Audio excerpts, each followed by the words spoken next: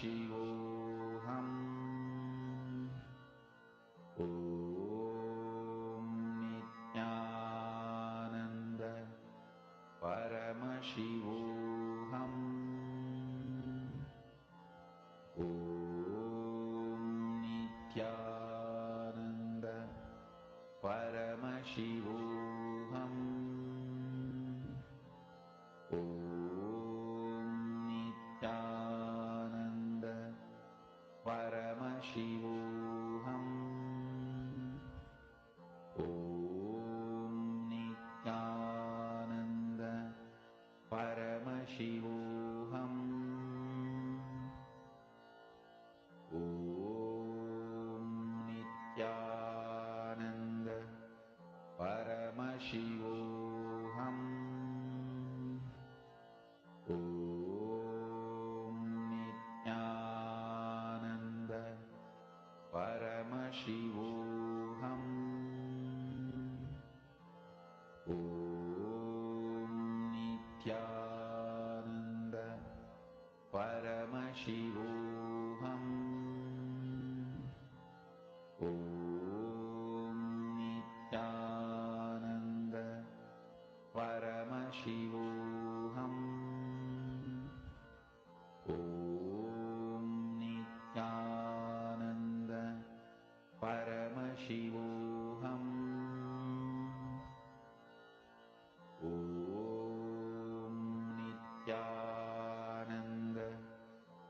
Paramashivoham.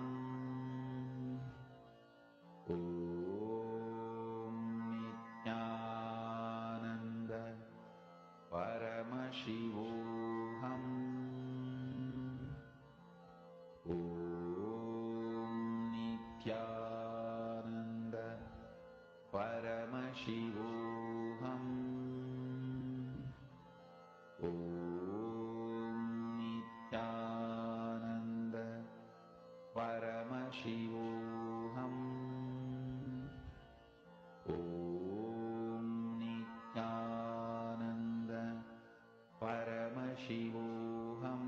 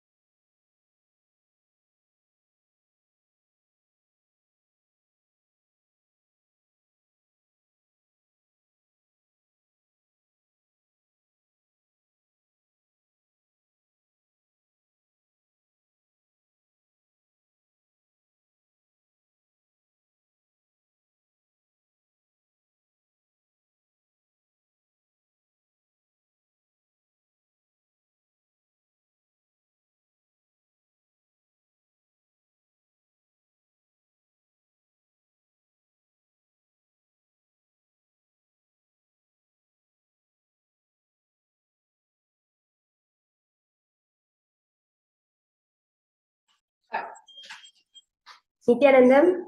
I welcome all the participants of the Paramashivoham Level 3 program and the viewers on live on YouTube and other social media platforms to a brand new day starting with Nithyananda Yoga.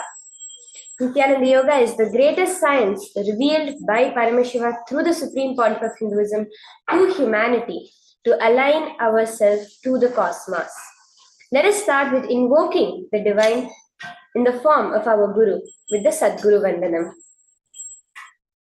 Nithyanandam Paramasukhadam Kevalam Jnanamurtim Dvandvatitam Gagana Sadrisham Tattvamasyadilaksham Ekam Nityam Vimalamachalam Sarvadhi Sakshibhutam Bhavatitam Trigunarahitam Satgurum Tam Namami.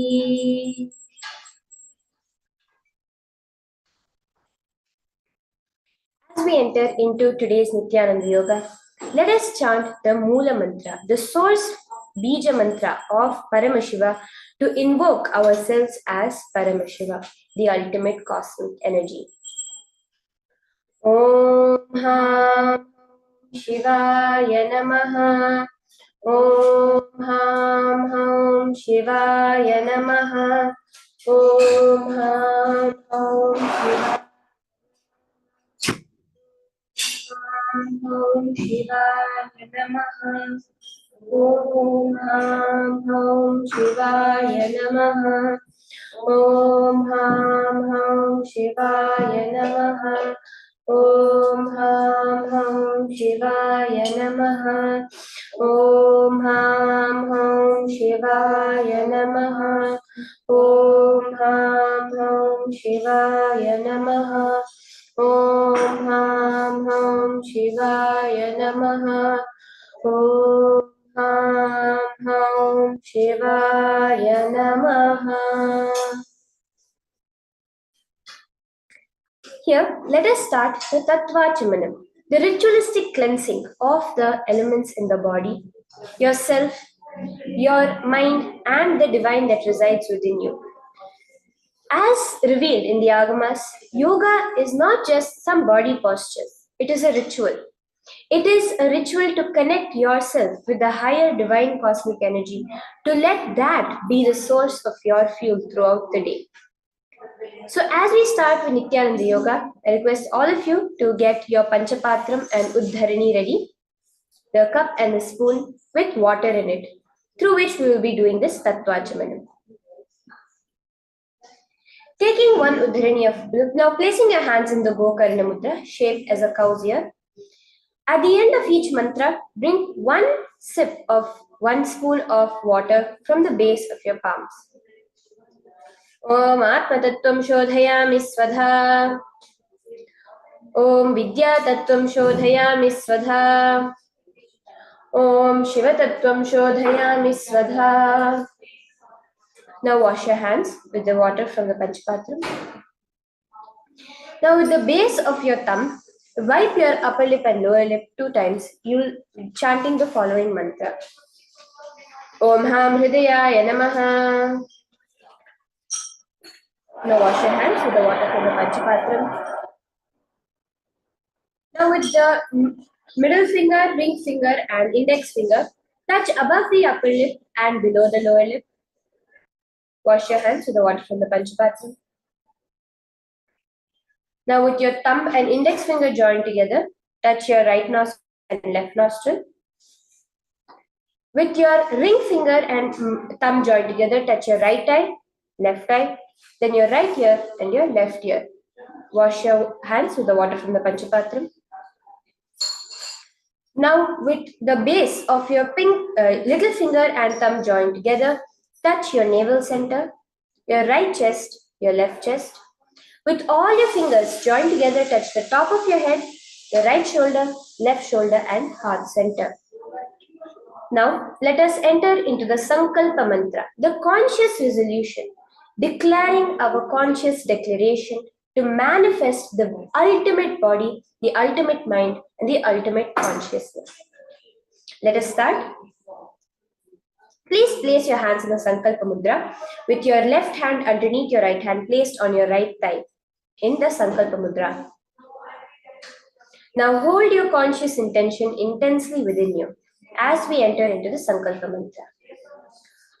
ओम ममोपात समस्त दुरित क्षय द्वारा भगवत श्री नित्यानंद परमशिव प्रीत्यर्थम श्री नित्यानंदेश्वरी परमशिव शक्ति समेत श्री नित्यानंदेश्वर परमशिव प्रीत्यर्थम च शुभे शोभने मुहूर्ते अद्य ब्रह्मणः द्वितीय परार्धे श्री श्वेतवराह कल्पे वैवस्वतमन्वन्तरे अष्टाविंशतितमे नित्ययुगे प्रथमे पादे जम्बूद्वीपे भारतवर्षे भरतखण्डे मेरोः दक्षिणे पार्श्वे शकाब्दे अस्मिन् वर्तमाने व्यवहारिके प्रभवादीनां षष्ट्याः संवत्सराणां मध्ये शोभकृतनाम संवत्सरे उत्तरायणे श्रीलक्ष्मी वेंकटेश्वर ऋतौ कुम्भमासे शुभपक्षे शुभतिथौ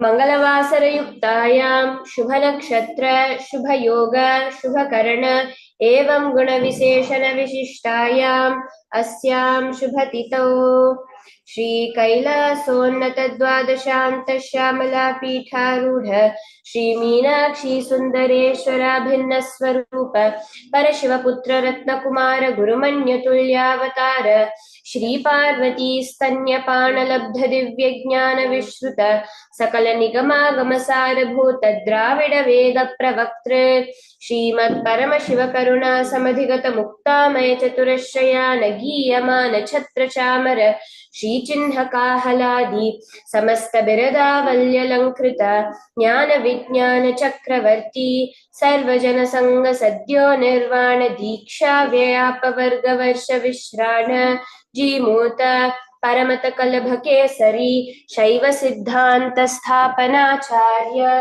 श्री राजाधिराज पांड्य महाराज गुरु क्षपण शाक्यादि महांधकार निवारण ज्ञान भानु वीक्षणानर्हार्ह ध्वजोच्छेदन पूर्वक श्रीमत् वृषभध्वज स्थापक शैव समय कर्तृ सर्वज्ञ पीठारूढ़ श्री जगद्गुरु श्री ज्ञान संबंध देशिक स्वामी वागीश सुंदर माणिक्य वाचक स्वामिनां अवतार भूत श्री ज्ञान संबंध स्वामी पुनरुद्धृत श्यामला पीठ सर्वज्ञ पीठ तृणवत्युत्तर द्विशततम गुरु महासन्निधान कैलास परंपरागत अरुणगिरि योगीश्वर परंपरागत अरुणाचल सर्वज्ञ पीठ गुरु महासन्निधान कैलास परंपरागत कांची कैलास सर्वज्ञ पीठ त्रयस्त्रिंशदुत्तर द्विशततम गुरु महासन्निधान नित्योत्सव नित्य मंगल नित्य कल्याण नित्य रचित कैलास परंपरागत आदि कैलास नित्यानंद पीठ महासंस्थान महासिंहासन पीठ कर्तृ साक्षात् श्री परमशिव समुद्भूत श्री वैवस्वत मनु इक्ष्वाकु हरिश्चंद्र भगीरथ श्री रामचंद्र शूरसेन इत्यादि अनवच्छिन्न सार्वभौम चक्रवर्ती परंपरागत चतुष्षष्टि योगिनी मंडित चतुष्षष्टि संप्रदाय प्रवर्तक मनुधर्म शासन सूर्यवंश प्राप्त सर्वज्ञ पीठ सुरांगी साम्राज्य मूर्धाभिषिक्त चूड़ामणि साक्षात् श्री परमशिव समुद्भूत श्री कपिल महागुरु पुनरुद्धृत महानिर्वाणी पीठ अष्टोत्तर सहस्र श्री महामंडलेश्वर साक्षात् श्री परमशिव समुद्भूत श्री महागणपति समारंभ अनवच्छिन्न पीठाधीश्वर गुरु परंपरा प्राप्त अटल पीठ अष्टोत्तर सहस्र श्री अटल पीठाधीश्वर धर्म मुक्ति स्वर्गपुर स्वर्ण पीठ त्रयोविंश गुरु महासन्निधान कैलास परंपरागत आदिपीठ सर्वज्ञ पीठ जगद्गुरु Shri Kailash पुनरुद्धारक Shri Kailash परमाचार्य Srimad Paramahamsa Parivrajakaacharya Varya Satchidananda Pranavaswarupa Shrotriya Brahmanistha Srimad Jagat Guru Shri Lashri Bhagavat Shri Nithyananda Paramashiva Shri Jnana Sambandha Deshika Paramacharya Swaminam Prityartham Tesham Padaravindayoho Bhakti Siddhyartham Guru Kripa Kataksha Siddhyartham क्षेमस्थैर्य वीर्य विजय आयुरारोग्य ऐश्वर्याणाम् अभिवृद्ध्यर्थं धर्मार्थ काम मोक्ष चतुर्विध फल पुरुषार्थ सिद्ध्यर्थं मम समस्त दुरितोपशान्त्यर्थं समस्त मंगल अवाप्त्यर्थं भगवत् श्री नित्यानंद परमशिव प्रसादेन सकुटुम्बस्य ज्ञान वैराग्य जीवन मुक्ति प्राप्त्यर्थं श्री भगवन् श्री नित्यानंद परमशिव कृपा कटाक्षेण पूर्ण आरोग्य युक्त दृढ़गात्र यौगिक शरीर सिद्ध्यर्थं परमशिव शक्ति आविष्करणार्थं च नित्यानंद योगाभ्यासं करिष्ये. Om upasprishya. Wash your hands with the water from the Panchapatram. Now with that, let us enter into the actual sequence of the Dvitiya Vinyasa Krama. In the Dvitiya Vinyasa Krama sequence, you are going to be experiencing a whole body activation, connecting yourself to the cosmic energy directly. So let us start with the first asana, Sukhasana. Sit straight in a comfortable position, cross-legged, with your hands in the Bindu Mudra, the tips of your thumb and index finger joined together placed on top of your knees. Do the Samana Kumbhaka Pranayama. Engage the Mahamudra Bandha, which includes the Jalandhara Bandha tucking in your chin, the Udyana Bandha sucking in your stomach, and the Mula Bandha clenching your perineum. Visualize Lord Paramashiva in your inner space. Sukhasana. Tat Sukhasanam Ityuktam Ashaktastat Samacharet. From here, moving into Parvatasana. Bring your legs into Padmasana position. Engaging all the three bandhas. Raise your hands up into the air in Anjali Mudra. Visualizing Mount Kailash in your inner space. Visualize yourself strong and sturdy like a mountain. Parvatasana. Athavakshe Mahadeva Parvatasana Mangalam Yat Kritva Asthira Rupi Sya Chakradi Vilopanam. Now move into Hali Pavasana. Stretch your legs in front of you, keeping your feet together in front of your body. Hold your left hand with your right hand in the Parashu Mudra. Place it behind your back and place your forehead on the ground behind the heels. Engage all the three bandhas, gazing towards your nose in Hali Pavasana. Purva vidhiya home jana ubhe pagatali samput thano pishtipachedo karalyavo dachinakaraso vamugahavo. Now, remaining in the same position, let's move into Nagi Pavasana. Bring your hands in front of your body, cupping on the ground. Engage all the three bandhas, gazing at your nose, visualizing yourself as a snake in Nagi Pavasana. Purabhavidi Paryagane Nicho Hoi Kahoni Phanasya Lagai.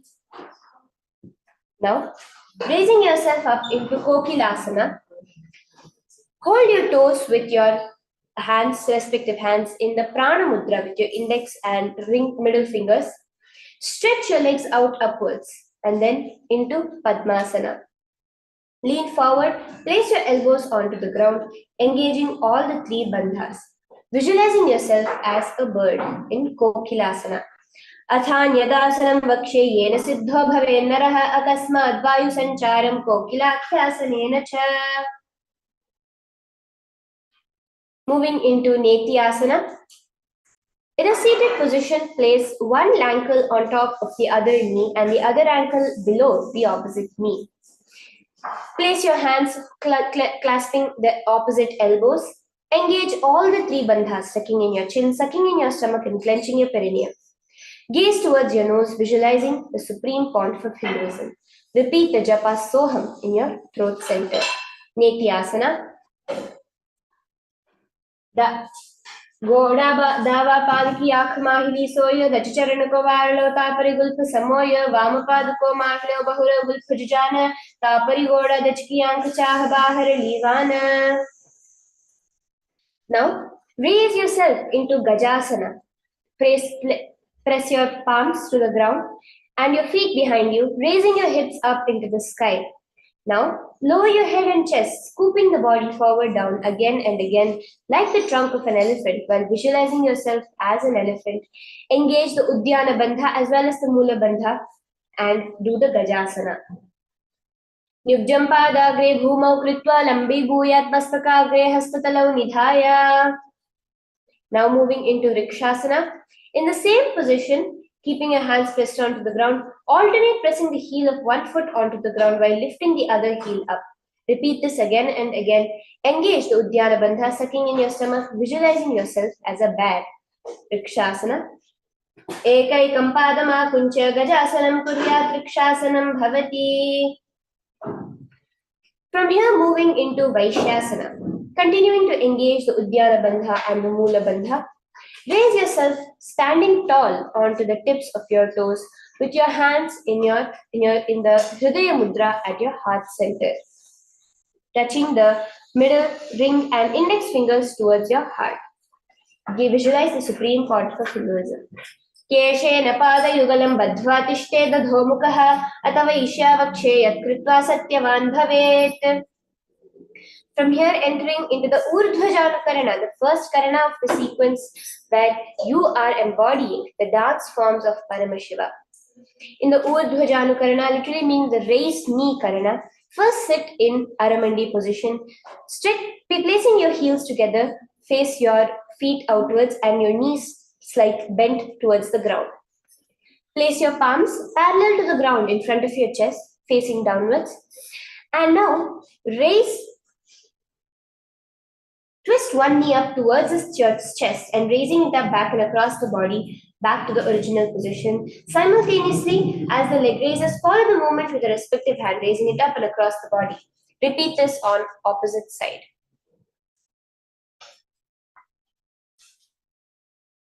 From here, let us enter into Balalingasana. Standing tall, interlace the fingers from outside in and hold on to your knees in Sharvavashankari Mudra, pulling it up towards the chest. Keep your legs straight, your spine straight, engage all the three bandhas, tucking your chin in Jalandhara Bandha, pulling your stomach in Uddiyana Bandha, and the Mula Bandha. Visualize yourself caressing a baby in Balalingasana. Ekam janurasya lingya sthatavyam balalinganam bhavati. In the same standing tall, bring your foot behind your back in the Parash Mudra, clasping both your hands together. Engage all the three bandhas in Pada Pidanasana. Sthitva kasmin padatale karabhyam veshtayetanam prishthe samsthapetnena Pada Pidanamasana. Moving into Natarajasana. With the respective hand, hold on to the sole of the foot from the inside. Extend the opposite hand forward in the Bindu Mudra, touching the thumb and the index finger together. Now, kick back and pull your foot while leaning forward, visualizing Bhagavan Nataraja, repeating the japa Soham. Uttana padam krauncham cha marichim veera bhadrakam natarajam trikonam cha suptangashta prasarane. Let us repeat Balalinganasana on the other side. Ekam janu urasya lingya sthatavyam balalinganam bhavati. Repeating Pada Pidanasana on the other side, continuing to engage all the three bandhas. Sthitva kasmin padatale karabhyam veshtayetanam prishthe samsthapyetnena Pada Pidanamasana. Stretching forward into Natarajasana, engaging just the Mula Bandha. Uttana padam krauncham cha marichim veera bhadrakam natarajam trikonam cha suptangashta prasarane.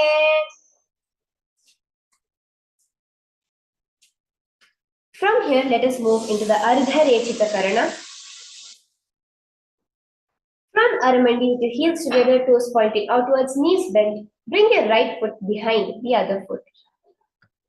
Keeping your left hand at your chest, extend the opposite arm out wide in front of your body like a pendulum, bringing it back towards the chest. using the fingers as a way of movement. Now uncrossing the heel, touch your hand on your nose, the Anchita Karana.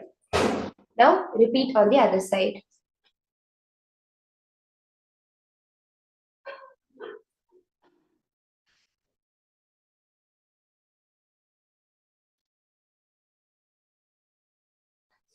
Now let us enter into the skeleton dance, one of the most powerful techniques revealed directly from the scriptures of Hinduism by the Supreme Pontiff to cleanse your muscle memory from any patterns that may be sitting within it.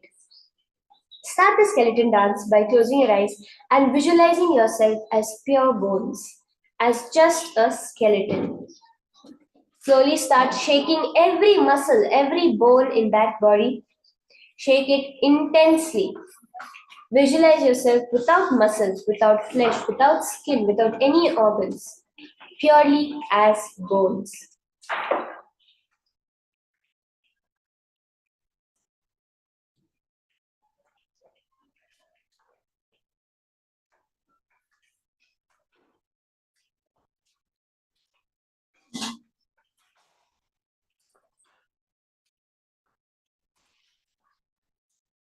Next, relax, walk front and back on your mat. Let us enter into the Katichinna Karana. From the Aramandi position, place your hands above your head, opposite to each other, and facing backwards. Now, from the hip, at the waist, turn sideways, stretching your arms out, and repeat it on the other side after coming back to the original position.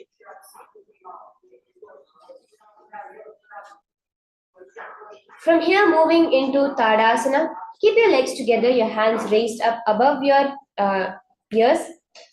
Visualizing yourself as a palm tree, stand to engage all the three bandhas. Tadasana. Mahamudra Konau Tadasana Vibhedakanvinota Sada Kurya Dantarvatni Patipriya. Now, lean forward into Uttanasana from the standing position, placing your hands flat onto the ground. Engage all the three bandhas and try to bring your forehead towards your knees. Enter into the japa of Shivoham. Mahamudra Konau Tadasana Vibhedakanvinota Sada Kurya Dantarvatni Patipriya. Now from here, stretch your body back into a plank position in Tarakshvasana, engaging the Jalandhara Bandha, tucking in your chin to your chest. Move your chin from shoulder to shoulder in Tarakshvasana. Gajasana sthitva mastakam varam varam dakshina kuksham savya kuksham naye Tarakshvasanam bhavati. Now from here, rest your body onto the ground. Untuck your toes, and with the strength of your upper back, keeping your palms near your chest, pull your body up into the air. Visualizing yourself as a cobra, engage the Bhujangani Mudra, inhaling through the throat, exhaling through your nose. Bhujangasana.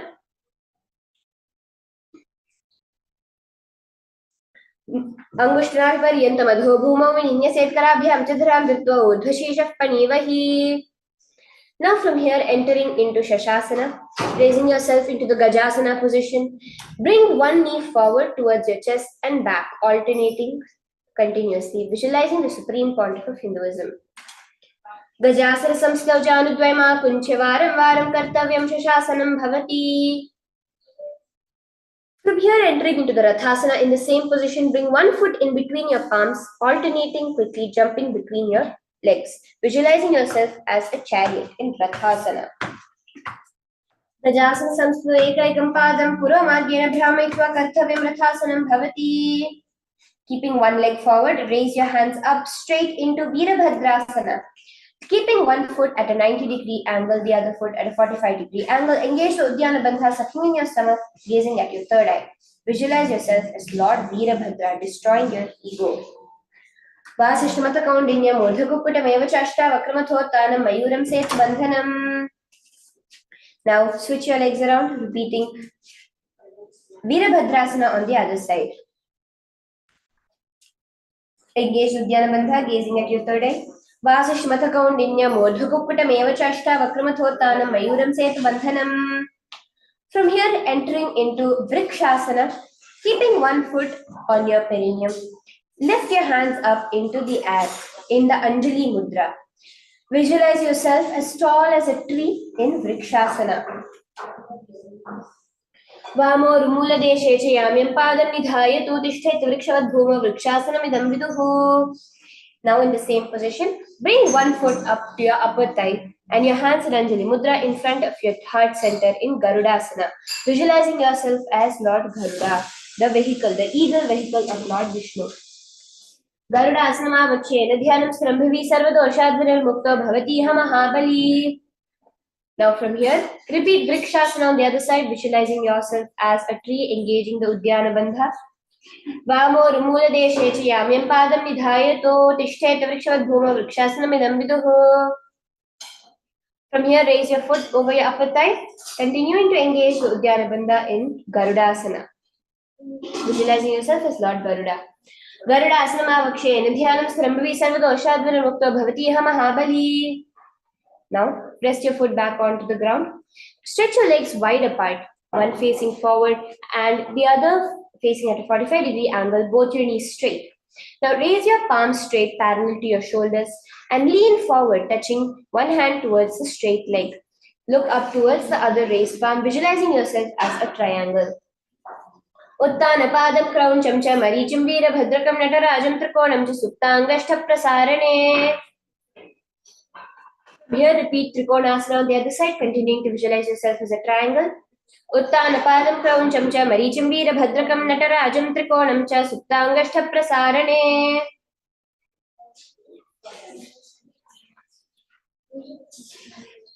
Now from the Trikonasana position, let us enter into the Nikuttaka Karana, the fourth Karana of the sequence. Placing both your feet in the Aramandi position, bend your knees, placing your hands parallel to each other, opposite to each other above your chest.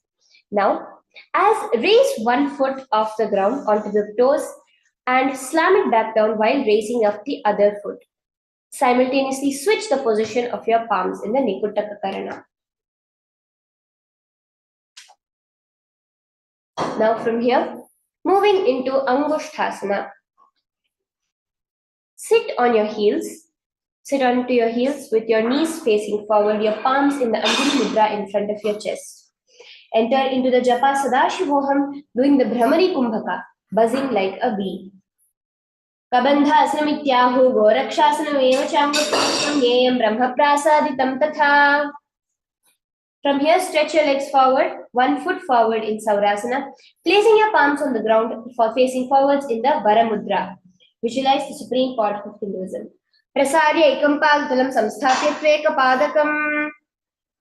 From here, stretch your body forward, your hands in Prana Mudra, your index and middle fingers wrapped around your toes, the other hand coming to the back of your heel in Vidhunanasana. Gulbhasita padavekam prasare tatpadagam samshe takrena gulbham chalam dhare takrena dhunam pitam chabrise chobhetra. From here, repeat Saurasana on the other side, visualizing the supreme contour of Hinduism. Prasarya ekam padatalam samsthapya tveka padakam. Lean forward and do the Vidhunanasana with your hands in Prana Mudra. Gulbhasita padavekam prasare tatpadagam samshe tatkarena. From here, bring both your feet together again into Brahmajurankushasana, keeping your knees together, your palms on top of your knees. Engage a Jalandhara Bandha, tucking in your chin, looking towards the gap between your palms. In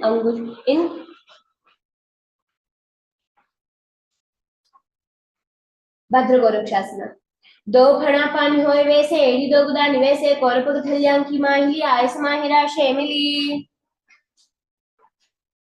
Now, rest your knees onto the ground in the same position, sitting on your toes in Kapilasana.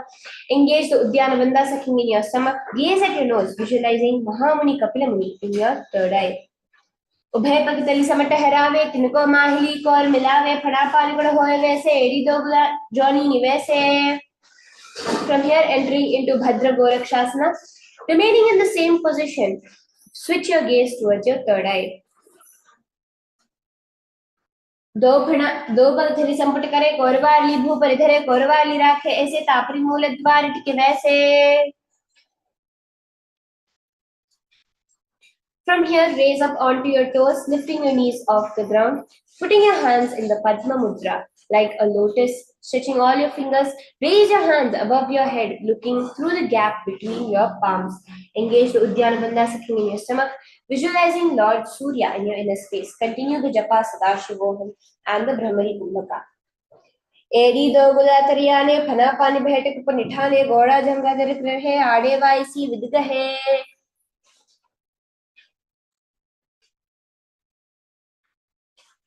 From here, moving into Mandukasana, relax onto your feet, sitting on your heels. Sit with your heels flat onto the ground.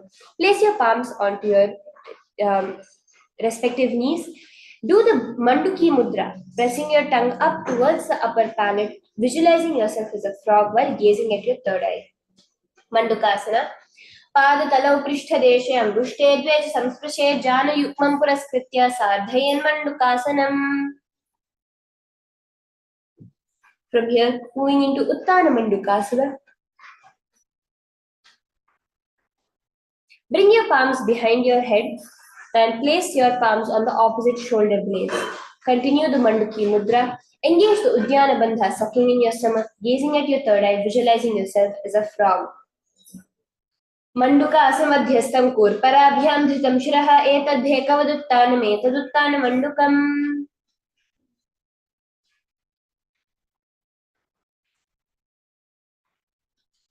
From here, moving on into Simhasana. Now cross your ankles behind your back, sitting on top of the crossed heels. Place your palms onto your knees forcefully, exhaling with sticking your tongue out like the roar of a lion. Gaze at your nose, visualizing yourself as a lion in Simhasana. दक्षिणेन सव्यमुखेन दक्षिणेन तथेतरं हस्तौ जुजानो संस्थाप्य स्वाङ्गुलीश्च प्रसार्य च.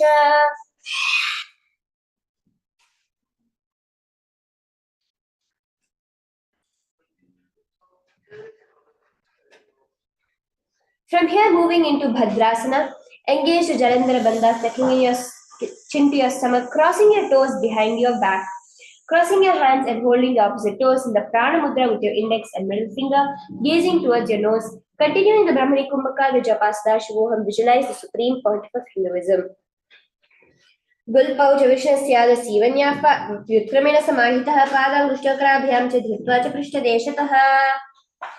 Entering into Kakabusandhyasana, raising yourself up onto your feet, placing your body between your knees. Rotate your clasp your hands behind your back around your knees. In the Parashu Mudra, gazing at your nose, visualizing yourself as a crow in Kakabusandhyasana. प्रथमे वेसुगुरटाने दो हाथ पग बीच आने तिनको मोड़ नल्या परल्यावे पृष्ठ बजे कांकसी करावे. From here, moving into Kani Pavasana.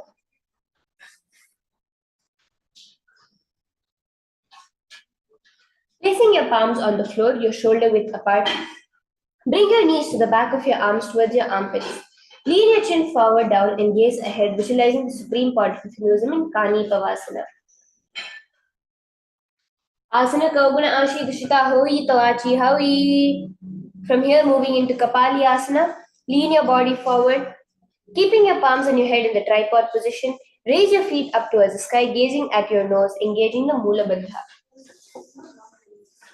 Sisha dharti teki paglo miliva uncha kukare. Now from here, moving into Parshvamayurasana. Squat on the toes with the legs together. Twist your body in place, both your hands to one side. Align your elbows with your knee and your hip. Lean onto your arms, balancing, extending your legs to the side, gazing towards your third eye in Parshvamayurasana, visualizing yourself as a peacock. Mayuram dandavat kuryan mayuram danda namakam kuryan mayuram parshvabhyam mayura parshvanamakam. Repeating Parshvamayurasana on the other side. Bringing your foot to the other opposite side, visualize yourself as a peacock, continuing to gaze at your third eye. Mayuram dandavat kuryan mayuram danda namakam kuryan mayuram parshvabhyam mayura parshvanamakam.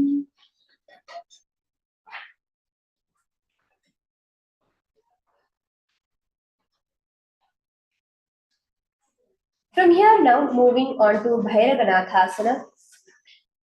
Move into a plank position. In the plank position, bring one foot over the hand in between your palms. Gaze at your third eye, visualizing yourself you as Lord Kalabhairava. Asana Kauguna Piti Jayi.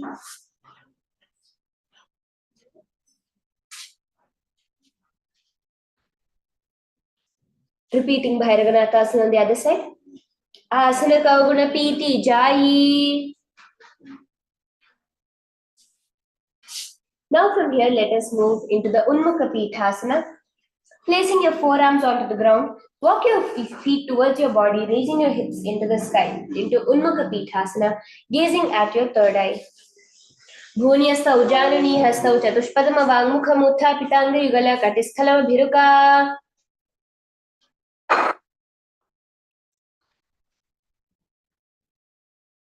From here, moving into Vasishthasana.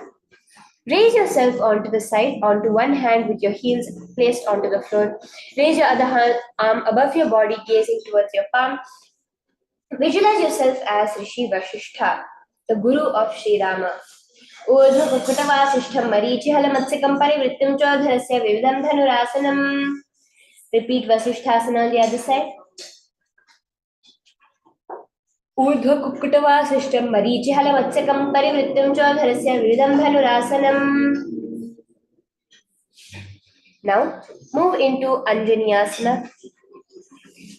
On the floor with your legs facing forward. Place your palms underneath sit onto your palms, keeping your elbows straight towards the body. Engage Jalandhara Bandha, tucking in your chin to your chest.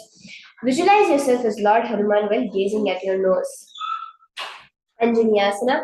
Gaukarkya behateli korvarli mele bheli soagani bhupaldashe mahani anguli milirashe. From here, enter into Paschimottanasana. Stretching your legs forward.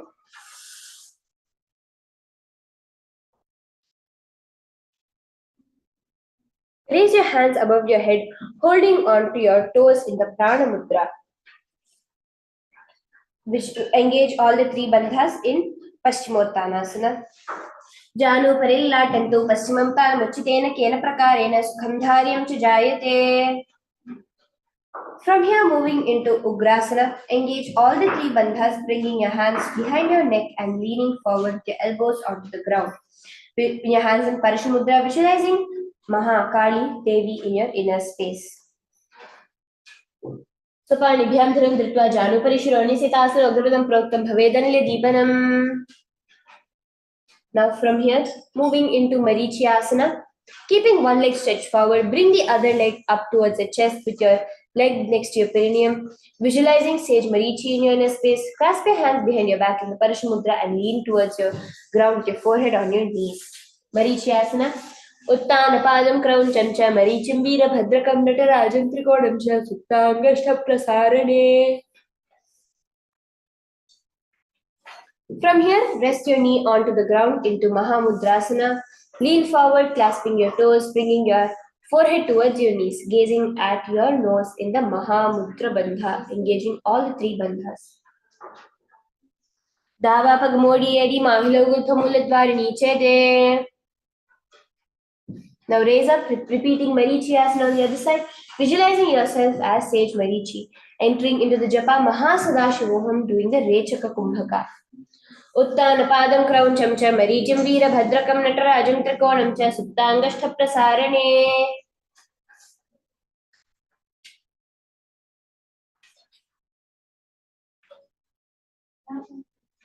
From here, entering into Mahamudrasana. Gazing at your nose, engage all the three bandhas in Mahamudra Bandha, leaning forward, touching your toes, bringing your forehead to your knees in Mahamudrasana. Dava Pagmodi Edi Mahila Gulpamula Dwarini Chete Bese Jimani Pagathali Dharti Teki Uncho Bhaurashe. Now, raising up. Keep your feet together in Bhadrasana, your knees placed onto the floor with your palms on top of your feet. This is Bhadrasana. Gaze towards your third eye, visualizing the supreme point of Hinduism. Repeating the Japa Mahasadashiva in your inner space, the Rechak Kumbhaka. Gulbhav Vishna Syada Sivanyaf Pashayok Shipet Padapa Shvitpani Bhyam Dhuram Badva Sunischalam.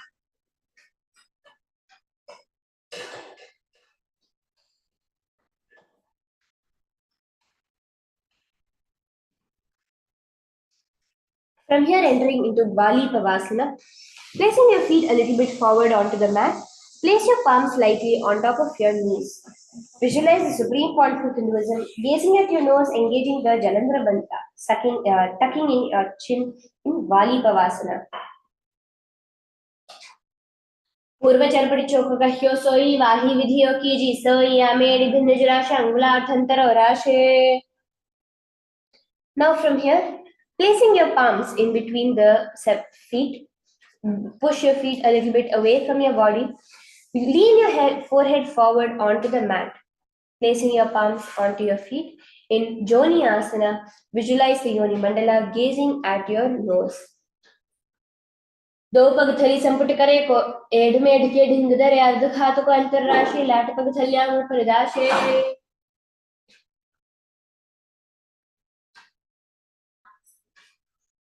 From here, entering into Midaki Pavasana, keeping your feet in the same position, stretch your arms out towards the side, putting your forehead towards your feet, gazing at your nose in Midaki Pavasana. Purvati Paripar Pagathari Samputishole, Nilirashe, Ediam Suma, Hilkaure, Anguta Kisari Jode. Now from here, raise up, bring your palms underneath your knees, stretching them out, leaning your forehead down towards your mat, your palms facing towards the sky in Siddha Samadhi Asana, gazing towards your nose. Visualize Lord Paramashivoham in your inner space. दो पग थली संपुट करे सोले मेढागा मेधरे अंगुला अठंतुर्राशे लाटपग थल्यां प्रदाशे. Now raise up, moving into Chinaki Pavasana, keeping your feet together and your soles of the feet facing towards the sky with using the help of your hands on your feet. Visualize the supreme point of Hinduism, continuing to gaze at your nose in Chinaki Pavasana. दो पगा की एड़ी धरती में मगिवा मेढ़ लगावे.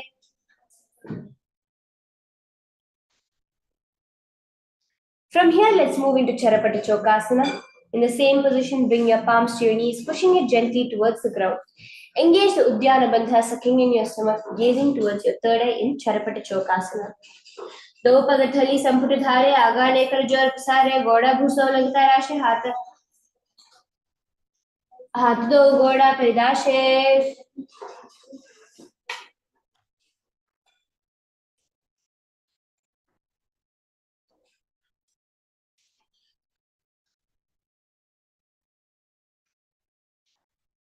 From here, moving into Bhairavasana, raise your heels up onto your toes, facing your heels towards the sky, tucking your toes as far as possible, keeping your knees stretched out towards your side, placing your hands in the Bindu Mudra, your index and ring finger joint, thumb joint together, gazing towards your third eye. Engage the Uddiyana Bandha, sucking in your stomach, visualizing yourself as Lord Mahakala Bhairava. Gulpau Sampirichan Yonyam Vitkameno Thitamshanai Janurpa Shugado Hasto Dandavad Bhairavasanam. From here, moving into Samanasana, sit with one heel at your perineum. Lift and hold the other foot, pulling the sole of the foot onto your chest, gaze towards your third eye, and hold the breath in the Mooladhara Chakra, the Chaturdala, the 4-petal chakra, gazing towards your third eye. In Japa Paramashivoham. Samanasana Vakshe Siddhamantra Sadhana Take Padmuro Dattva Guhyonyaling Vaktake Tadvirasam Natha Samanasana Sanyakam Tya Kritajapen Mantram Dhritva Vayum Chaturdale.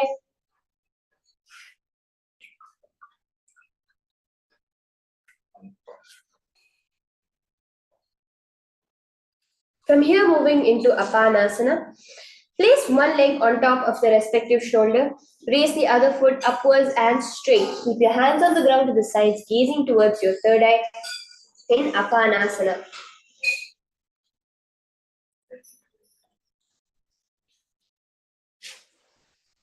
केवलं पादमे कंच स्कन्धे चारोपि अध्यतैक पादमुलो दत्वा गुह्योन्यलिङ्ग वक्तके.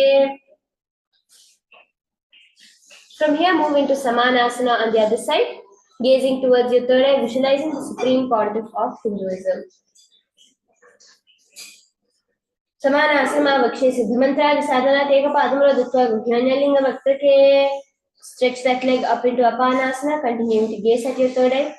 Kevalam Padame Kancha Skandhe Charopi Atata Eka Padena Gurgane Tishteta Dandavat Prabho. Now entering into Gomukhasana. Sit with your legs, one leg over the other, crossed, aligning the knees at the center of your body. With your feet by the opposite hips, place both your hands on top of the stacked knees, interlaced, gazing towards the nose. Visualizing yourself the face of a cow. Sarve Dakshinagul Bhanto Prishipashve Niyoje Dakshine Pritha Sarvim Gomukham Yatha. From here, enter into Anusuyasana, maintaining the same position. Bring your hands towards your feet in Prana Mudra, clasping your toes with your index and middle finger. Gazing towards your nose, visualize yourself as Rishika Anasuya, glowing with golden skin, engaging the Udyana Bandha, sucking in your stomach. दक्षिण गोड़ और नीचे उठाने वामनता के ऊपर आने गोड़ा संधि मिला वेराशे आड़ा पद दचपद आने.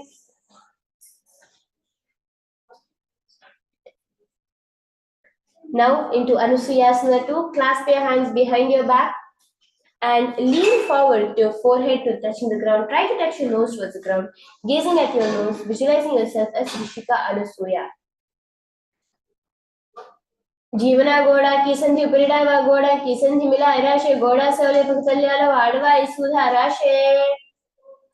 Now raise your knee up facing the sky with one foot at your perineum, visualizing yourself as Lord Garuda, the eagle vehicle of Lord Vishnu, keeping your palms on their respective knees, stretching your chest out, gaze towards your nose, engaging just the Mula Bandha. Entering into the Japa Om Nithyanandoham, do the seat Kari Pranayama. दावा पगमोड़ी AD मांगलो Gulf मूलद्वार नीचे दे बेसे जीवन पगथली धरती टेकी गोड़ा ऊंचा उभवराशे.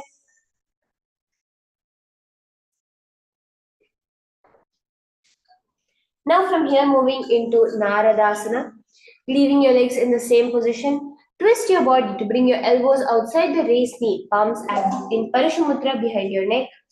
Gaze towards your third eye, visualize yourself as Lord, as Rishi, Deva Rishi Narada.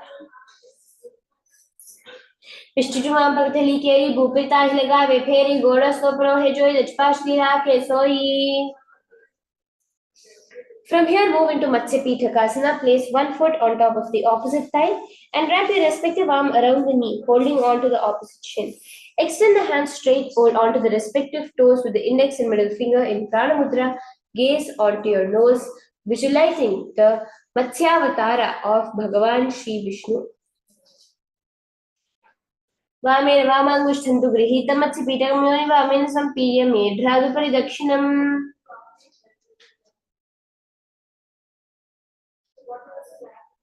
From here, let's repeat Gomukhasana on the other side, visualizing yourself the face of a cow, gazing towards your nose.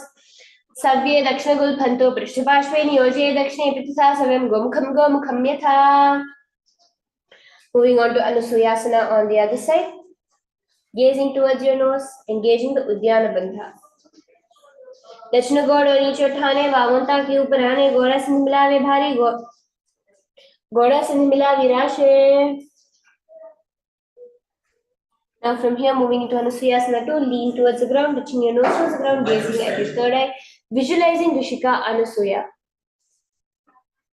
जीवना गोड़ा की संधि उपरिडावा गोड़ा की संधि मिला राशे गोड़ा सवले पगथल्याला वाडवा इसुधा राशे.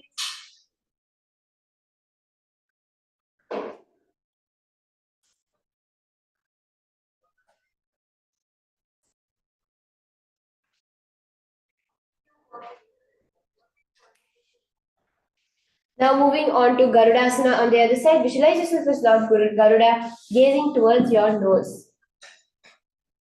दावा पगमोड़ी एडी मांगलो गुल्फ मूलद्वार नीचे दे बेसे जीवनी पगथली धरती टेकी गोड़ा ऊंचो भवराशे. From here, bring your hands outside your raised knee into Naradasana on the other side, gazing towards your third eye, visualize yourself as Lord Narada, repeating the japa Om Nithyanandoham. Pishtijuman Pagathali Keri, Bopita Hilagave, Peri, Goda Swapano Hejai, Gashpati Rakhe Soi. Now from here, move into Matsya Pitakasana. On the other side, gazing towards your nose, your fingers in Prana Mudra, visualizing Matsyavatara of Bhagavan Vishnu, the fish avatar of Vishnu. Vamena Vamangushtantu Grihita Matsya Pitakam Yoni Vamena Sampidya Medhradupari Dakshinam. Now let us enter into the next sequence, the Matsyendrasana on the other side. In the same position, place one foot on top of the opposite thigh and the other opposite foot on the ground next to the hip. Twist your body elbow outside of the raised knee, keeping your arm by the back, head turned back and gaze towards your third eye, visualizing Matsyendranatha, the great sage master of Hatha Yoga. Udaram Paschimabhasam Kritva Tishtati Yatah Namrangam Vapadami Dakshijanuparinyase. Now in Kubasana, switch your hands, visualizing yourself as a camel.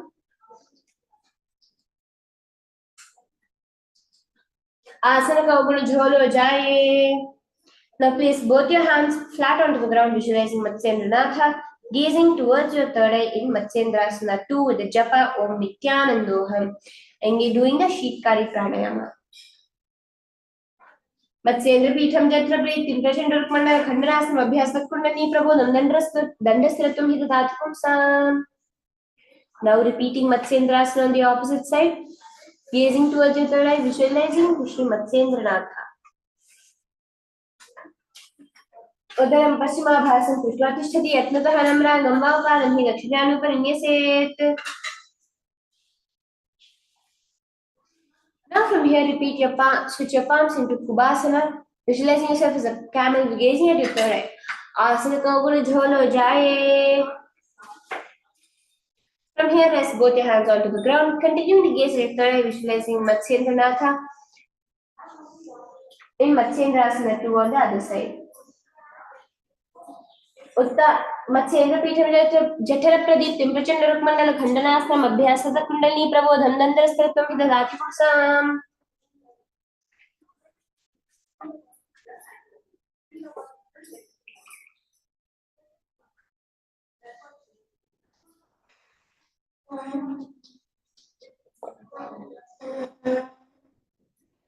From here, enter into Padmasana, placing your feet on the opposite thighs.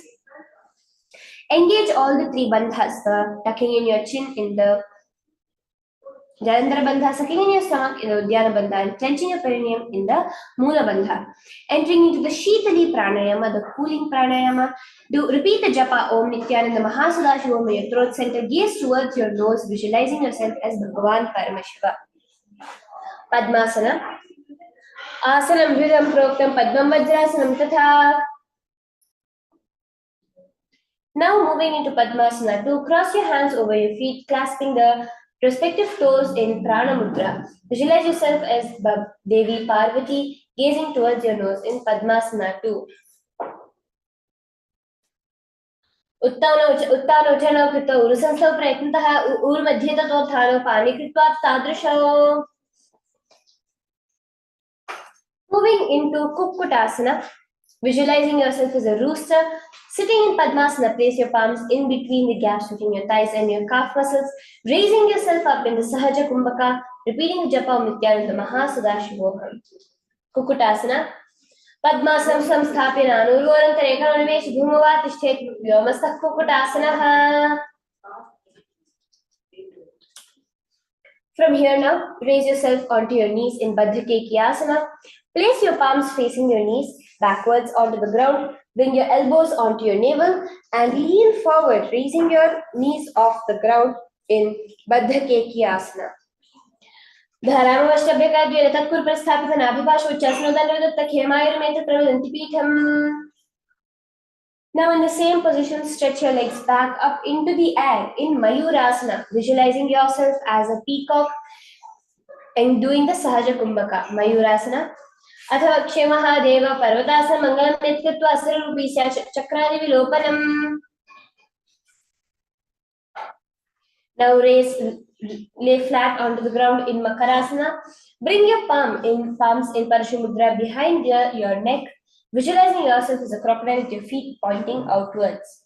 Makarasana. Adhyashete hridayam nidhaya bhumo ch pado ch prasaryamano shirasti dhritva kadandi yudne deha agmakaram Makarasanam tatha. Now from here, let us move into Shalabhasana. In the same position, bring your palms next to your chest, raising your feet up using the strength of your core muscles, visualizing yourself as a locust. Shalabhasana. अध्याशेते कैर्भवक्षोभुं वश्यभिकरवत्सलाभ्यां पादौ च शून्ये च वितश्चोर्ध्वं वदन्ति पीठं शलभं मुनीन्द्रा. Now entering into Ushtrasana, bringing your feet next to your back. Press your legs with your palms onto the ground in Ushtrasana, visualizing yourself as a camel. Adhyasete Padayugmavaksho Padayugmavyastam Prishne Nidhaya Padhutam Karabhyam Akunchit Samagudase Vardham Ushtanchapitam Yogino Vadanti. Now holding on to your feet from inside out, stretch your body up into the bow position, the Dhanurasana, gazing at your third eye, visualizing yourself as Lord Paramashiva's bow. प्रसारे पादौ भुजङ्गरूपकरो च पृष्ठेति पादिभ्यां कृतोदस्तयोर्त्रिकालतागं निगद्य योगी धनुरासनं तत्. From here now, entering into Bhagasana, raise yourself onto your heels, sitting on your heels with your knees facing forward, your palms on top of your knees flat, gazing towards your third eye, engaging the Mahamudra, the Mula Bandha. उल्टा मोड़ी पावद वैसे भगव जुगति करे वैसे पावन महिला गुलपचो कुलापाशिला vaso. From here, moving into Gohyasana, place your elbows onto the ground in the tripod position with your head gazing towards your nose. Visualize the supreme point of Hinduism, raising your feet halfway up across the body, keeping it in a ball position. Gohyasana. दो हाथ की कहुई जोई पुनिबा कलाए जाने दोई. Now moving into Shirasana, raise your feet up towards the sky, continuing to gaze at your third eye. Shirasana. विपरीतमण्डलं चोद्धरे विदहं दण्डासनं प्रोक्तं विपरीतोपवेशने.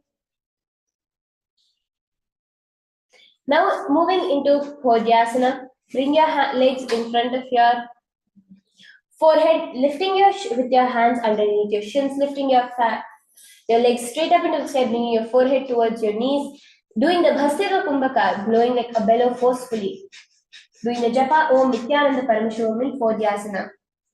दो हाथ पगवा हराने गौड़ा तेरे काम का सीठाने. Now in the same position, bringing your palms behind your back. Cross your palms into Parighasana, visualizing yourself as a mace, gazing at your third eye. Parighasana.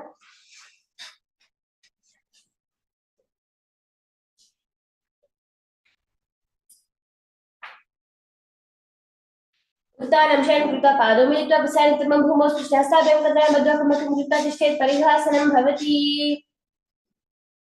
From here, stretch your legs forward, bringing your legs up into the Naukasana position, visualizing yourself as a bow, gazing at your third eye, continuing the Bhastika Pranayama. Naukasana.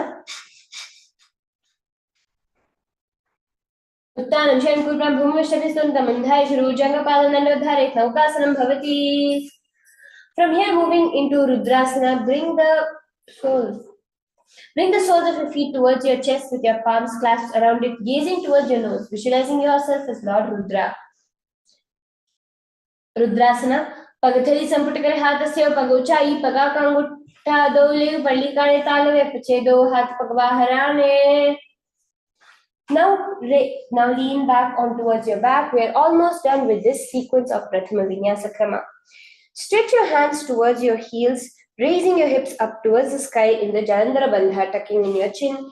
Gaze towards your nose in Unmukha Pithasana 2. ऊर्ध्वे जाननी कृत्वा श्वैर्गोर्ध्वकं तथा उत्तापे स्तोतिष्ठेतु पृष्ठे उन्मुख नामके.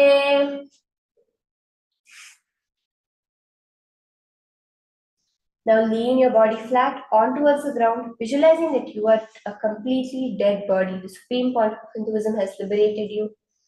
You're flat, your palms on the ground.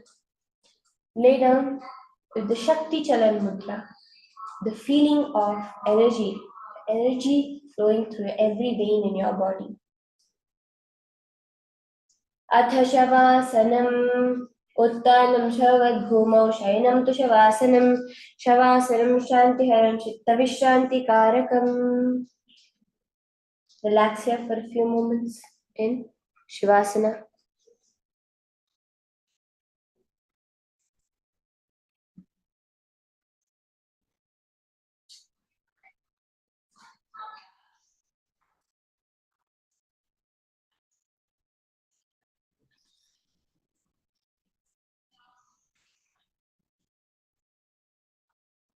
Let us now have a short break to freshen up, drink some water before we enter into the next part of the sequence, the Dvitiya Vinyasa Krama.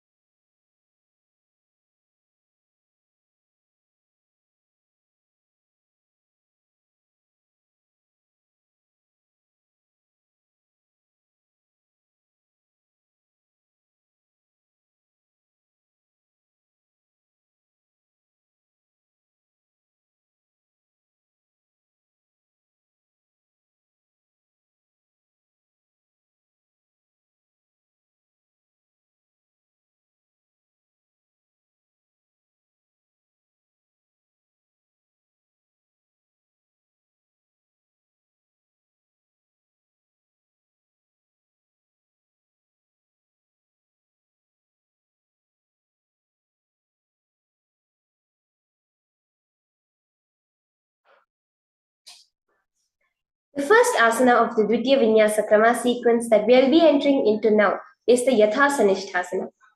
In this asana, bring complete ease to your body. Sit in any position comfortable with you, but with your hands in the Bindu Mudra, your index and thumb joined together. With the japa of Om Nithyananda Paramashivoham, visualize the supreme point of Hinduism, Yathasanishthasana. Paryankam tatsavakhyatam yathasamstha yathasthitihi. Now, move into Samasana. Sit cross in a cross-legged position on the floor with your hands on your knees, thumbs and index fingers touching. Take long, deep inhalations and exhalations. Visualize the supreme point of Hinduism, doing the Samana Kumbhaka and engaging the Mula Bandha. Idanim garbhininam yogabhyaso yatha laghu sukha prasvalabhaya prochate praktane pathi. From here, move into Muktasana. Placing the left foot against the genital region, place your right foot over top of the left. Hands facing downwards on top of your knees, gazing towards your nose. Visualize yourself as a rishi, liberated by the supreme point of Hinduism in Muktasana. Nipidya sivinim sukshmam dakshinetara gulpataha vamam yamena gulphena muktasanamidam bhavet.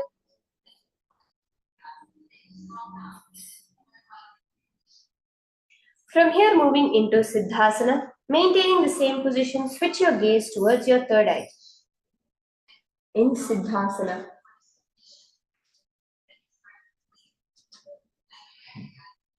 Sthanam yamitendriya chaladisha pashyan dhruvarantaram chaitan moksham parvedhajanakam Siddhasanam prochate.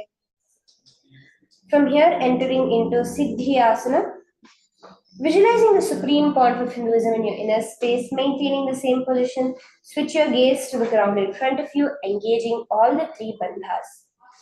Siddhyasana. Vamapadakire jano, sivani matitasa uthano, dachipadakire dijoi, madhumadhi, dagave soi.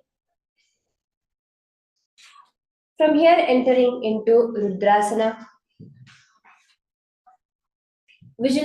Keeping your legs in the same position, twist your hands on top of your knees into the Bindu Mudra. Gazing towards your third eye, visualize yourself as Lord Rudra, the fierce dimension of Lord Paramashiva. Rudrasana 2. Vamacharana paridachna rakhe, kajugati asavi didhake, vam pagathili mahili kor, dachnike jubaharale vor.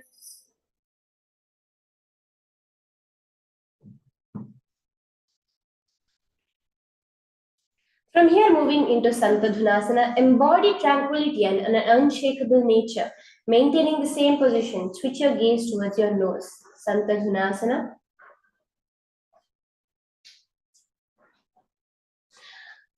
Asana Kaugudamaniki Chanchalata Meetha. Moving on now into Siddhasana 2. Remaining in the same position, bring your hands to your navel, the palms facing each other in front of your navel.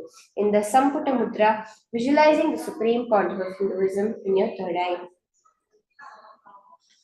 Rijika Aisamasina Siddhasana Mudiritam Prasari Bhuvipadauto Dorbhyamangushthamadarat.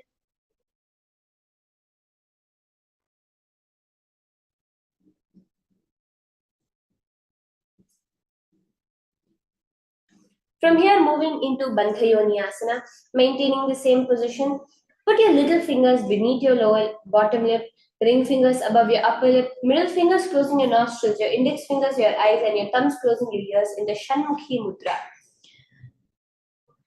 Visualize your sankalpa manifesting through the womb of creation as you inhale and block the air from your nose with your fingers. Yatra madhye mahadeva bandhayonyasane shrido yatkritva akhecharo bhutva vicharedishvaro yatha. From here, enter into the Virasana, embodying the space and state of intense bravery. Place one foot on your thigh and the other foot underneath the opposite thigh. Touch your thumb and index fingers together on top of your knees in the Bindu Mudra. Virasana. Ekam padamathikasmin vinyasyorani samsthidah itara samsthidah choram virasana mudiratam. From here, moving into Valmikasana. Now put your left head on the side of your generative organ, your toes underneath your thigh. With your right foot on top of your left leg, the toes by your knee, hands on your knees, thumbs and index fingers touching in the Bindu Mudra. Gaze towards your third eye. Visualize the great Rishi, the poet, the author of Ramayana, Rishi Valmiki. डावा पग पगथली पगा की पगथली पुनि एड़ी है जोय फना दिश मेढ दक्षिण आणी लगावे सोय. From here, move into Joni Mudrasana. Keeping your legs in the same position, switch your gaze to your nose. Visualize the Yoni Mandala, representing the creation energy of the universe. Gaze towards your nose. बावपाद की पगथली जाही माही core जोनी टहा धारे विषय उलटा पावजो मोरी. From here, moving into Yoniasana, keep your feet and hands in the same position, just switching your gaze towards your third eye. Yoniasana. Yonyasanam parvatena yogam yoga phale nilam tatkala phalamatripad khecharo yatra devataha. Now moving into Bhadrasana 3. Bring the soles of your feet together, holding your feet with both your hands. Bring your knees down towards the ground, gazing towards your nose. Engage the Udyana Bandha, sucking in your stomach, visualizing Lord Veerabhadra in your inner space. Gulphau Javishana Syadasi, Vanyakpashvayokshipet, Savye dak Gulpham Tatha Savyo Dakshe, Gulpham to Dakshine.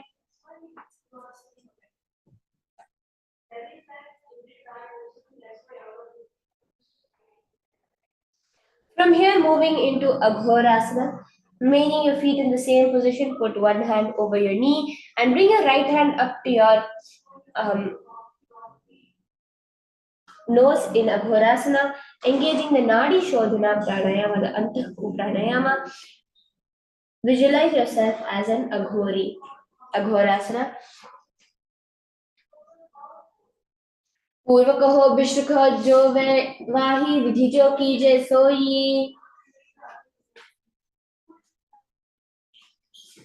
From here, move into Kaneri Pavasana, visualizing yourself as a female elephant drinking water. Bring your feet together in front with your toes together, heels apart. Place your elbows onto your heels, your chin resting on your palms. Gaze towards your nose, engaging the Udyana Bandha. Kaneri Pavasana. वाली पवासन कह्यो है जैसे Yahoo जाने विधि तैसे जो Gulf माहिला जानो अरु एडिया बीच कहूँ निठानो.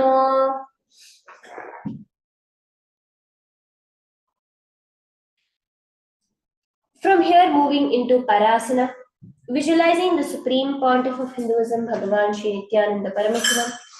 Gaze towards your nose, bringing your palms in the Parashi Mudra, sitting with your knees raised, arms between the thigh and calves, interlaced fingers, bringing your feet off the mat in Para Asana.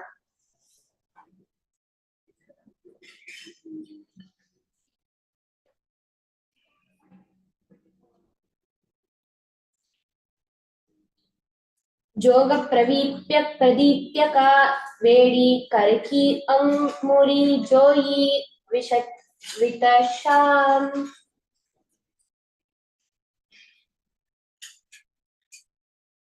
Moving into Gopi Chandasana, hold your feet with your palms, bringing it up to your chest, bringing your chin on your hands, gazing at your nose. Embody the state and space of a king in Gopi Chandasana. पूरभविति परि पगा का अंगूठा की था करू पराशे येडी हृदय लगावे कांकसी एडिया आगुली परि राशे दृष्टिना सा अग्र. Now bring your foot up towards your chin, sitting with your soles of the feet together. Bring the feet up to the chest, bring your head down, touching the chin to the soles. Gaze towards your nose in Udarasana. Visualize your body free from any defects. दो पगथली संपुट ठाने उभय हस्त करी उरुद ही ठाने अंगुष्ठ दो समट हरावे चिबुकना नीचे टाह लगावे.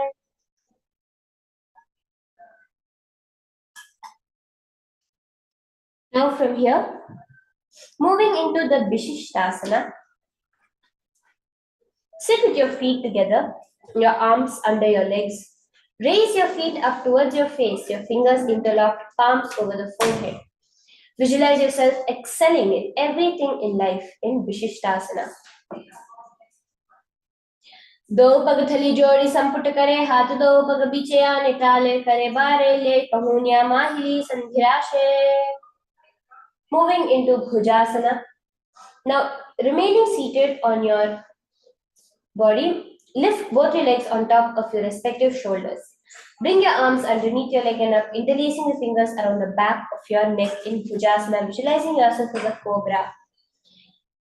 Shirasanam tu vijnayam, kakshasanam anafparam, grivasanam cha paramam, Bhujasanam ihochyate. Now, moving into Kalyanasana. Maintain this same posture. Bring your elbows around your back and your arms, palms clasped in Parishamudra behind your back, gaze towards your nose. Visualizing yourself as a beautiful, auspicious goddess, auspiciousness showering upon you. दो हाथ पग विचाने तिन गोड़ो नीचे उठाने बहुरी पखता बाहिल्यावे पुनः युवती ऐसे ठहरावे.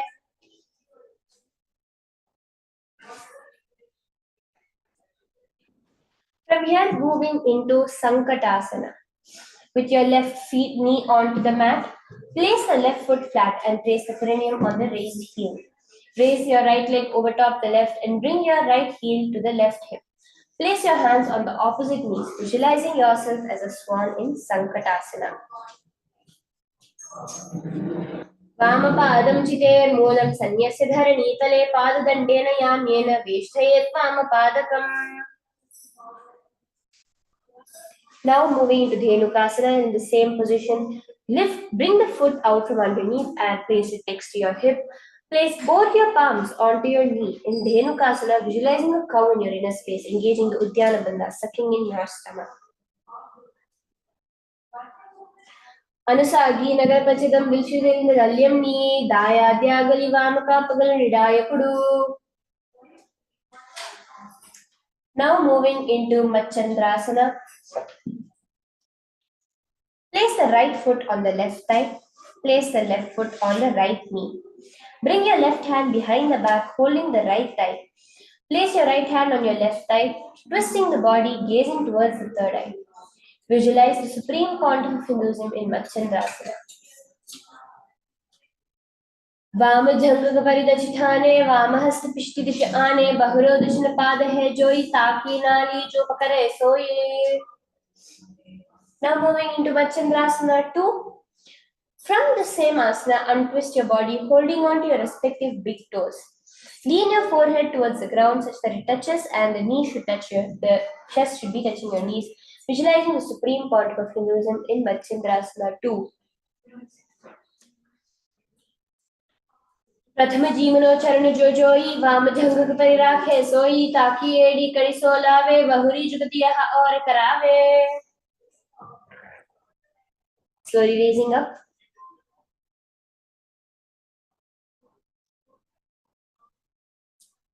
Now moving into Guru Asana, engaging all the three bandhas in Mahamudra Bandha. Bring your hands into the Samputa Mudra, clasping one hand over the other on top of your knees. Visualize the supreme pontiff of Hinduism in Guru Asana. Urmule Itarapadasya Kanishika Pradeshe Gulpham Samsthapita Devajan Itarapadapashni Samsthapya Tishthet Hastau Sammilayat Guru Asanam Bhavati.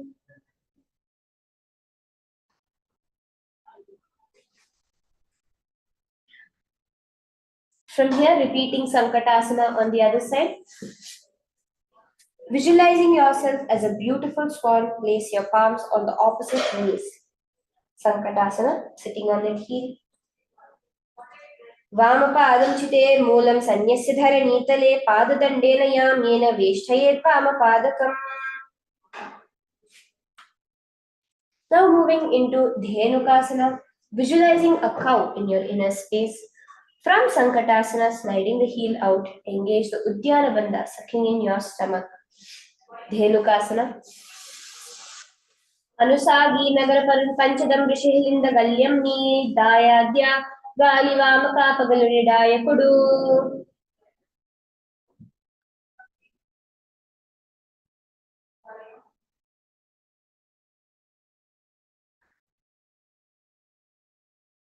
From here, moving on to Machandrasana on the other side, keeping your gaze towards your third eye, twist that body out into Machandrasana.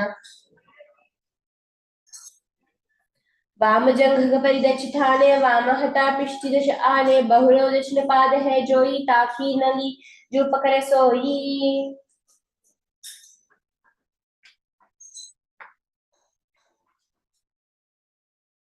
In the same position in Machandrasana 2, on the opposite side, lean forward with your forehead to your ground, clasping those big toes in Pranamudra. प्रथम जी मनो चरण जो जोई वाम जंग परि राखे सोई ताकि एडी कड़ी सो लावे बहरे जुगत आश और कहरावे. Now doing Guru Asana, maintaining your same position, interlace your fingers on top of your knees in the Sarvashankari Mudra, engaging all the three bandhas in Mahamudra Bandha. Guru Asana. उरुमूले इतरपादस्य कनिष्ठिका प्रदेशे गुरुत्वं संस्थाप्य तदेव जान उत्तरपादपार्श्वे संस्थाप्य तिष्ठेत् हस्तौ सम्मीलयेत् गुरुवासनं भवति.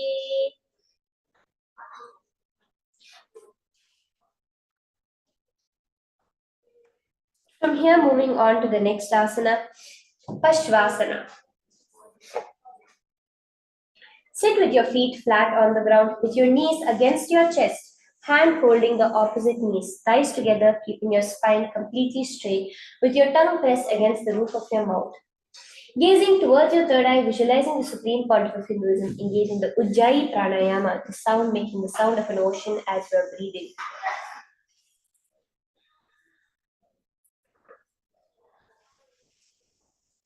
पादतले भूमौ निधाय जानुनि उरसि निधाय विपरीतहस्ताभ्याम् उरुसहितजङ्गे निबध्य तिष्ठेत् पश्वासनं भवति. Now from here, let's move into Bodha Shokasana. Keeping your knees raised up in front of your body, keep your palms holding the opposite knees and rest your chin onto the top of your hands. Visualize being in a board of bliss as you gaze at your nose in Bodha Shokasana. दो पगथली भूपरिधारे कौर माहली ऐसे करे कौर मिलाए उकड़ बैसे जंघ कर चाटे अग्रणी वैसे.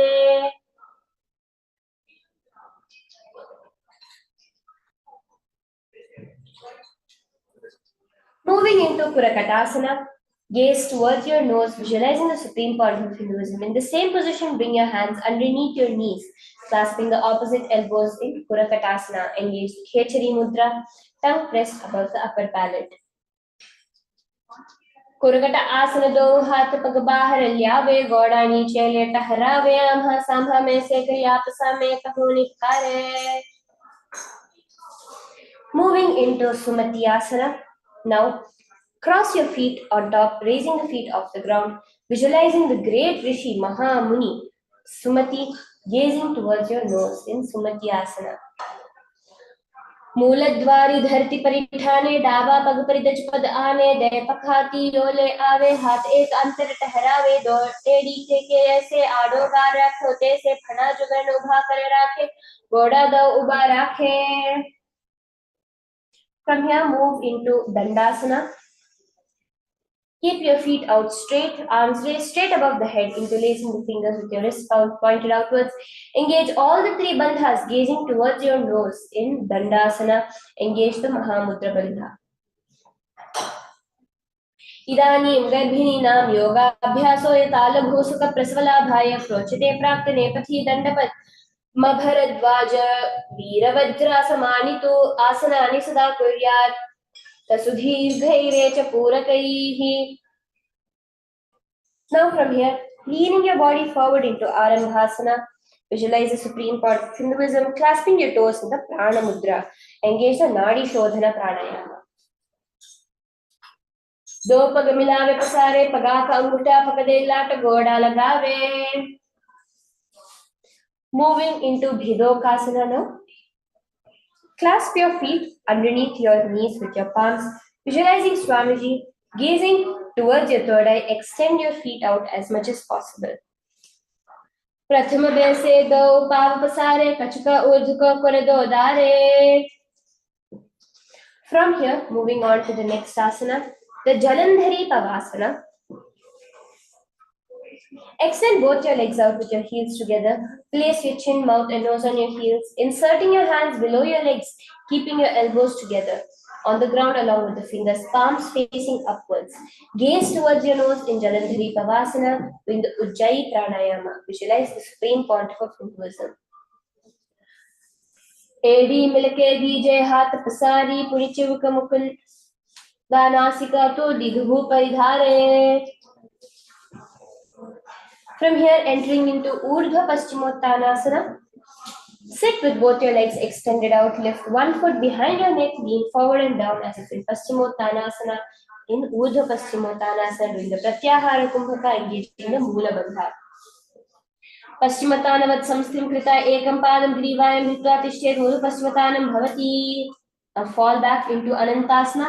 Lie on your back, lifting the right leg behind the neck. Left hand hold the foot from the top, straighten your body, concentrate the prana moving from the Moola to the Mooladhara chakra to the Brahmarandhra. Gaze towards your nose, visualizing the infinite, eternal one. Anantasana.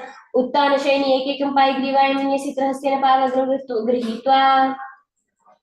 Now roll on towards the side, keep on holding your feet, gazing towards your nose in Ankushasana. Uttana Shaita ekekam padam grivayam kurvan. Moving into Drishasana now.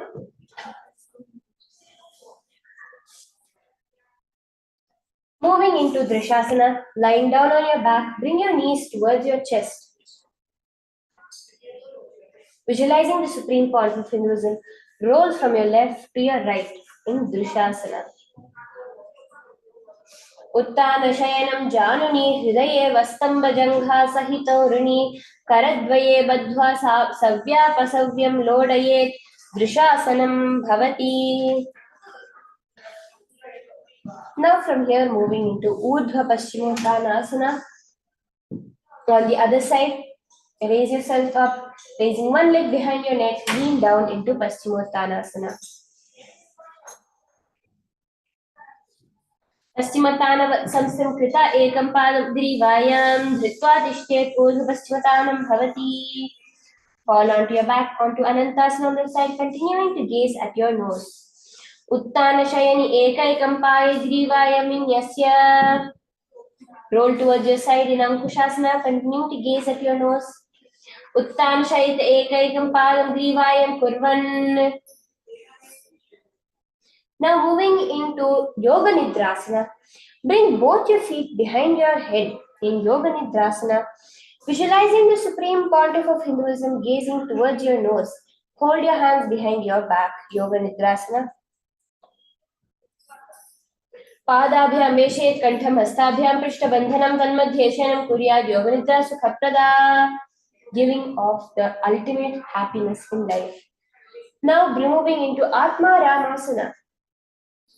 Keeping your legs above your body, interlace your fingers behind your neck through the front of your knees. A gaze at your nose, visualize Bhagavan Mahavishnu as Atma Rama, the soul within your body blessing you. Atma Ramasana. Atma Rama आसे प्रथम सूधो सोवे पग ऊंचाई आगाने आने दोई pig बिछी हाथ करी कहोनी की मांगली संधिमाए फना अथवा पग थल्या का.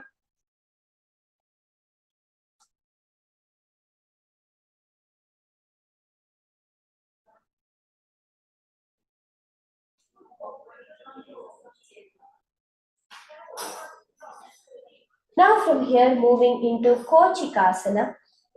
Laying on your back with your knees to your chest, your soles facing up towards the sky. Extend your arms sideways, gazing towards your third eye. Gaze at your third eye, visualizing the supreme pontiff of Hinduism in Kochikasana. दो हाथ चिदासा करे तिनसो बिलास पाकरे पग ऊंचाई आगाने आने बहुरी जुगति ऐसी का विधिवाना में.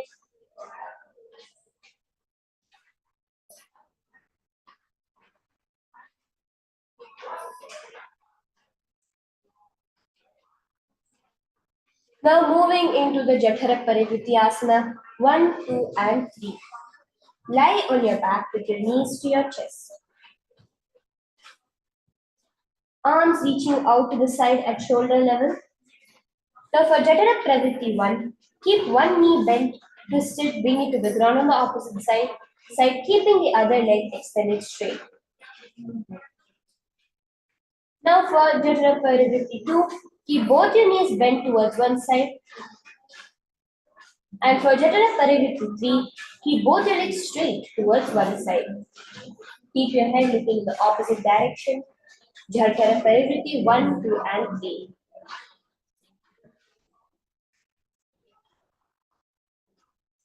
परिवृत्तिः कुक्षिभागे त्रिदाहि परिकीर्तितः बद्धकोणं सुप्तकोणम् ऊर्ध्वकोणमथापि च.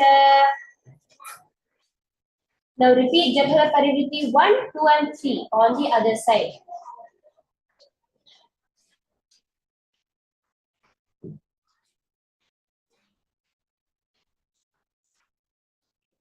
परिवृत्तिः कुक्षिभागे त्रिदाहि परिकीर्तितः बद्धकोणं सुप्तकोणम् ऊर्ध्वकोणमथापि च.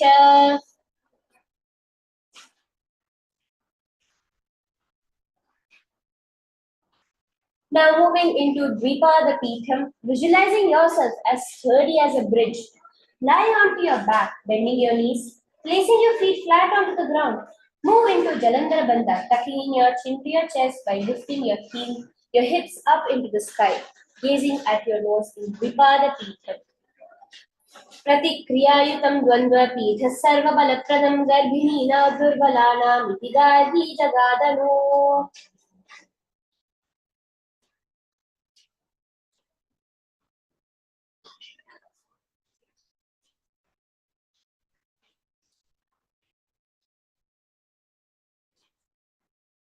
Now from here, moving into Paryankasana.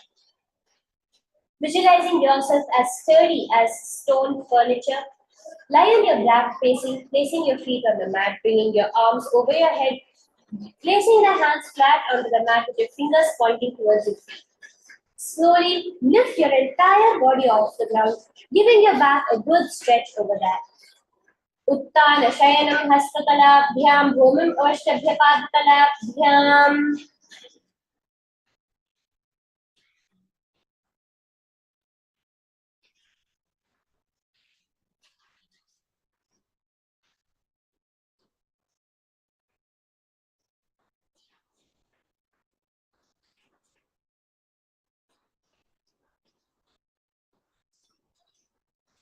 Moving into Svantanasana. Now lying on your back, bring your knees to your chest. Place your hands on your shoulders and move your hips in a circular motion. Visualize while laying on your back like a dog.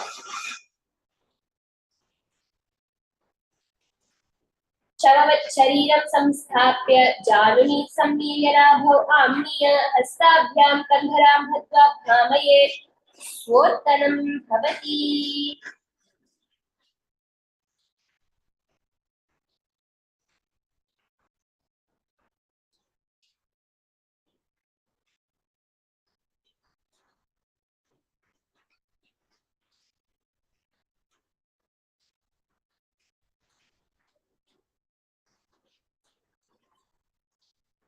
Moving into Viparita Karani.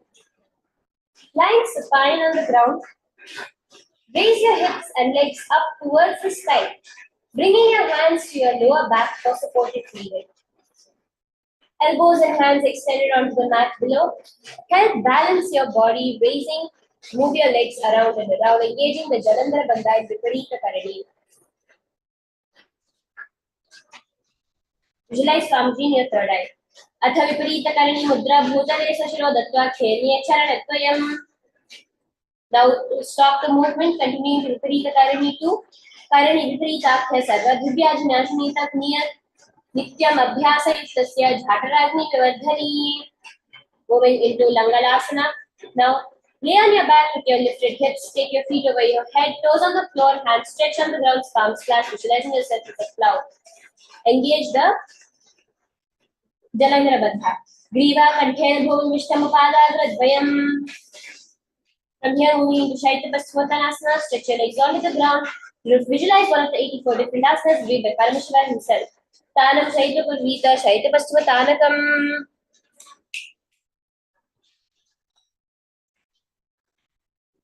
Next, moving into Supta Konasana. Spread your toes out wide onto the same position with your hips above your shoulders, visualizing the supreme point of Hinduism. Now, relaxing your back into Chakrasana, keeping your knees towards your forehead. Visualize yourself as a wheel, a chakra. Shavasana Sthita Do Pado Puryamastaka Kasparo. Next, Supta Prasarita Padangusthasana, raising your back onto the ground and resting your back onto the ground. Keep your hands clasped on your toes in Prana Mudra, stretching your legs wide apart from each other. Uttana Padam Crown Chamcha Marichim Veera Bhadrakam Natara Ajum Trikonachya Sangakha Prasarane. Moving into Supta Padangusthasana, keeping your feet in the same position together. Your hands in Prana Mudra. Uttana Padam Crown Chamcha Marichim Veera Bhadrakam Natara Ajum Trikonachya Sangakha Prasarane.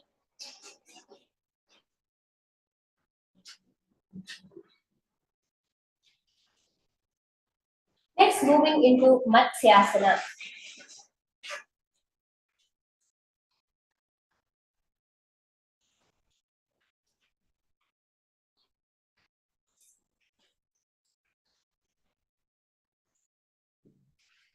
Now, in Matsyasana, from Supta Padangusthasana, move your legs into Padmasana.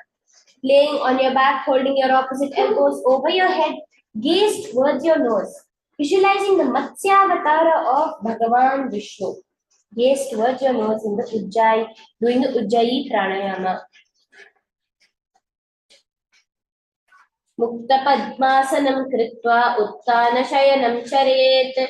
Purparabhyam Shiro Veshtya Matsyasanam Yogaha. Next, moving into Parasharamasana.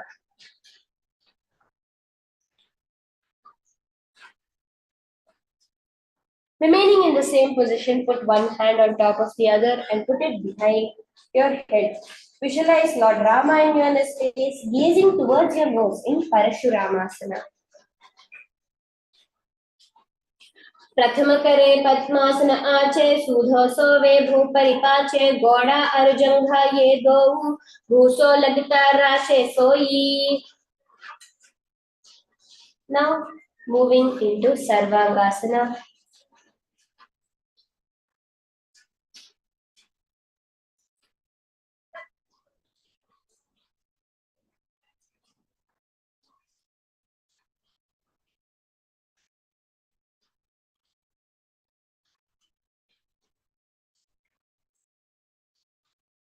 Here in Sarvangasana, while laying on your back with your legs in Padmasana, lift your hips and legs up to the sky.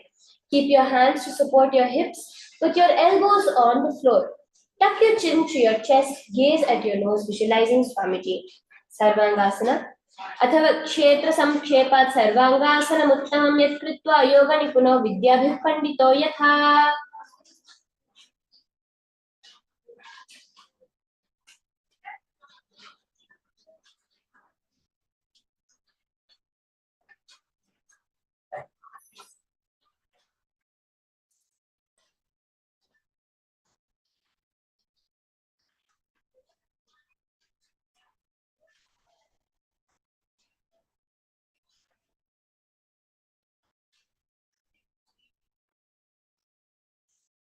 Moving into Vrishchikasana, visualizing yourself as a scorpion, gaze towards your third eye, laying on your back with one foot on the opposite side, lift the other knee towards your head. Extend both your arms straight and put your fingers forward, gazing towards your third eye. Engage the Jalandhara Bandha, tucking in your chin to your chest in Vrishchikasana. प्रथम सायन सूधो ऐसे केत की संधि औदाखे कछु ऐसे उर्ध कर राखे बहुरो पगथली ऐसे टाने गगर दीक्ष सन्मुख करिटाने. Now repeating Vrishchikasana on the other side, laying on your back with one foot on the opposite side. Lift your other knee towards your head, extending both your arms straight, hooking the fingers forward, engaging the Jalandhara Bandha, visualizing yourself as a huge scorpion. Vrishchikasana. प्रथमसैन सूधोसी केतकी संधि सोधा के कचसी ऊर्धा के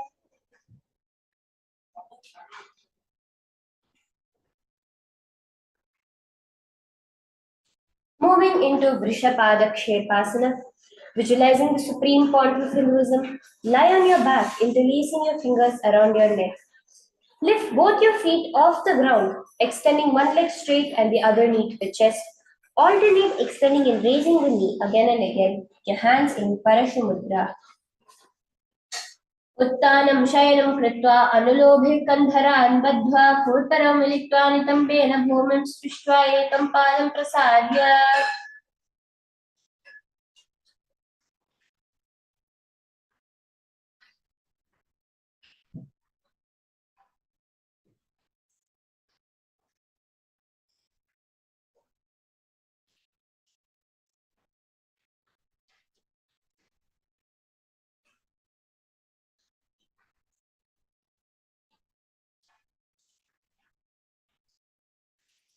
Now from here,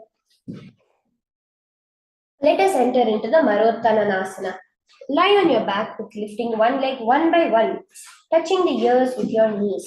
Visualize the supreme pontiff of Hinduism doing the Sahaja Kumbhaka with the japa rotating in your throat, Om Nithyananda Paramashivoham. Engage the Mula Bandha and gaze towards your inner space in the Shambhavi Mudra. Marottananasana. स्वोत्तनवसंस्थिति कृत्वा जानुद्वयं पर्यायेन कर्णयोः संस्पृशेत् मारोत्तनं भवति.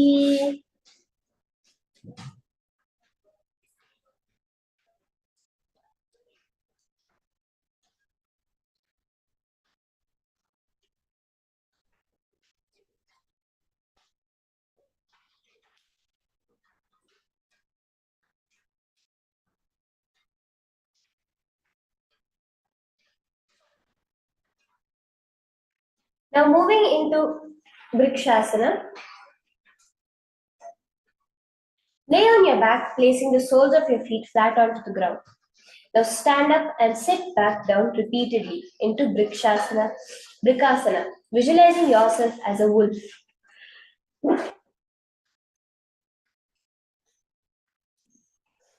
अथ उत्तानं शयनं कृत्वा पादतनाभ्यां भूमिं धृत्वा उत्तिष्ठेत् वृकासनं भवति.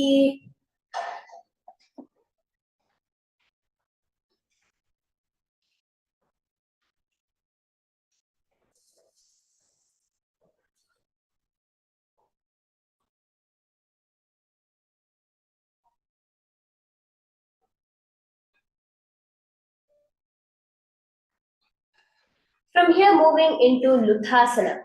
Laying on your back, quickly throw your legs up above your head and completely roll over like a back somersault. Finishing in a prone position, repeat again and again, visualizing the supreme point of Hinduism in your third eye. Luthasana.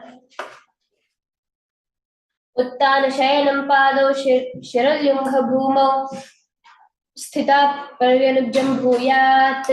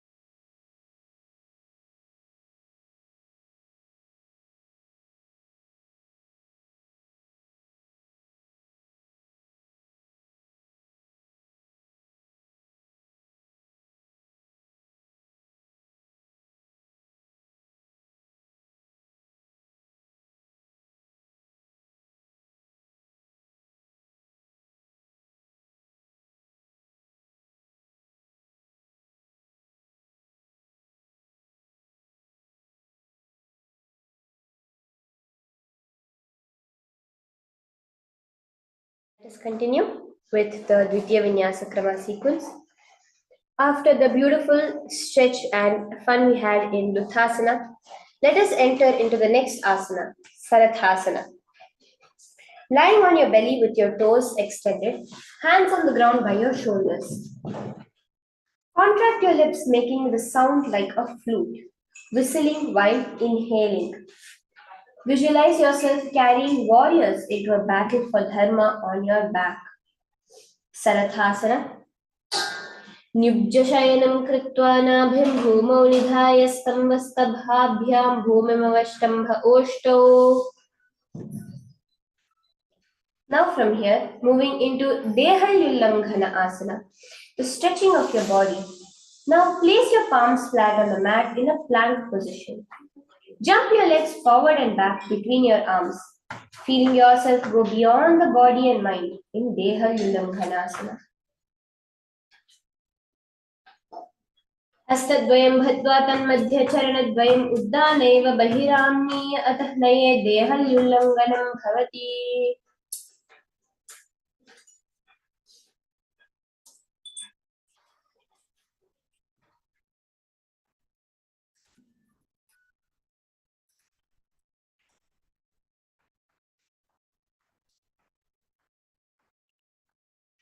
From here, moving into Jatyasana, visualizing yourself as a wise 60-year-old elephant.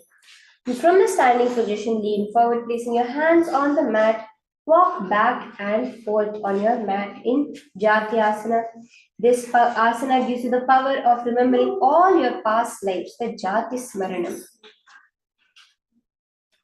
अथ जात्यासनं वक्ष्ये येन जातिस्मरो भवेत् हस्तान्ध्री भूमौ च गमनागमनं ततः.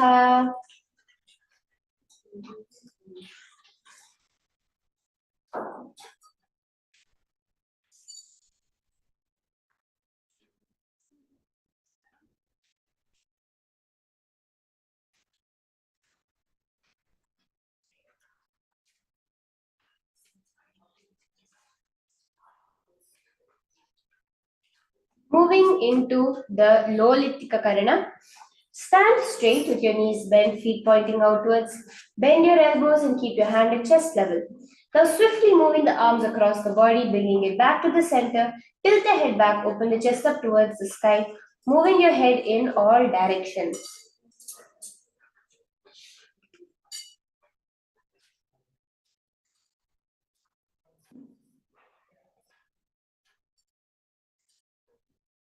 Now moving into Sarpasana, stand erect like a rod, straight, with your arms by your side, your hands touching your thighs. Visualize your Kundalini Devi raising and curling upward around the body. Sarpasana. अथ सर्पासनं वक्ष्ये वायुपानाय केवलं शरीरं दण्डवत्तिष्ठेद् रज्जुबद्धस्तु पादयोः वायवी कुण्डली देवी कुण्डलाकारमङ्गले.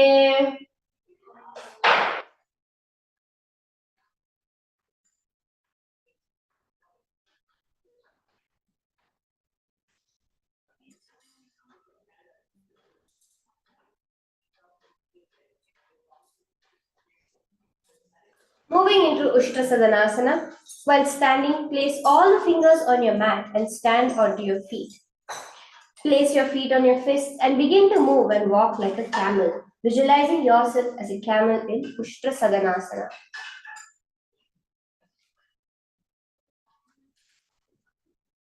मुष्टिकनिष्ठिका प्रदेशे भूमौ निधाय उपरि पादतले संस्थाप्य अश्ववच्छरीरं चलनीयम् अश्वासनं भवति.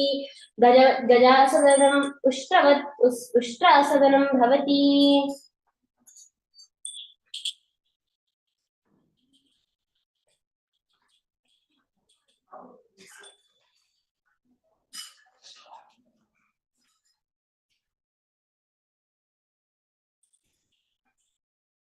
From here, moving into Ashwasana, visualizing yourself as a horse. Remain in the same position, bringing your feet under your heels and walking and moving like a horse. अश्वचलनीयम् अश्वासनं भवति.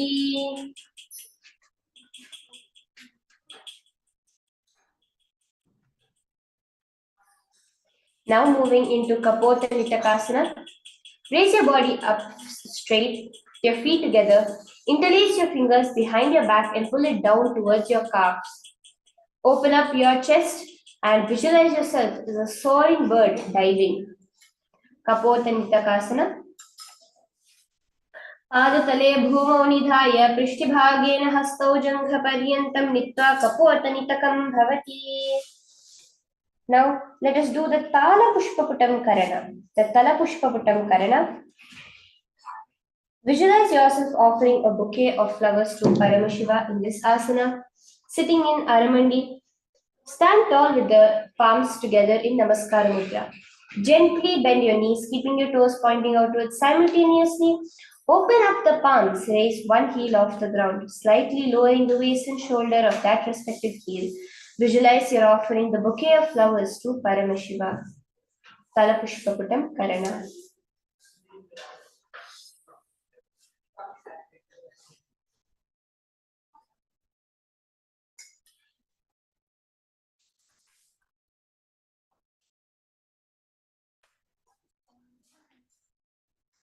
Now moving into Khadgasana.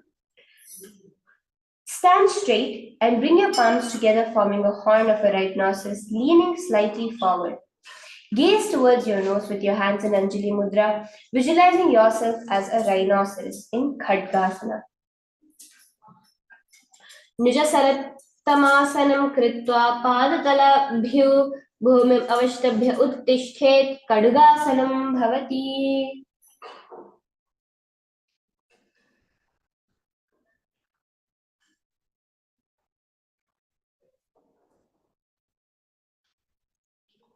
Moving into the next asana, Uttanottanam. Sit down all the way or as low as you can towards the ground. Stand up. Do this repeatedly, like squats, gazing towards your nose, visualizing the supreme pontiff of Hinduism, Uttanottanam. Punaf punaf uthatavyam asitavyam iti uttanottanam bhavati.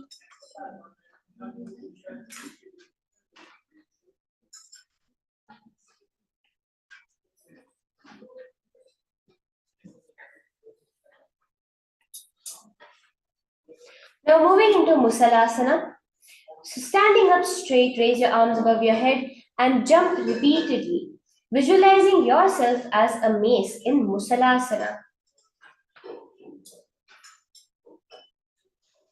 Saralam sthitva urdhvam bahu nayet varam varam kar uddanam kritva nayet Musalasanam bhavati.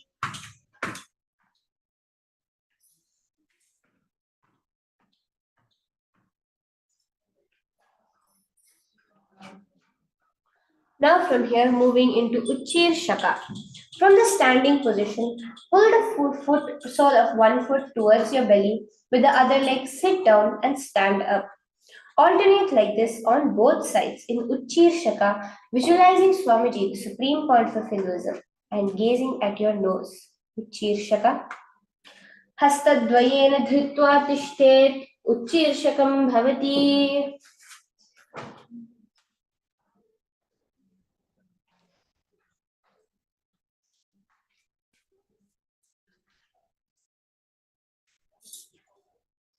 Now moving into the Parshvajanu Karana, the sideways knee Karana. Standing tall, keep one leg slightly bent with the toes pointing towards the side. Bend the opposite knee towards your chest, pointing your toes downwards.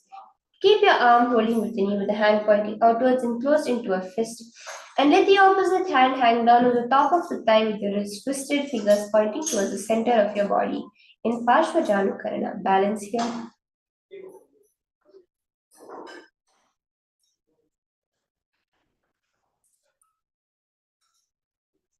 Now from here, relax. Moving into Tandavasana, similar to a modern day pistol squat. With one leg straight, lower the body towards the mat. Stand straight, lifting the raised leg to the opposite side. Do this again and again, visualizing yourself as Paramashiva, fiercely dancing in the Tandavas. ताण्डवासना एकेन पादेन स्थातव्यं ताण्डवासनं भवति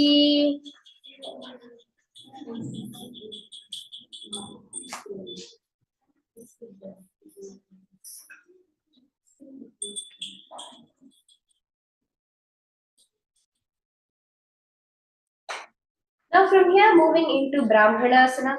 Place your left foot on your inner right thigh. Stand erect on your mat like a rod. Keep your hands by your sides. Visualize yourself being blessed, liberated by Lord Brahma. Brahmanasana. ब्राह्मणासनमावक्षे यत्कृत्वा ब्राह्मणो भवेत् एकपादमरो दत्त्वा तिष्ठेत् दण्डाकृतिर्भुवि.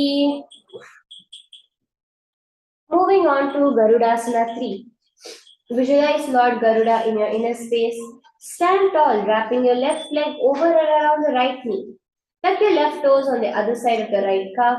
Simultaneously cross the left arm below the right, bringing the palms together in Namaskara Mudra. Visualize yourself as Lord Garuda, the vehicle of Lord Vishnu. उत्तानकूर्मपीठै च सैंहं गरुडमेव च वातायनं गोमुखं च भारद्वाजं त्रिविक्रमम्.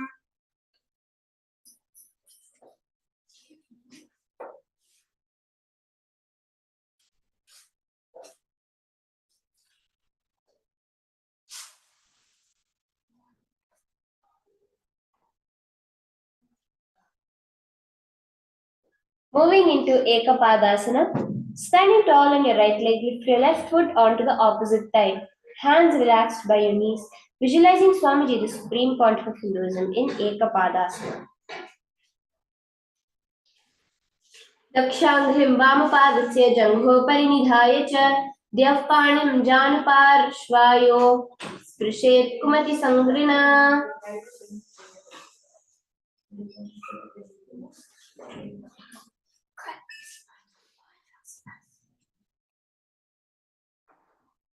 Now moving on into Dhruvasana. Standing on your right leg, hold the big toe of the left foot straightening out to the sides. Rotate your body quickly on your standing leg, visualizing the pole star. Dhruvasana.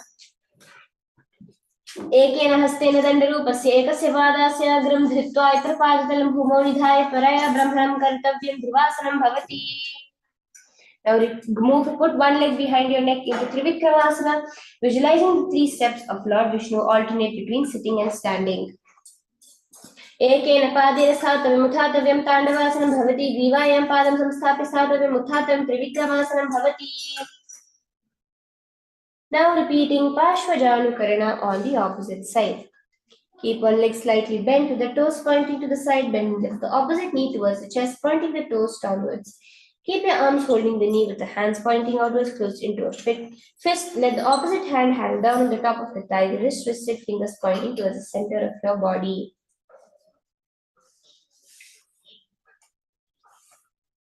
Repeat Tandavasana on the other side, visualizing yourself fiercely dancing as Lord Paramashiva.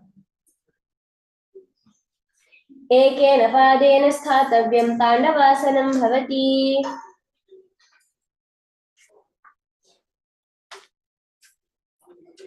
Moving into Brahmanasana on the other side, put one foot over the thigh and visualize yourself being blessed by Lord Brahma.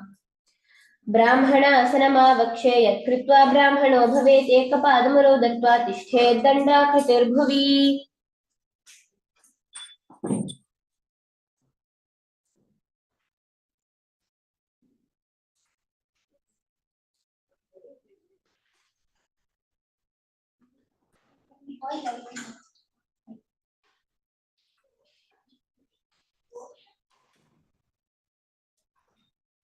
Now from Brahmanasana, let us continue into Garudasana 3. Twist your legs over, visualize Lord Garuda, the vehicle of Lord Vishnu, the eagle vehicle, hands in Namaskara Mudra. Garudasana 3. Uttana Kurmapithai cha Saimham Garudameva cha. Now move into Ekapadasana on the other side, standing straight there. Dakshanghrim Vamapadasya Janghopari Nidhaya cha Dyapanim Janapashvayo Sprishet Kurmatiranghrina. Dhruvasana on the other side, visualize yourself as the pole star, hands in Pranamudra.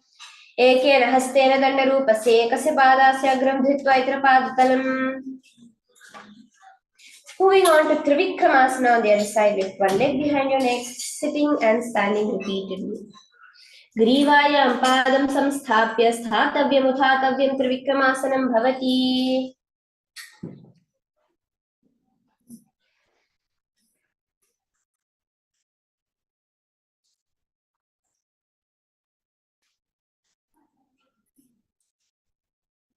Moving from here into the Samanaka Karana, stand with your feet close together, toes pointed slightly out. Keep both your hands to the side of your body. Relax for a few minutes here.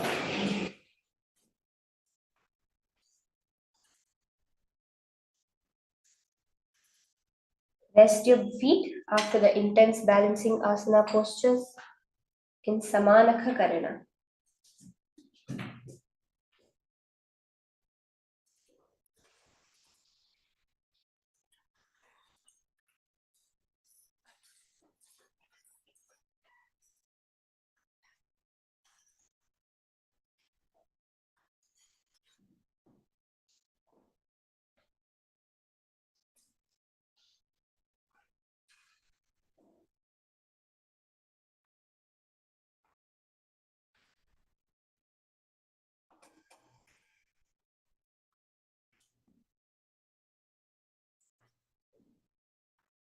From here, let us move into the next asana, Ghorakanjali asana.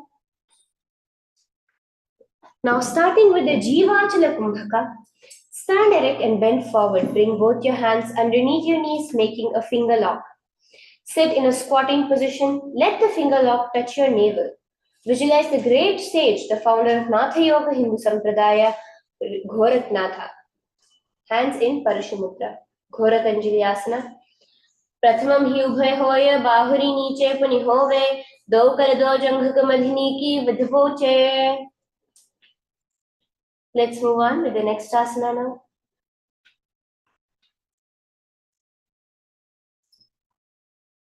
Moving on into Kanchyasana. Insert your hands between your thighs and your calves. Wrap around you behind your body. Squat down, holding the hands behind, keeping your chest upright. Visualize Swamiji, the supreme pontiff of Hinduism. The hands in Parashamudra. ऊर्मध्याधस्तो निवेश्य नितम्बं धृत्वा पादतलाभ्यां भूमिम् अष्टभ्य तिष्ठेत्. काञ्च्यासनं भवति.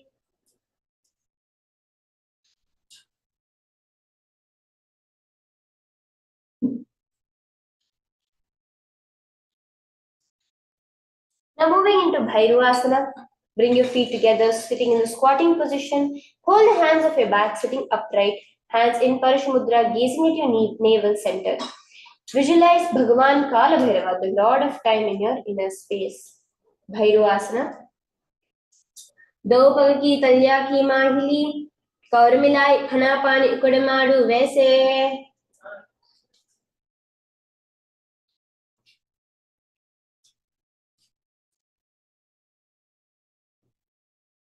From here, moving into Varaha Asana, squatting all the way down to the ground. Keep your feet together, toes apart. Bring your elbows up close to your head, your palms joined over, your back facing downwards. Gaze to your nose, visualizing a boar, the Varaha avatar of Bhagavan Mahavishnu. पागथली की Mahuli core मिलाई फना पान कुड़बे से एढ़ी मूल द्वार नीचे राशे झंग चिद्र अंगुल चर्यंत्र. Now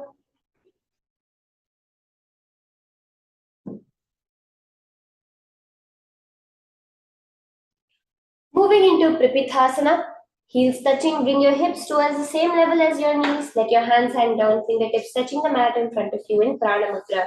Visualize Swamiji in your inner space. अथ उत्तानासनानि पार्ष्णिद्वये सम्मील्य स्थित्वा नितम्बं जानुप्रदेशानि तिष्ठेत्. प्रपितासनं भवति. Now moving into Bakasana, balancing posture. Place your hands on the mat with the fingers wide. Place your knees on the back of the arms, your eyes forward and down, visualizing yourself as a crow. हस्ताभ्यां मणिभष्टभुजानुद्वयं नाभो सम्मील्य जङ्घारुणि. From here, moving into Shashtanga Kapalayasana, kneel down, head to the ground, palms spread for support. Raise your body onto your head with your legs in Padmasana. Gaze towards your nose. Asana Kaguna Kapala Acha Hoi. From here, moving into Guptasana. Now, keep your knees flat on the ground, touching your opposite feet. Sit down on your hands on your knees, sitting straight, gaze towards your nose in Guptasana. Visualize you're sitting in the secret seat with Paramashiva and the Guru. Guptasana. Janurvorantare pado kritva pado cha gopayet pado paricha samsthapya gudam guptasanam viduhu.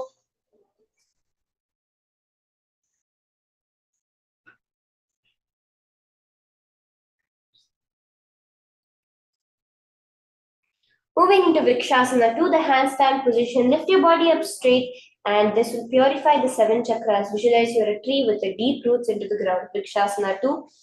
Sapta chakrakshalanaya Vrikshasana visheshakanjana indriyadardhaya konabedhan samabhyaset. Now switch your gaze to your third eye into Shibhuasana. Do pag jodi mahi gulpamal milai ubhav hoya do hath jodi samputta kare. Now here moving into Matsyasana. Getting into a plank position, jump your feet back, your palms by your chest, your body pressed off the mat. Now, like in push-ups, push your body up and down again and again, visualizing yourself as a fish. Matsyasana 2. Nibjam shayam kurparo paravabhagyam murdhva kritya hastatabhyam bhumavashtambhya varam varamuttanam kurya Matsyasanam bhavati.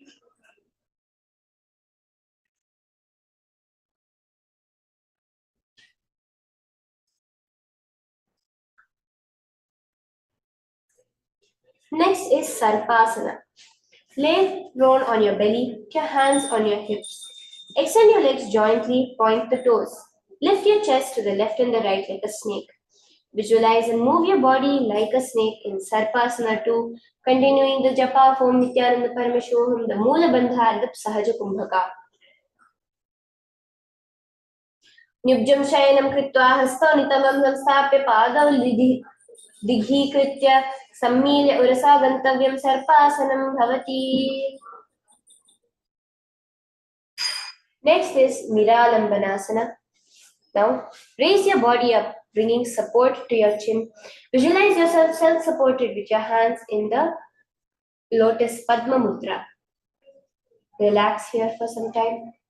Karabhyam pankajam kritva tishthet kurparaya sudhihi mukhamunnamayan nuchchai niralambanamasanam niralambanamana yogisya niralambanamasanam niralambanata dhyanam niralambanamasanam.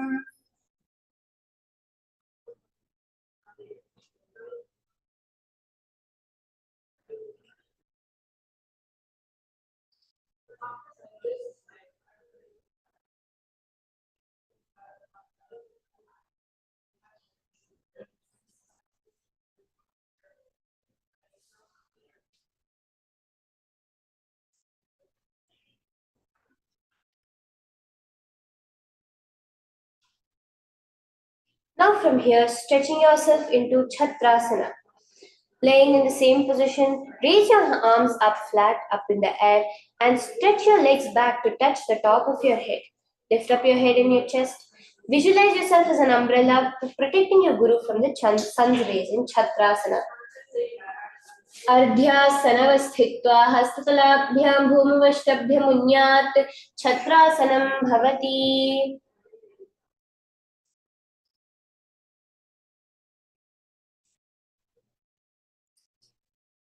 Now moving into Vajrasana, sit on your knees with the top of your feet flat on the mat and sit onto your heels, stretching your arms in front, placing your palms facing down. Place your forehead on the mat. Visualize you're the weapon of Indra, Vajra, symbolizing indestructibility, as strong as a thunderbolt.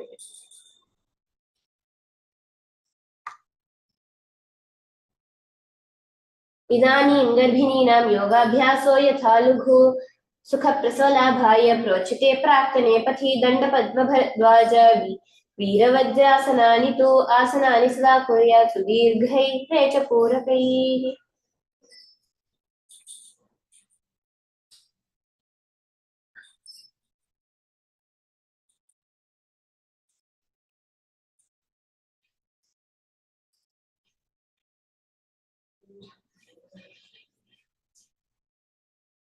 Now moving into Meshasana.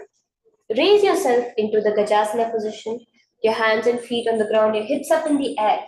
Alternate striking the ground with your hands, experiencing yourself as powerful as a ram in Meshasana.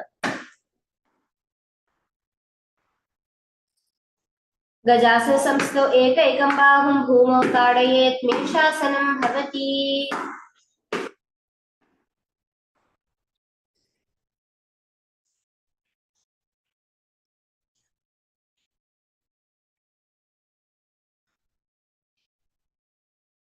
Next, move into Ajasana. From Ajasana, lift your feet into the air, slowly bringing your forehead to the ground. Visualizing yourself unborn, existing for all of eternity. Ajasana. Gajasana samsita upadadvayam mantrale kritva mastakena bhum sprishet Ajasanam bhavati. Moving into Dhanantara Asana, sit onto your knees with your palms. Use your palms and pull your feet underneath your perineum, placing them on the knee, gazing towards your nose, visualizing Swamiji, the supreme pontiff of Hinduism. पूरभभिधि परिहाता की काकसी से उफना शरा मोड़ी पगा की अगुला भी मेढ लगाते.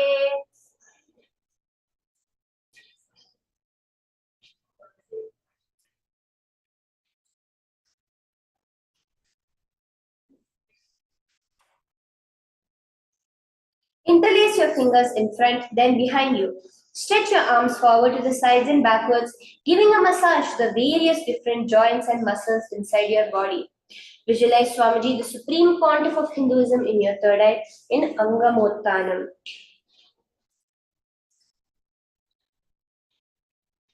हस्तयोरङ्गुली बद्ध्वा हस्तयोर्मध्यात् सर्वमङ्गं निष्कासयित्वा तिष्ठेत्. Angamottanam bhavati. Moving into Garudasana 4. Sit on your heels in Vajrasana, your feet turned out towards the sides. Your thighs and knees resting on the ground with your spine straight and your hands on your knees. Visualize yourself as Lord Garuda with Bhagavan Vishnu and Devi Lakshmi sitting on your back. Garudasana 4. जंघोरुभ्याम धरम पीड्य स्थिर कायो द्विजानुना जानु परिकर दंद्व गरुडासन मुच्यते.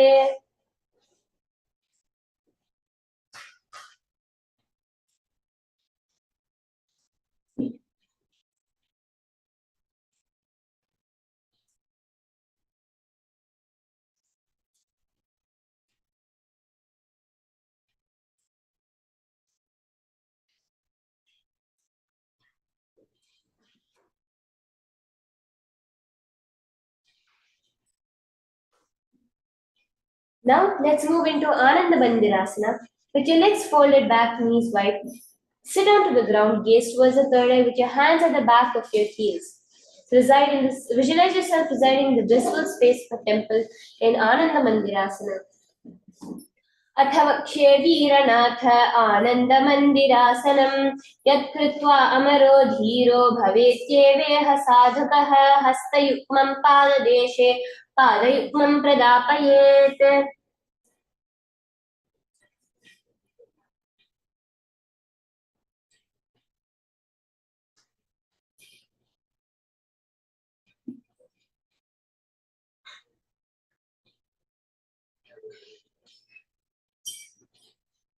Now moving into Mandukasana 2, visualizing yourself as a frog.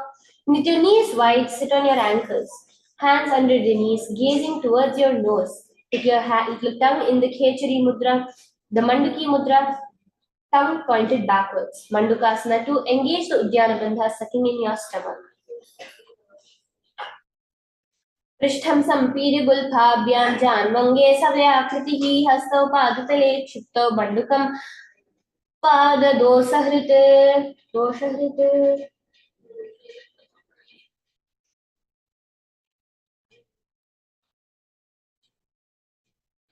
Now moving into Narasimhasana, keeping your toes on the mat with your heels up and together.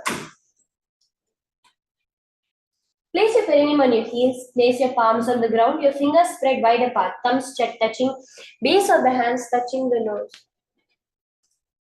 Gaze towards your nose, sticking your tongue out and exhaling, visualizing Narasimha Avatara, the half man and half god form, half lion form of Bhagavan Vishnu, gazing towards your nose, Narasimhasana. दो फड़ा पानी होए वैसे एड़ी mail रघुदानि वैसे सुमसे शरीर नीका ठहरावे NASA अग्र दृष्टि को ल्यावे.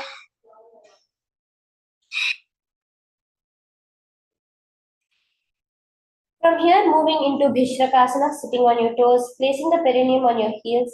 Separate your knees sideways, placing it on the ground. Make a hollow of the palms and place it on your mouth, keeping your thumbs under your teeth, closing the nose, closing the lips, gaze towards your nose.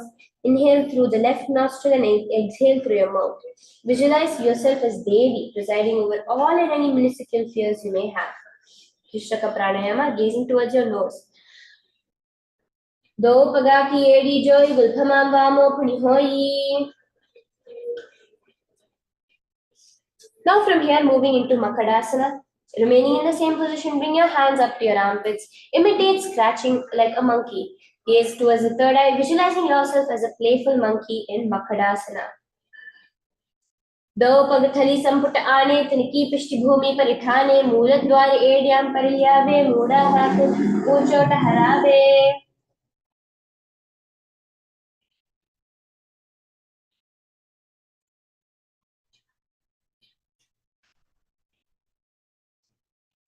Now moving into Vajra Sangharasana. Stand on your toes, the soles of your feet together. Sit on your heels with your knees wide and off the floor. Hold your elbows behind your back, gaze towards your nose, visualizing yourself as a diamond, strength embodied. Gaze towards your nose. Vajra Sangharasana. प्रथम फण पानी होए वैसे डोए दी गुदानी वैसे गोड़ा उभा राखे तेरे आड़े वाद्य पसारे धीरे. Moving into Khanjanasana now, keeping your toes down, your ankles crossed behind. Sit on your heels. Place your palms to your side. Engaging the Uddiyana Bandha, sucking in your stomach, visualize yourself with perfect health, gazing towards your nose. Khanjanasana.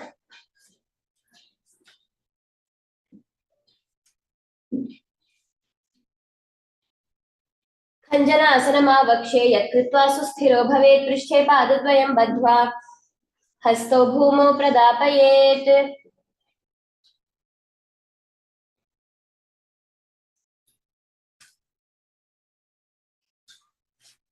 Now let's move into Kurmasana. Cross your feet, place the perineum on the back of the heels, keeping your knees wide on the floor. Rest your hands on your knees, visualizing yourself as a turtle gazing towards your nose, a stable body and mind living for hundreds of years in Kurmasana. Gulbhau Javishanasyaadho Vikramena Samahito Rijaka Aishiro Grivam Kurmasanamitiratama.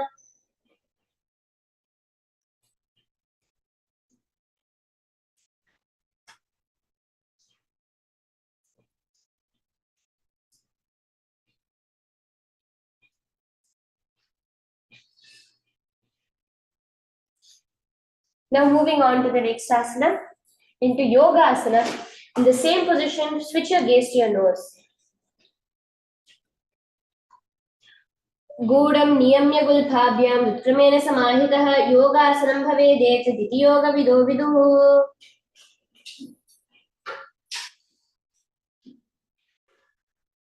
Now from here, moving into Vijogasana. Stand on your knees, cross your ankles behind your feet near the opposite knee. Hold your calves with your fingers inside, thumbs outside. Gaze towards the third eye. Visualize the space of eternal oneness with the Guru. Vijogasana. गोडामा अमनो उबे होई गोडा आड़ राखे दोई दचपाद की फणे रहावे फणवाम गोडा दिहिलावे.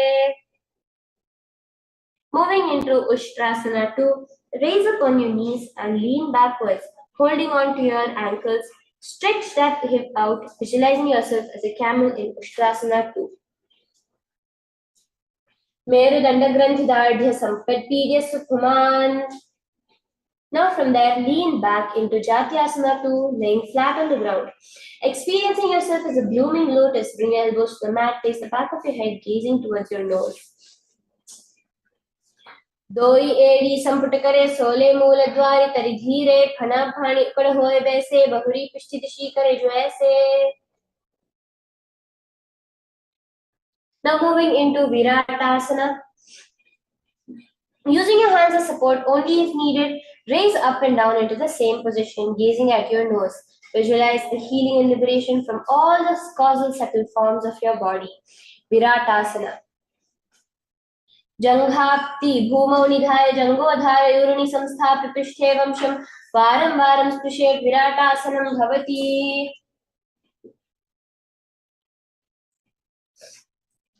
From here, moving into Kapotasana, visualizing yourself as beautiful as a dove, raising your hips high, bring your forearms to the mat, holding the back of your heels, bring the head in between the feet. मेरुदंड ग्रंथि दंड साम्पी पादि समुपमान कपोटासनमाभ्यास कुयान्माहितमासनः. Now from that, raising your body up into Varasana. Raise onto your knees, sitting standing straight, holding the arms with your opposite hands, gaze towards your nose. Visualize yourself receiving a boon from Paramashivoham. जाननी भूमौ संस्थाप्य हस्ताभ्यां बाहु परस्परं धृत्वा सरलं तिष्ठेत् वारासनं भवति.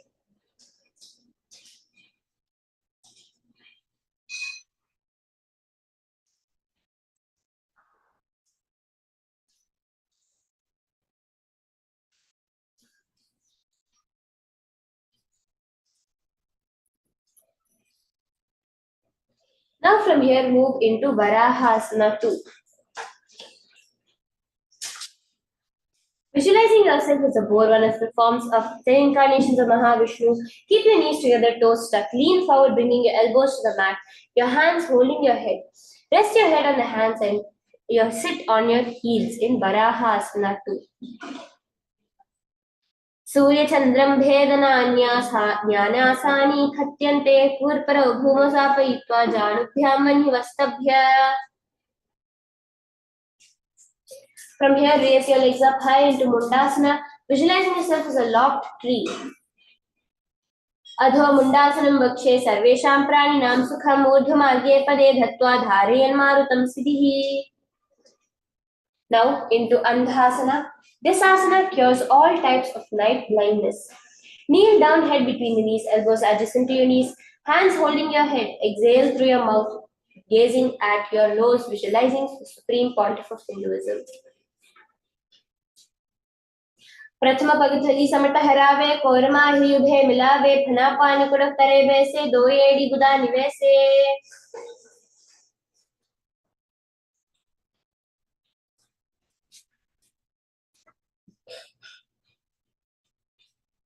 प्रथम पगथली समट हरावे कोरमा ही उभे मिलावे फना पानी कुड़क उकड़ करे वैसे दो एड़ी गुदा निवैसे. Now enter into Viparita Shalabhasana, stretching your body flat onto the ground. Lie on the belly with your arms extended out. Lift your thighs, arms and chest off the ground, visualizing yourself as a locust in Viparita Shalabhasana. Shalabhasana bhedasya natabherunda namakye gandabherunda sahite sheshadandasanam tatha. And then entering into Kapalasana. Lying on your belly with your arms at your side, palms down, keeping your forehead on the ground. Lift your chest and keeping your chest on the ground, lift your legs up together as high as you can. Visualizing yourself as a skull, representing the mind with purified thoughts and a strong will to attain enlightenment in Kapalasana. Kapalam bhumo nidhaya urdhvam pado nayet kapalasanam bhavati.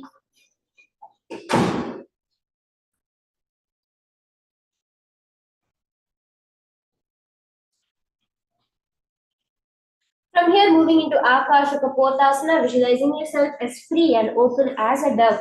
Lie on the stomach, hands by the side, lifting your legs over the head, slowly placing the feet on the mat in front of the head.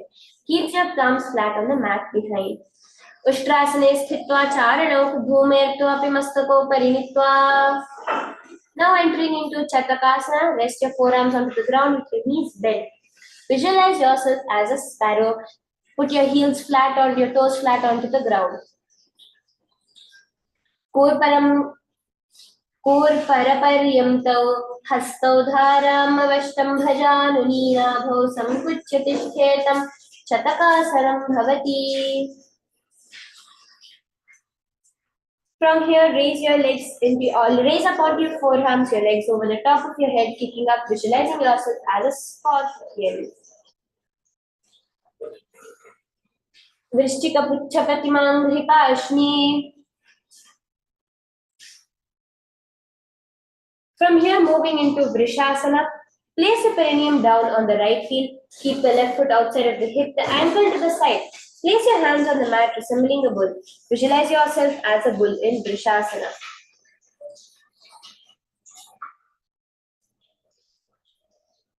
याम्य गुल्फे पादमूले वामभागे पदेतरं विपरीतं स्पृशेत् भूमिं वृषासनमिदं भवेत्. Now from here moving into Lolasanam. From the kneeling position, place your hands flat on the mat in front, lift your knees off the ground, cross the left foot over the top of the right, balance over the mat. Lolasanam sada kuryat vayulolapaghatanasya vayuprasadena sthirecheda bhavedrutam. Relax onto the other side of Vrishasana, placing the perineum on your left heel. Keep your left foot outside of the hip, ankle to the side, resembling a bull. Visualize yourself as a bull in Vrishasana on the other side. यामे गुल्फे पादमूले वामभागे पदेतरं विपरीतं स्पृशेत् भूमिं वृषासनमिदं भवेत्. Raise your body up into Balagunasana, placing the toes on the ground, sit on the heel, place the right foot flat on the ground with the knee raised towards the chest, palms on the respective knees up, maintain an upright position. Visualize Balagunahai, one of the 84 siddhas in your inner space. Asana Kaubra Jalabika Rajayi. Grahasana, squatting with your feet flat on the mat. Bring your elbows under your thighs, wrapping your hands around your shins. Hold on to the ankles from the outside, visualizing yourself as the entire planet. Grahasana. Adatale bhumo samsthapajan madhye purparao. Repeating Balagunasana on this side. Balagunasana is an awesome cure and care for any type of water retention problems. Visualize Balagunai in Balagunasana. Asana Kauguna Jalabika Rajayi. Now raising up into Utkatasana, squatting on the toes with the heels and the knees off the mat. Place your perineum on your heels with your hand on the respective knees. Keep your spine upright, visualizing Swamiji, the supreme pontiff of Hinduism. Yujas Pijos Thriyata Uru Janustrayani Padkalodvayopari. From here, now moving into Vajrasangharasana 2. Sitting on the heels with your knees raised above the ground, hold the opposite elbows behind your back, visualizing the supreme pontiff of Hinduism. Vajrasangharasana 2. Prathama Phana Pani Hoy Jaise Do Edi Guda Nivese Goda Ubhora Thethei Adavai Pasare Dhire. Moving into Anilasana, gazing at your nose, visualize you're able to consume and live off air alone. Step onto your palms with your knees raised up by the side of your body. Anilasana. दो हाथ भूमि पर ठाने गहनी जाड़ी नाभिलाग आने फना दो ऐसे विधि करे पुष्टि हथेलियां की परिधेरे. Moving into Padukasana, visualizing you wearing Padukas, walking across the length and breadth of the Bharat, India. Place your hands on the mat with the fingers facing towards the body. Step the feet on top of the hands wrapped around the feet like a show and walk around. Hasataleo padate kritva tishchet gachet Padukasanam bhavati. Moving into Kukutodana, placing your palms on your mat, raising both your feet upward into the air. Let them fall back down. Do like this again and again, visualizing yourself as a rooster in the Antar Angakaha Kumbhaka. Hastatale bhumau kritva padatale cha urdhamuddanam. Moving into Viparita Nrityasana, placing your hands on your mat, raise your legs upwards into a handstand, moving around on two hands, dancing. Feeling yourself become free of all inhibition. Viparita Nrityasana. Hastatalabhyam bhumashtabhyurda padagre kurvan hastatalabhyam. Now Kunjarasana. Separate your feet, placing one palm down on the mat with your arms straight. Bring your opposite hand to the head, be stable. Visualizing the supreme pontiff of Hinduism. Athava Kshemaha Deva Kunjarasana Uttamam. Repeat Kunjarasana on the other side. अथ वक्षे महादेव कुञ्जारासनम् उत्तमम्. Keeping your knees straight, close to your body, touching each other.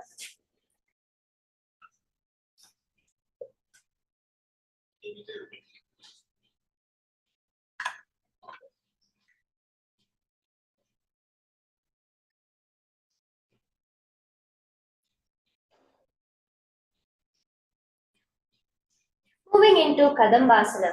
Now sit onto the ground with your feet flat, your heels close to the body. Hold your respective ankles and lift your feet up from the ground. Visualize yourself as a Kadamba tree, a pious tree that promotes long life. Kadambasana.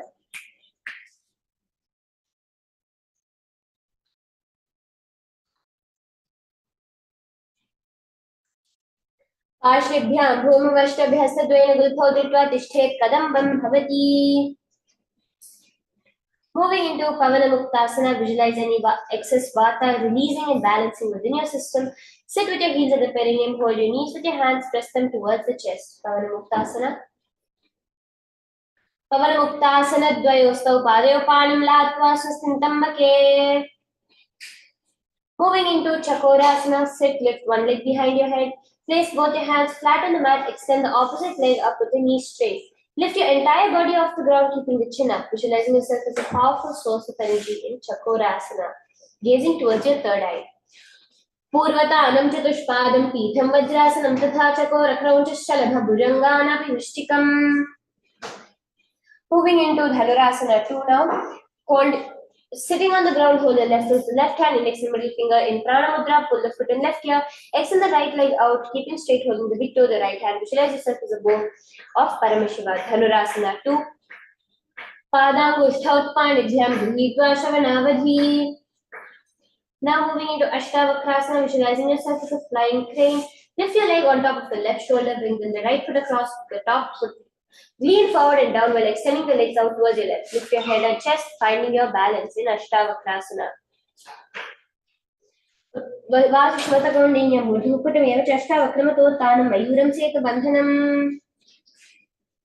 Now performing Pranasana on the other side. Place your right foot on the left thigh, bringing the left foot flat on the ground, having the left shoulder and raise the left leg, place the hand flat on the ground. Gaze towards your third eye, visualize your immortal, able to exist solely from prana in Pranasana. Etat prabhedam vakshami karoti asa chamaraha. Moving into Parshumatsendrasana, visualizing the great yogi Matsyendranatha, gazing at your third eye. Placing the right foot at the root of the left thigh, then the left leg by the side of the right knee, hold the left leg with the right hand, twist the body and remain steady. Parshumatsendrasana. Vamo Mularpita Dakshapado Janu Bahirvesha Dakshadoshna. Repeat Chakorasana on the other side. Purvatanam Chatushpadam Pitham Vajrasanam Tatha. Dhanurasana 2 on the other side. Padangushthautu panibhyam gೃಹೀತ್ವಾ ಶವನಾವಧಿ. Ashtavakrasana on the other side. Vasishmata kaundinyam urdhakukkutam eva cha ashtavakramatotanam mayuram setu bandhanam. Pranasana on the other side. Etat prabhedam vakshami karoti asa chamaraha. Finally, Parshumatsendrasana on the other side. Stretch there. Vamormula arpita dakshapadam janu bahirveshita padabhoshna. Now entering into Ardha Paschimottanasana, keeping one leg straight, press the perineum with the other heel, chest forward and down, holding your toes and bring your head towards your knees. Ardha Paschimottanasana. Ekam padam prasari, ekam padasapashnina. Now moving into Kraunchasana, press your left ankle outside of your hip. Hold the sole of your right foot, lifting the leg up towards the forehead, keeping your knees straight, gazing towards your nose, visualizing yourself as a crane. Kraunchasana. Vasishmata kaundinyam urdhakukkutam eva cha ashtavakramatotanam mayuram setu bandhanam. Moving into Ardha Paschimottanasana on the other side, lean forward, give yourself a stretch. Ekam padam prasari, ekam padasapashnina. Now Kraunchasana on the other side, stretch that leg up towards the sky. Tanapadam Krauncham cha maricham veera bhadrakam natarajam trikonam cha suptangascha prasarane. Now performing Swastikasana. Sit with the soles between your thighs and the calves, spine straight with your palms resting on your knees. Embody peace, well-being, good fortune and prosperity. Gaze towards your nose. Swastikasana. जानुर्वोरन्तरे सम्यक् कृत्वा पादतले उभे ऋजिकाय समासीन स्वस्तिकं तत्प्रचक्षते. Moving into Gorakshasana, visualize the great Rishi Gorakhnatha, keeping the feet in the same position, just using your palms, cover the soles of the feet, in engaging the Jalandhara Bandha, gazing towards your nose. Janurva Orantare Pada Uttanavekta Samstita. Moving into Bhagasana, bring your left foot on top of your thigh, close your eyes with your left index fingers, nose with the middle ring fingers and thumb in Shanmukhi Mudra. Gaze at your third eye, meditating on the Arihanta, the Lord within you. Vamaparshno Gudha Samsthapi Dakshangri Vama Janghane. From here, moving into Yogasana 2, gazing at your nose, place your feet on top of the opposite knees, place your hands on the ground, palms facing up, keep your spine straight. Uttana Ucharanam Kritva Samsthapyopai Janunoho. From here, moving into Urdhva Kukutasana, sitting in Padmasana, placing the hands on the mat beside your body, press your hands and lift your knees off the ground, balancing that. Visualize yourself as a rooster. Urdhva Kukutasana, Vasishtamatakamdinyam Urdhva Kukutam Eva Chashta Vakramatotthanam Mayuram Setu Bandhanam. Now, place your palms in between the gap between your thighs and your calves without raising yourself off the ground, just sitting there. Gaze towards your nose in Siddharitriyasana. Pratham Padmasanam Kokare Hastado Goda Sandhidhire. Now raise your body up into the Hamsasana, lifting your knees above your elbows, visualizing yourself as an elegant swan, gazing at your nose. Kukkutasana sthitva sanskandam paryamtam urunitva tishthe tamsasanam bhavati. Relax down now. Moving into Karmukasana, placing your hands on your thighs, in between the thighs and the calves. While sitting, reach the hands behind the body, interlace your fingers, bringing your forehead to the nose, gaze towards your nose. Visualize yourself as Lord Shiva's go, Karmukasana. Prathama Padma Asana ko kare, Godha Sandhi Mahi kari dhire. Now moving into Karmukasana 2, visualizing yourself as a turtle, remaining with your palms between your legs, bring your hands up to your neck. Bami jang pari dakshina pave, dakidanghi jang par bami lyave. Now in the same position, bring your chin into Jalandhara Bandha, tucking it against the chest in Granthi Vedasana. Enjoy slowing your in Shiva's secret knot posture. Athava Kshenila Kantha Granthi Vedasanam Shubham. Now roll back on the mat into Uttana Kurmasana, visualizing yourself as a turtle, gazing towards your nose in Uttana Kurmasana. Kukkutasana bandhastam karabhyam tritakandharam.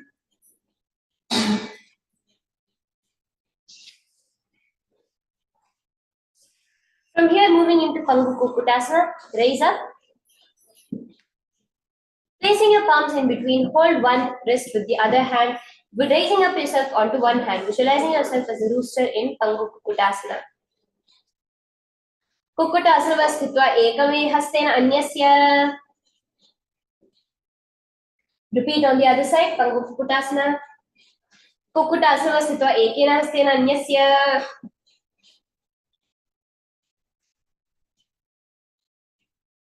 Now moving into Gridrasana. From Padmasana, placing elbows on the toes, interlace your fingers, resting the chin on your knuckles. Press your thumb to your throat with Parshamudra. Visualize you have gone beyond all greed and covetousness. Gridrasana. Janurva Orantare Pada Uttanavikta Samstita. From here, cross your legs into Padmasana. Left foot on the right thigh on the left. Hold one hand over the other, palms facing upwards. In front of your navel center, keep your spine straight, gazing towards your nose. Uttana Ucharana Vidhaya Vidhivat Sakshitavyo Girat. Placing your palms on your knees in Padmasana 4, visualize Paramashivoham in his face, gazing towards your nose. Etat Padmasanam Kuryat Pranavayu Prasiddhaye.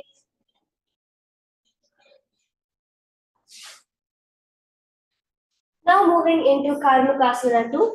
In Padmasana, hook your right hand, index and middle finger around the right toes and pull the elbow back as if pulling a bow. And place the left hand on the opposite knee, keeping straight. Repeat on the opposite side in Karmukasana 2, visualizing yourself as Paramashiva's bow. अथान्यदासनं वक्ष्ये योगपूरकरक्षणात् कृत्वा पद्मासनं पाद अङ्गुष्ठाजङ्घयोः स्थितम्. Now let us enter into Karmukasana 3, visualizing yourself Paramashiva's bow, gazing towards your nose. From behind, grasp the opposite toes with your hands. Engage all the three bandhas, gazing towards your nose in Prana Mudra. Karmuka Asana of Satya Udare Pura Yet Sukham, remaining in the same position, holding your toes. Relax the bandhas in Dridhasana, gazing towards your third eye, visualizing yourself as Paramashiva's form of destruction.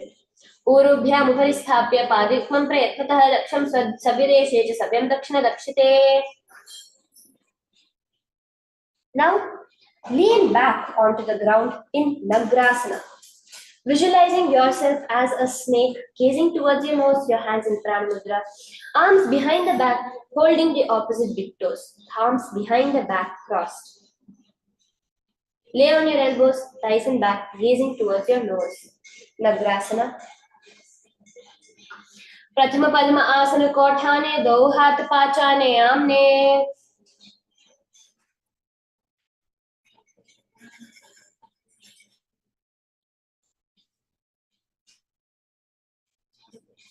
Now visualize yourself as a ball, squeezing your body in Kandukasana. Lie on your back, bend your knees, feet off the ground. Embrace your knees to the chest, head touching your knees with your hands in Parishumudra. Kandukasana. वेत्रासने स्थित्वा हस्तपादान् निक्षुम्मूर्ध्वं नयेत् पृष्ठं Shane भूमिं कोठेत् कण्डुकासनं भवति.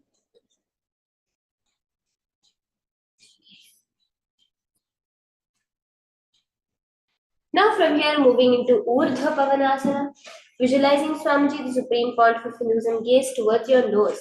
Lay on your back with your feet placed onto the ground, knees facing towards the sky. Leave your hands behind your neck and gaze towards your nose. Urdhva Pavanasana. प्रथमे सूधो San करावे, गोड़ा उभराशे मिलावे, Gulf माहिला अंगुष्ठ दोई, करे एक सा mail रसोई.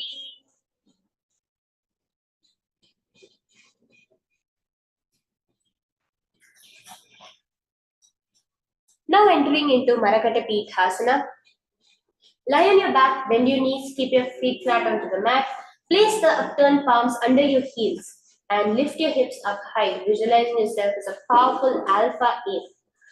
Doing the Jalandhara Bandha. Marakata Pithasana. Uttana Shayanam Padatale, Uttana Hastayoho Sthapaye, Prishthabhagam Matvaye, Marakata Pitham Bhavati. From here, stretch your legs out into Uttana Shikipitatasana, raising your hips up, gazing towards your nose in the Jalandhara Bandha. Janghor Vadahi Nashet Uttana Shikipitakam Apramatta Prakurvita Bhute Pragvijitendriyaha. Now in the same position, keeping your hands to rest your hips on, raise your legs up high towards the sky in Narakasana. Visualize yourself blissfully traveling through hell unscathed in Jalandhara Bandha. Griva Kanthena Bhumim Vishtambha Padagradvaya Modhumutre Tarakasanam Bhavati. Now lean your legs onto your palms at an angle, visualizing yourself as a boat crossing the ocean of samsara. Naukavat Sthitva Ardhapadagradvayam Naye Tiryanaukasanam Bhavati. Entering into almost the last asana in Dhwajasana, stretch your hands onto the ground, raising your feet up towards the sky, straight up. Visualizing you are the KAILASA flag respected across all nations. Dhwajasana. Tiryana ukavat griva pishtakulparai bhumam vashtabhyamastakat shena padagradvaya murdhannaye dhwajasanam bhavati. Entering into our final asana, Vritasana. Lay flat onto your back completely. Avoid any movement, unclench from any movement happening in your body. Visualizing you being liberated by the supreme point of Hinduism. Do the Shakti Chalan Mudra. Visualize the energy intensely flowing throughout your whole body in Vritasana. Relax here now. Uttanam Shavavad Bhumau Shayanam Tu Shavasanam Shavasanam Sharamaharam Chitta Vishranti Karakam. Relax here for a few minutes now.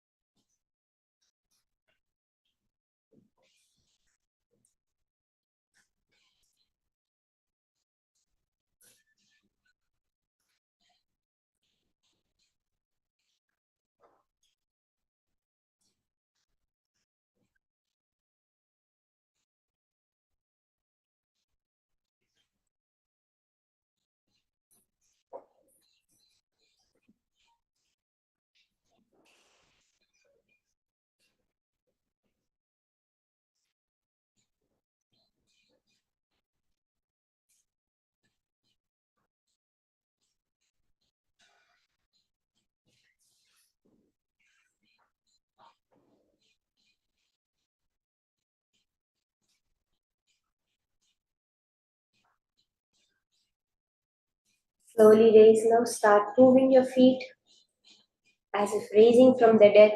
Infuse life into every muscle in your body. Move your feet, move your fingers.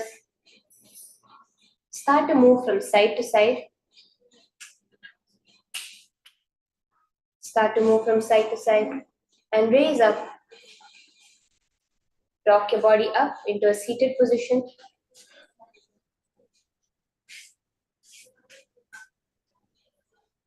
You have now successfully completed the 308 asanas of the Dvitiya Vinyasa Krama. Celebrate that you have completed this and you have aligned yourself to the cosmic geometry. You will see how energy infused your whole day is with the cosmic energy constantly flowing through you. With that, let us end with the Purna Mantra. Space of complete completion.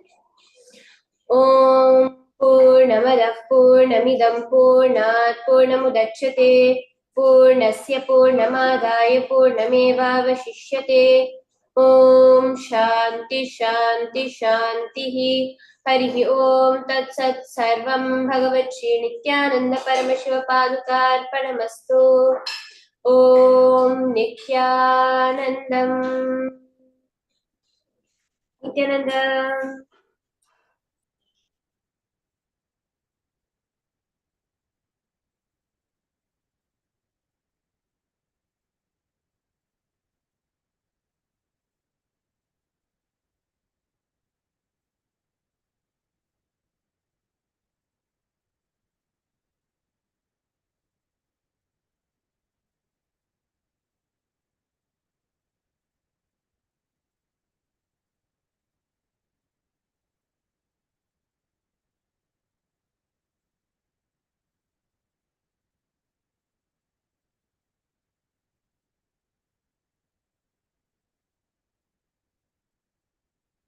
Nithyanandam, everyone.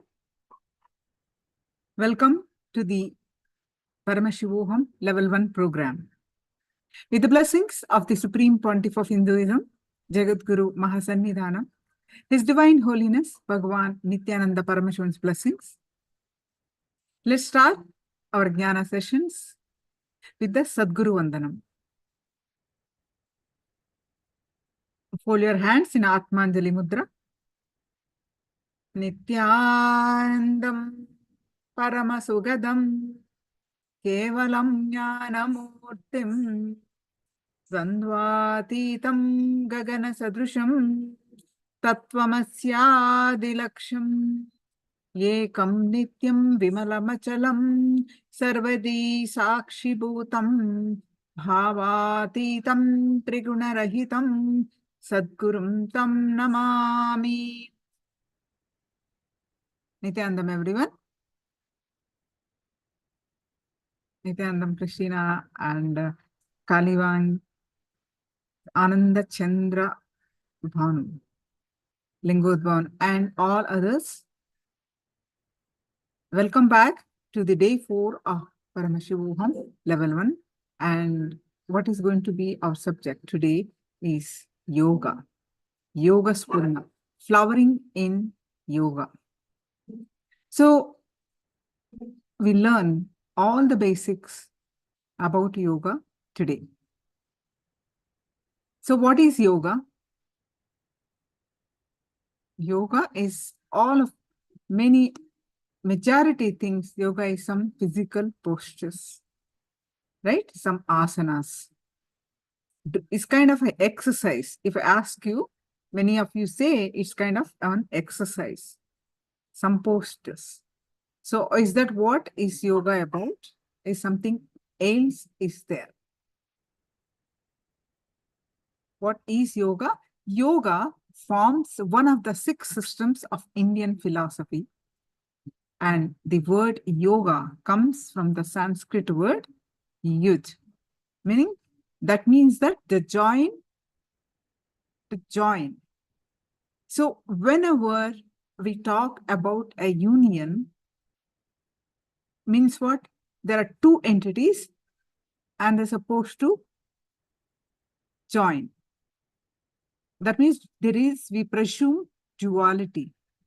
The 2 come together to become one, right? So what is union?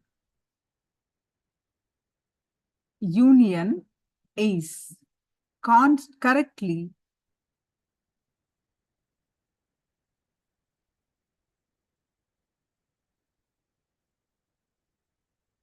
the union of individual with the absolute, with the divine, with the consciousness, whatever you name it, the individual consciousness merging into the universal consciousness. The two come together to become one. That is the purpose and goal of yoga. By our very nature, we think of ourselves to be separate individuals, right? I'm separate, you are separate. By our nature, we think we are separate individuals. So yoga teaches us that by our very nature, we are not separate as we think. Our mind creates that, but actually we are not separate as we think.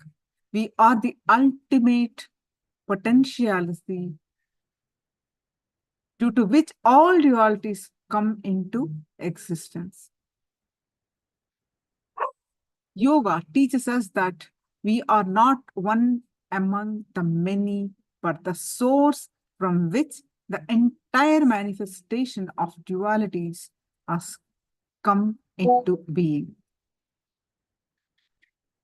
We are one with the absolute, we are one with the consciousness, and it is the reason, it is due to our false identification with the body and mind. We feel separate identity, separate personality, our false identification with our body and mind that makes us believe that we are separate beings. We are separate entities. So yoga means the union of this separate entity, the individuality with the absolute or God or consciousness, whatever you name it. So today we are going to learn about the deeper insights into the basic concept, deeper insights into the Yoga Sutras, which are existed from Paramashiva to Patanjali thousands and thousands and thousands of years ago. We'll be learning how Swamiji is reviving this authentic yoga, which have been majority of the world following this yoga, but it's some diluted form of one aspect of yoga. So today we are going to learn the authentic yoga and deeper insights of what actually is yoga, what is the purpose of yoga, all that we'll be learning. Before we begin our Jnana sessions, if you have any questions, and please let us know.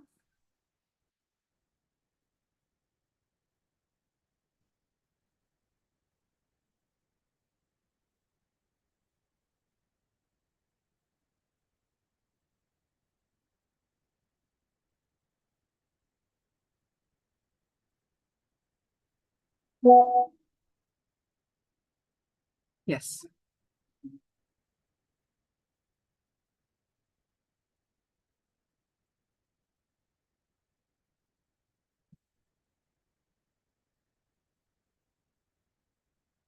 Now, your next Acharya is here to lead us to our first session in the Yoga Spurana.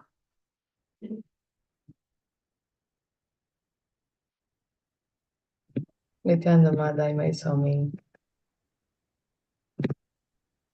Yes, Nithyananda everyone. Welcoming all of you to Nithyananda Yoga. I'll begin with the Sadguru Vandanam. Please sit straight with your head, neck, and spine in a straight line.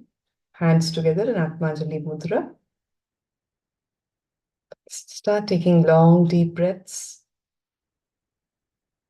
Breathe in and breathe out as slowly as you can. Let us all come to the space of listening and connect with our consciousness as we bow down to our Sadguru, offering our respects and prayers. Om Nithyanandam Paramasukhadam Kevalam Gnanamurtim Dvandvatitam Gagana Sadrusham Tattvamasyadilaksham Ekam Nityam Vimalamachalam Sarvadhi Sakshi Bhutam Bhavatitam Trigunarahitam Sadgurum Tam Namami. Welcoming all of you to today's session in Paramashivoham Level 1. Like Ma Daimai Swami has already briefed us, what exactly is yoga? If you were to ask a common man, he would say it is your ability to stretch your body into various postures. You ask them, what are the benefits of yoga? They will tell you, oh, this is for good health. My therapist advised me to do yoga, and I read that yoga is good for health, so I'm doing it.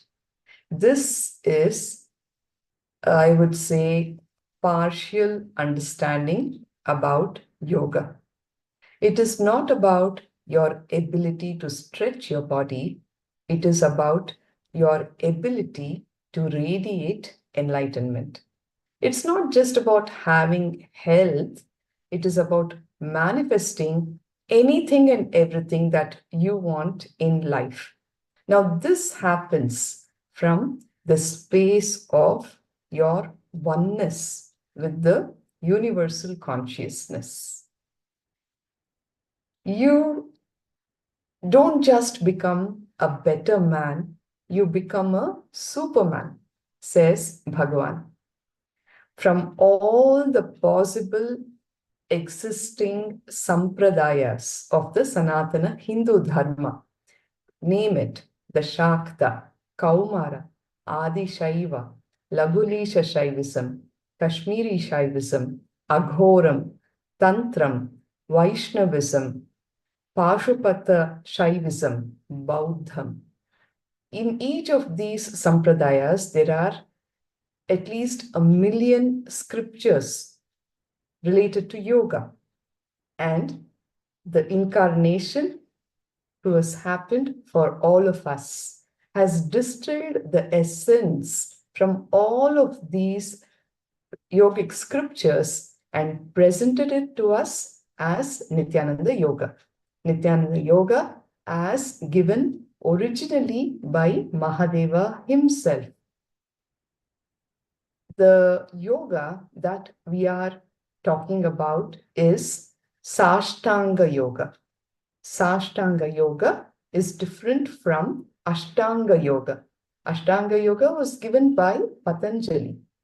He is not the founder of yoga, but the person who compiled it all. He kind of put it all together and gave it as Ashtanga Yoga. Talk yoga, talk Hinduism. All over the world, people are practicing yoga in the diluted form. When Mahadeva has given yoga as the pathway to experience him, Paramashivatva, live and radiate Paramashivatva, establishing yourself in the state, space, powers, and the very being of Paramashiva. Why is it not happening despite its vast practice? Because we have lost out on the originality. More than that, Sashtanga Yoga requires the presence of the master, the enlightened being, and the initiation to live and radiate Paramashivatva. Compiling all of these aspects of yoga and giving it in its original form is the job of the incarnation, and it is from this space that Nithyananda Yoga has been delivered to all of us by none other than the Supreme Pontiff of Hinduism, Jagadguru Mahasannidhanam, His Divine Holiness, Bhagavan Nithyananda Paramashivoham. Okay, Ma Christina Nithyanandamma, welcome to the session. She has a question. Is complete to do yoga pregnant? I understand it as, is it okay for pregnant women to do yoga, right? Okay. But in pregnancy itself, not all the yogic postures are to be done. Okay. There are specific yoga that has been designed for pregnant women by Bhagavan, which we offered as a part of in-pregnancy care, which has been a compilation of various meditation techniques, powerful cognitions, completion sessions, and yoga itself to invite a very high conscious being into the mother's womb. So I would say it is, you just have to do the yoga that has been given for pregnant mothers specifically, not all the postures, not all the postures.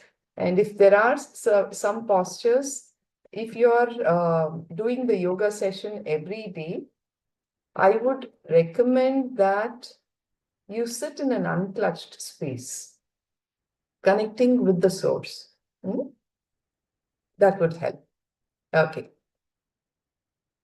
So, who else is here in the session? Kelly Wong, Wengzin, thank you. Lingodbhavan, Sri Nitya Lingodbhavan. Yes, welcoming all of you to today's session in Nithyananda Yoga, which is about introduction to KAILASA's Nithyananda Yoga. Yes, here you can see the compilation of all the masters who happened in Bhagavan's life and who taught him yoga and who were responsible. It's not that everybody here has taught Swamiji, but many of the masters whom you see here have been a part of his journey. Right here, the person whom I'm circling is Raghupati Yogi, Yogananda Puri, who was Bhagavan's yoga guru. At a very young age, tender age of 3 years, Bhagavan started learning yoga from Raghupati Yogi. Every morning, Raghupati Yogi used to come, knock on Bhagavan's pre-sannyas door when he was living with his parents during the Brahma Muhurta time, and take him out and teach him yoga. There have been days when from morning sunrise to sunset, he would have to do Surya Namaskars. He would actually tie up Swamiji's hands behind his back. Initially, one hand would be tied up, and he would have to climb up and down the pillars of the Kritika Mantapa in the Arunachaleshwara temple with one hand tied up, and later with both the hands tied up. So, speaking about Raghupati Yogi, Swamiji has told about his amazing yogic abilities. He would exhale all the air that was in his lungs and tie his chest with steel wires, steel ropes. And he would take a deep inhalation and the steel would just break. With a sound that he would create using his tongue, he would direct it at a rock and the rock would just explode. Apparently, all the big people in the village, the VIPs, the very important persons, were called, and Raghupati Yogi even did a public demonstration of this yogic power. Swamiji says, even to this day, that rock that exploded is there in the Arunachala hill. An amazing yogi who, at the time of leaving his body, he lived for 125 years. At the time of leaving his body, when that was the time when Swamiji was just 17 years of age, and he told Bhagavan, "What for I came? My job is done. I had come here only to prepare your body, and I am done. I'm leaving." You won't believe it. It's a very funny, I would say, or a miraculous incident, even the way he left the body. Bhagavan describes he had 45 heart attacks. He said, "I am ready to leave that, but this body is so strong that it is not letting me go." He was admitted in the hospital, and the ECG machine repeatedly was stopping 45 times. The curve went flat. Within 10 minutes, it would come back. Like that, it has happened 45 times. The doctors went crazy. They didn't know what was going on. They couldn't make any sense of the happening. Finally, he was sent home, and at home again, the heart stopped. Being a yogi, he was taken, the body was taken to cremate. Generally, they do not burn the dead bodies of enlightened beings and yogis because those bodies will continue to radiate that energy. They are offered the samadhi. Actually, the bodies are buried. So when the body was to be buried, because it was to be kept in samadhi, the lying body actually stood up and sat. The so-called dead body actually sat up into Padmasana. And finally, the body was buried in Padmasana.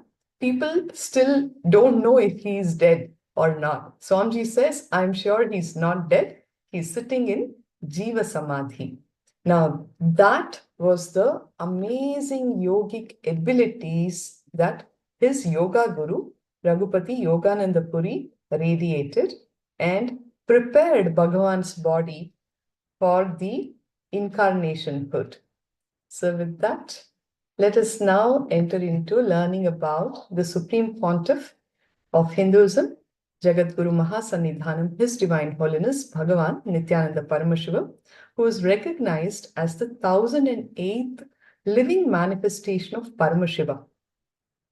All the gurus who happened in Bhagavan's life, Yogananda Puri, Vibhudananda Puri, Isaki Swamigal, all of them did their job of preparing him to reach out to all of us to share this very knowledge. At a very young age, he was recognized by all of them as the very incarnation of Paramashiva, because they were all gurus. The Paramavatara of Paramashiva as per the Sanatana Hindu Dharma, and by his predecessors of enlightened masters and adepts. Bhagavan is reviving Hinduism as the 1008th Acharya Mahamandaleshwar, the head for all the spiritual leaders of the Atal Akada, the ancient apex body of Hinduism, also coronated as the Mahamandaleshwara, the supreme spiritual head of the Mahanirvani Akada, the largest apex monastic order, and also the youngest Mahamandaleshwar, ordained as the 233rd Guru Mahasannidhanam of the Tondai Mandala Adinam, ordained as the 293rd Guru Mahasannidhanam of the Shamala Pita Sarvagna Pitam, the 23rd Guru Mahasanidhanam of the Dharmamukti Swargapuram Adinam, and also coronated as the 203rd Emperor of the Surya Vamsha Surangi Samrajyam. Bhagavan is the reigning spiritual emperor of 20 ancient traditional Hindu kingdoms and the reviver of the most ancient, most peaceful, still living and long-lasting demonstrable system that shows the possibility of peaceful coexistence among people. I'll continue.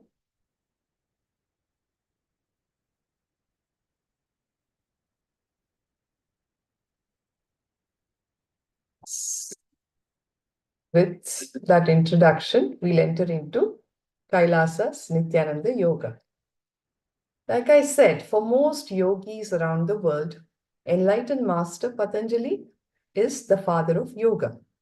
He presented a system called the Ashtanga Yoga, which comprises 8 dimensions of yoga approximately 3,000 years ago. Little do we know that yoga was revealed in detail by Bhagavan Paramashiva, the first and the foremost guru who revealed Sashtanga Yoga over 60,000 years before Patanjali. Bhagavan Paramashiva reveals Sashtanga Yoga in the Kirana Agama Yoga Pada 2.3, which is one of the original authentic scriptures on yoga. Yes.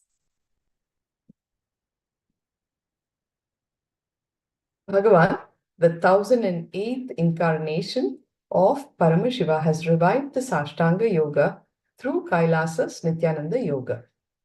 Kailasa's Nithyananda Yoga is the essence of the best from all the sampradayas of the Sanatana Hindu Dharmas, Veda Agamic tradition, as per the vision of Bhagavan Paramashiva to manifest extraordinary superhuman powers, Shaktis, through yoga. Like I said earlier, it is not just about having some good health or how well you can stretch your body or bend your body in different postures.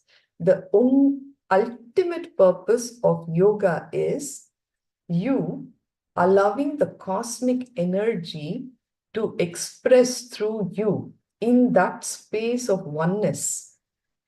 When it enters you as a powerful cognition, it has the ability to actually cause a certain alchemy in your whole brain and your body, where you can continue to radiate that space of superconsciousness, in which the power manifestation and the ability to cause any reality will happen for you as a primary effect.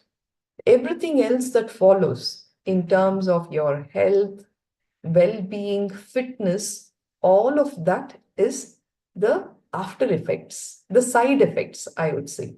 In fact, Swamiji says, if I have to define fitness, I would say a body that is fit to radiate that state, space, and powers of Paramashiva. That is a fit body. The first thing that you should all know is that yoga did not originate from Patanjali. Patanjali is the organizer, not the originator of yoga. And that's the first thing that you need to know.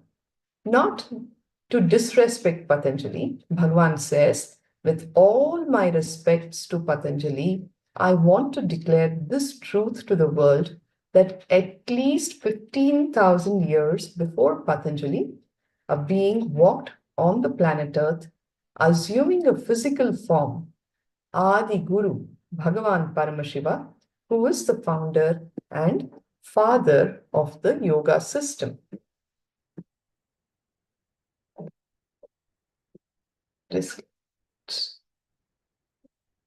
Yes. So, yoga is from Paramashiva. Let us all relate with this fact. Patanjali Yoga Sutra is a great book, no doubt, but it's not the first book. Unfortunately, many popular yoga gurus all over the world always stop with Patanjali. Very few say yoga was before Patanjali, and even if they say, they are not able to present it with all the scriptures, the source scriptures, as well as the literature. Understand, yoga is from Hinduism, and this is the second important truth. Whenever you are learning yoga from any of the yoga studios, wherever you go, always ask for the original source. Ask them from where are they teaching. See, somebody might have bent body in some posture and it might have done good to them, but it doesn't guarantee that it is going to be useful for you also. It is very important to ask this question. What is the source from where you are teaching? It's very unfortunate that the original scriptures that were revealed by Bhagavan Paramashiva are not available for the masses. We need to understand that yoga cannot be developed and cannot be separated from Hinduism. This is a very important truth that we all need to know. Like I said, Paramashiva gave Sashtanga Yoga.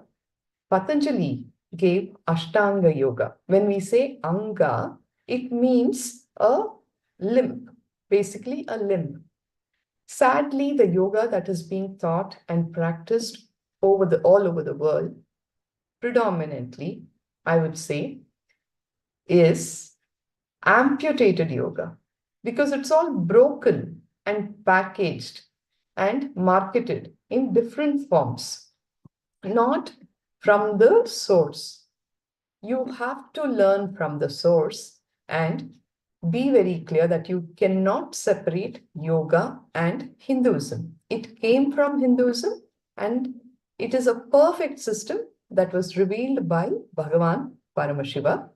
And further, it was organized by the various other enlightened masters who followed, the disciples of Paramashiva, over thousands of years.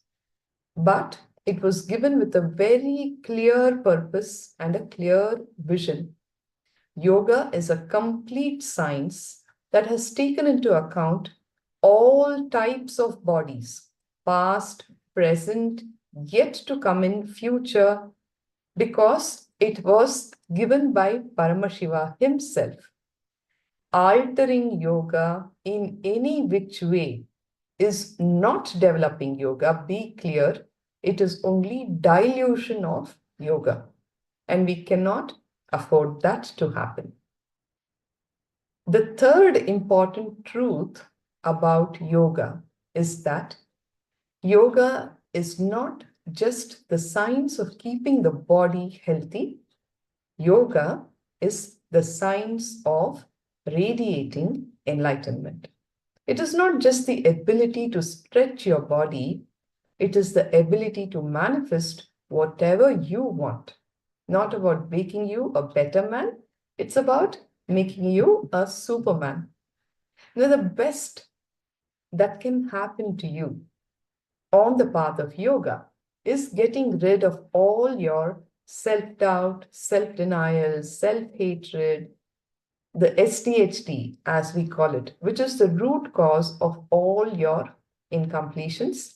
The Supreme Pontiff actively teaches the science of completing with all your SDHD, discarding all the mental patterns that limit us from living our highest potential. Repeatedly, we've been telling the same truth. Yoga is the ultimate merging of the individual consciousness with the cosmic consciousness.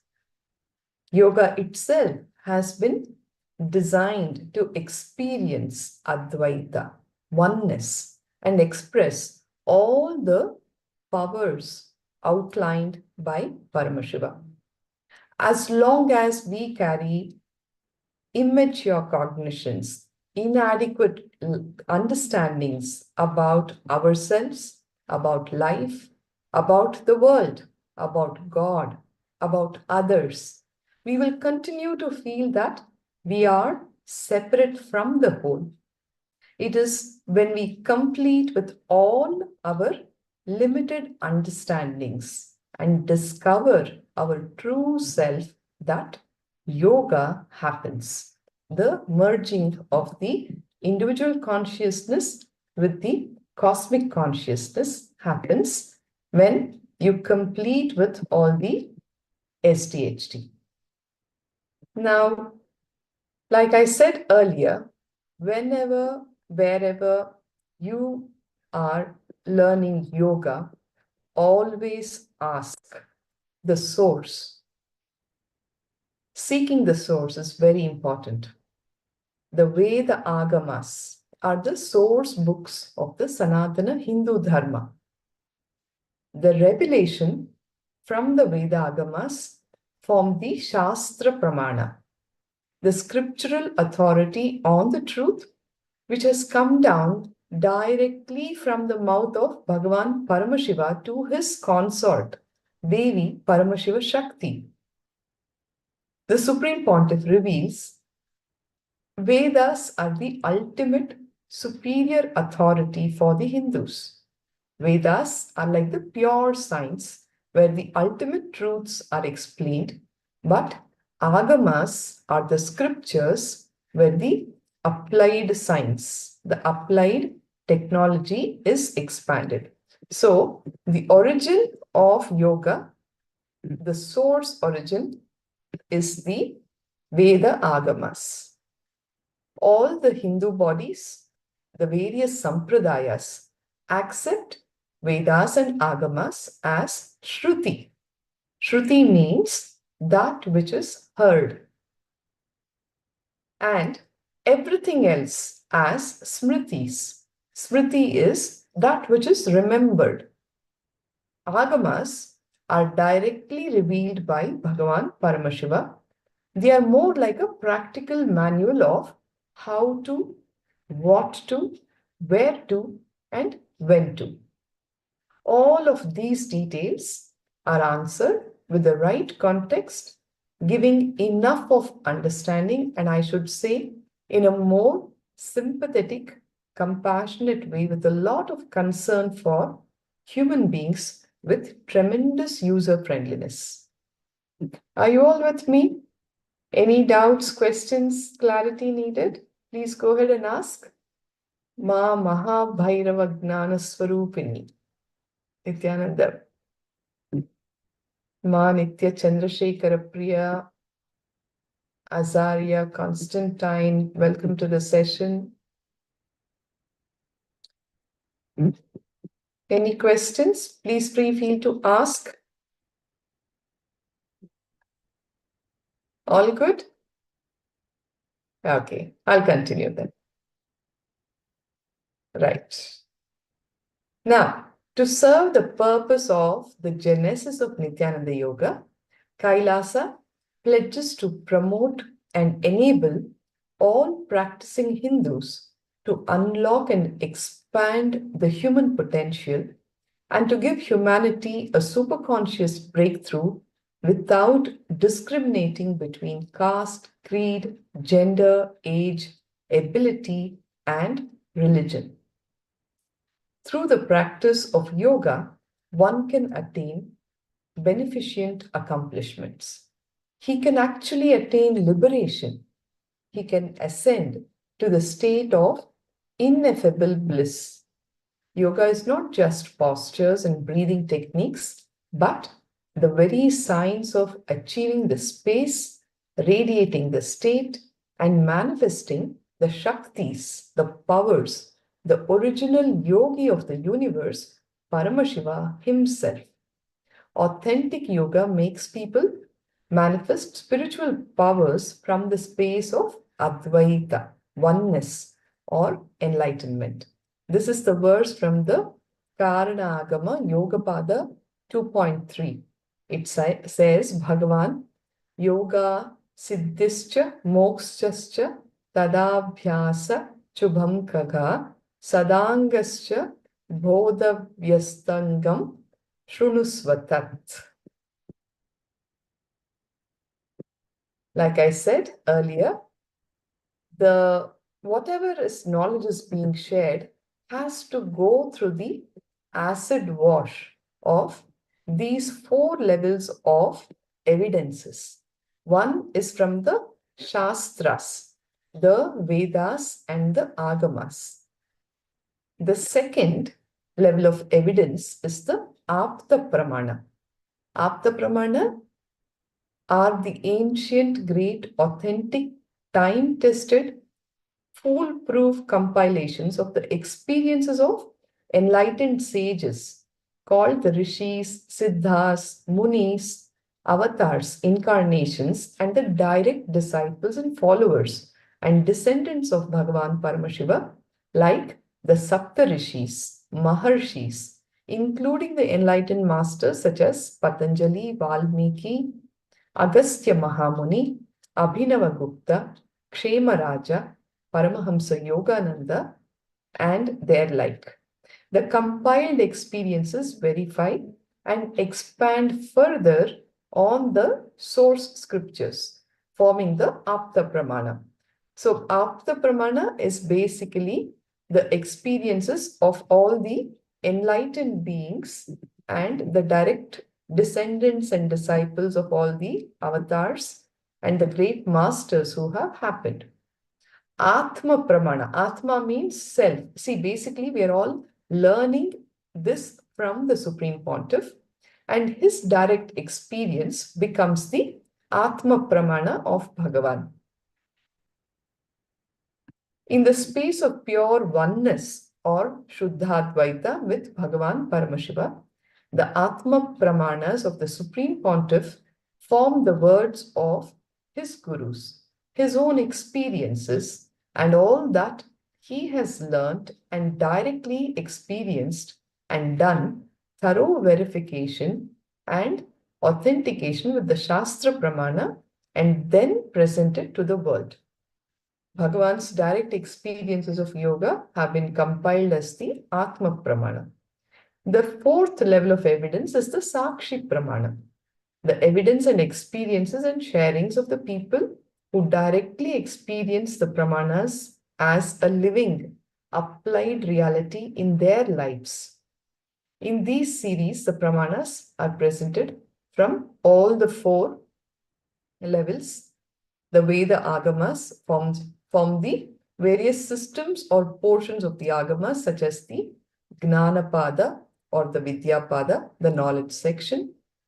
The rituals section is the Kriyapada.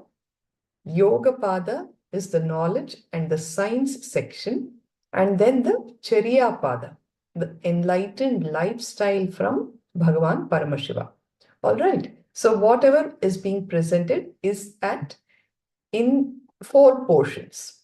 One is the Gnanapada, the Kriyapada, the Yogapada, and the Charyapada. As a part of the Sakshi Pramana, my own experience I can share with all of you. We were a big group who attended Mahasadashivoham with Bhagavan in KAILASA, Bidadi, where it was such a beautiful experience of yoga. Swamiji would come early morning for the yoga sessions, and he just told us one thing. Your body has to be comfortable. Even when you sit, the asana. What is asana? Stiram Sukham Asanam. A steady and comfortable pose is asana. Sit in whichever posture you feel very comfortable. He would come and do the Kundalini awakening. Whatever the yoga posture that your body automatically gets into, allow it to happen, he said. It was unbelievable, the number of people who were, many of them were even like completely new to yoga, or there were people who have been practicing yoga for many years and they have been struggling with different postures. But the moment Swamiji awakened the Kundalini and he said, allow the body to flow into whichever posture, so many people actually stood in the headstand, Shirasasana, the most difficult postures which they themselves could not believe that they could do, started happening. Now that is exactly what happens when you are in the presence of Bhagavan. His presence will awakening those extraordinary possibilities and powers for you. After yoga session would follow third eye sessions. People who had never started doing third eye reading were making it all happen very casually. So all of this I can also share as my Sakshi Pramana, my own individual experience of yoga with Bhagavan's Nithyananda Yoga. So only when all the three, as in the Shastra Pramana, Atma Pramana, and Apta Pramana, all of these are combined, does the initiation safely culminate in Sakshi Pramana, the individual disciple's experience of the highest state and power manifestations of yoga. Kailasa's Nithyananda Yoga, revealed by the Supreme Pontiff, combines all the three pramanas, precisely reviving the space from which Paramashiva created this science. After being subject to years of dilution and pollution of this sacred science, the most profound intention and context of yoga is now being revived and transmitted as a tangible experience by the Supreme Pontiff, the avatar of Paramashiva himself. Bhagavan says, Kailasa's Nithyananda Yoga is all about producing the experience of Paramashivatva, the state of Paramashiva, his qualities, his glory, his grace, and his powers in you.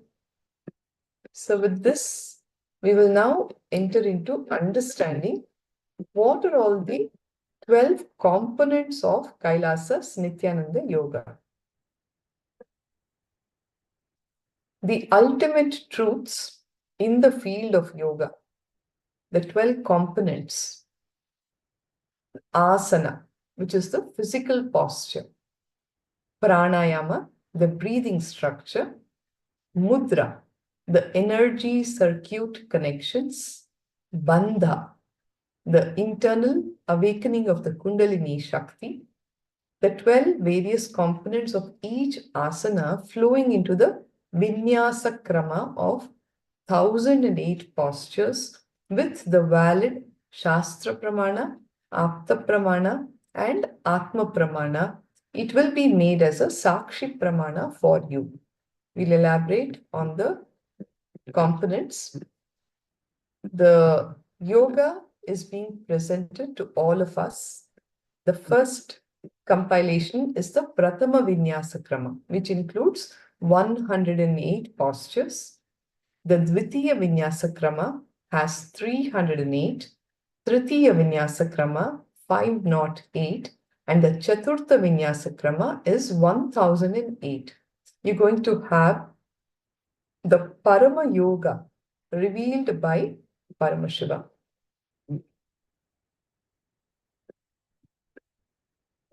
I would like to request all of you to come into the space of intense listening, because the truths that are being shared now is something which would be totally new for all of us. You would have never heard it in any other yoga classes.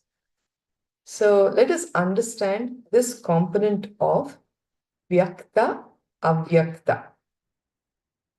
Bhagavan says, to truly understand why yoga should be practiced with all of its components, Bhagavan revealed the first principle of Kailasa's Nithyananda Yoga as Vyakta and Avyakta. Vyakta means the manifest. Avyakta means the unmanifest. See, in the scientific community, for all of us, we understand Vyakta and Avyakta as matter and antimatter. Authentic yoga is meant to deliver both Vyakta and Avyakta experientially to the practitioner. See, the manifest parts of our body and consciousness are more familiar to us. They are tangible. The outward physical movements could be considered as a manifest aspect, right? We all know the first day when you start doing yoga, the kind of resistance that you experience in your body with respect to the various postures, the degree to which you can bend your body, and with repeated practice, finally you get it, right? So that is the manifest aspect of yoga, your body getting into different postures and the benefits that follow thereafter, which you can label in terms of better health and all those things. Now, yoga is beyond that. We are talking about both the Vyakta and the Avyakta. Understand, it is the unmanifest, the Avyakta, which begins to reveal itself in our body through KAILASA's Nithyananda yoga. Each of the 12 components of yoga that we are referring to work on the antimatter, the Avyakta, anti-sound, anti-sex. See, anything that is done in the level of matter, the expressed part, the Usha, due to the matter's quality of going up and down, does not stay permanently. Anything that is done in the level of antimatter, the Chaya, that level of existence, it does not go down. It stays permanently. If it is done on the matter component, the Usha component, it will only work on the mind. If it is done in Chaya, it will remain in the body. The remnants of the body in the altered form, the power manifesting form, exist longer than the remnants of the mind in altered states of consciousness. So, KAILASA's Nithyananda Yoga works on both the Vyakta and the Avyakta components in you. During the process, the yogi intensely withdraws from the body, the form they are connected, allowing them to experience teleportation and materialization. This happens from the space, the principle of Avyakta, the unmanifest. Like I was sharing earlier in the Mahasadashivoham program that we all attended, one thing, the manifest form, where everybody was getting into Shirasasana, the headstand, and Mayurasana, all the difficult so-called postures was happening so easily. At the same time, the Avyakta, the unmanifest principle also started expressing in the form of teleportation and materialization. When materialization happens, the antimatter from the Avyakta enters into the Vyakta and becomes matter. By the end of the entire sequence, the yogi will be able to immediately manifest at least 21 powers without a single doubt. For many of us, the Gnananjana materialized in our hands, Vibhuti, Kumkum, turmeric, and even the rice, the turmeric rice, all of that materialization happened during the yoga sessions. So that was the expression of both these principles, the Vyakta and the Avyakta. Now, the power of this whole process is doing it in the breathing space of the avatar, Paramashiva himself. If the atmosphere is inhaled through the nose, it is prana. If it is inhaled through every pore of the skin, it is samana. The whole breathing space of Paramashiva is samana. So many of us, because of the samana, would actually levitate during the yoga process. The bodies would just rise in Padmasana with both the hands held together in Siddhasana like this. The Padma, in sitting in Padmasana, the body would levitate because of the samana process. Thus, Kailasa's Nithyananda Yoga can only be practiced in the consecrated place of the master to imbibe the samana, to take you deeper into the oneness experience. Should be practiced in the physical presence of the master or with his energized murti present. In Kailasa's Nithyananda Yoga, when the body goes through anti-sex with Paramashiva, power manifestation becomes permanent and complete. Kailasa's Nithyananda Yoga gives the direct experience of the state of samadhi, oneness with the ultimate Paramashivoham. So let us, with all of these background understandings, we will now enter into knowing the various components of yoga. First component is asana. So if I were to ask you all a question, what do you understand by asana? Please put up your responses here on the chat box.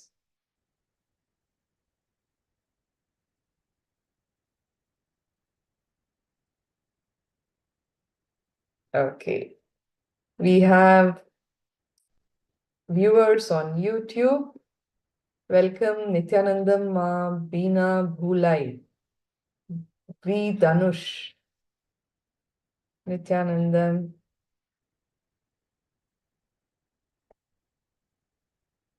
You can ask questions. Any clarity needed also? Please do post. We'll be more than happy to answer for you. Yes. Elizabeth Mary Crow. Nithyanandama.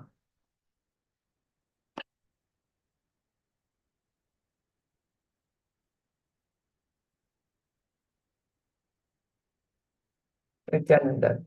Welcome to Paramashivoham. Today it's all about Nithyananda Yoga. So, what do we understand by asana? All of us talk about yogasana. What does asana mean? Is it just sitting? A certain posture, movement? Any answers? Welcome. Please do participate.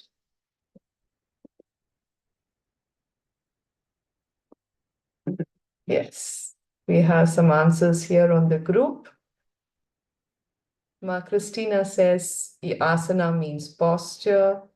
Ma Nitya Chandrasekhara Priya says it's seat, Lingodbhavan, body posture.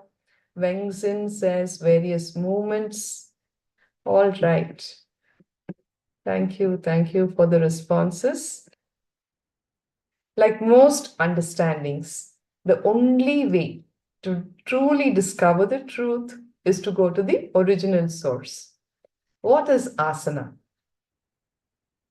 This whole understanding that we are sharing with all of you is from the original source book, which is revived in the modern form. It is actually dedicated to unveiling the truths about asanas. Almost most of it is lost, but this has been revived from the sacred palm leaves that have been gifted to humanity thousands of years ago by Paramashiva, Adi Yogi himself.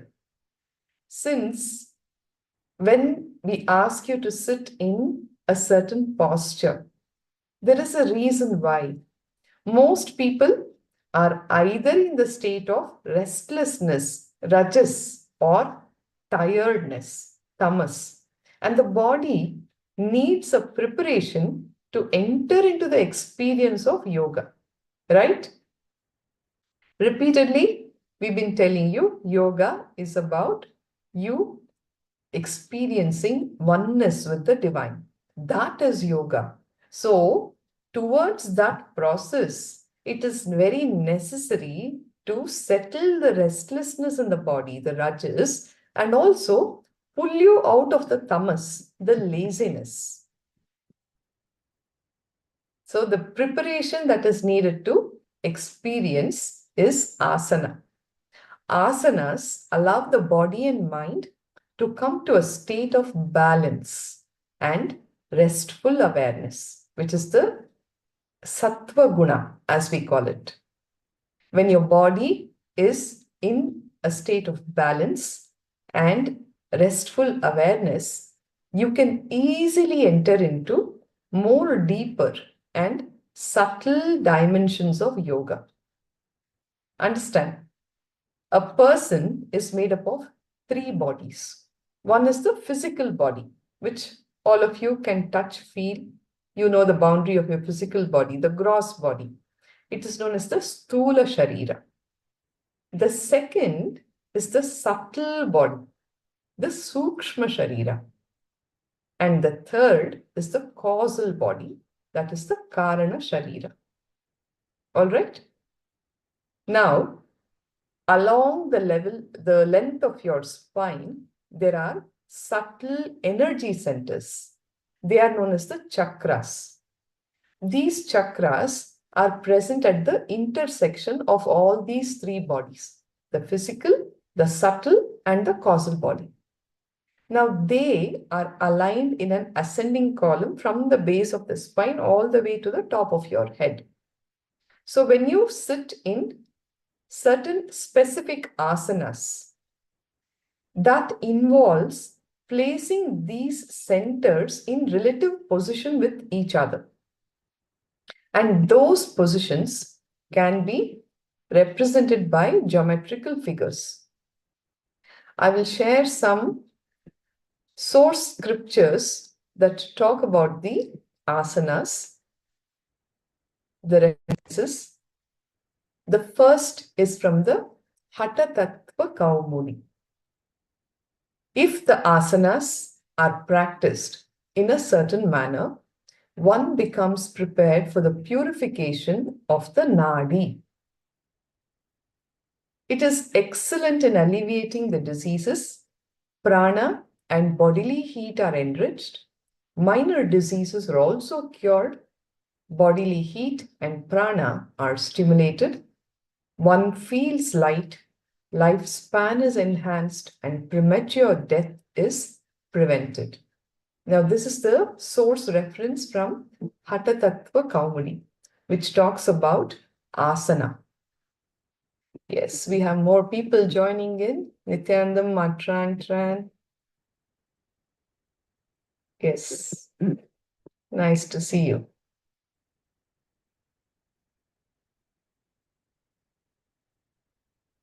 Some of the benefits of asanas include optimizing the digestive functions, regulating fever and imbalances caused due to tumors.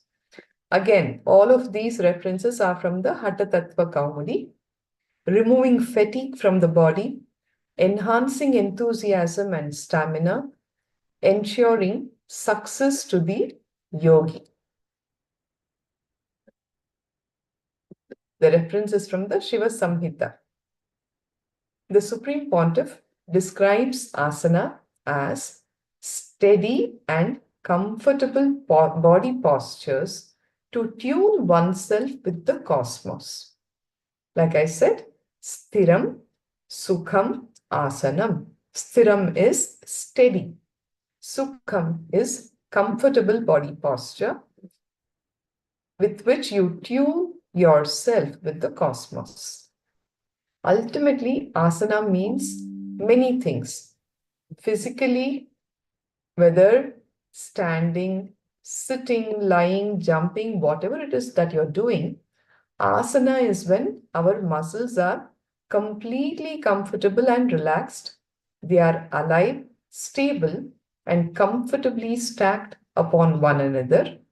Asana is when the body is bending, stretching, and aligning itself to what? To the cosmic geometry.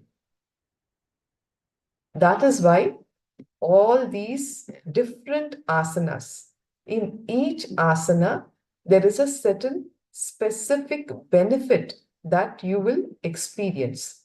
The context of asana is not restricting itself to some physical posture. It is not a place that the body is in. It is the space. Understand? It is the space. Nididhyasana, for instance, is when we are radiating excitement, joy, and bliss for life, regardless of the physical positioning of the limbs. The most important understanding of asanas is it's not a practice at all. It is a happening, a manifestation which happens through the asanas. We do not practice sitting with God, we embody God, Paramashiva. You are sitting as Paramashiva and allowing the whole expression to happen to you. It is a happening.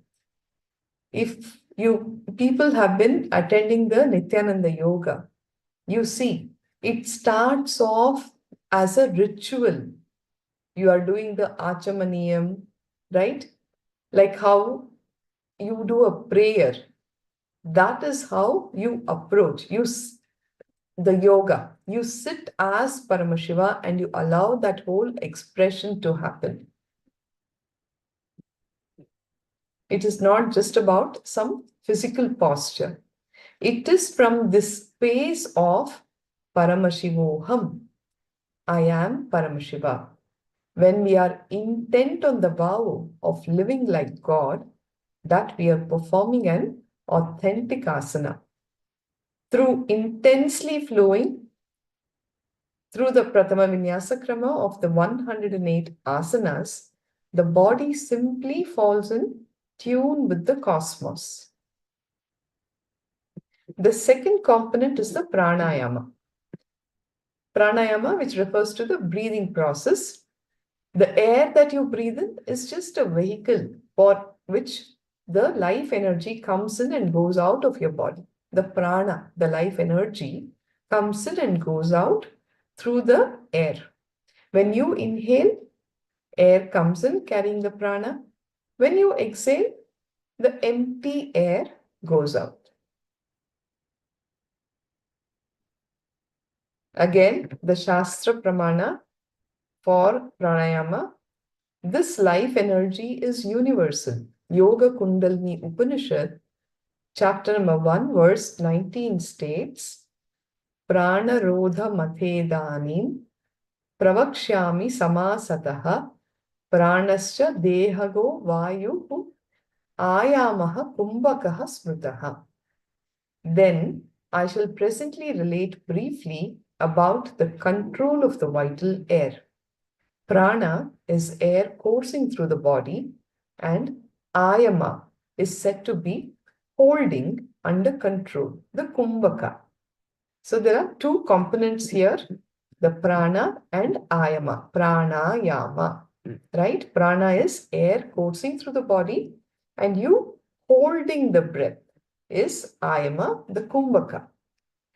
Now, Paramashiva describes pranayama as being composed of three processes, rechaka, puraka, and kumbhaka. Puraka means filling in air. It means inhaling the prana from outside. Kumbhaka is holding the breath like a filled pot without moving the limbs. And rechaka refers to exhalation of the air from the body. You breathe in, hold, and breathe out. Puraka, kumbhaka, rechaka. All the three processes happen in pranayama. Consistent and proper practice of pranayama increases our life energy. It gives us greater mental abilities. Anti-aging starts happening. It slows the aging process, rids the body of many diseases, fatigue and thirst, and helps us in manifesting divine powers such as teleportation, levitation, and materialization. Pranayama is where yoga reveals itself as much more than a mere physical practice. No other discipline has understood and presented the means to regulate and expand one's own life energy like yoga. The practice of pranayama leads to the purification of the energy body and its channels called the nadis. The Yoga Tattva Upanishad is the reference and also to the ultimate experience of manifesting the powers of Paramashiva. Kumbhaka Paddhati, verse number 88 and 89, talk about this. Basically, when you practice pranayama properly, physical well-being is achieved, your muscles are toned, the nervous system is strengthened, the vital organs are regulated and brought to a state of health. Hatha Tattva Kaumari talks about this. The body becomes ready for pranayama, Darshanopanishad. It is with pranayama that the real technique of yoga begins. See, it's all happening simultaneously. You being seated is the first step, rather being in that posture, that comfortable, steady posture. Then the pranayama, the constant inflow of prana happening in our body through the nadis and chakras, but much of it actually gets dissipated into the external world. And there comes in the third component of yoga. The dissipation into the external world is what is responsible for the feeling of tiredness, confusion, and powerlessness that we experience. There step in mudra. How do you seal that energy in your body? Mudra is that Sanskrit word which means sealing. It refers to the positioning of the limbs, fingers, and even your tongue in a certain way to seal this prana into our body and aligning it to the cosmic geometry. Bhagavan describes mudra simply as an energy circuit connection. Mudras are a way to stimulate the flow of the prana shakti, the life force and the cosmic currency inside us. Mudras are psycho-physical processes which help accelerate the effect of an asana and pranayama to take us to a higher state of consciousness. By positioning the body in certain ways to block the dissipation of the prana and direct it inwards, the mudras create a space for higher experiences of yoga, like pratyahara and dharana, to happen inside us. Throughout the Tritiya Vinyasa Krama, you will experience mudras of the hand and of the gaze called drishti. Simple mudras like, see, chin mudra, or just locking your tongue to the palate, or gazing at the tip of your nose, or just looking up, gazing towards your third eye. All of these are the energy circuit processes which will contain the prana inside. It will not allow the dissipation that will happen and thereby land you in fatigue, powerlessness, and restlessness. The Shastras reveal the layers of benefits that can result from the integrated practice of the mudras, ranging from health, longevity, to mental focus, to awakening all the subtle grooves of the brain, which are responsible for higher emotions such as devotion and gratitude, and to the ultimate experience of transcending our limiting cognitions that we carry as human beings and living and radiating the state, space, and Shaktis of Paramashiva himself. So mudra is the third component, which is very, very important. Here you can see Bhagavan's hand is in Chin Mudra.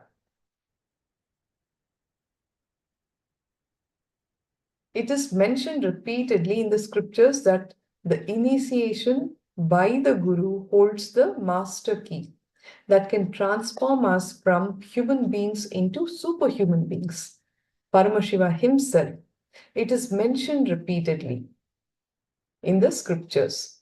Paramashiva says in the Shiva Samhita, Anena vidhina yogi gandha bhagyopi siddhyati sarvasameva nadinam chalanam bindu maranam jivanantu kashayasya patakanam vinashanam sarvarogopashamanam jataragni vivardhanam vapusha kanti mamalam jaramrityu vinashanam vachitartha palam saukhyam indriyanascha maranam etad dukkhani sarvani yogarudasya yoginaha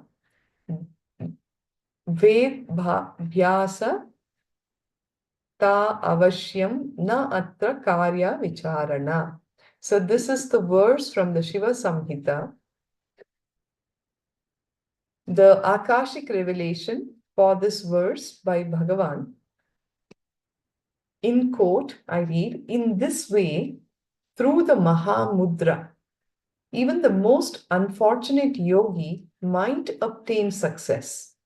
By this means, all the vessels of the body are roused and stirred into activity.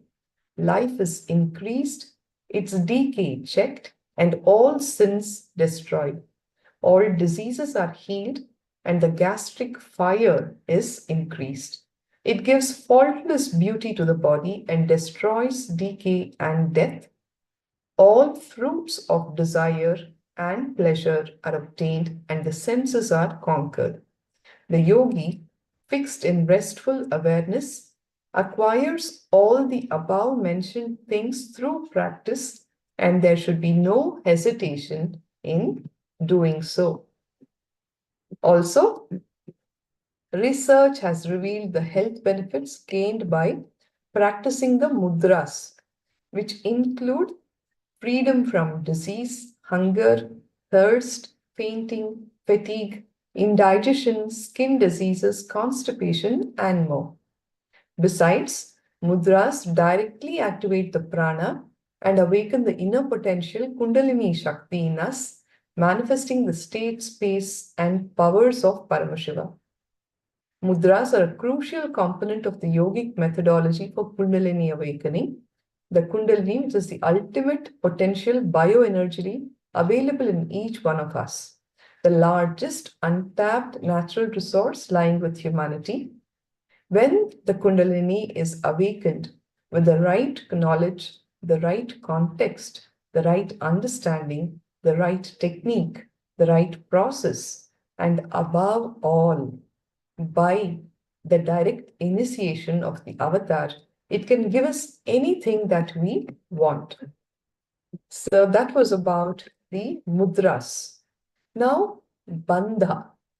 Bandha is the next component of KAILASA's Nithyananda Yoga. Tran, is everything clear? Any questions? Any understandings that need to be elaborated on? Please go ahead and post. I want it as an interactive session. If you want me to slow down the speed of deliverance, please let me know. Okay. Ma is quite clear. Christina? All good? I know it is a little packed, the session, but we have lots to cover, so I'm kind of doing it at a faster pace. If everything is good and we can continue, please give me a thumbs up.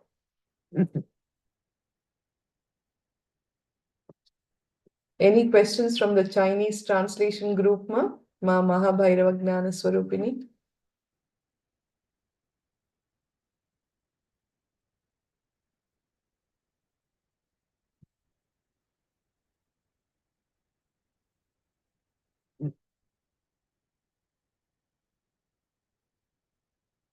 Okay, all is good, it seems. So I'll continue.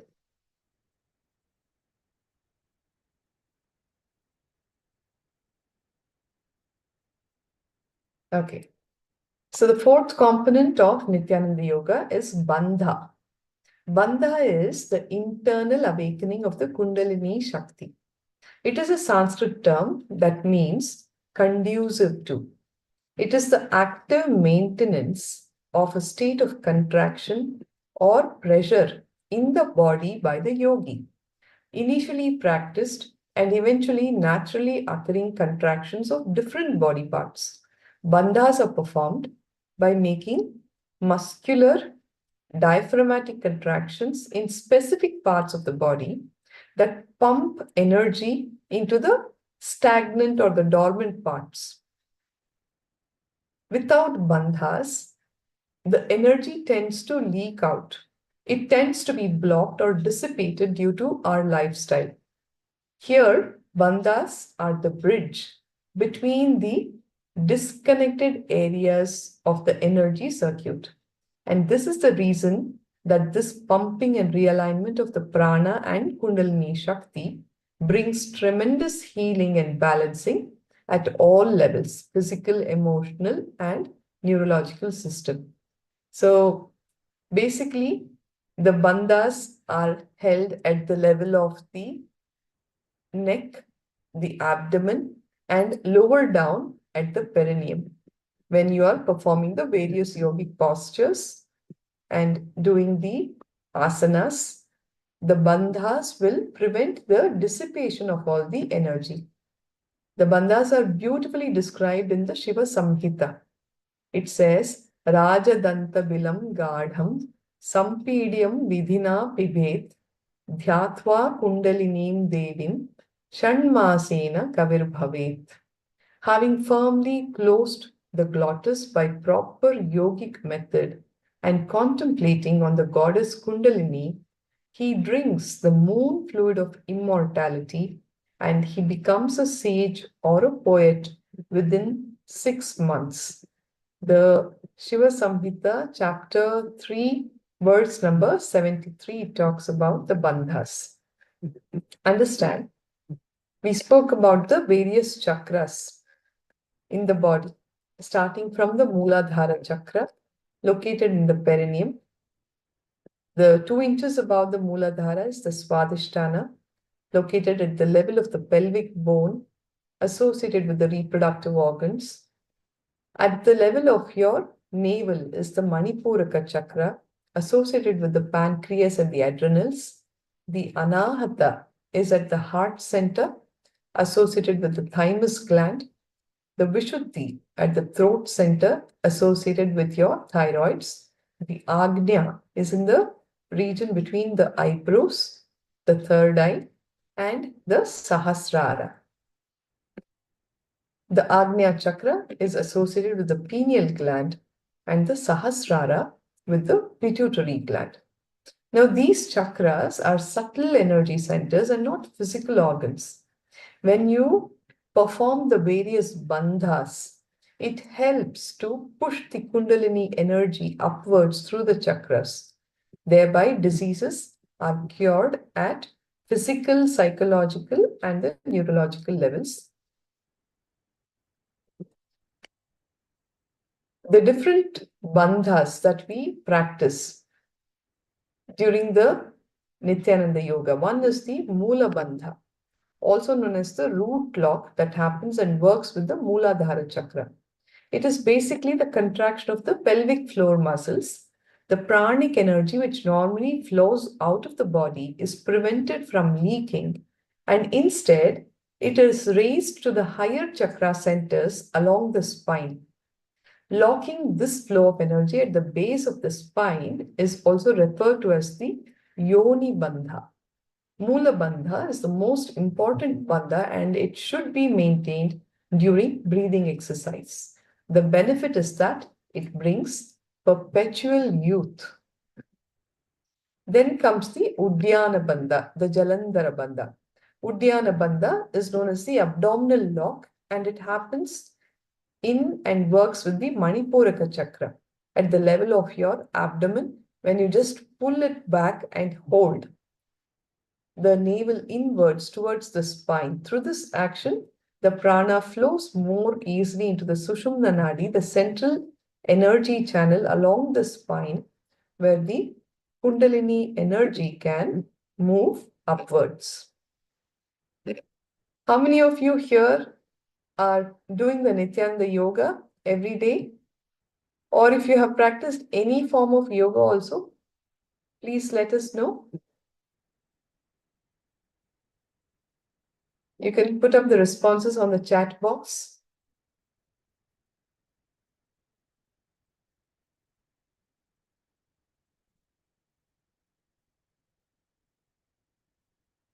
The people watching us on YouTube, Elizabeth Crow, Dhanush, Ardhan, like to hear your responses as well.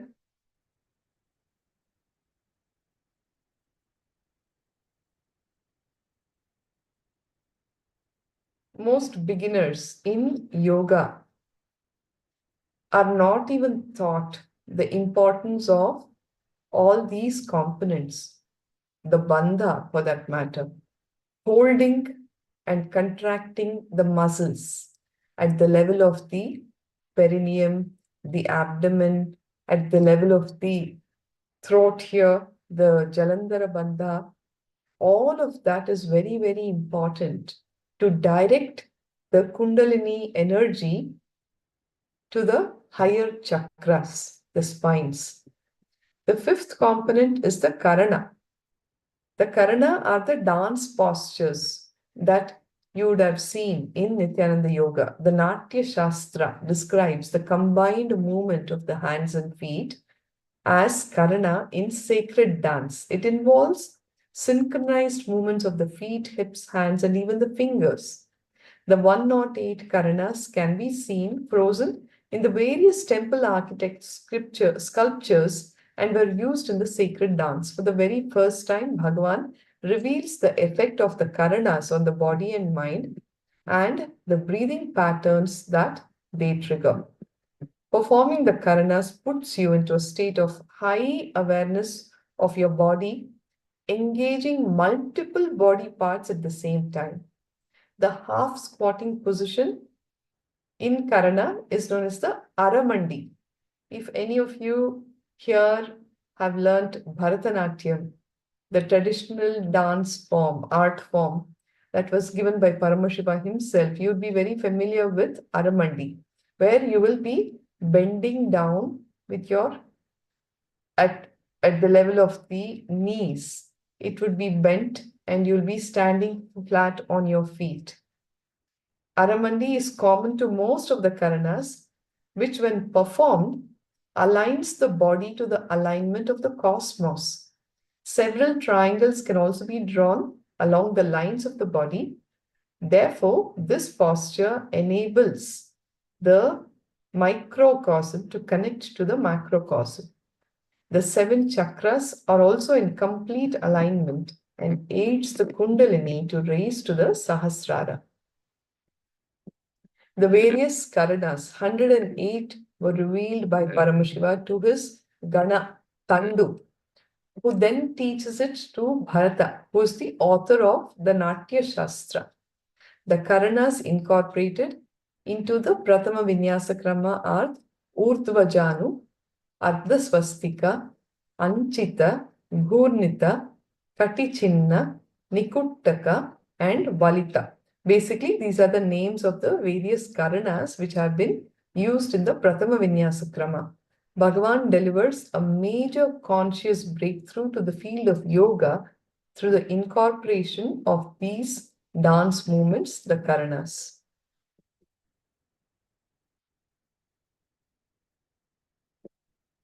The Shastra Pramana for the karana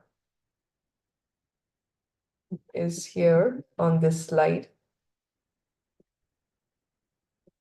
Tejo Bindu Upanishad, verse number 1.29 says, Drushtim Gnanamayim Krutva Paschet Brahmamayam Jagat Sa Drushtihi Paramodara Na Nasagravalokini. When seen with the sight of pure knowledge, the universe appears filled with the essence of Brahman, the ultimate expansive consciousness. It is that sight which uplifts and raises, not the looking at the tip of one's nose. In the science of yoga, context and intention are everything. Why you bend your body matters. For what intention you move the body, that experience will be delivered to you. Understand, this is a very, very important cognition that has to click with all of you. The intention matters the most in yoga. What for you are bending the body, that experience will be delivered to you. And that is why in Kailasa's Nithyananda Yoga, we maintain the space of yoga as a ritual, as a direct connection between Paramashiva and us. And with every asana, it is important to maintain a strong visualization of that asana. Visualization, the sixth component of Nithyananda Yoga. Visualize what for you are bending that body, and that will be delivered as a reality to you. Many asanas names are a direct meditation upon different gods and goddesses. Some asanas take the form of specific animals or other living creatures.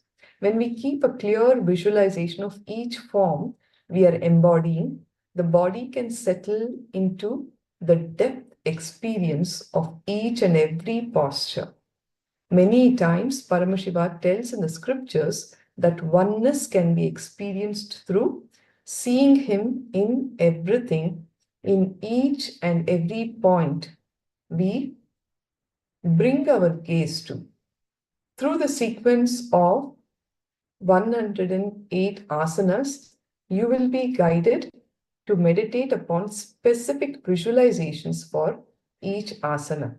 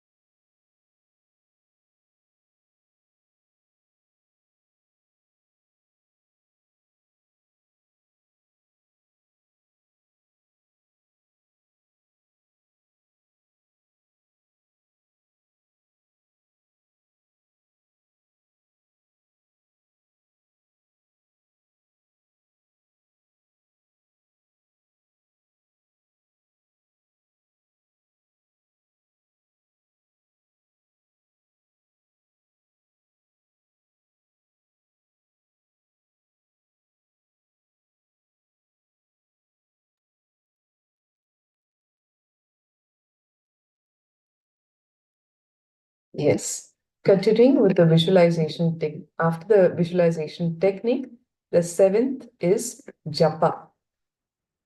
Just give me a minute.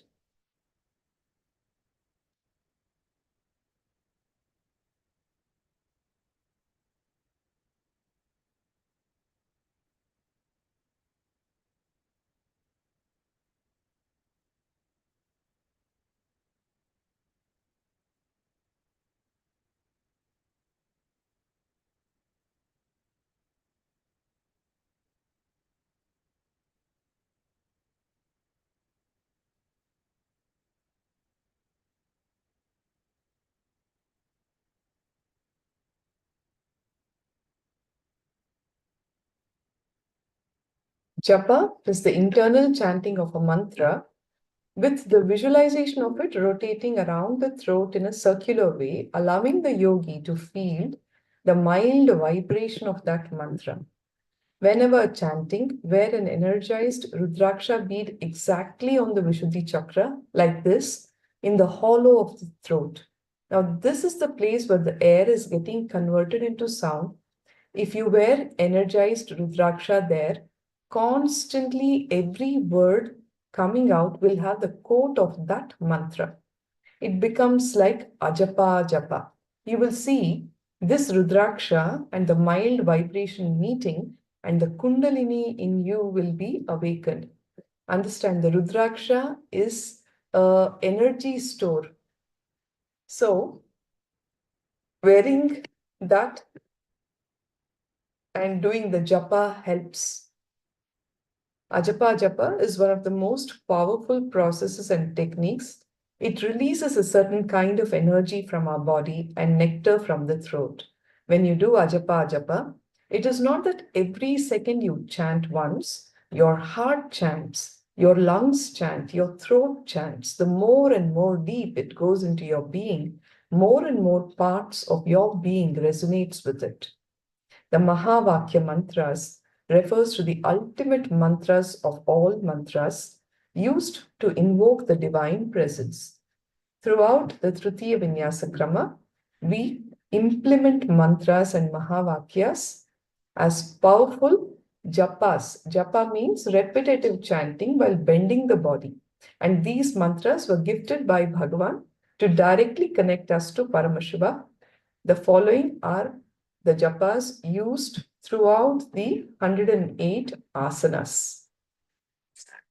So it is very important with what intention you bend your body and what is falling on your ears and what you chant through the whole process of yoga, which goes on to say why you should not be doing yoga with some rock music and pop music and other things that are playing in the background. Ultimately, you're not going to achieve the real purpose of yoga. Okay, with this, I will have to conclude and hand over to our next Acharya. Ma is waiting here in the session. I thank you all for your participation and your keen listening. Please put your hands together for as I chant the Purna mantra. Om Purnamada Purnamidam Purnat Purnamudachyate Purnasya Purnamadaya Purnameva Vashishyate. Om Shanti Shanti Shanti Harihi Om Tat Sat. Sarvam Bhagavat Shri Nithyananda Paramashiva Padukarpanamastu. Om Nithyanandam. Thank you.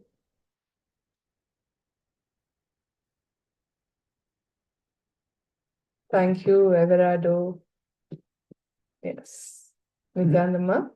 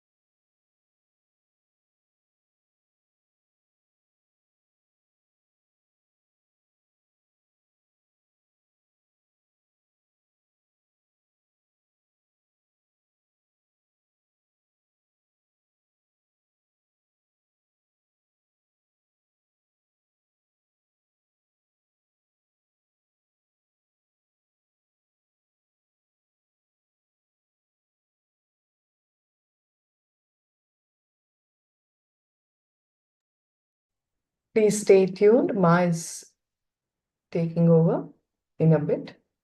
Thank you, Ma Tran.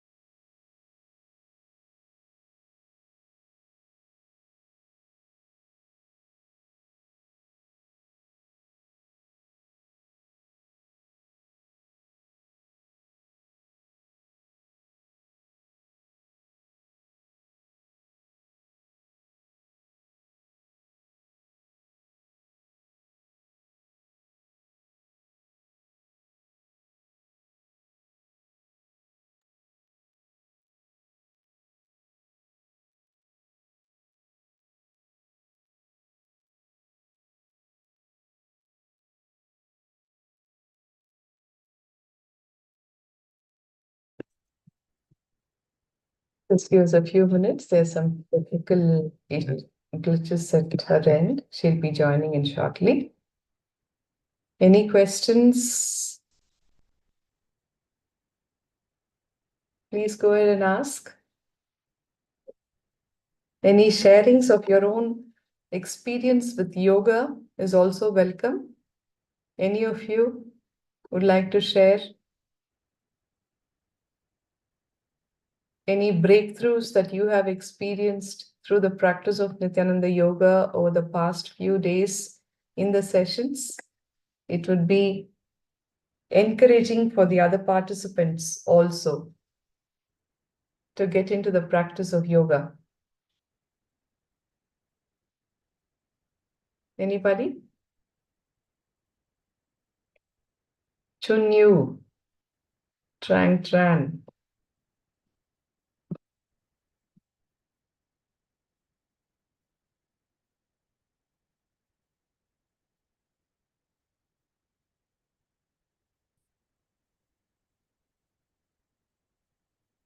Could post your responses here on the chat box.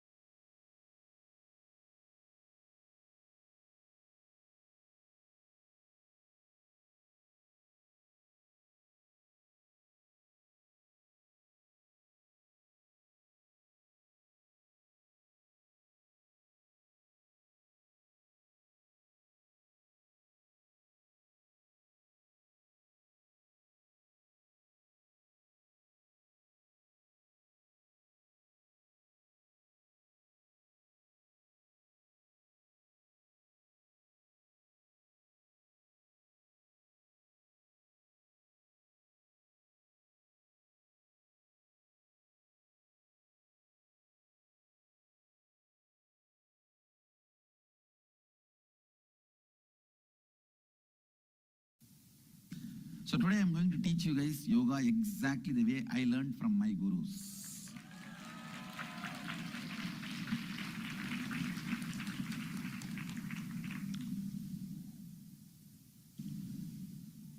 See, the way I learned from my gurus, my yoga guru is an extraordinary teacher. His name is Yogananda Puri. Literally is an incarnation of Patanjali himself. The way he used to play with yoga and yogic powers. I should say that his last statement to me, see, when I was 17, he passed away, he left the body. And very funny way he left the body, actually. He lived 125 years. And even 3 days before he left the body, he used to tie the steel rope on his chest and he will exhale, tie the steel rope and inhale, that rope will go to pieces. The power of prana. And even if it is 15 feet tall rock, through tongue he will create an intense sound as if he is putting an explosive, and the rock will crack. Even now in Thiruvannamalai hill, there is a huge rock which he cracked in front of people, the VIPs of the village. He called all of them, in front of them he cracked the rock, and it's still there. And the last statement he made is, I have come to make your body. I have done my job. Means he has come to make my body to do what for I have happened. And I have done my job. Now it is time I have to leave the body. And it is so healthy, it is not dying. He made under the ECG machine, he had a heart attack. He was admitted in the hospital. In the ECG machine, he made 45 heart attacks. Still the hospital has a record. 45 heart attacks and the heart did not stop. And then doctors were afraid. They were saying, what crazy thing is going on? Every half an hour, heart stops for 10 minutes and then again after 15 minutes, it starts working. And they are neither able to say he's dead nor able to say he's alive. Because after half an hour, he is coming back. So they sent him back to home. In the house, he had a heart attack. Doctors declared him dead. And they kept the body and did all the last rites, which they were supposed to do. Before putting the body into they have actually buried him. As usual in India, yogis are given burial, sacred burial. They kept the body lying, but the burial is supposed to be given sitting. So what to do? They lifted the body, automatically body got into Padmasana. And still, nobody is sure that he is dead. And I am sure he is not dead. He is sitting there. And we have built a samadhi on it. The extraordinary way I learned, I should say it's a kind of an entanglement. You see, he will stand.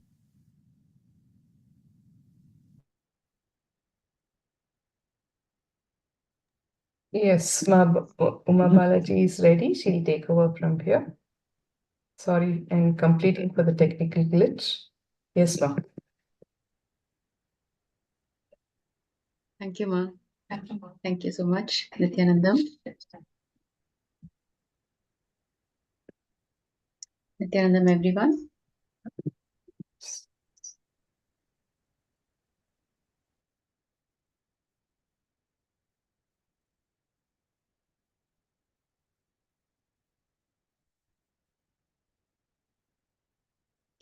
Yes, Nithyananda, everyone. Good to see all some fresh faces.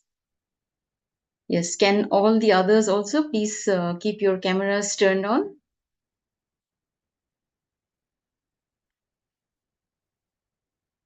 Thank you.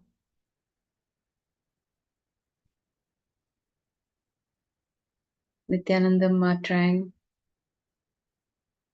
Ma Kali Wong, Weng, Shizin. Can you all please turn on your cameras and be available in front of the camera?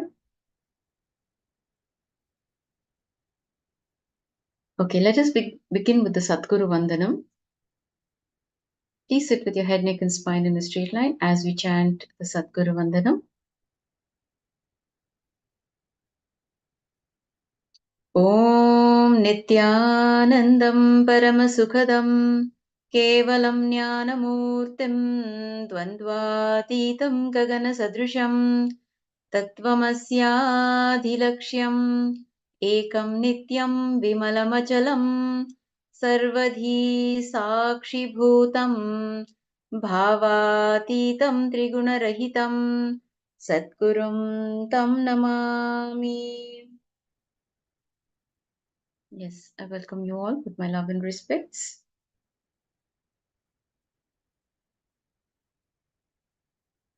So we were all having an introduction to yoga. We all received the introduction to yoga, and we were looking at the components of yoga.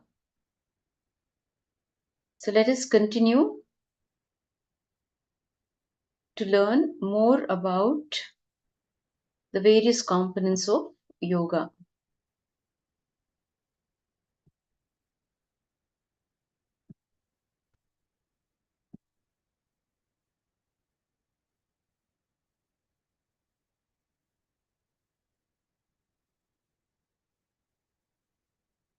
Okay. So the next component is chanting, which is an integral part of the Nithyananda yoga. Nithyananda Guru Prasadini. Welcome to the session. So let's continue to learn more about the various components of yoga. So chanting. Let us understand why we need to chant the verses when we do the yogasanas. Now the Hatha Tattva Kaumudi, chapter 18.6 explains the benefits of chanting. Yattasya devata maya virupa karanashraya swapne api na bhavetasya nityam dvada shajapyatah.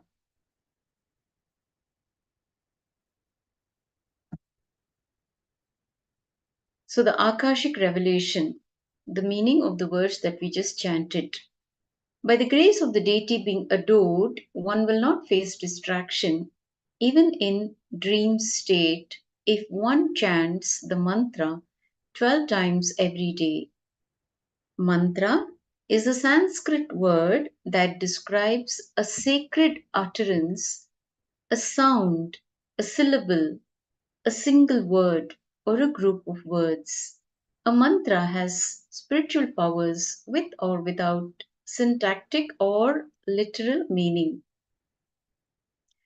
A disciple needs to be initiated into a mantra by his guru using the right procedures, the mantra diksha, for the mantra to have its maximum potency for that individual. It is given by the guru and received with gratitude and respect by the disciple. Clear instructions are given about the number of repetitions, the right speed, and duration of chanting in order to experience the truth of the mantra. Paramashiva is light, that is consciousness, while Paramashiva Shakti is sound, that is creation. By mantras, a yogi can unclutch from external things and be absorbed in the sounds of the mantra. The goal is to focus more and more on the subtle sound. By abandoning the thoughts, a yogi learns to listen to the nada. Nada is a sound which is based on the premise that the entire cosmos consists of sound vibration. The practice of listening to nada leads to oneness with the ultimate, with Mahasadashiva. Therefore, mantras lead a yogi to live and radiate the state and space of Paramashiva. When the body bends in a sequence of asanas, the aura, that is the energy surrounding any person, opens up.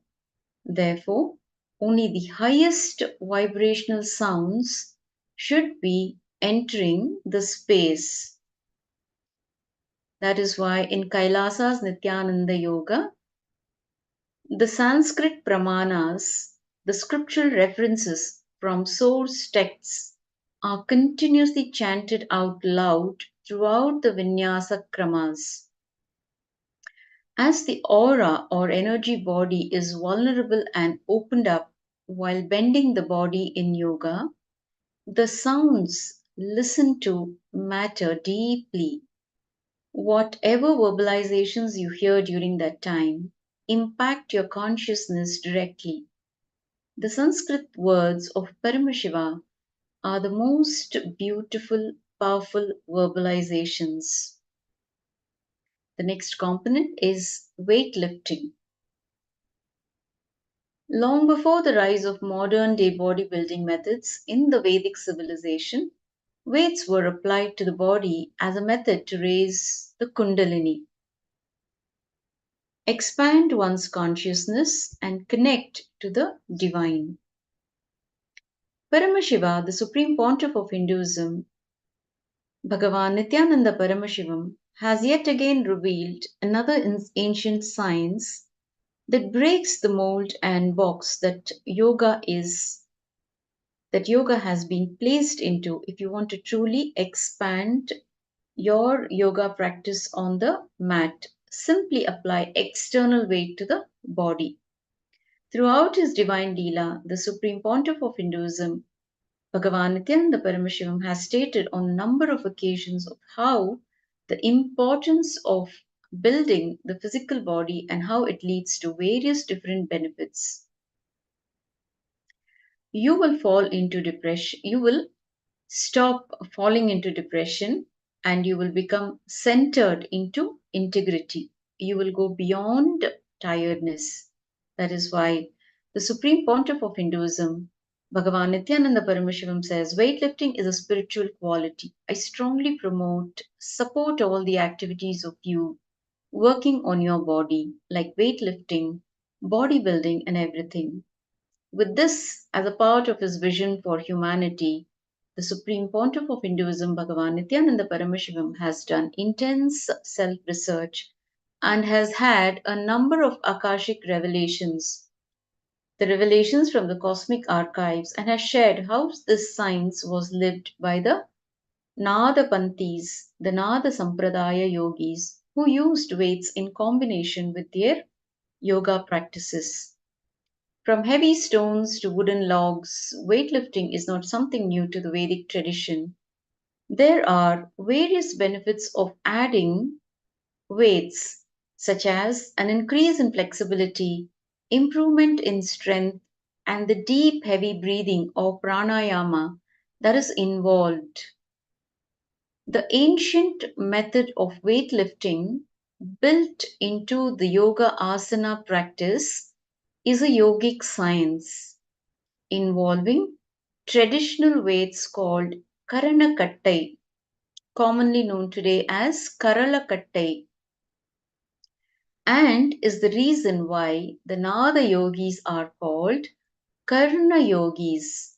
A Karanakattai is a form of wooden stick or heavy wood held in either one or both the hands.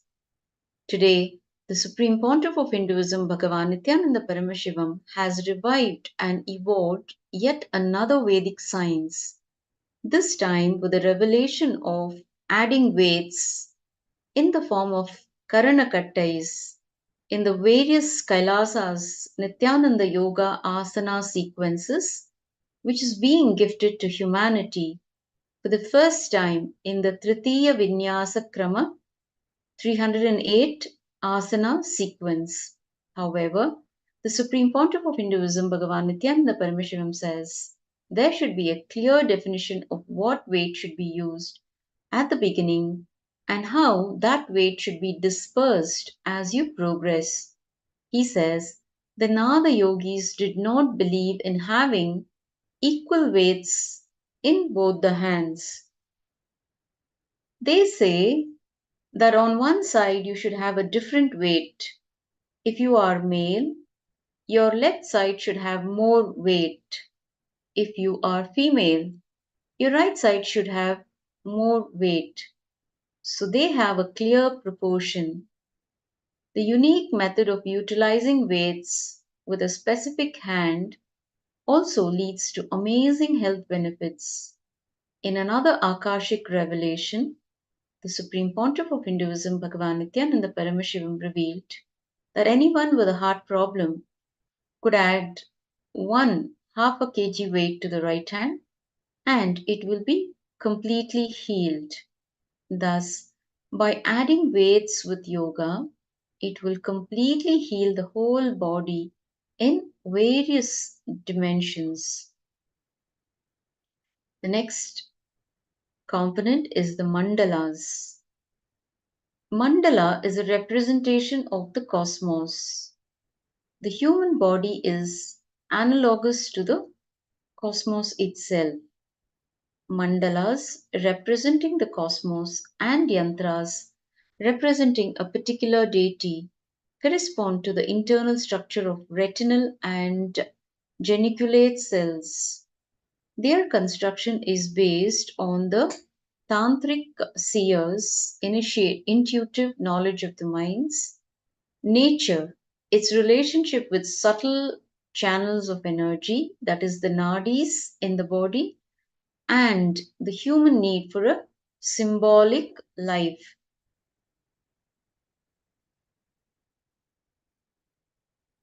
Yantra is a diagram into which a deity can be invited by using the corresponding mantra. They can be used towards achieving oneness or self-realization. The symbolism of yantra represents a universal pattern and the mantra the cosmic sound. The combination of the two helps the sadhak, the yogi performing the yoga, to transcend the normal frame of reference and achieve a higher state of awareness in which the individual being and the universal being are one. The Shastra Pramana from the Devi Rahasya revealed by Bhairava for the mandalas are Ataham te pravakshyami bhavanya yantramuttamam Moola mantra rahasyadhyam sarvasiddhi pradayakam bindustrikonam cha shada shrayukta vrittam cha nagara kaladaladhyam vrittatrayam bhusadhanatrayam syat Shri Chakra Mananda Padam Bhavanyaha. The Akashic revelation for the same. Now I shall reveal the yantra of Bhavani, who was adorned with the Moola mantra and that which bestows all siddhis. The Sri Chakra of Bhavani that resonates with the state of bliss has a bindu, trikona, has a hexagon, circle, nagara kala, daladhyam. It has 3 circles. It has 3 houses called bhu. The Sri Yantra or Mandala represents the cosmic form, the diagram of evolution and development of the cosmos, the form of the human organism, the diagram of the inner circuits of the body, the form of the goddess Tripura Sundari because the goddess is energy which pervades the entire phenomenal world. In the Sri Chakra, the 5 downward pointing triangles or Shakti triangles are manifested as 5 tanmatras: the sound, touch, sight, taste, and smell. The 5 Mahabhutas, Akasha, air, fire, water, and earth. The 5 sense organs, ear, skin, eyes, tongue, and nose, and 5 organs of action, hands, feet, mouth, genitals, and anus. In the human body, these 5 elements are skin, nerves, flesh, fat, and bones. So, for the disciples who attended the Sadashivoham program during the year 2016, the mandalas, all the energized mandalas were given to the participants, and it is like when you have these mandalas with you, you're living inside an energy field. It radiates so much of energy, and the participants were really, really fortunate and blessed to have received these mandalas from the avatar himself. So let us hope that all of you can also receive the mandalas soon. Just depends on your intensity, the intensity of your seeking, which is going to attract all the good things for all of you. Just keep the intensity of your seeking more intense, and you will see it happening. Now, the 4 upward pointing triangles, which are the Shiva triangles, represent the male energy and exist as Chitta, the being, Buddhi, intellect, Ahankar, ego, and Manas, mind. The Bindu, the circle in the center, represents the Divine Mother. The Bindu in the Sahasrara Chakra represents the individual consciousness, which is the self or Jiva. It is called the Jiva. The self, the individual consciousness, is called the Jiva. In the Tritiya Vinyasa Krama, we will be practicing yoga on the mat along with Sri Yantras, energized by the Supreme Pontiff of Hinduism, Bhagavan Nithyananda Paramashivam. With the presence of this mandala, the pure consciousness of Paramashiva and Paramashiva Shakti will be infused into the biomemory. The next component is the Abharana. Abharana means jewelry. So, in the Vedagamic lifestyle, Abharana or jewelry is not only worn for decorative purposes but has a spiritual significance. Each metal and jewel holds a certain energy and provides specific benefits to the body when worn. As a result, people adorn themselves fully from head to toe. The Rudraksha jewelry is the traditional abharana worn by Paramashiva, and while performing the Tritiya Vinyasa Krama as the manifestation of the teardrop from Paramashiva's third eye, the Rudraksha energy bead is able to hold and radiate energy unlike any other stone. The Sundaravadam and the Kantamala are the chosen abharana by the Supreme Pontiff of Hinduism, Bhagavan Nithyananda Paramashivam, for the Vinyasa Krama sequence. Paramashiva specifically mentions how Shiva Bhaktas should adorn themselves. So if you're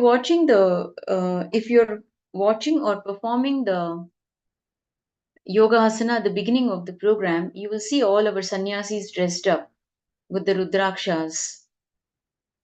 With the Rudrakshas, they are wearing Rudrakshas and performing the yoga asanas. They have also applied bhasma on their forehead and various parts of the body. So, the Makuta Agama from Paramashiva to Rudra, Rudraksha Dharanam Kriya Pada. That is wearing the Rudraksha. Keyura Katake Sutram Kukshi Bandhe Visheshatah Sukte Pithe Sadhakalam Rudraksham Dharayennaraha Trishatam Twadhamam Panchashatam Madhyama Muchyate Sahasramuttamam Proktamevam Bhedena Dharayet. The Akashic revelation: a Shiva Bhakta should wear Rudrakshas round his crown, earring, chain, round the ear, armlet at all times, and especially round the stomach, Ukshibandha, while he is sleeping or drinking, etc. The Sundaravadam are the traditional Rudraksha earrings which provide balance to the body while performing the Tritiya Vinyasa Krama sequence. They also increase the space of listening in the yogi, allowing them to tune their body to the cosmic geometry during the practice. Wearing the Rudraksha necklace on the Vishuddhi Chakra as a Kantamala given by the Guru radiates the energy of the mantra initiated by the Guru, acting as a mechanized japa for the yogi. Performing the Tritiya Vinyasa Krama sequence while wearing the Kantamala and Sundaravadam takes the ritual of yoga to the next level, infusing the yogi with the master's energy and oneness space at all times. So the next component is the Aushadha. Aushadha is the sacred alchemy science from the ancient Siddha tradition. It combines sacred herbs, prana, the cosmic force energy, and most importantly, the Shakti Pada, the entanglement energy of Paramashiva, the ultimate which can be ingested or physically applied to enter into the body. Through this ancient science, the state, space, and powers of Paramashiva can be experienced, giving access to the 25 states of consciousness. Like how a perfect mirror reflects the sun perfectly, so does a perfect body reflect consciousness. the science of Aushadha, sacred herbs prepared as per Agamas, the source book of Hinduism. Agamas are the source book of Hinduism revealed directly by Paramashiva. Now, the science of Aushadha and the sacred herbs prepared as per Agamas is a way to make the body like a pure mirror. Because certain herbs are capable of holding thought currents and transmitting them into you, they can be infused with the oneness experience during the Aushadha making process and directly consumed. Aushadha heals the physical, physiological, and psychological components of your being by tempering and transmuting the whole system, allowing you to be a pure reflection of Paramashiva, the pure superconsciousness. As a direct science from the Agamas, it is a direct teaching of Paramashiva, revived by the avatar to raise humanity to the next level of consciousness. Aushadha is a key component of authentic yoga to fully engage all the senses and stimulate the body through the alchemical processes. The Aushadhas selected for this process are turmeric, kumkum, jnananjana, and sandalwood.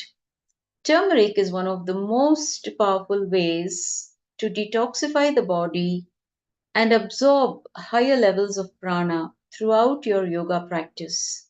It has the property of entering the system through the skin and directly absorbing neurotoxins built in the body. Every micromilligram of turmeric that gets into your system will clean 10 times that of fluoride toxin. Turmeric is applied to the temples to completely detoxify the entire system and help you manifest the powers of Paramashiva. So it is highly recommended for all the participants attending the program. If you're attending this program for the first time, you can all have organic turmeric. It's available online. You can order online and get organic turmeric. Okay, make a paste of that turmeric with water and apply it on your forehead. Completely cover your entire forehead has to be covered with turmeric. Okay, and in the center, like in between your eyebrows, you can apply kumkum.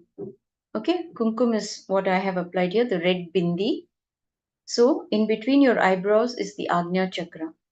So it actually helps to detoxify the entire system. If you are using fluoride in your toothpaste or in your water, avoid fluoride in any form. Okay, start purchasing toothpaste without fluoride, and if there is fluoride in your water, try to get that purified.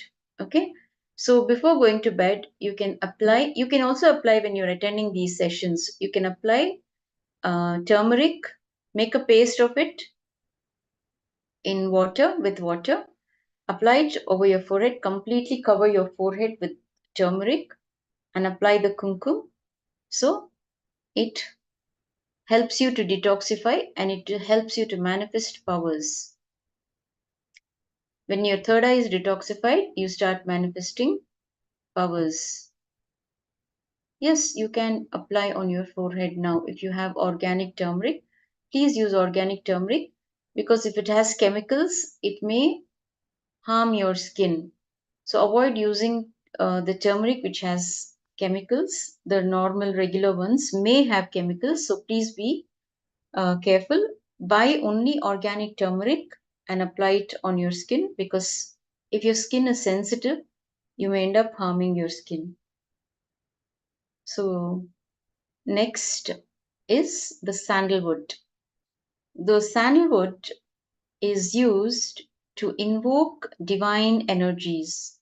It is one of the most powerful medicines in Ayurveda for detoxifying, cooling the body, healing wounds, and having a healthy skin. It is famous for its anti-aging qualities, but also its spiritual properties like clearing the mind and reducing stress. Supreme Pontiff of Hinduism, Bhagavan Nithyananda Paramashivoham, uses sandalwood as one of the components in all of his Aushadha processes. So you can also if you're able to get sandalwood powder, you can also buy the sandalwood powder, make a paste of it. You can mix sandalwood and turmeric and apply it on your temples, both the sides, and you can perform the asana, the yoga asana.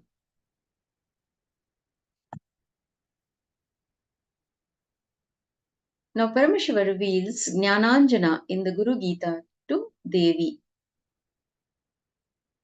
Ajnanatimirandhasya Jnananjana Chakshurunmilitam Yena Tasmai Shri Gurave Namaha.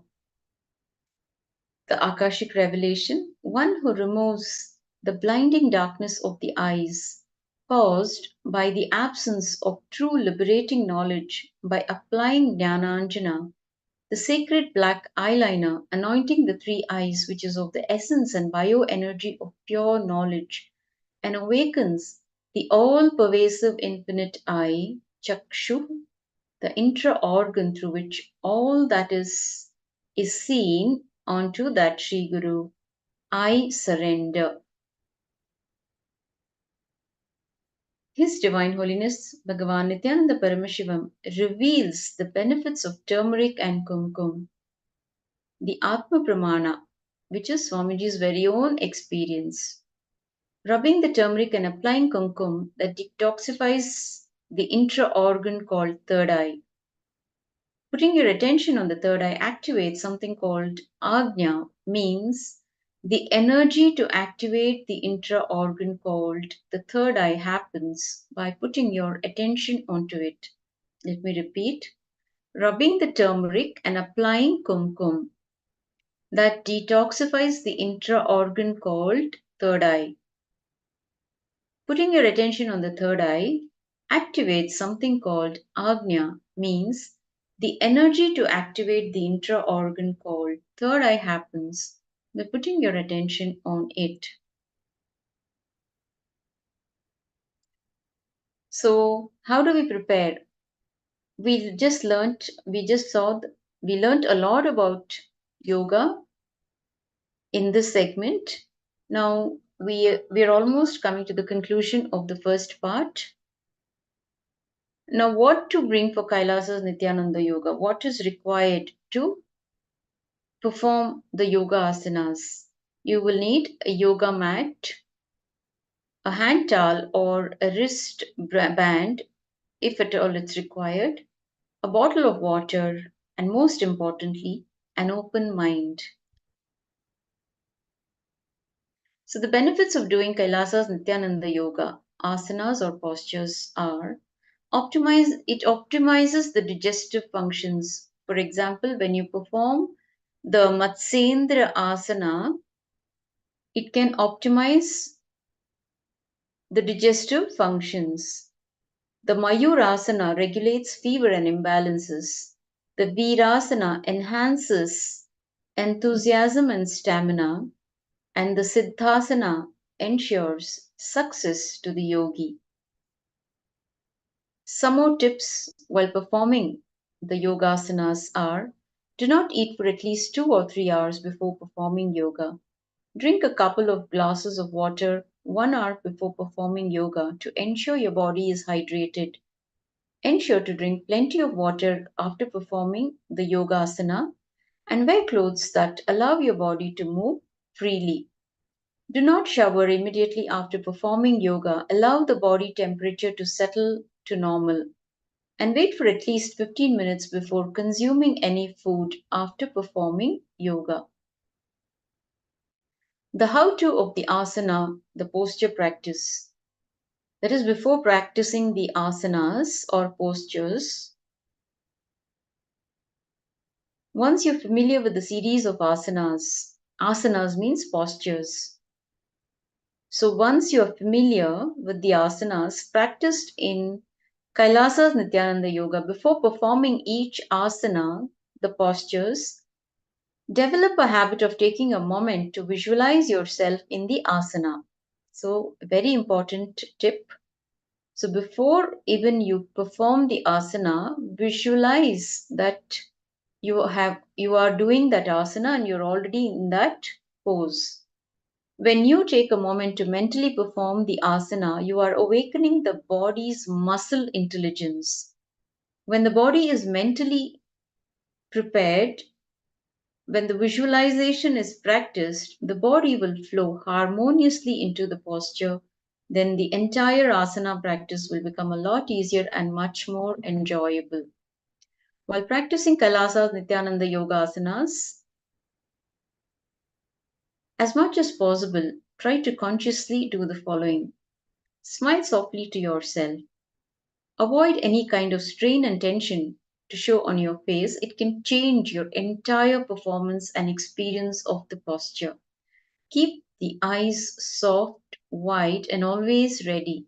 For all balancing postures, always concentrate the gaze on one point in front of you or the floor. When the eyes are still, the mind will be still. Therefore, the entire body will be still. Once you are in a posture, do not shift or fidget. If you are uncomfortable, come out of that posture and repeat it with more awareness. Like, for example, if you want to do the Shirsasana and you're not completely relaxed, so try to come out of that posture and repeat it with more awareness. But do not strain yourself in any manner while performing the postures. You will need more practice to do certain asanas. So allow your body to settle down, allow your body to get used to that rhythm. Don't strain yourself or punish yourself by pushing yourself to doing all the asanas. So you need to be as comfortable as possible while doing the asanas. Bend as much as possible, but do not strain, avoid straining yourselves. Remember, while performing the postures, that you are an embodiment of relaxed, blissful energy. With each moment, you are moving with bliss. Each time you are inhaling bliss energy and exhaling bliss energy. Okay, so we learned the introduction to yoga. In the next segment, we will be looking at the ritual of Nithyananda Yoga. What are the rituals that need to be done while before beginning, while also while doing the asanas? So in the next segment, we will be learning all about the ritual of Nithyananda Yoga.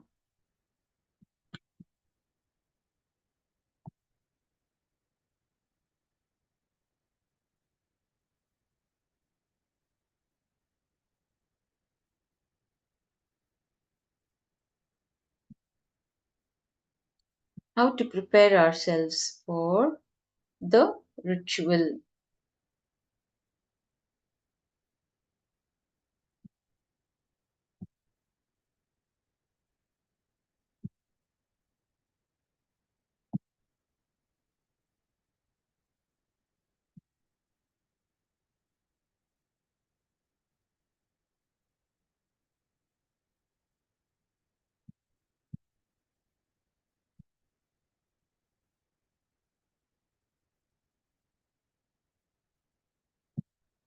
Okay, so preparing for the ritual, a very interesting segment. You will all love it actually. See the way the asanas are done, the chanting, you can never get deluded or distracted or diverted while doing these asanas, because you need to be really focused. Because on one side you'll be listening to the instructions, on the other side you will be asked to chant the mantras, and then you will be given certain instructions to hold your breath, for to do the bandhas. Okay, so until and unless you have your complete focus, you will not be able to perform these asanas. So it is very important. It also increases your awareness levels, it also increases your listening. Please understand, only when you provide your complete listening, you will be able to perform these asanas. So the overall body mind is getting prepared, and it helps you to really be focused, completely focused. Yes. So, how do we prepare for the ritual? Over the last decade, yoga has exploded in popularity and has now become one of the most popular forms of exercise and the most common spiritual exercise, the spiritual practice on the planet. But with this growth in popularity has come a loss of integrity. No longer is yoga practiced as a ritual, but rather in many cases it has become a fad. Beer yoga, booty yoga, goat yoga. The list is long of all the different ways the deep spiritual practice has been manipulated and culturally appropriated. The job of spreading yoga across the globe is done, but the time has come for the authenticity and integrity of yoga to be revived. How to prepare for the ritual of yoga is a beautiful manual in how every yogi should enter into their yoga practice as per the guidance of the ancient Hindu scriptures and the supreme pontiff of Hinduism, Bhagavan himself, Bhagavan Nithyananda Paramashivoham.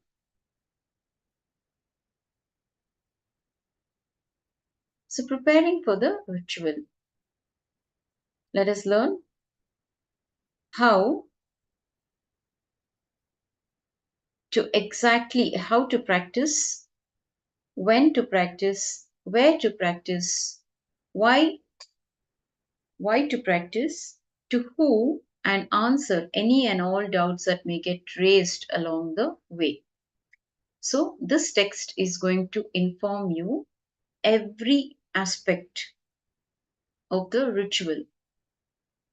Now, thanks to the Guru Parampara, the original yoga and how it was meant to be practiced from the founder of yoga himself, Paramashiva, it is being revived through Kailasa's Nithyananda Yoga, which is not some new form of yoga. It is the eternal, that is Nitya. Nitya means eternal. Nitya Yoga, as it was always meant to be experienced. So, what is Brahma Muhurta? Let us learn what is Brahma Muhurta. Brahma Muhurta is a period in the early hours of the morning between 4:30 a.m. and 6. It is actually between 3 a.m. to 6 a.m. The yoga ritual is practiced between 4:30 a.m. and 6 a.m. So without any doubt, the best time for one to practice is during the Brahma Muhurta, a period of 2 muhurtas, time unit of 48 minutes or about 1.5 hours before dawn. Awakening and beginning your practice during this time tunes the biological clock and is the best way to reverse the aging process. The Shastra Pramana for Brahma Muhurta has been taken from the Ashtanga Hridayam. Brahmi Muhurtam Utti Shehi Swastho Rakshartham Ayusha Tatra Sarvatra Shantyartham Smarecha Madhusudanam. One should wake up in the Brahma Muhurta for sustaining perfect health and for achieving a long lifespan as desired. Since you are half awake and half asleep at that time, the biomemory and muscle memory is more receptive to change a cognition, remove self doubt, self hatred, self denial, and create the reality you want to hold a space for. The logic is not thick enough, and you.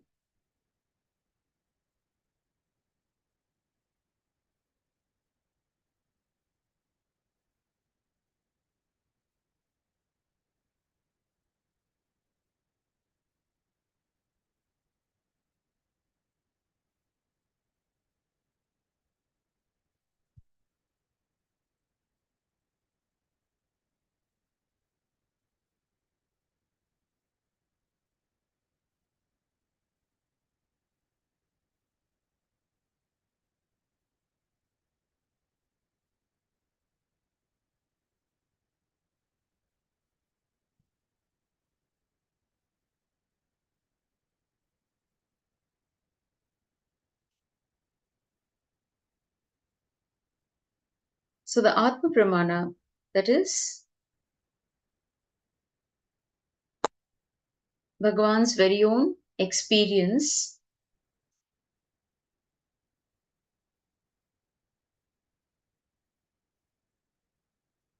early morning, the period of Brahma Muhurta where the so-called reality waking state has not become 100% real for you and the dream state has not yet become 100% dream state for you, where you are just moving in between Brahma Muhurta, morning 4:30 a.m. to 6 a.m., where your inner space, some moments is in a waking state, some moments in the dream state. Make use of that time to infuse some ideas into your system. So, when you wake up and when you visualize or you have powerful cognitions, when you repeat the powerful cognitions, it definitely has an effect and it makes your day. So, here Swamiji is sharing during the Brahma Muhurta between 4:30 a.m. to 6 a.m., where your inner space, some moments is in the waking state and some moments in the dream state. So make use of that time to infuse some ideas into your system. So imbibe this truth, allow these truths to uh, digest these truths so that you start applying it. Give it your listening. Be in the space of listening to receive these truths. So try to remember this when you get up in the morning tomorrow, when you wake up.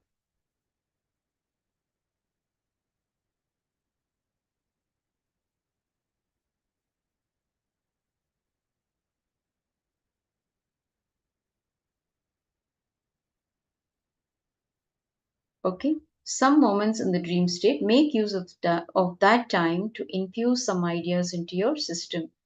See, when you are sitting here and receiving these powerful truths, make notes, short notes, whatever you feel. If you're having a powerful click when you are receiving these truths and suddenly something clicks and suddenly you remember, oh, I need to do this, let me remember to do this, quickly jot it down on a piece of paper.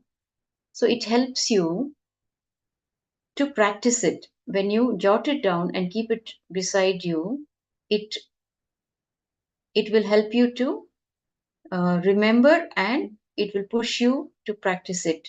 So it is always good to sit with a pen and paper, a book. Always have a book with you when you are attending sessions so that you can quickly jot down some of the important points.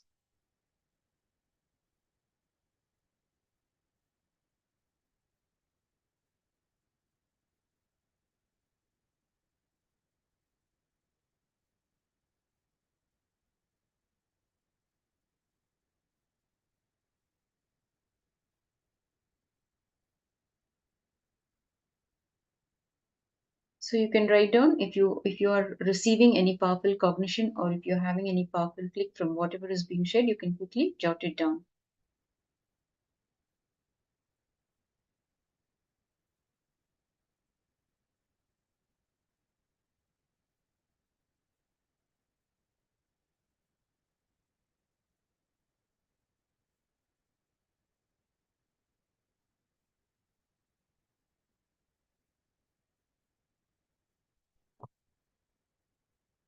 So it will not take more than 3 or 4 days to realize that you are setting the trend and thought current of what you want to express in that Brahma Muhurta time, causing your reality, manifesting your reality, whatever you need to manifest for yourself. When you wake up in the Brahma Muhurta and when you repeat to yourself whatever you want to achieve in life, it becomes a habit and you will see that you will attract whatever that you want in your life.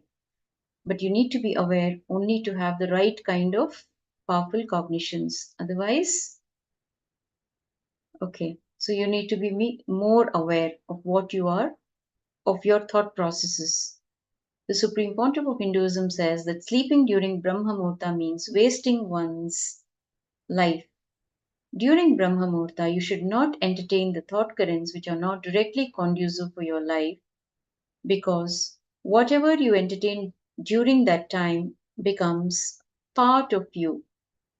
Understanding you and the stuff out of which your life is made is ultimately from you, and realizing that you can transform, manifest, manipulate, play around, do anything you want with the stuff out of which your life is made is a Kundalini awakening.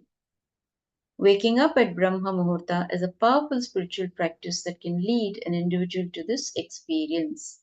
The Atma Pramana, again by Swamiji. The best body, best mind you manifest with Tyaga. Understand?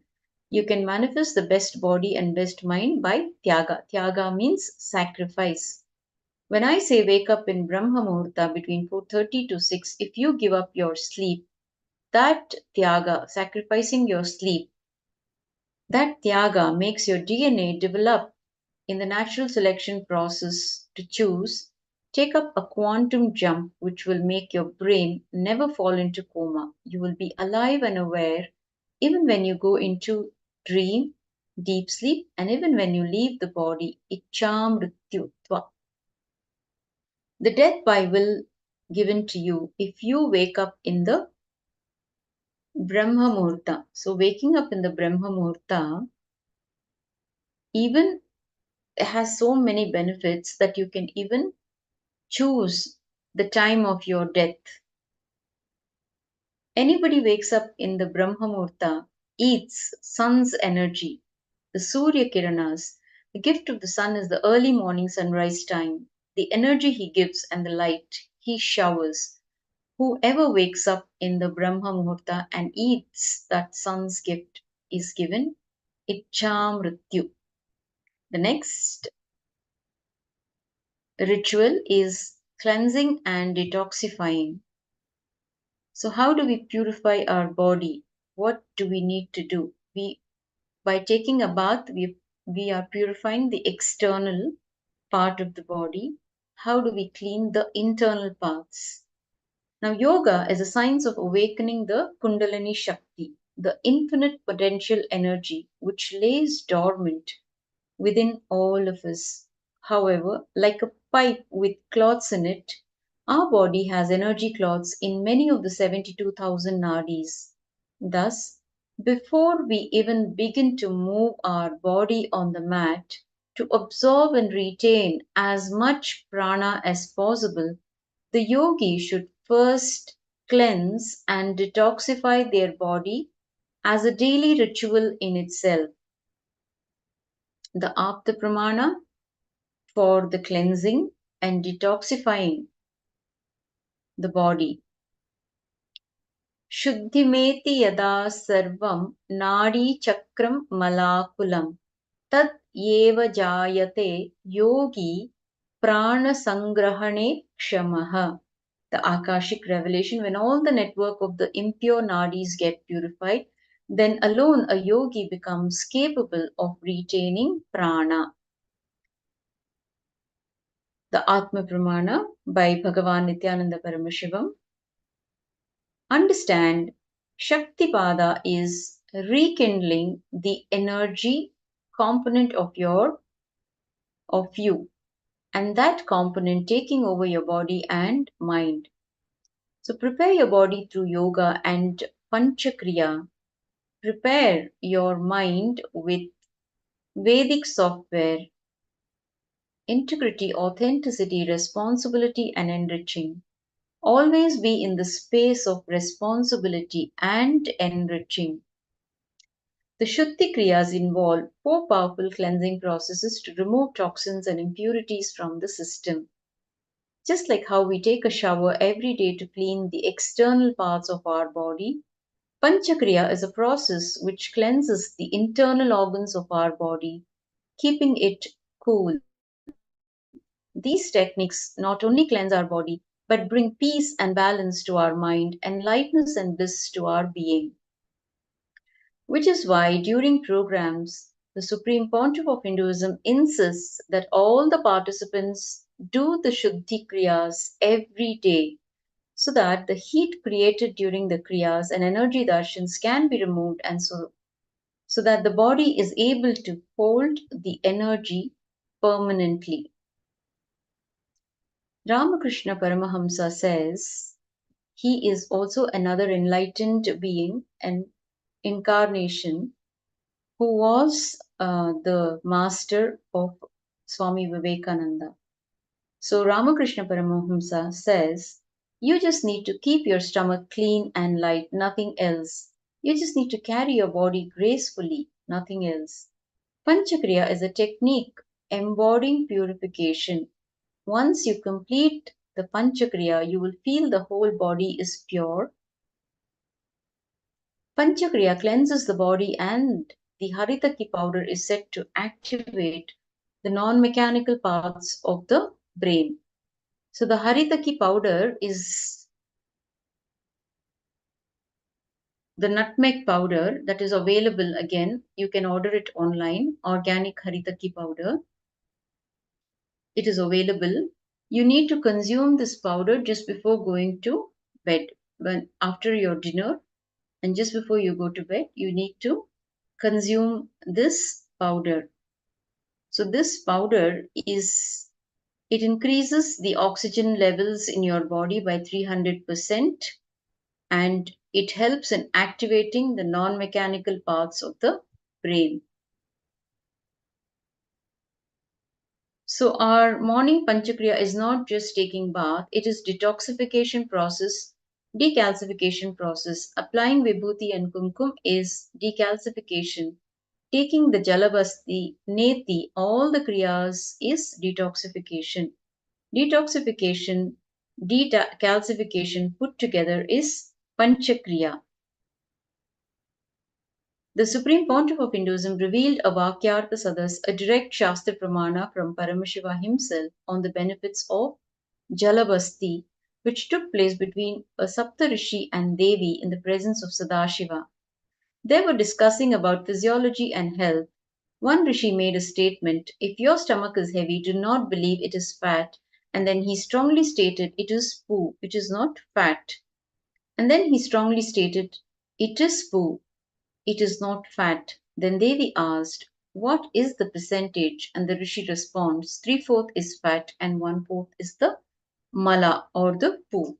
And then that's when Paramashiva introduced the powerful benefits of Jalabasti. Paramashiva himself said, the food which is not digested in the last 48 hours is what we call mala.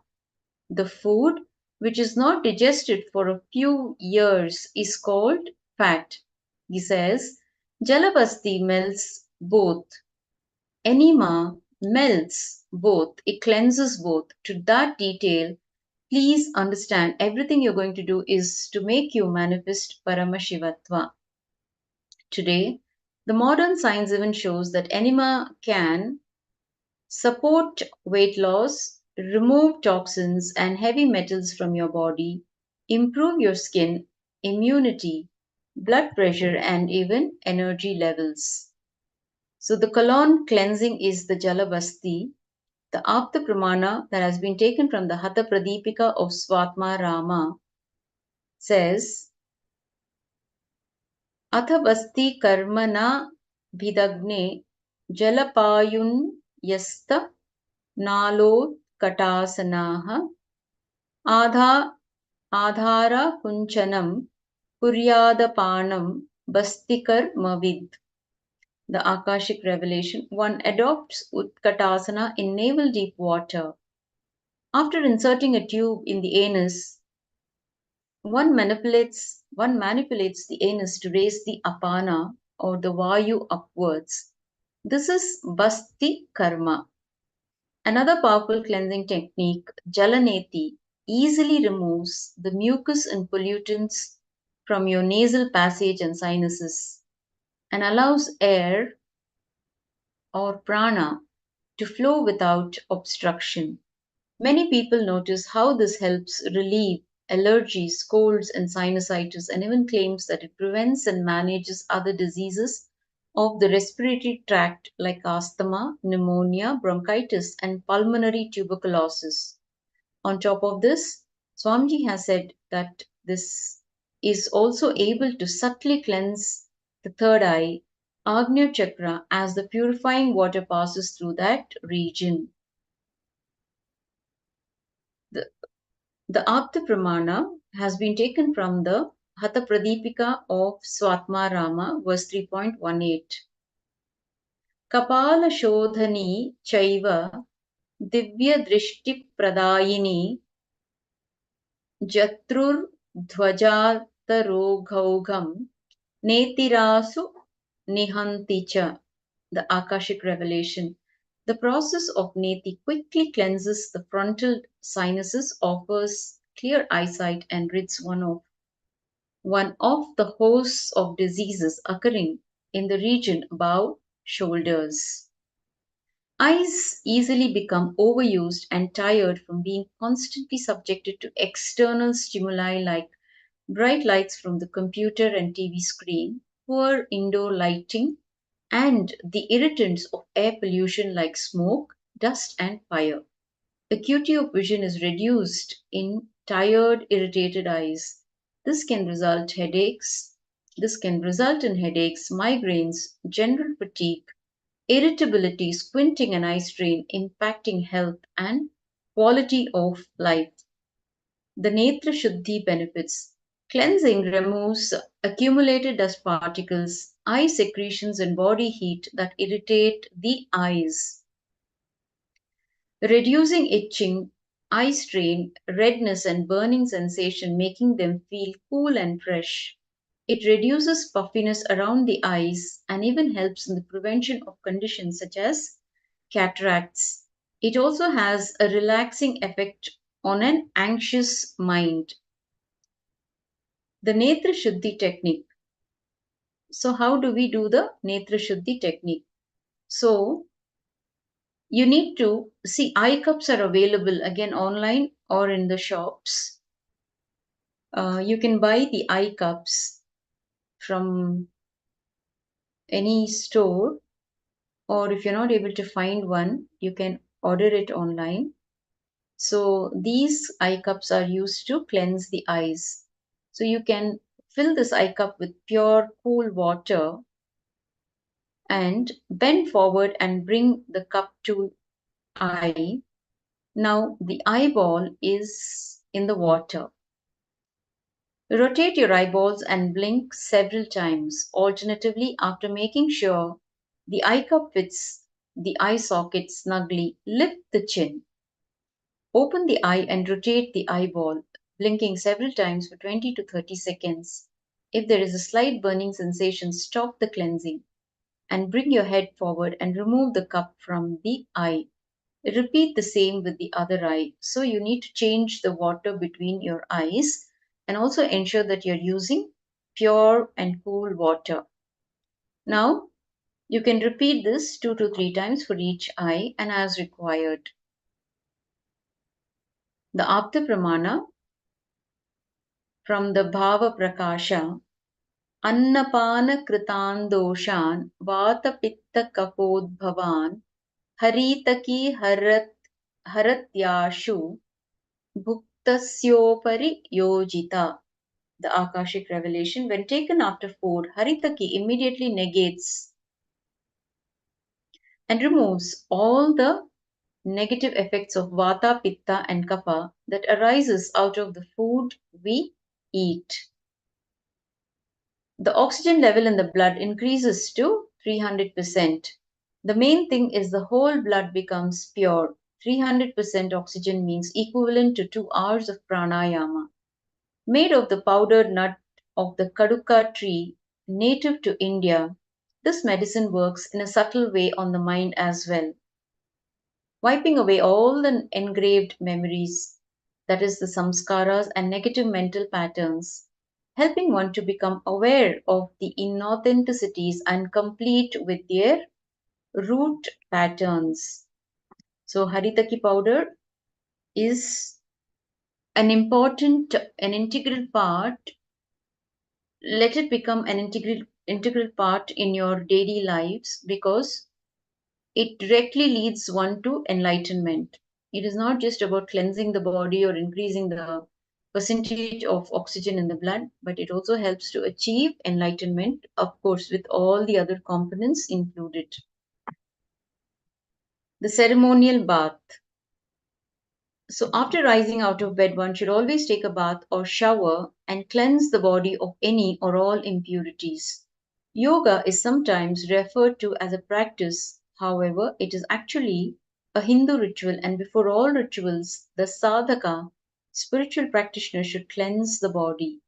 On the physical level, this opens up the pores of the skin, but on the spiritual level, it opens up the being to receive the higher divine energies. So, prana, which is in the form of water, comes to you when you take a bath, when you wash your body. Understand, when you drink liquids, liquids bring only the solid, the bhu prana, not the jala prana. Jala prana gets into the system only through the skin. Especially your lower body, the private parts of the body need to experience the pressure of large quantity of water to heal itself, rejuvenate itself, and breathe the jala prana. It is one of the powerful rejuvenation detoxification method. Bathing not only purifies your body, it cleanses your mind because you never stay safe inside your because you never stay inside your body when you take a bath. You are there somewhere, imagining, visualizing, fantasizing, duetting, and whatnot. So the body is there, but the mind is elsewhere. When you wake up from the bed, you should be completely having control over your body and inside the boundary. You should settle inside the boundary. Now, for 5 minutes, feel yes, everything is working properly. Checking, I am there. Yes, I am here. I am available to my body and my body is available to me. Just with a simple clarity, take bath. Not only your body, your mind will also be cleansed. So, where to practice? The Srimad Sarvajnanottara Agama treatise on yoga, verse 5 to 6 says, Shunya gare mathe ramye devata yatane shubhe nadi tire vivikte va grihe ghoravane api va prachanne cha vivikte cha nishabde janavarjite yogadosha vinirmukte nirvikalpe niratape. In the places such as a solitary house, charming monastery, auspicious temple charged with divinity, bank of river not frequented by the people, one's own house, an approachable dense forest, sequestered place hidden by the trees, places free from the disturbing sounds and the quiet place free from the presence of humans, animals, insects, and so forth. In the places free from those which cause hindrances and disturbances to yoga practice, in the places which are not owned by others, and in the places well protected from the scorching heat of the sun, the sadhaka should commence the yoga practice. Next is tying the hair. Before beginning every yoga ritual, the yogi should tie their hair on top of the Sahasrara chakra. The Sahasrara chakra is located here at the crown. Okay, so you will tie your hair and make a bun here. If one has short hair, they need not worry about tying the hair. Ideally, the style of hair that the yogi should have is the Shiva Jatas. So you will see all our yogis having the Shiva Jatas and performing the yoga asanas. So now, why do we need to tie the hair? What are the benefits of tying the hair? Let us find out. You know, there are many points in the head which need to be constantly pulled, loaded. So the inside awareness will be raised to a very high point. See, for your mind to possess the brain completely, the many points of the brain need to be awakened and kept alive. if I have to put it more in a more raw way, how many of you have had hot flashes in your life? So even men go through that. It's not only that women during menopause go through, even men go through the hot flashes. The hot flashes are nothing but your brain trying to recoup from the nervous breakdown. Your brain is not able to hold the activities of your mind, both trying to settle that friction, getting healed, is hot flashes.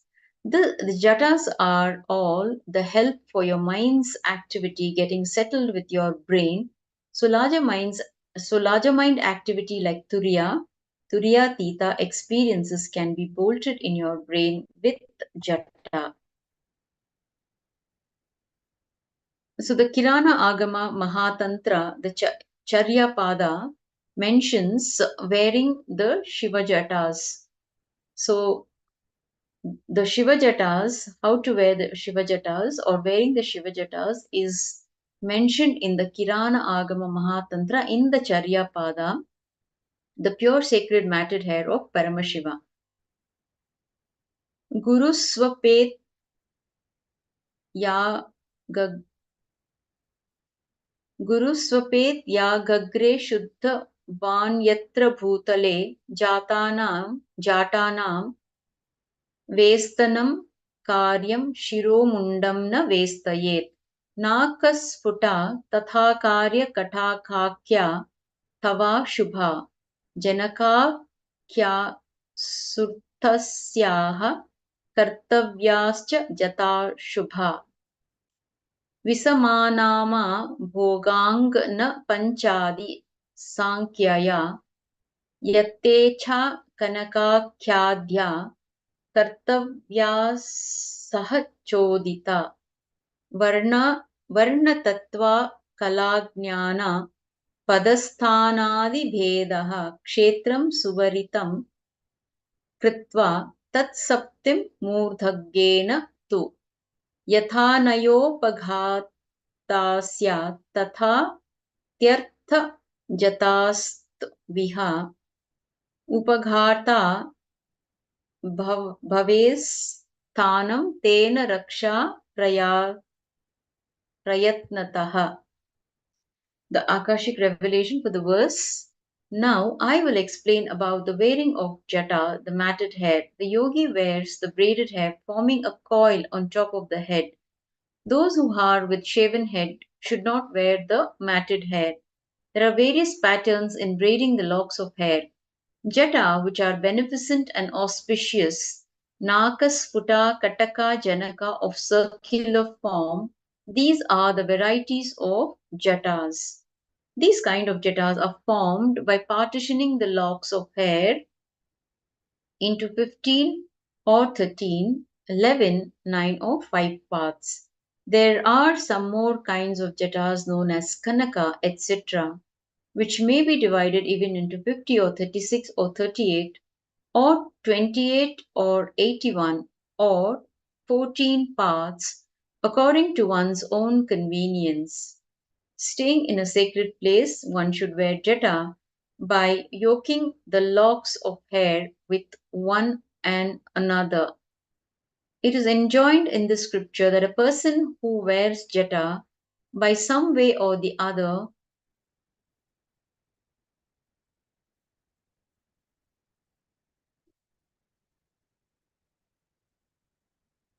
Now, it is enjoined in the scripture that a person who wears jata by some way or the other violates the rules and gets debased because of bad conduct, etc. Then the auspicious jata will become bereft of its divinity and serenity. Even the sacred place he stays becomes defiled. Therefore, he should by all means be protective of its serenity. Next is the Aushadha. Why do we need to have intake Aushadha? Aushadha can be applied externally as well as can be taken internally. Aushadha is the sacred alchemy science from the ancient Siddha tradition. It combines sacred herbs, prana, the cosmic force energy, and most importantly, the Shaktipada, the entanglement energy of Paramashiva, the ultimate, which can be ingested or physically applied to enter into the body.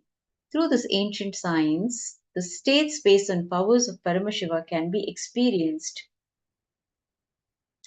giving access to the 25 states of consciousness.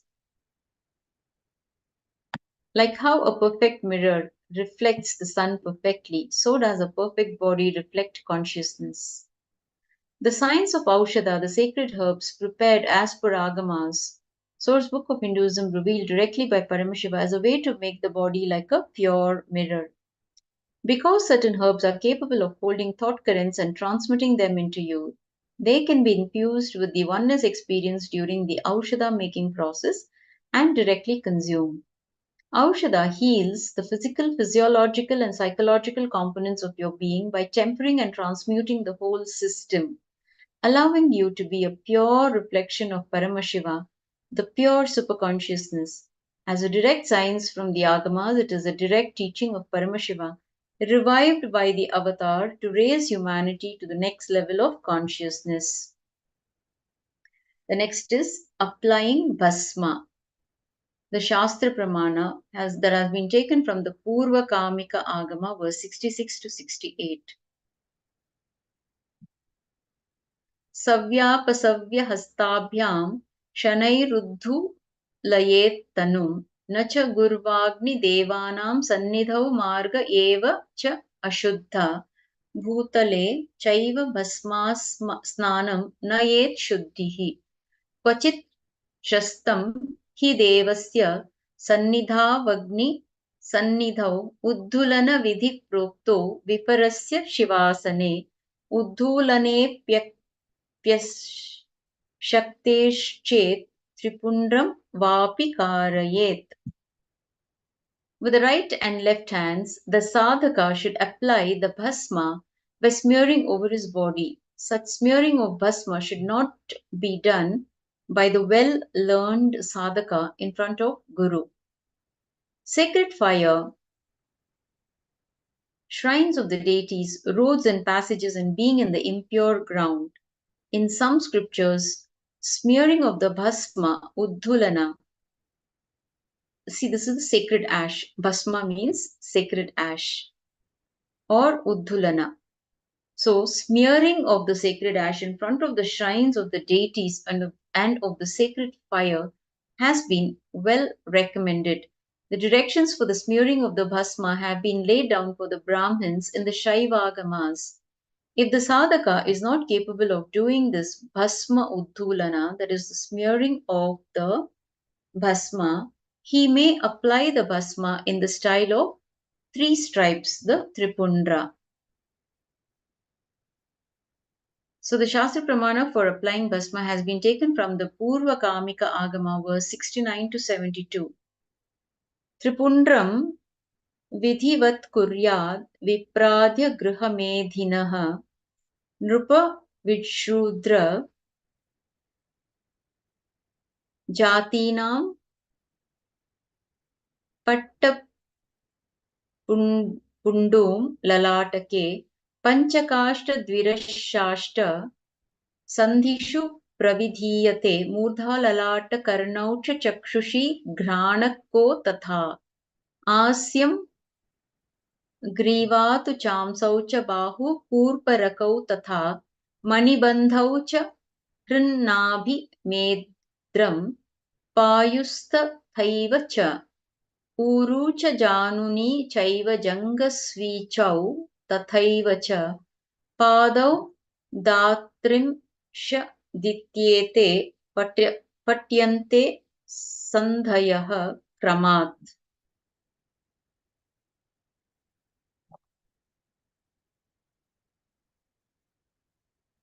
प्रियञ्चैवाष्टमूर्तीनां विघ्नेशानां तथैव च दिक्पालानां वसूनां च मूर्धादि परिकल्पयेत्.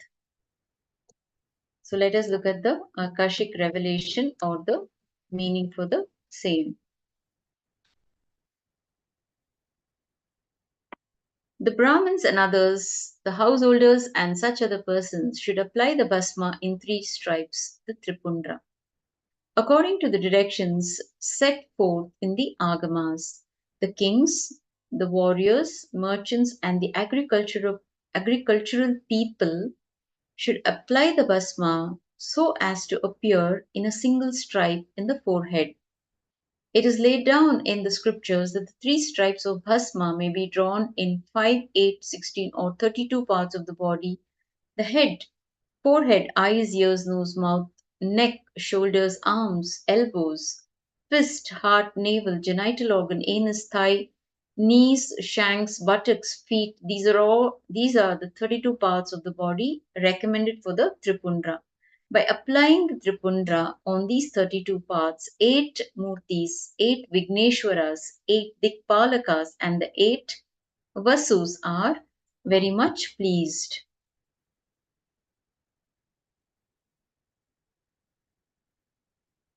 So, the Shastra Pramana for applying the Jnananjana. Ajnanatimirandhasya Jnananjana-shalakaya Chakshurunmilitam Yena Tasmai Shri Gurave Namaha. So, the verse has been taken from the Sri Guru Gita. One who removes the blinding darkness of the eyes caused by the absence of true liberating knowledge. By applying the Jnananjana, the sacred black eyeliner, anointing the 3 eyes, which is of the essence and bioenergy of pure knowledge, and awakens the all-pervasive, infinite eye, Chakshuhu, the intra-organ through which all that is seen, onto that Guru, I surrender. Onto that Sri Guru, I surrender. Next is applying the kumkum or sandalwood. Now, rubbing the turmeric and applying kumkum that detoxifies the intra-organ called the third eye. Putting your attention on the third eye activates something called Agnya, means the energy to activate the intra-organ called the third eye happens by putting your attention on it. The sandalwood is used to invoke divine energies. It is one of the most powerful medicines in Ayurveda for detoxing, cooling the body, healing wounds, and healthy skin. It's famous for its anti-aging qualities, but it also has spiritual properties like clearing the mind and reducing stress. Before entering into the ritual of Kailasa's Nithyananda Yoga, all the yogis should apply Jnananjana onto the third eye, kumkum onto the third eye, turmeric onto both temples, sandalwood paste on both the temples, and bhasma on all the 16 points of the body. So Ram is requesting to explain the bhasma dharana again. So, 1 minute.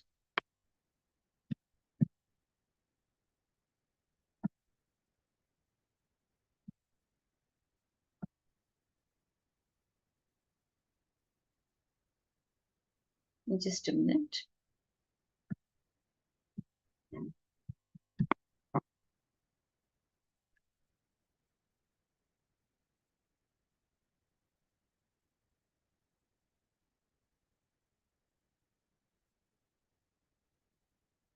Okay, so let me repeat applying bhasma.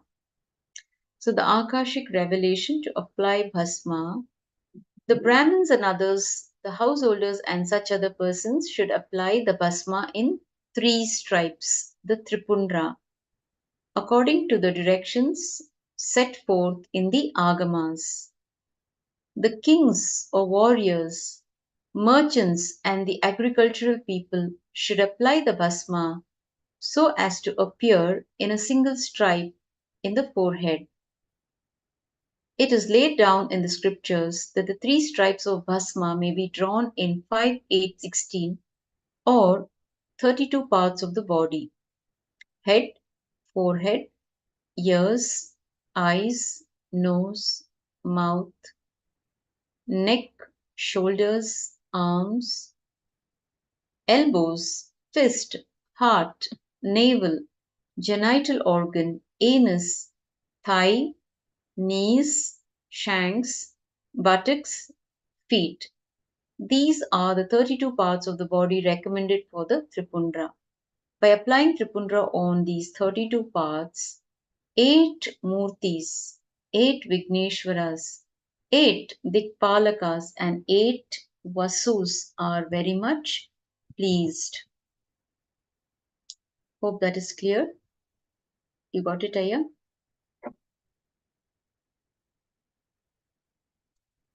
Okay.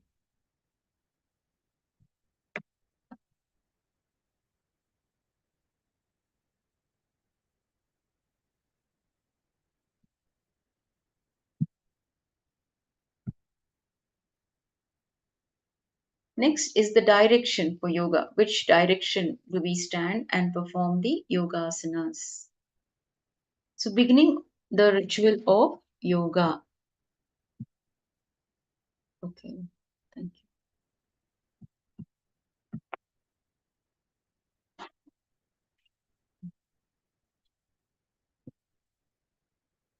So, now all authentic yoga classes or rituals begin with the yogi acknowledging Lord Shiva and their Guru. When you invoke the presence of the Master, you are inviting the very energy and source of your liberation. Without invoking the presence of the divine, yoga is reduced to a mere physical exercise.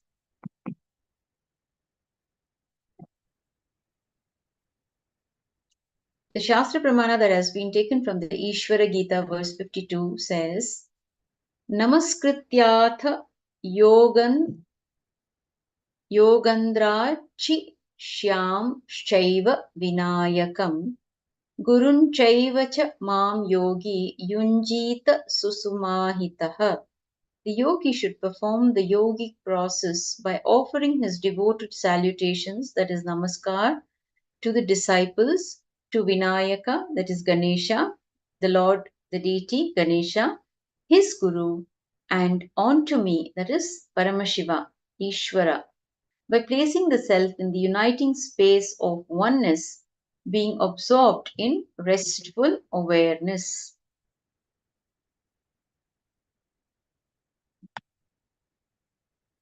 Next is offering the namaskar, the Shastra Pramana that has been taken from the Purva Kamika, verse 20 and 21.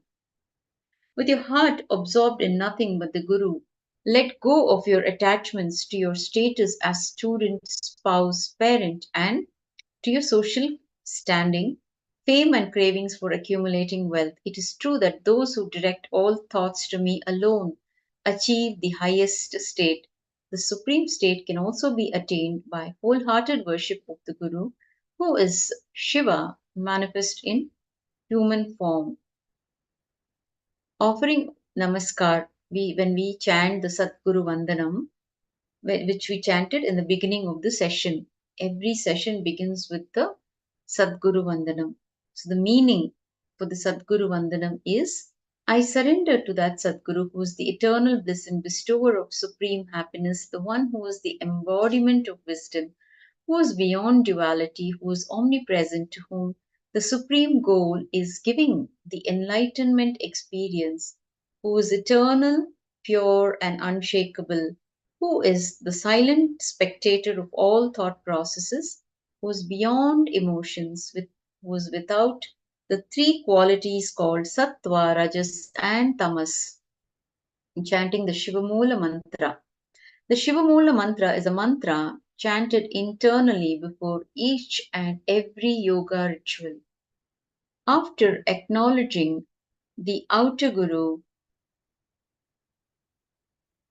you claim and state that same consciousness within your own being, experiencing Paramashivoham, I am Paramashiva.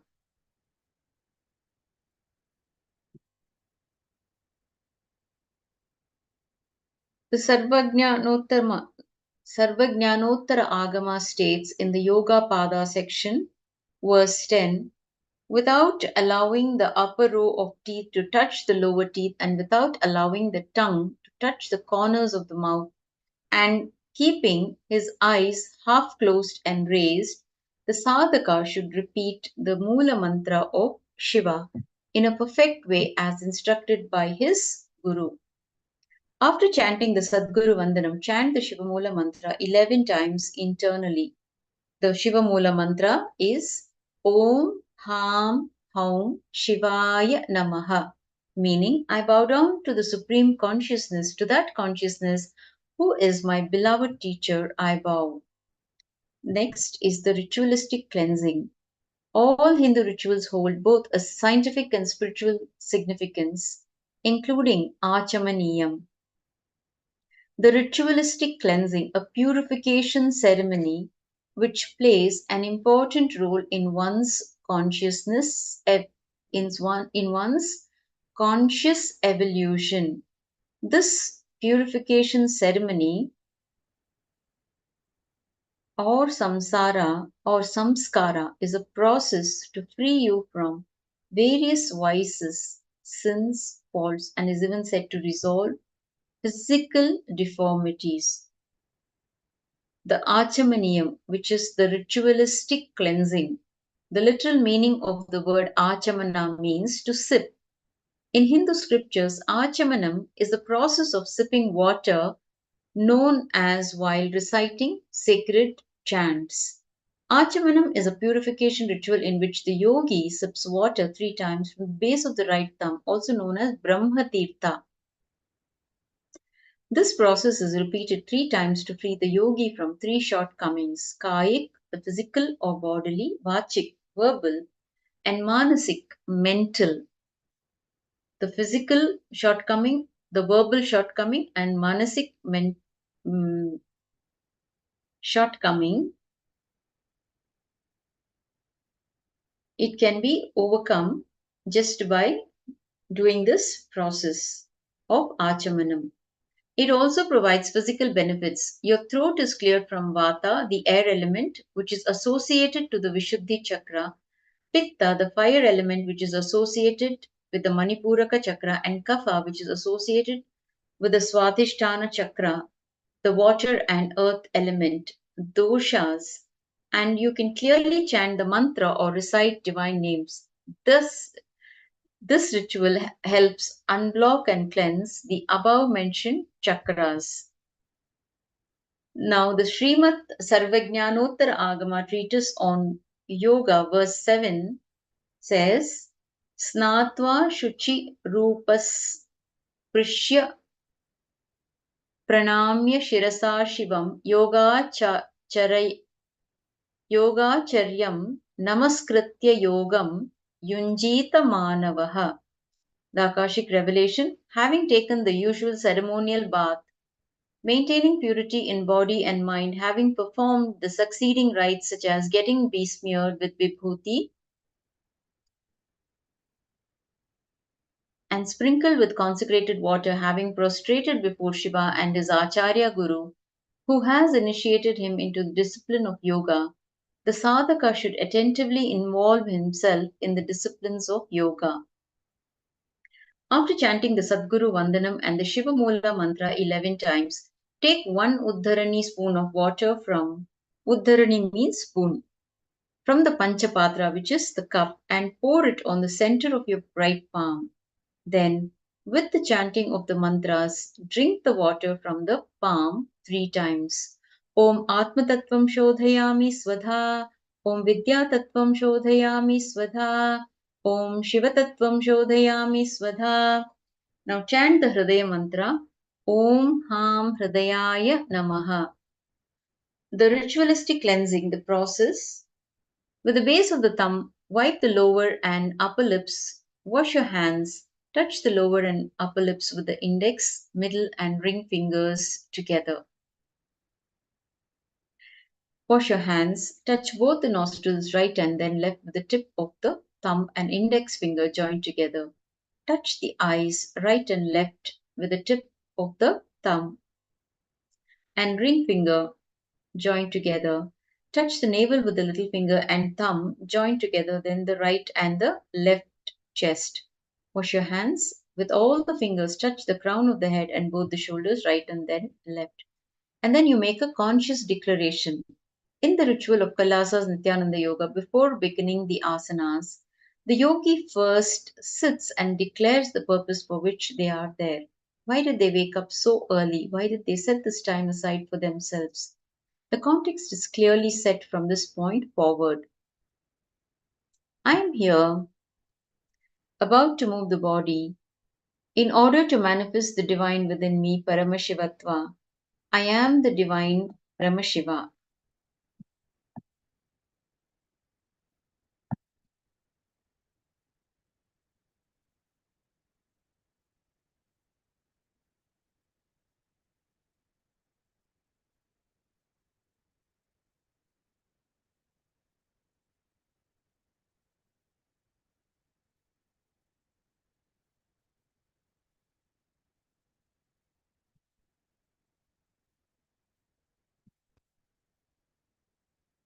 I hope you're all able to follow what is being shared here. If you are having any doubts, if you need any clarifications, you can go ahead and type in the chat and we can revert to you.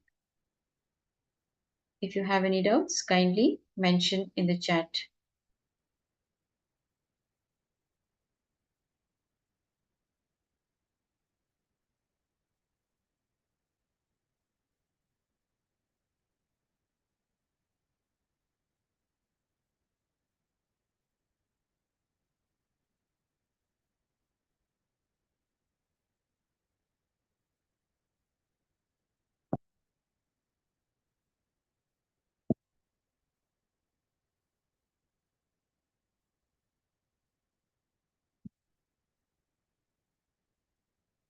What is consecrated water? The water that is energized is the consecrated water.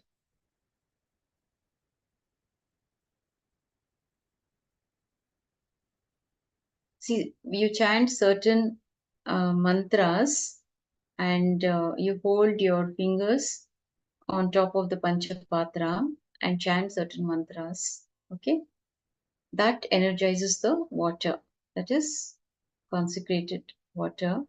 So if you watch, you can only do it. You can do it. See, watch our Guru Puja and Shiva Puja on YouTube. On YouTube, we have a this Shiva Puja and Guru Puja video. When you watch that, you will see the Maharaj who's doing the puja in the video. He is doing all these, the achamaniyam and everything mentioned here, all the whole ritual, and you will also see how he energizes the water in the Panchapatram. You can learn by watching the video of Shiva Puja, Guru Puja, and Shiva Puja. The mantra you can watch the video. You have everything. Okay, you even have the subtitles. With the subtitles, you have the video with all the mantras. The Maharaj in the video is chanting all the mantras. Okay, and you can also have the text of that mantras that is being chanted in the video. So you can also learn how to perform these rituals.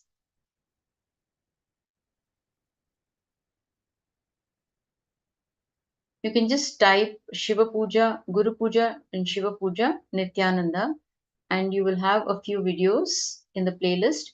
You can open up any one and you can watch the latest, you can go by the date and you can watch. So you can see the Maharaj in the video explaining each and every mantra and offering the rituals.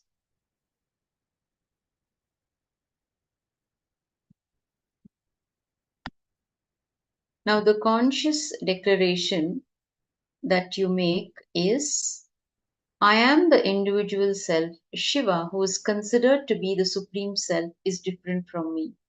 He who contemplates in this way is under the spell of ignorance and infatuation. They will never attain the exalted qualities of Lord Shiva, characterized by the power of all knowing and that of all doing. Paramashiva is different from me. Actually, I am different from Paramashiva. the highly refined seeker should avoid such sort of vicious notion of difference. He who is Paramashiva is indeed myself. Let him always contemplate this non-dual union between Paramashiva and himself. Yes, it is taught directly. You can watch the video and you can practice the Guru Puja and Shiva Puja. Yeah. Taught directly in the sense you can learn by watching the video.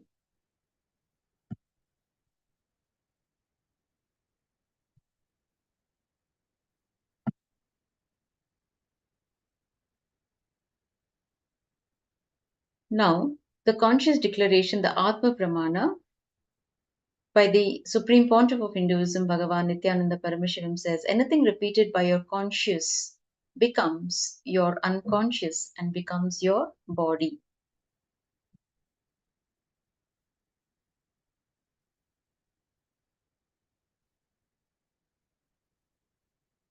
So these are the Sankalpa mantras, the Sankalpa mantra.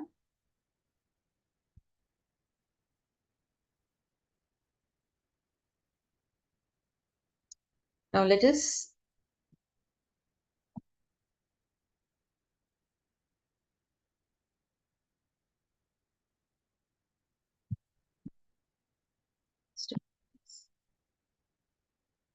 let us look at the meaning of the Sankalpa mantra.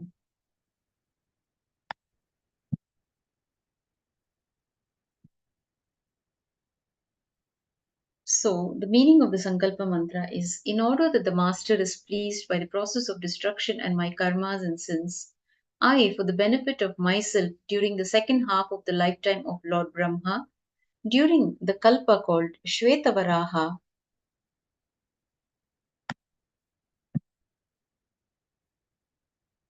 during the regime of Vaivashvata Manu, during the first quarter of the age called Nitya Yuga in the island called Jambu, in the continent called Bharata Varsha, in the Indian subcontinent called Bharata Khanda, in the southern side of the Mount Meru in the Shaka era, during this auspicious year, which is one of the set of 60 years, which is in practice of which Prabhava is the first year. In the auspicious Ayana, Uttara or Dakshina, in the auspicious season, in this auspicious month, in the auspicious Paksha, phase of the moon, that is the waxing and waning of the moon, on the auspicious Tithi, that is number of days from the new moon or full moon, on this auspicious day, during the auspicious nakshatra means Vedic star, auspicious yoga, auspicious karana, during such an auspicious moment for pleasing the Supreme Pontiff of Hinduism, Bhagavan Nithyananda Paramashivam, Sri Jnana Sambandha Deshika Paramacharya Swami, the one who is the incarnation of Jnana Sambandha, who has adorned the Shamala Pita, who is the embodiment of Sri Meenakshi Sundareshwara, who is the favorite son of Lord Paramashiva, the incarnation who graced himself as the Guru, the one who, because of drinking the milk from the breast of Mother Parvati, created the Dravida Veda, which is the essence of Vedas and Agamas, who is the establisher of the pearl palanquin received by the grace of Lord Paramashiva, the founder of the Shaiva tradition, the one who has adorned the seat of omniscience, the master of the cosmos. Such a master who has adorned the sacred seat of omniscience, previously adorned by Jnana Sambandhar, who is the 293rd Guru Mahasannidhanam of that spiritual kingdom established by Jnana Sambandhar, the Acharya whose feet has even the qualities of dignity, majesty, distinction, excellence, and beauty, who is in the state of Paramahamsa, the Acharya of all sannyasis, that is, all the wandering monks, who is the embodiment of the sacred syllable Om, who is the embodiment of the pure truth, consciousness, and bliss, who is the knower of the Vedas, who is the one established in the superconsciousness, who is the Jagat Guru, who founded the Mahasimhasana of the spiritual kingdom, the Nithyananda Peetham, which has festivity all around it all the time, which has auspiciousness, all great divine qualities, and is ever alluring for gaining devotion at the lotus feet of the Supreme Pontiff of Hinduism, Bhagavan Nithyananda Paramashivoham, for receiving the grace of the Master, for having growing security, fortitude, power, victory, longevity, health, and wealth. So the meaning of the Sankalpa is so beautiful. It covers almost everything. For the fruition of the four goals of my life, that is Dharma, living my life through righteous means Artha, earning a living for myself through righteous means Kama, fulfilling my desires through righteous means, and Moksha, liberation from all bondages that exist for me as a human being, for dissolving all my accumulated karmas, for receiving all auspiciousness, for living enlightenment along with my whole family by the grace of the Master. I am directly worshipping the feet of the enlightened Master Nithyananda, who is the embodiment of all the gods and goddesses. So, yoga is useless if it is done without the context of I am Shiva. So, in Hinduism, there is a purpose behind every action and inaction.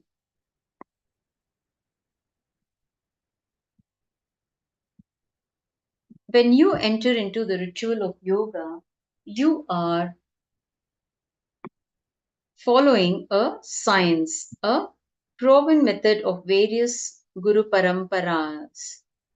A guru who takes this science initiates their disciples and then who would then become gurus themselves and continue to pass down this science.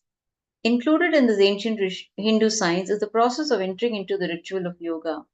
For thousands of years, the great masters that have come before us repeated again and again, yoga is a ritual to awaken the kundalini and it should be practiced in a specific way.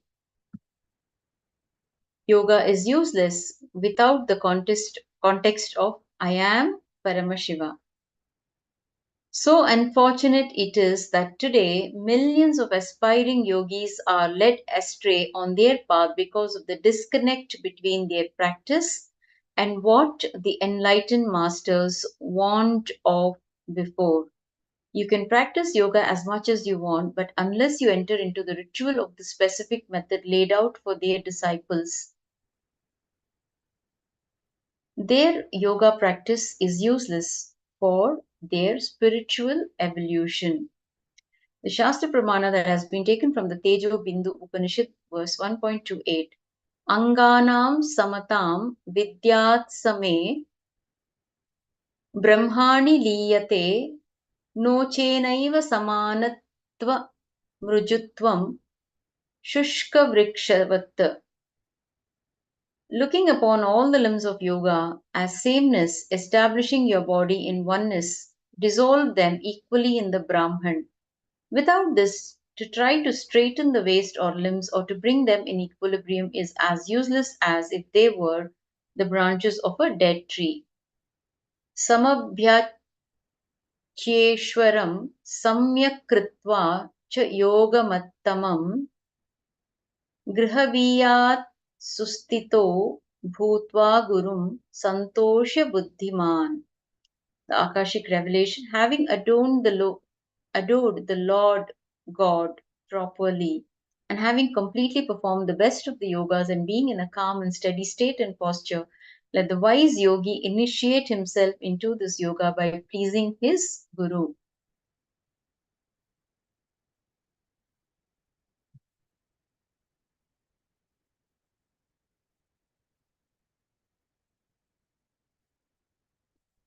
The next Shastra Pramana that has been taken from the Yoga Kundalini Upanishad, verse 2.74. प्रकृत्यष्टकरूपं च स्थानं गच्छति कुण्डली क्रोढीकृत्य शिवं याति क्रोढीकृत्य विलीयते.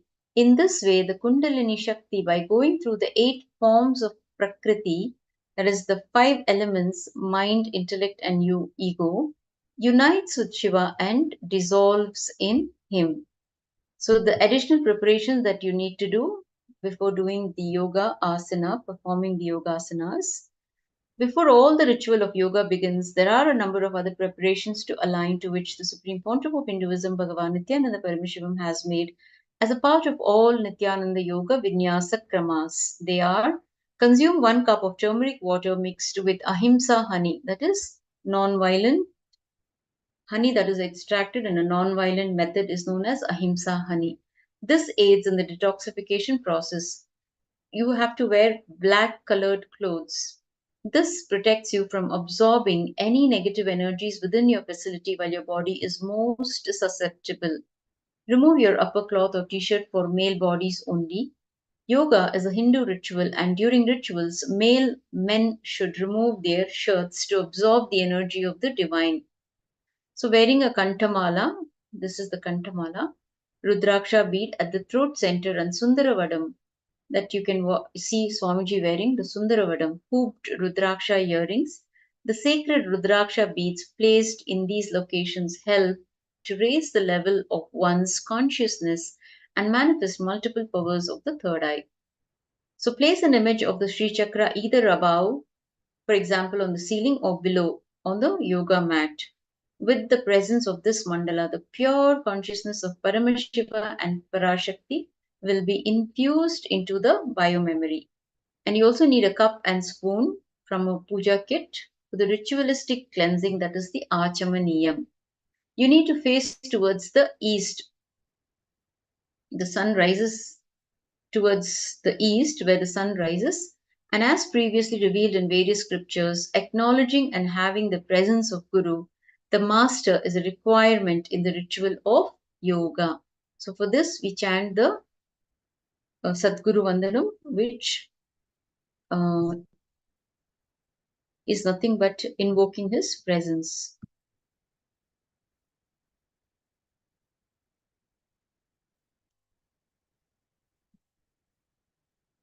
So in the Kailasa's Nithyananda Yoga, these practices, because it is authentic yoga, Ma Gabriela, we practice authentic yoga.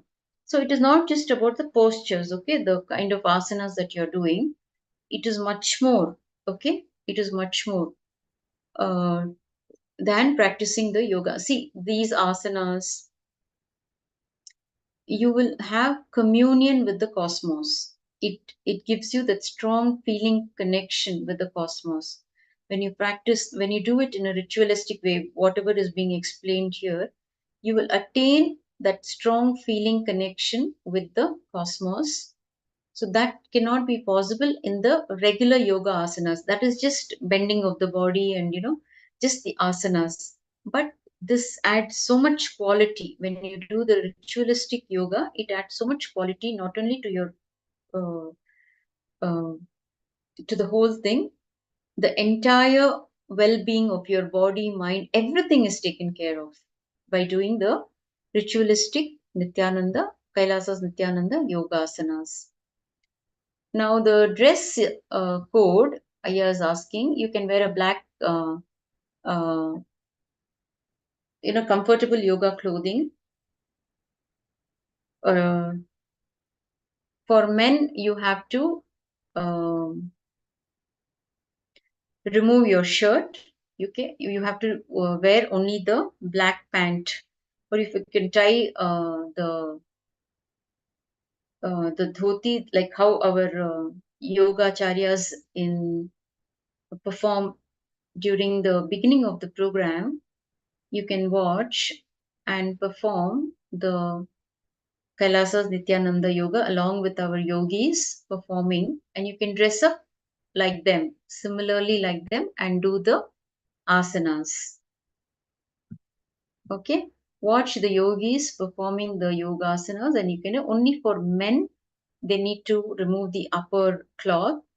Women can wear a black dress completely, a black t-shirt, and a black track pant. Now, a set of Karlakattais, wooden weights, dumbbells, or any preferred method to apply external weight to the body. Weights are one of the 12 components in the ritual of yoga.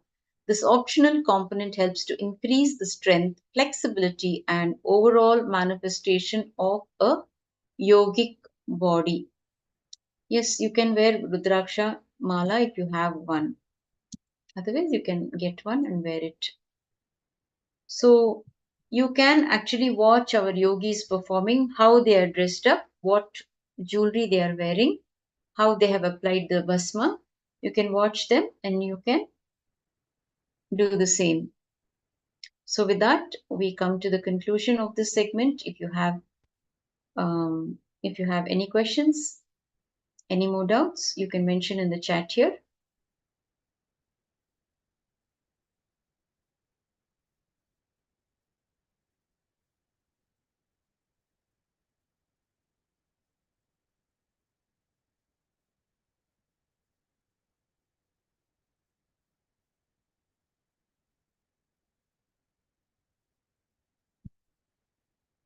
So I hope all of you have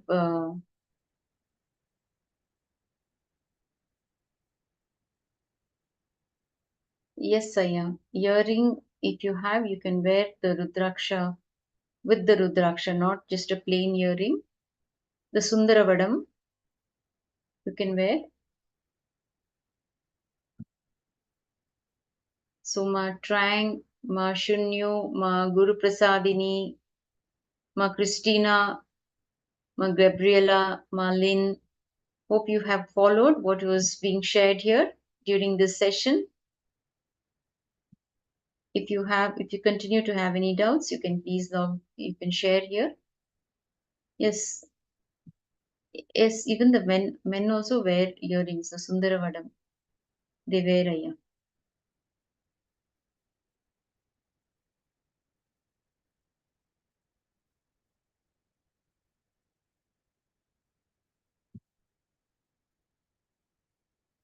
Okay. You can make oneself, or you can order, and you can, any jewelry store you can go and you can order and you can get it done. It may not be readily available. You need to place an order and get it done. Of course, the disciples of Swamiji were all these things were given free of cost to all the sannyasis and all the ashramites living in when Swamiji was physically available at Adi Kailash. All these were given to all the sannyasis and all the grihasthas who were living inside the Adinam free of cost. So if you don't have any further questions, we will conclude this segment with the Purna Mantra.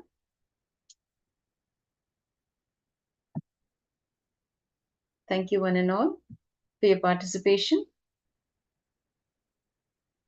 Yes, let us offer all the knowledge that we have derived from this segment at the feet of His Divine Holiness, Bhagavan Nithyananda Paramashivoham, and let us now chant the Purna Mantra and conclude this segment. Om Purnamadah Purnamidam Purnat Purnamudachyate Purnasya Purnamadaya Purnamevavasishyate Om Shanti Shanti Shanti Hari Om Tat Sat Sarvam Bhagavat Shri Nithyananda Paramashivam Padukarpanamastu Om Nithyanandam. Thank you all. Nithyanandam. Yes, our next Acharya will take over from here.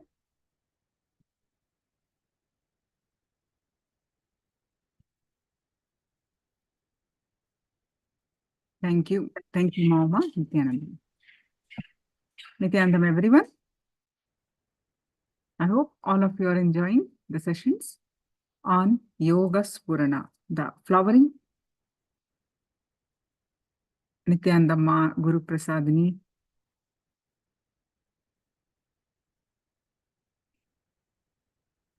Flowering in yoga is what we are learning today. Machinyu Ma Ajaris, Christina, Kaliwang, Lin, Guru Prasadini, Ram, and Vishwanathan. Yes.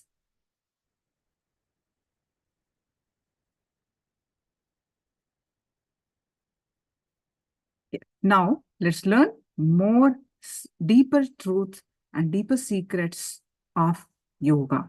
What is actually yoga? How this helps not only what we understood a peripheral meaning, just it is some yoga posture, it is benefit for some physical body, but yoga is much deeper and it is one of the greatest path for our enlightenment. So we are going to learn more and more deeper secrets of yoga. So before that, today power manifestation is going to be consciousness over matter. So we'll do a power manifestation before we learn more of secrets of yoga. So today we are going to manifest the power of consciousness over matter.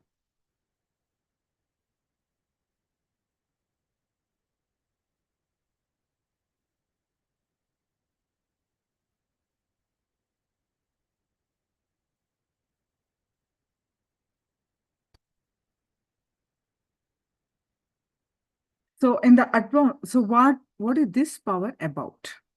In the advanced level, power manifestations of consciousness over matter, meaning with your power of consciousness, you are going to move the matter.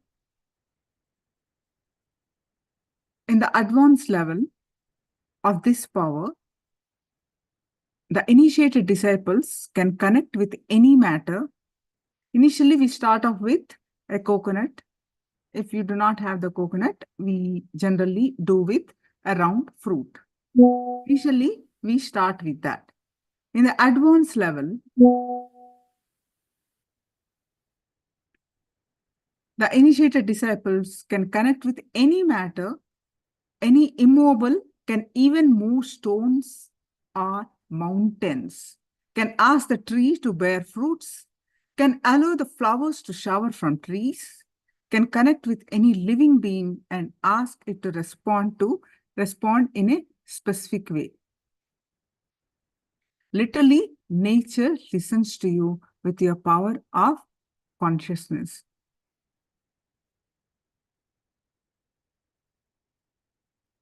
The Pramana from Vijnana Bhairava Tantra, Shiva Sutras, Dharana 95, Sutra 120. This is the Sastra Pramana, scriptural reference for the consciousness over matter. Kvastit vastuni vinyasya sanyar drishtim nivastayet tajnanam chitta sahitam devi sunyalayo bhavet.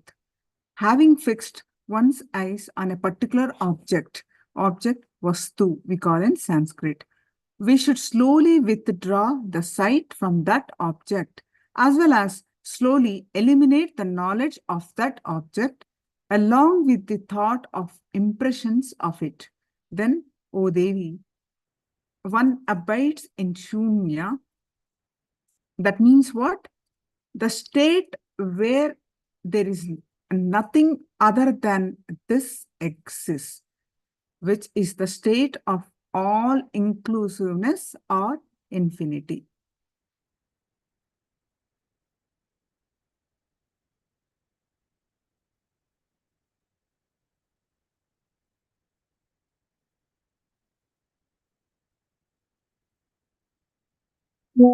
I see many yoga questions. After this power manifestation, we will move on to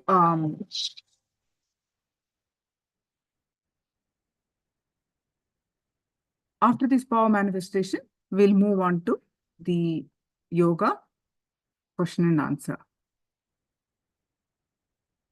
Okay, so now let us see the Apta Pramana. We have just seen the Shastra Pramana, the original scriptural reference. Now, Shastra Pramana, Apta Pramana. Sundaramurti Nayanar is the 63 saints, Tamil saints, by simple integrity with Paramashiva, simple devotion to Paramashiva, absolute surrender with Paramashiva, they achieved the ultimate state of enlightenment. So in one such Nayanmar is Sundaramurti Nayanar. He sang the glories of Lord Shiva called Tevaram. One day, Sundarar was on a pilgrimage, and at the Tirukadayur, he saw Tiruvayur on the opposite bank of the river. He saw his favorite deity temple on the opposite side of the river. The river was in flood and was impossible to cross. Sundarar sincerely prayed to the Lord Paramashiva, and at once the river gave way. See, with his prayer, the power of his prayer, meaning what? The power of his consciousness, the river, the flooded river gave way to, and leaving a sandy track through which they could walk across to the other bank. As soon as they reached the other bank, the river resumed its former form. So this simply, he manifested a way to reach the temple with the flooded river gave way to Sundaramurti Nayanar. So that is the power of consciousness over matter. Nature simply listens to you. Now Swamiji's own life, Atma Pramana. One day, Arunagiri Yogeshwara was explaining a Yoga Sutra to Swamiji. He said, when you feel one with nature, nature listens to you. Swamiji asked, how can that be? Arunagiri Yogeshwara told him, to feel one with the nearby rock, he just held Swamiji's hand and moved it suddenly. And the boulder started rolling without even him touching it. Arunagiri Yogeshwara stopped his hand movement and the boulder stopped.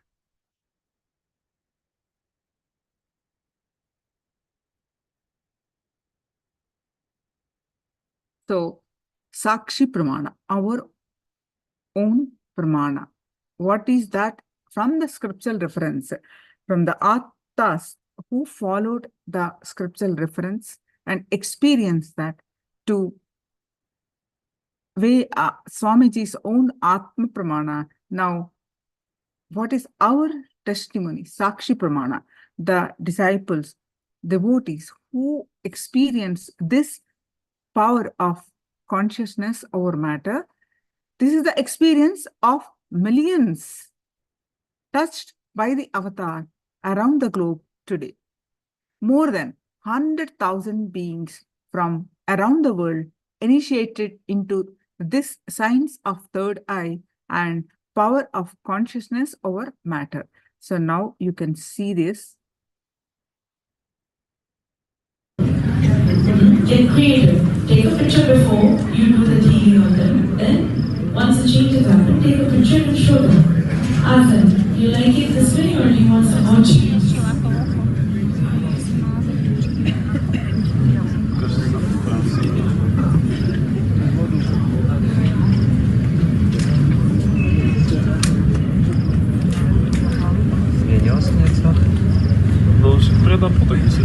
See how it's rotating.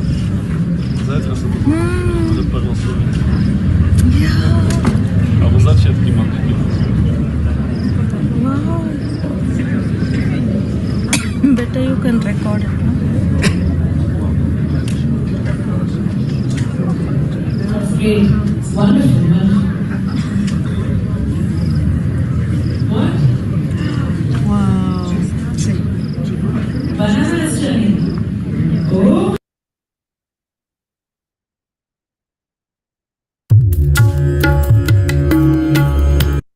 Okay, so let's move on.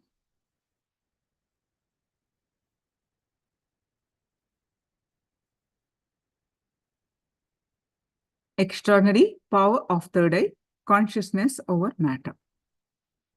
Now we are going to do the first level. In this level, falling feeling the vibration of the matter. Let's begin. All of you are ready? Are you all ready? So please, all of you go ahead and bring your object. Preferred object from the beginning is a coconut. So if you have the coconut, please go ahead and bring it.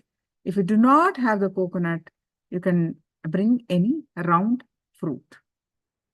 Please go ahead and bring a round fruit, preferably coconut.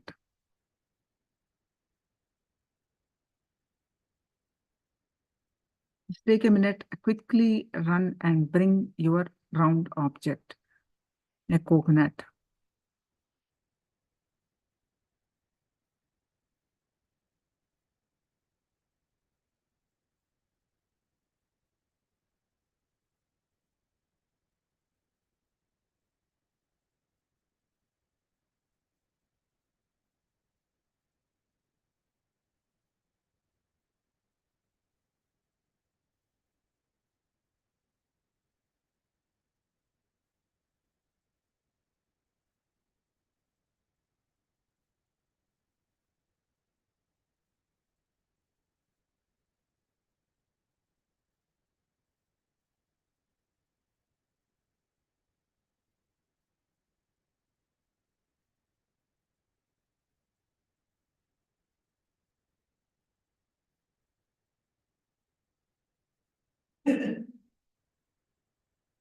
So once you're ready, just take one more minute and quickly go ahead and bring your object.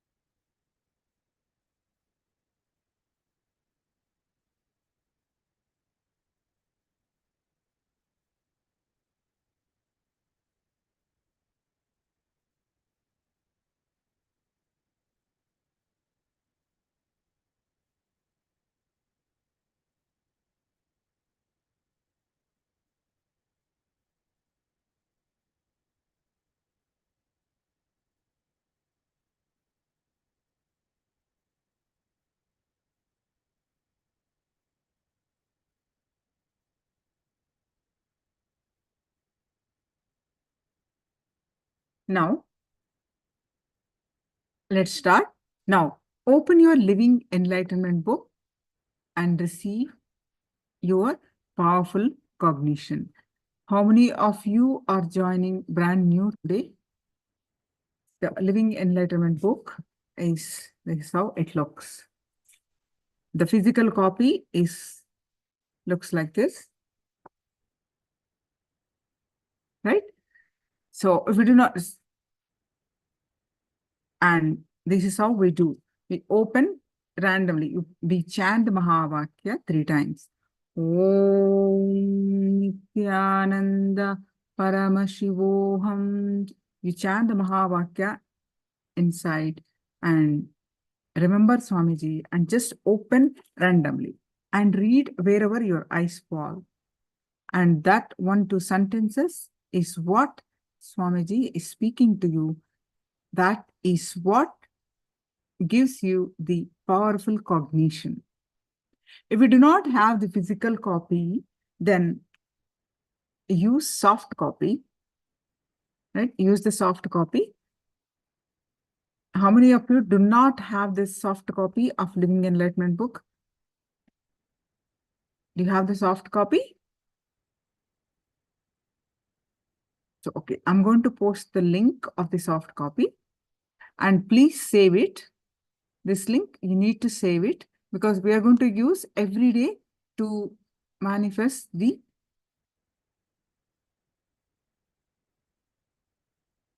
all the powers.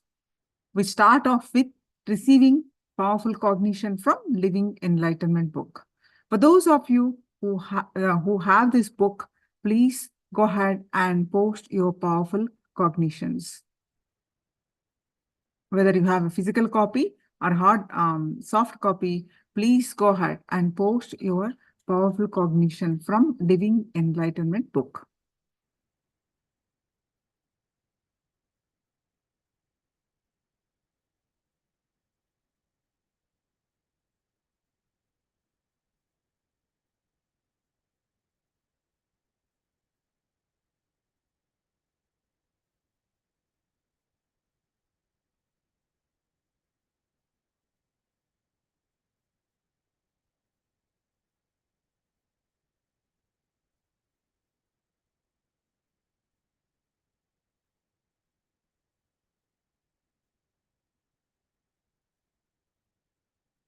Yes, Darshini, I'm posting the link. And all of you save this link, download this link and save this link. It's in some other languages also there. Chinese language should be available. You can download appropriate language for you.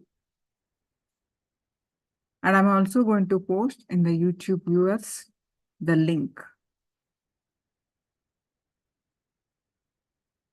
I have posted in the YouTube also for the YouTube viewers.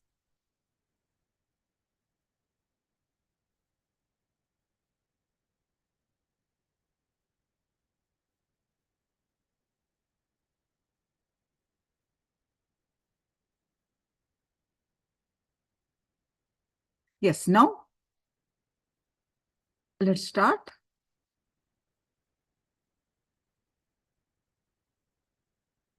Quickly go ahead, download this book and receive powerful cognition from this book.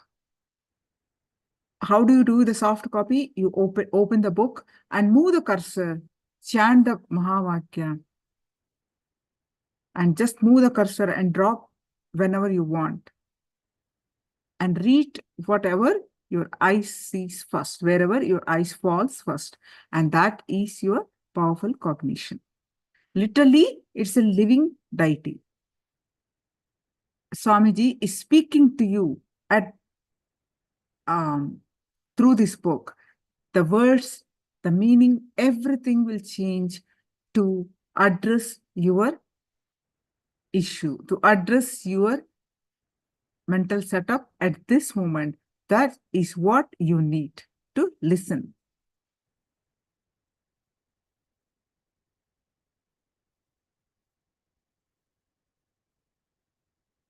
So quickly go ahead and receive powerful cognition from this book. Each power manifestation decalcify your third eye. It's equal to hours of intense meditation. So do it sincerely.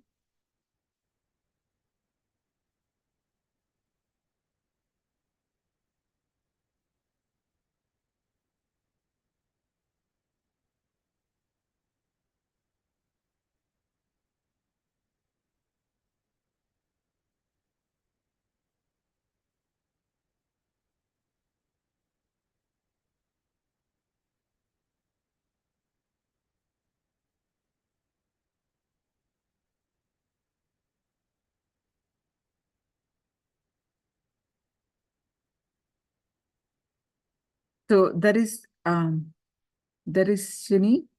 Our worries become our comfort zone. We hide in them. Wonderful. Others also post your powerful cognitions. Few more seconds. For those of you who are doing for the first time and you see how to receive,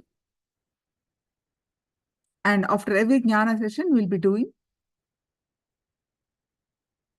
this power of consciousness over matter today. Are you all done?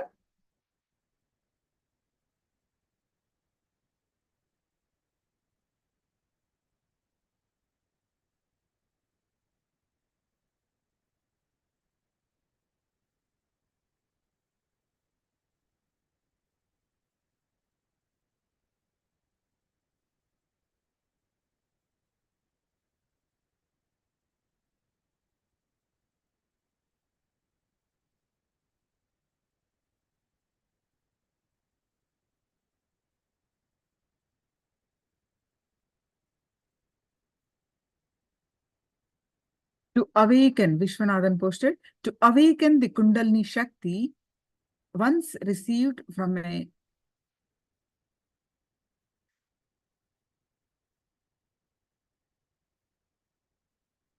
Rani, Kundalini Shakti will continue to erupt.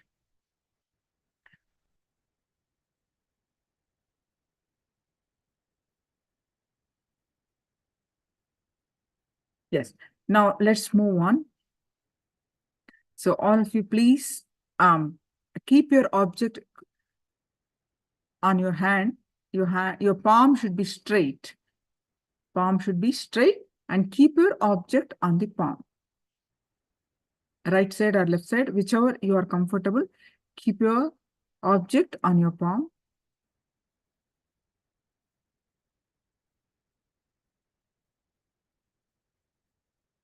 And now visualize Swamiji's form in your third eye.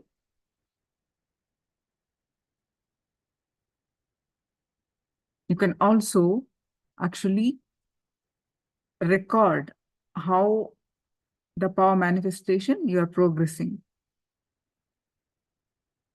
Just now you saw the video recording, right? That is little advanced, working on the silicon.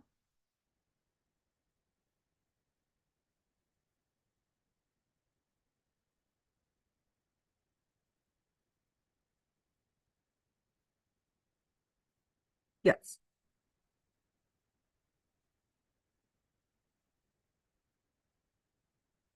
Now visualize Swamiji's form. Sit straight with your hand, with your palm straightened, and keep your object on your palm and visualize Swamiji's form in your third eye. Any thoughts that are coming, let it come, let it go. You bring your attention back to your third eye again and again.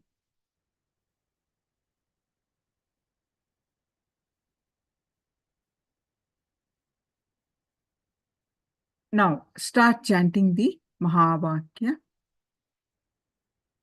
Om Nithyananda Paramashivoham. Start chanting the Mahavakya and experience the space of oneness. With the space of oneness, declare the object in your hand to vibrate, to move, to roll.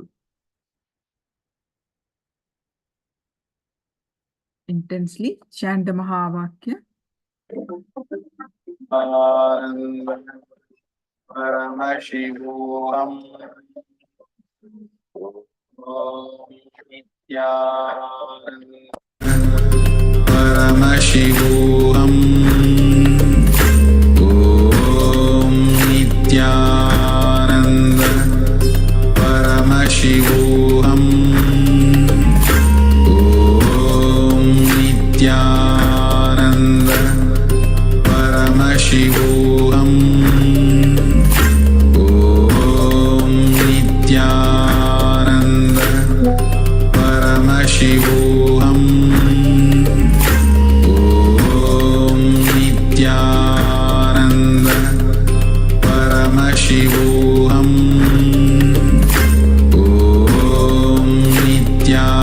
Om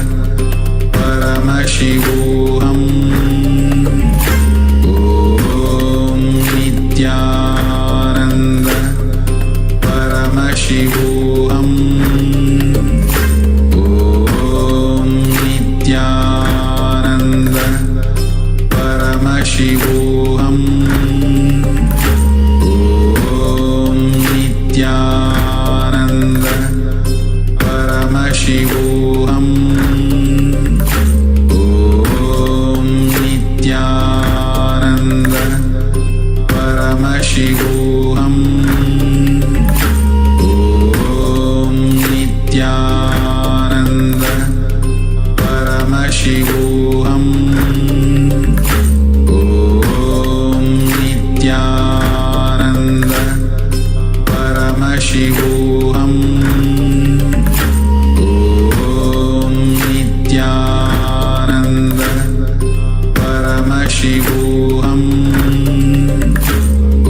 Om Nithyananda.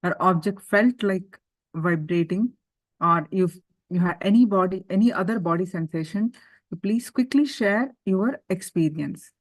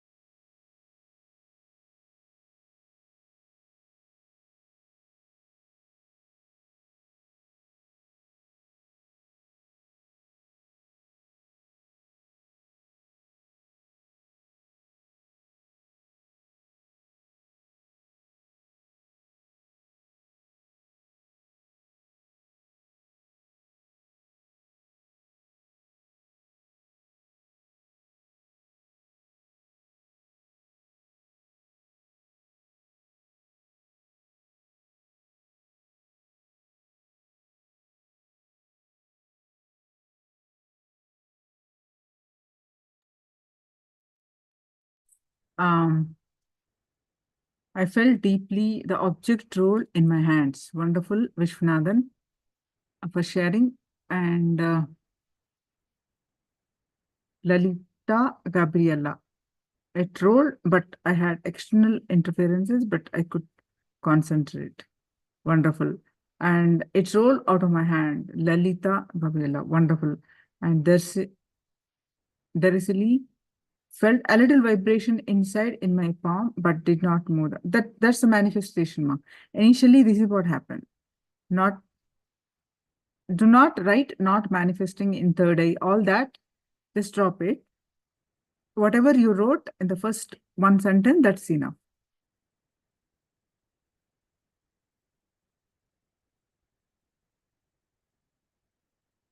Yes, now let's understand more about the yoga. You have learned Swamiji's are reviving the authentic yoga and the 12 components of yoga and the details of that and how to perform the yoga. And now let's come back to more of basics. Why yoga? We'll also be learning about more details about yoga, but some basics, let's learn. Why yoga? What for we are doing the yoga? How it helps us? We have learned that yoga is the powerful system or method for us to lead to enlightenment. So how this helps? How yoga helps and why yoga? So a man always lives his life either past in the or in the future. You know, we oscillate between past and future. Let's come to the yoga. Means what? Patanjali's first sutra is, let's come to the practice of yoga. That means, let's come to the present. The present moment. When you start practicing living in the present moment, when you start practicing living in the present moment, you are entering into the yoga. As man always moves from past or future, he never lives in the present. And if you are here physically, then you can be sure that your mind is somewhere else. This mind always oscillates between past or future. It never remains steady at one place. It never allows your being to rest. And that is the very nature of the mind.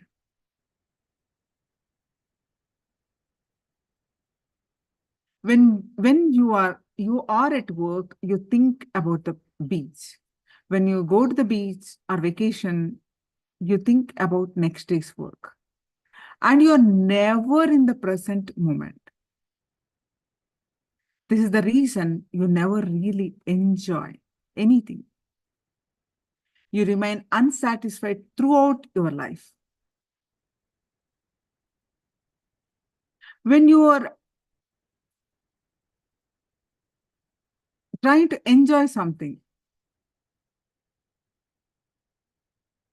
that in the real time for enjoyment comes, you miss it because of fear or greed. You spend most of the entire life, many of the 99% spends their time in fear and greed. Greed for pleasure, or fear of losing them, or fear of something.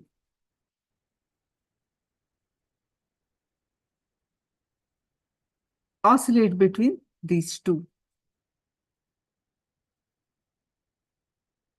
Fear comes automatically due to engraved memories of the past.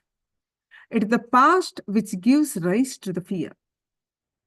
And it is the imagination of the future that fosters greed. So, in both the cases, you miss the present because you continuously oscillate between the fear and greed, the past and the future. You miss the present.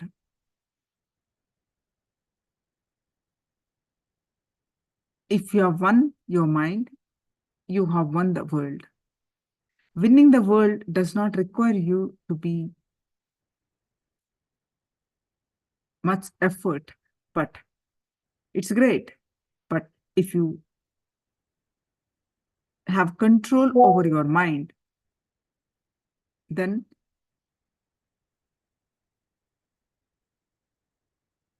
you have achieved the enlightenment. If you start living in the present moment, leads you to your ultimate potential.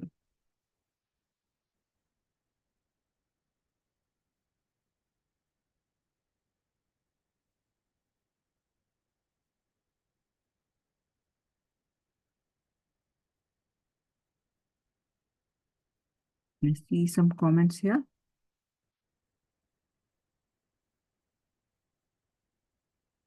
Union with consciousness, Christina. Yes.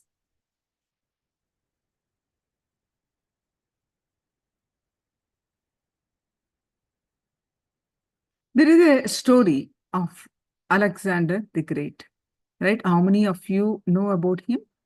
Definitely, if you have read if you have gone to regular schools and studied the history, you know about Alexander.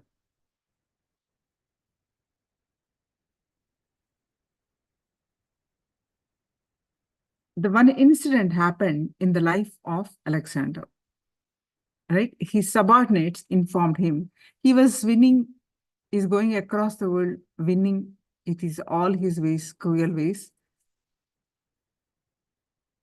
He's winning everything, every country, every place.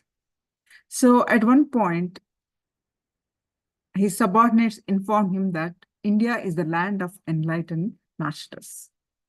Since then, Alexander was very much eager to meet some enlightened master in India.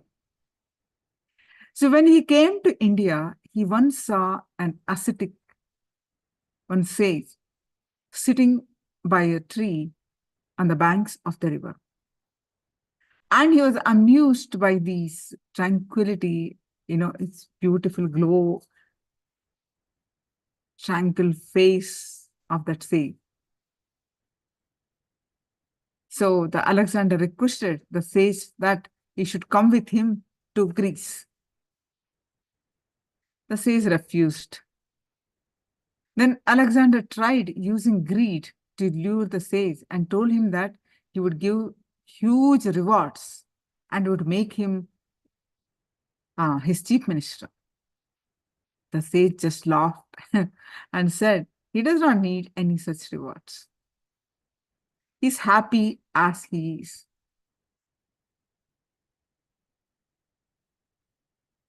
Alexander was shocked. For the first time in his entire life, he had seen someone rejecting such kind of gifts. Then obviously Alexander now tried to next thing was fear, inserting fear, threaten the sage. He took out his sword and held by the neck of the sage and told the sage that he would kill him if he did not accept his offer of coming with him to Greece. The sage again started laughing and said that he cannot be killed. The sage said that his body might get destroyed, but he cannot be killed as he is that imperishable, omnipresent. He just could not, Alexander could not handle it.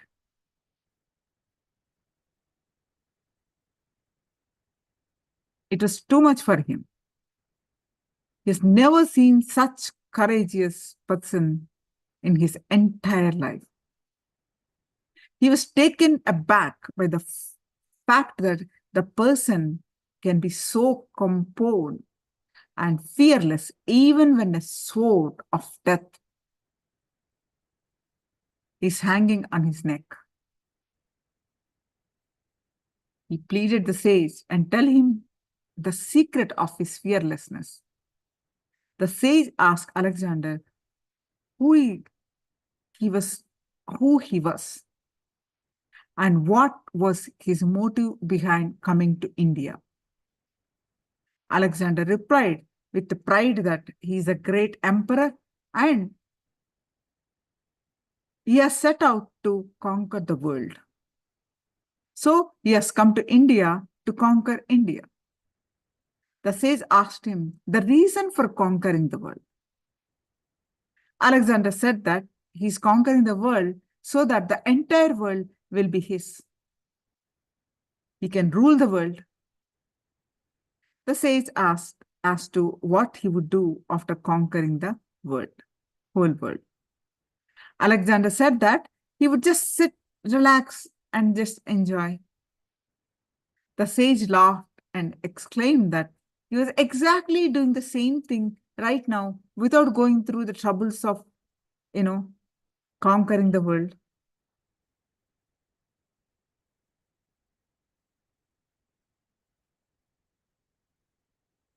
It's a history, but a story in the history. But we need to understand carefully because this is what exactly we are doing to ourselves in our lives, isn't it? Throughout our lives, we keep running without understanding the reason for our running. We always postpone bliss. And an important thing we need to understand is that bliss is not in the future. Bliss is not in the future. Bliss is in the now. Bliss is not something that we can possess. Bliss happens when we just relax from the mind. Mind has got into the habit of possessing things, so it tries to run after bliss. But the mind can never find bliss because the very bliss happens when there is no mind. So only when you relax from your mind, bliss starts happening in you.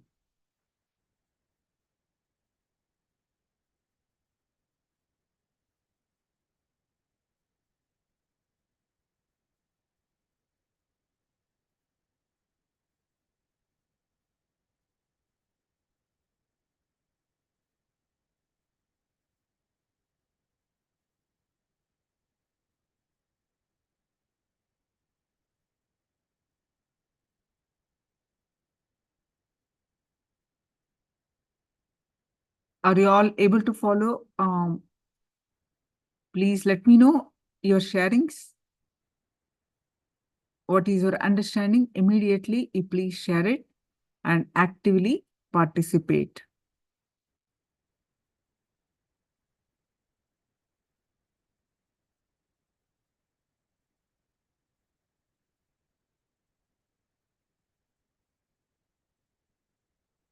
Now, another story. A young man from America was visiting London and was traveling in a train. In the train, beside him was an elderly British couple. The British lady had a pet dog with her, and which she was carrying in her lap. All of a sudden, the pet dog jumped from her lap onto the American guy and vomited. The lady, instead of apologizing to the American guy, started patting her dog, saying, "Oh, what happened to you? Your stomach may be upset." The American young man just chooses to keep silent this time. After a few minutes, the dog jumped to the American once again and pissed on him.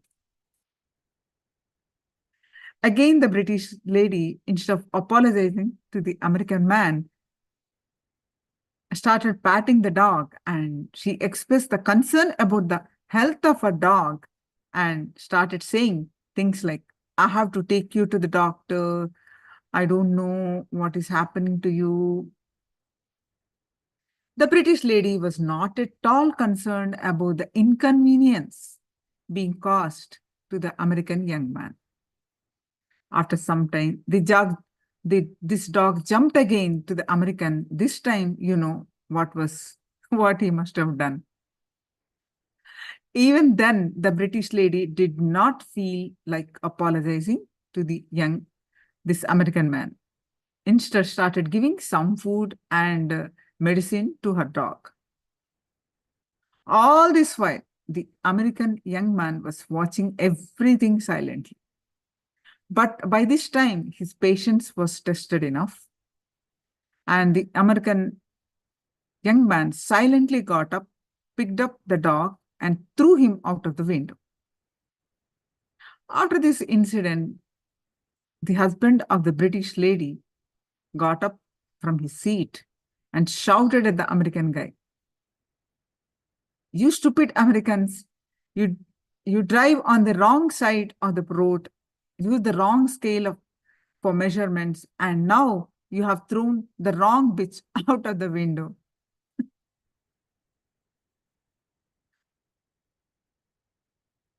This is the story of our lives. We always throw wrong things out of the window. In this story, the dog was not at fault. Poor animal. It was sick and it can't even express itself. So it was the fault of a British lady as she was not apologetic for her dog's actions.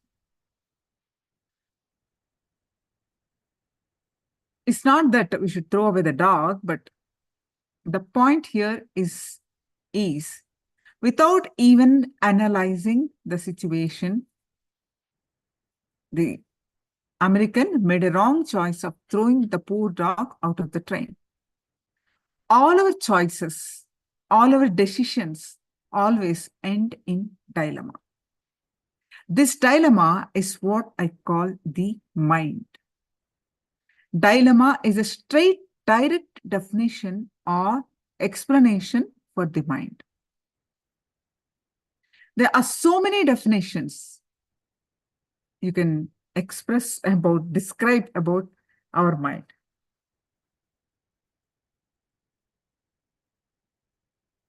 So mind always creates dilemma.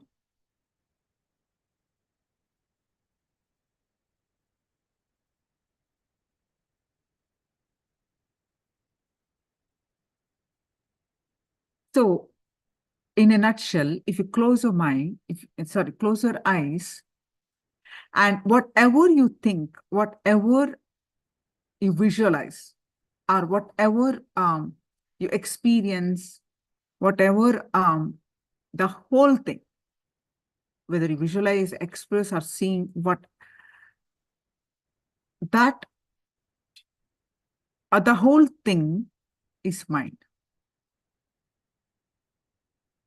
oscillating from one end to the other, from past to future. That very nature of the mind is oscillation. It never convinced of its own decisions, and the past memories can never let the mind stays in the current moment. So when the mind creates always the dilemma, all our choices without exception end in suffering. If you can just accept the current moment, the existence as it is, you can go beyond this mind. You will reach the state of no mind, which we call as enlightenment or superconsciousness. Bliss is the choiceless awareness then.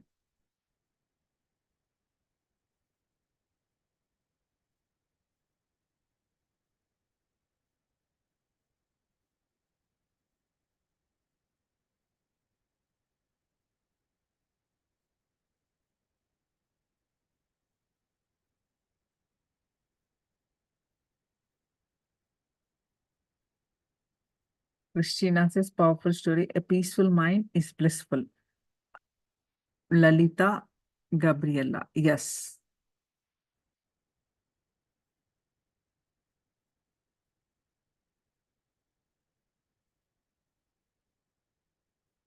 So, all our lives, understand we are postponing bliss, which is constantly happening within. We do something now so that tomorrow we can be blissful. When tomorrow comes, we repeat the same process, and then this blissful tomorrow never comes. Only when we realize the experience that the very deed itself is blissful, the very doing is blissful, and experience that very deed itself is blissful, we experience bliss every moment. Bliss is our true nature. And we need to understand that this mind ceases to exist when bliss happens. When bliss happens to us, the mind ceases to exist, because bliss happens when we are choiceless.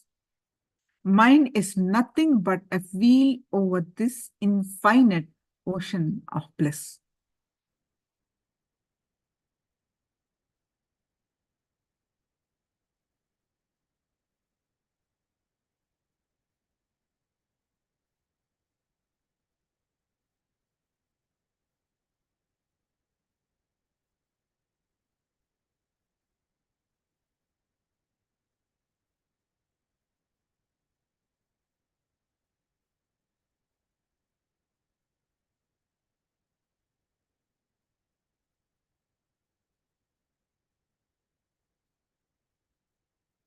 Now, I'm going to narrate another story.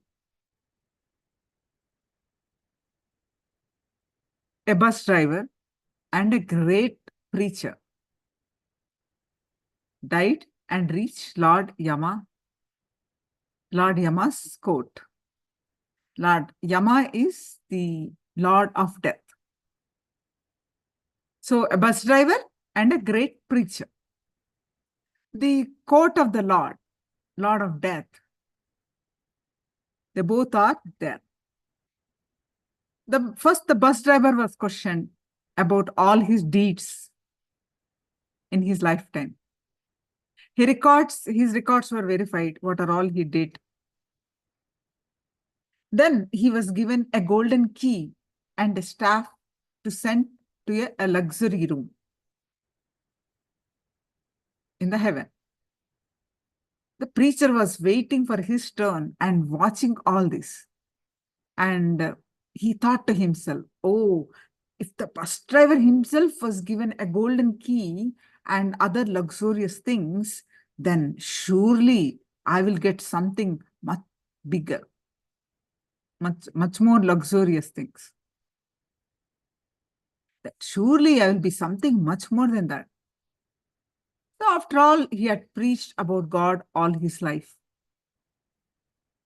His turn came and his records were presented, and the verdict was given. He was sent to hell. He became very angry. How come? He could not believe the verdict. He demanded to know the reason. Lord Yama explained, we don't bother about what you have done in your lifetime. We only see the results of your actions, your context, your when the bus driver was driving, his driving was in such that people in his bus were continuously thinking of God. He converted a lot of atheists into believers. Whereas when you are preaching, although you spoke about God, the people who were with you were sleeping most of the time. So,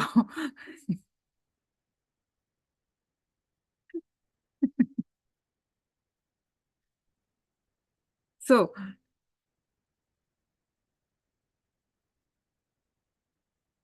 even though it's a funny story, life as a whole, only when you start living intensely, you start enjoying the whole.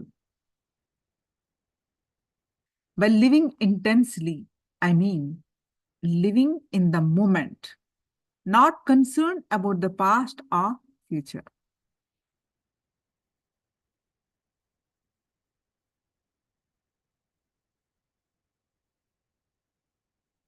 You can use your past experiences in the present, but not necessarily to be in fear because of your past experiences.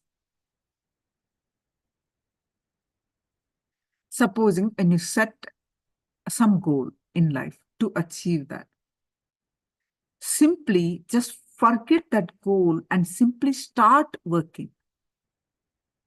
You need not worry about your goal, whether it's going to fulfill, whether you are going to achieve or not, but simply start working. You need not worry about the goal or remember it. You need not understand about this chronological planning is perfectly all right. It is because of your psychological worrying which hurts, which reduces your productivity. The psychological worrying drains your energy and also makes achieving your goal more and more difficult. So when you live in the moment, you actually live the whole. But life is neither in the past nor in the future, but it is in the now, the present moment. The whole life is in the now, the present moment. And if we can live in that new, the present moment, every moment, we really live and enjoy the whole. And when we live the whole, we become holy, we become divine. That is, we are entering into the yoga. Ada yoga, ada anusasanaha is the Patanjali's first sutra.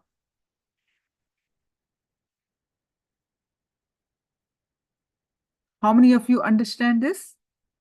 Post your cognition about this.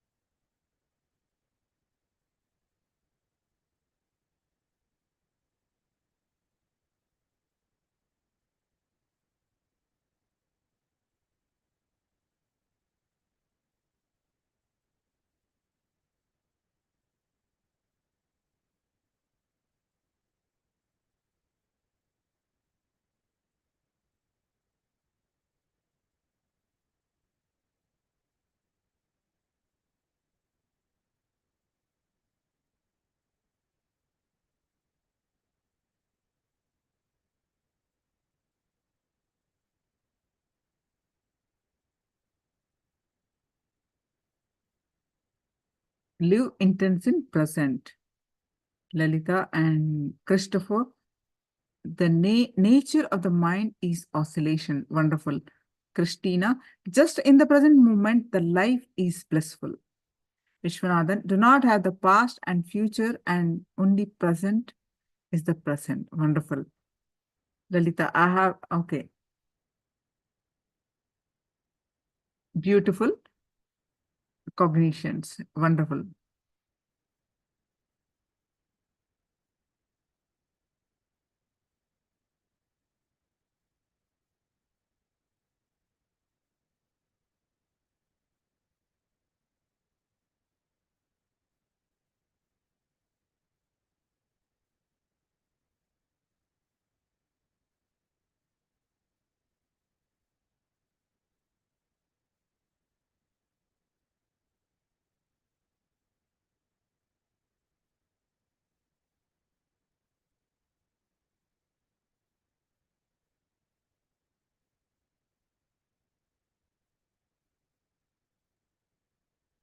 Now, let's listen to Swamiji of the power of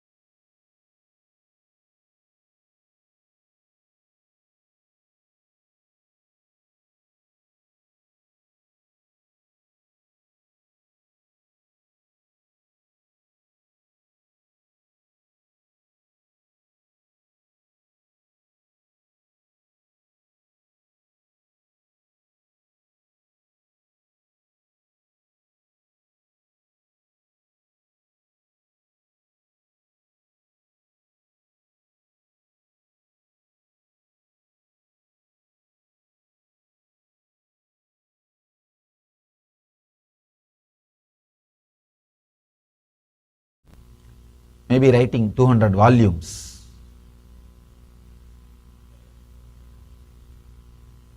If I look inside and find out the reason why I am talking and writing, then I can very clearly tell you why the masters go on writing and talking. The only reason I can find is constantly make you practice. Please understand. The spiritual path is such. Krishna says beautifully in Gita, by the nature, senses are created looking towards the outside, looking in the outer world direction. So turning you in, turning you towards the enlightenment, turning you to your source is not that easy. Every moment you are again out. If you listen to some book, the spiritual discourse, satsang, or read, few minutes you turn inside. By the time the satsang is over, you are already out. By the time the ideas leave your mind, you are already out. Constantly you need to be inspired to turn in, to go inside. That is why the masters, they go on and on and on, talking and writing.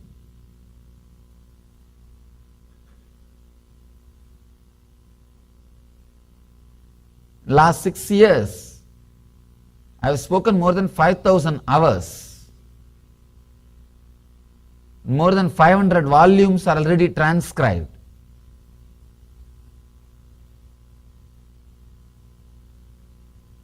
And my archives department says only 17% they have transcribed.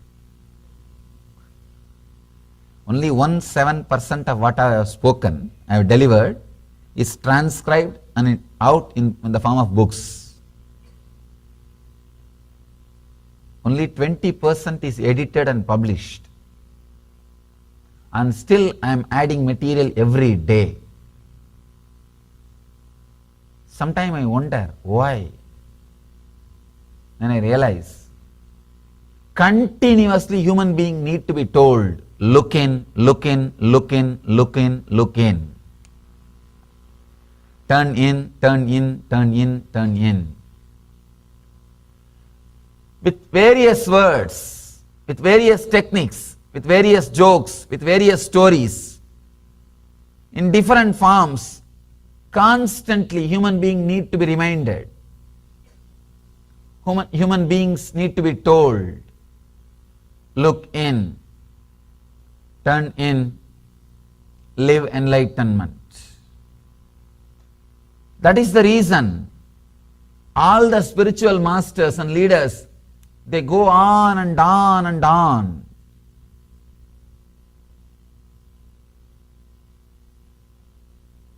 The largest spiritual literature in the planet Earth exists in Sanskrit language. I don't know how many libraries you can fit in. If everything is collected, I don't know how many libraries you can make out of those collections. It's nothing but continuous expressions and discourses of the living masters, the masters who lived in the body, who are teaching to the world. This sutra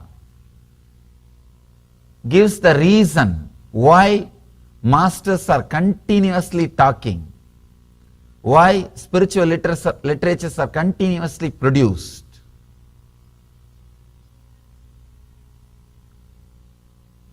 This sutra is all about constantly inspiring you, constantly practicing.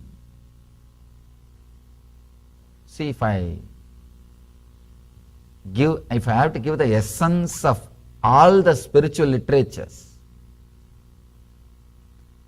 sometime, if you read Buddha's teachings, even Bhagavad Gita, Shiva Sutras, you will feel many ideas are repeated.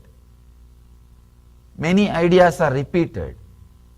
Even in my discourse, people come and tell me sometimes, Swamiji, you are saying the same idea.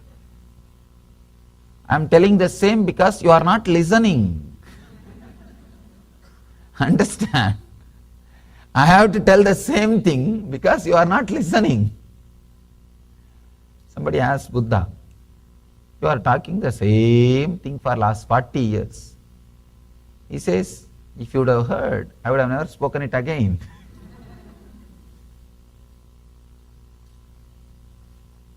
The truth is only one thing, but constantly it is told again and again and again and again through different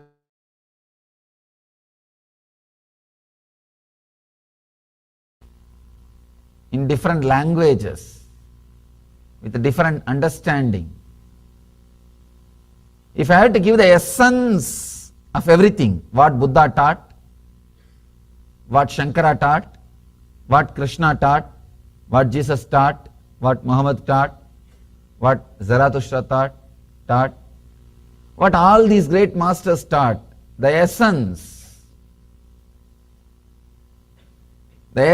of everything, why they have to continuously repeat again and again and again. The essence, the reason for that continuous repetition is this one sutra. Please understand, Patanjali is the only master who is not repeating the same ideas again and again. Because in this one sutra he says very clearly why things should be repeated. Very clearly explains why things should be repeated. After that he says, now I respect your intelligence, I am not going to repeat anymore. The reason for repetition is we forget. We forget. Why again and again all the masters go on and on and on repeating the same thing? This one sutra, if this one sutra is understood, you will understand why the masters are repeating the same thing again and again. Sometimes same words again and again, without feeling bored. That is the greatness of them. That is the greatness. I have conducted 200 ASPs and more than 200 NSPs. Our Live Bliss program, first level and second level. First level programs, second level program, hundreds of times. You see the audio recording or video recording, it will be almost literally repeating. People ask me, how are you able to repeat the same thing day in and day out, Swamiji? Are you not feeling bored? I tell them, every time I repeat, there's a new crowd in front of me. And not only that, even if the old people are sitting, they have forgotten. If they know that what I am talking is repetition, only then I will feel little reluctant or bored. Either they have not heard, or even if they have heard, they have forgotten. Patanjali gives the essence why again and again and again these truths are repeated. Committed and intense practice of unclutching makes one firmly established in a higher state of awareness. Committed. That's a beautiful word. Dirghakalaha. Nairantarya.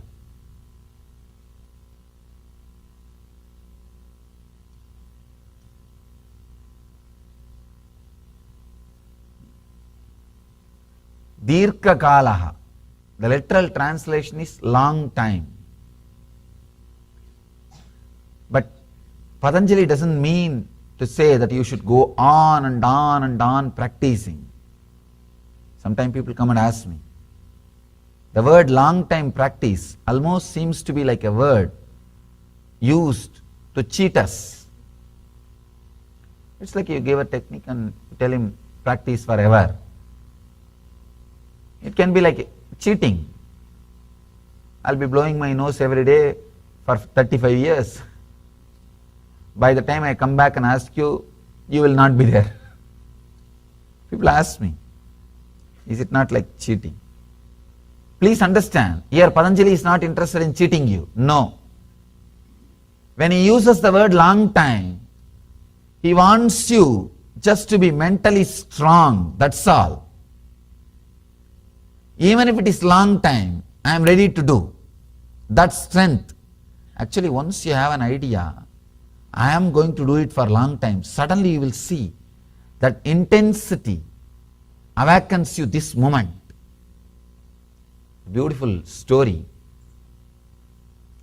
Every day, day in and day out, Buddha was meditating for more than 12 years. Morning he will sit till late night. Next day morning again he will sit till late night. Day in and day out, nothing was happening. The story says, one day he decided,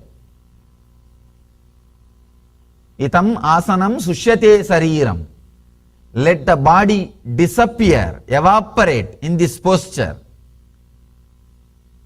How many days I don't know. How long I don't know. I am going to sit till I achieve enlightenment. I am not going to be bothered about the time.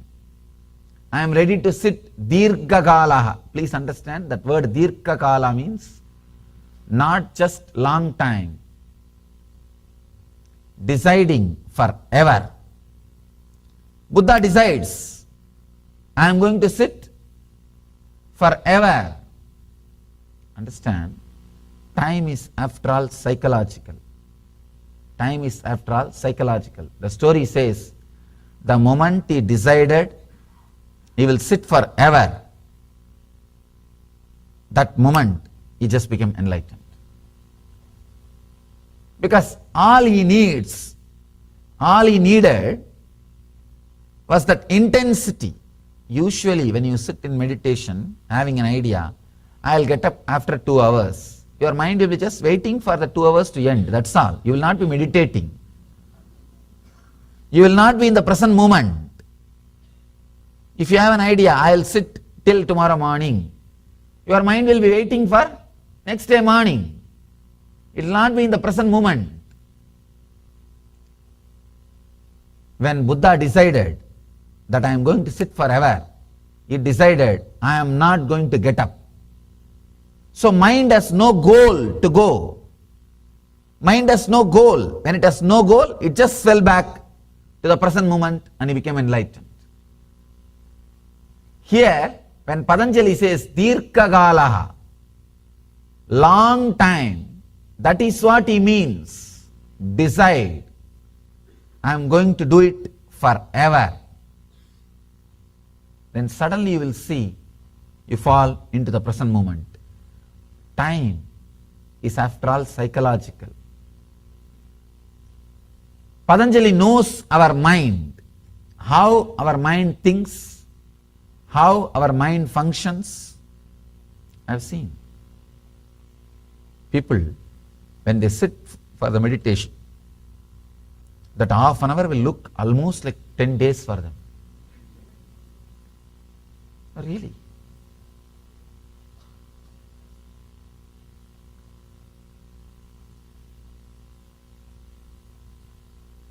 In Vedic tradition, the time is calculated as gap between one thought and the other thought. That is the kshana, 1 unit. In our tradition, we don't have the physical time. The Vedic tradition, the more importance was given to the psychological time, not to the chronological time. So even the unit of time, one unit is not 1 second, 1 kshana. The kshana is defined as gap between one thought and the other thought. If you are a meditator, person living in a high awareness, high frequency, 1 kshana can be even 1 hour or 2 hours or 1 day for you. If you are living restless, agitated, irritated, usual mood, 1 kshana can be micro millisecond for you. It depends on person, please understand. It depends on your awareness, frequency. There is a story, I have a story for you. One woman goes to the doctor. Doctor says, you have only 6 months to live. She was shocked. Oh God, can anything be done? He says, all right, marry an accountant. She asked, will that cure me? Will I become all right? No, don't worry. That 6 months will seem too longer.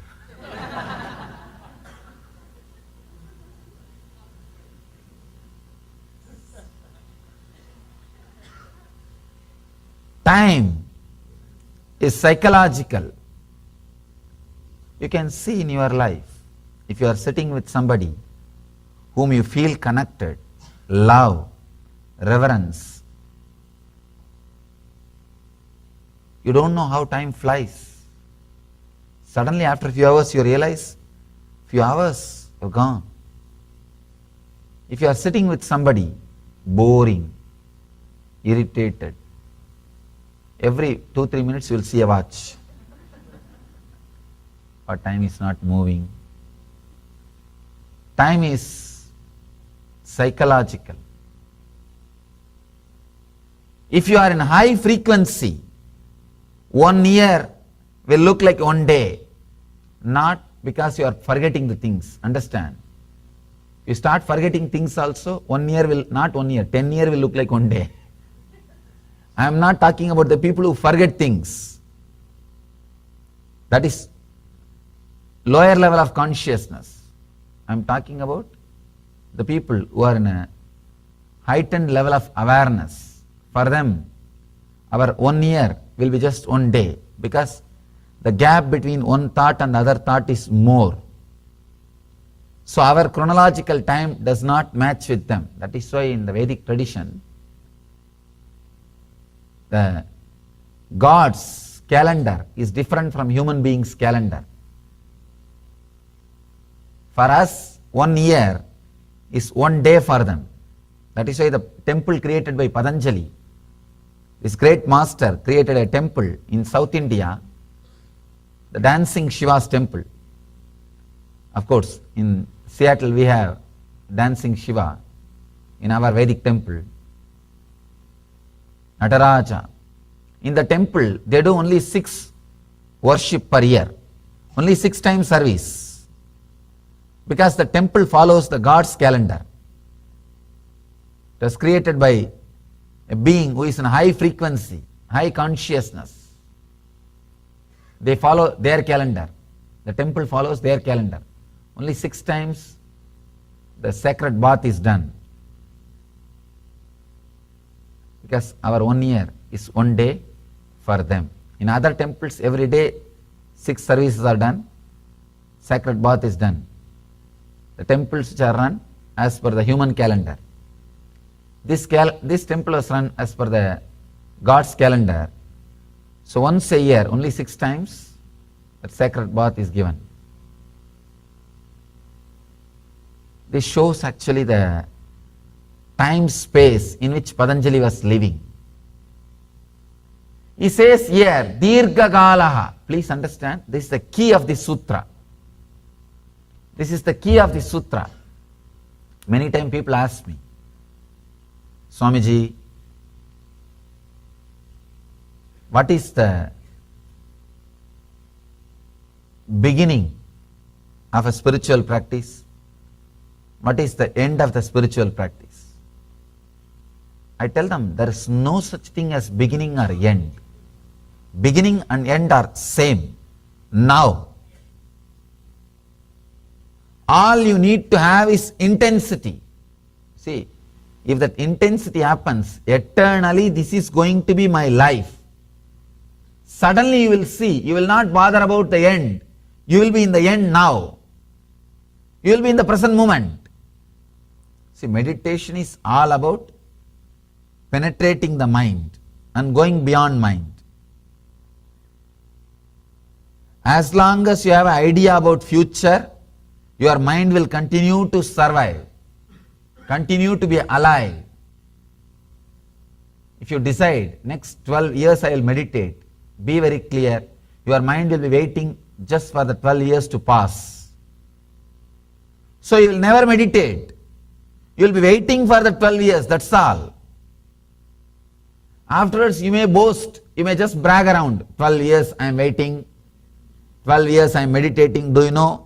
I am a seeker for last 35 years.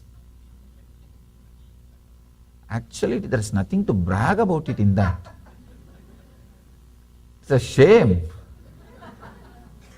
People come and tell me many times, these great intellectuals, well read,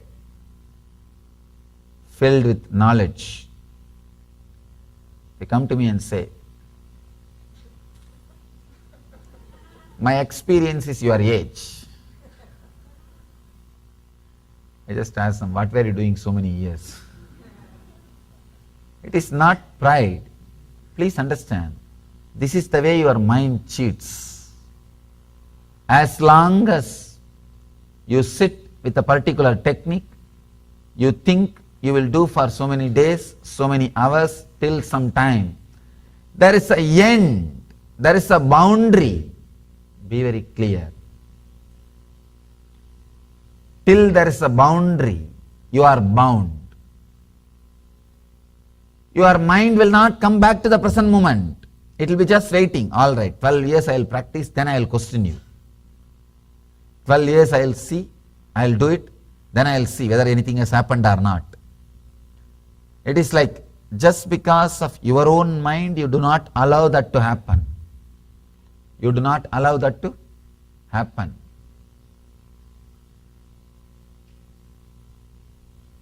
You can see even in your day-to-day meditation, when you sit and start the Nitya Dhyan, the chaotic breathing, you will be just waiting when the Guru Puja will start. I have seen. The moment they start the chaotic breathing, after 2-3 times,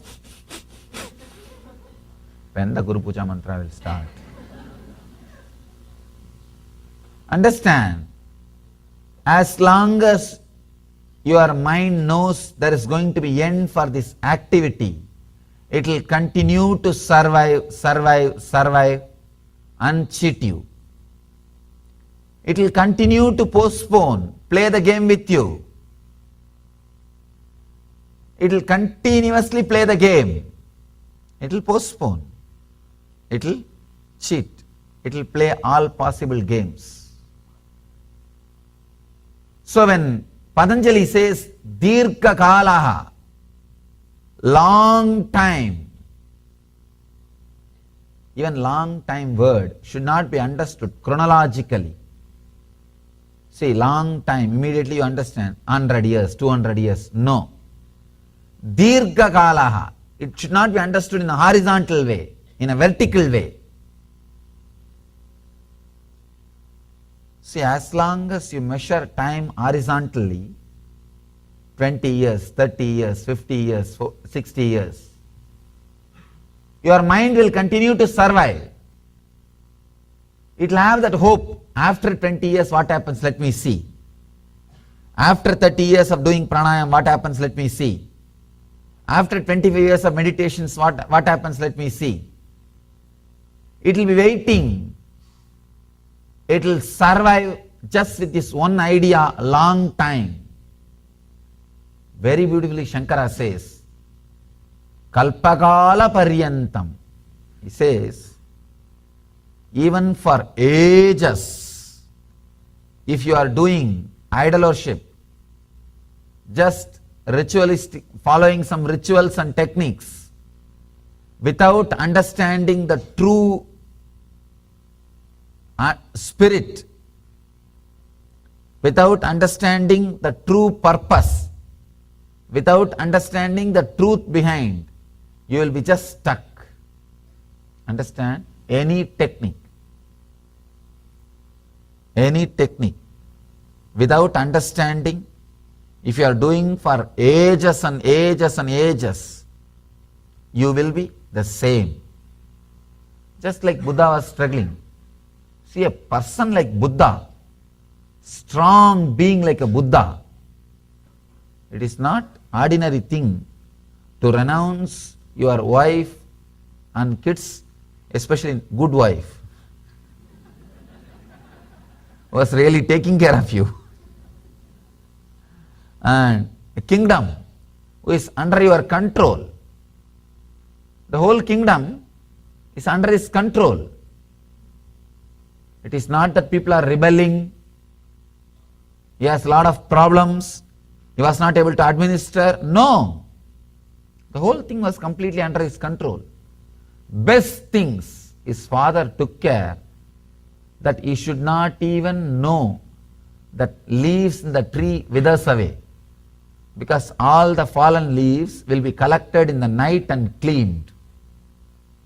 His father took care that Buddha should never hear about old age, disease and death, because the father was told by astrologers, family astrologers, that this boy will become a sannyasi, monk, he will renounce the world. Father was frightened, only one child, what will happen to kingdom?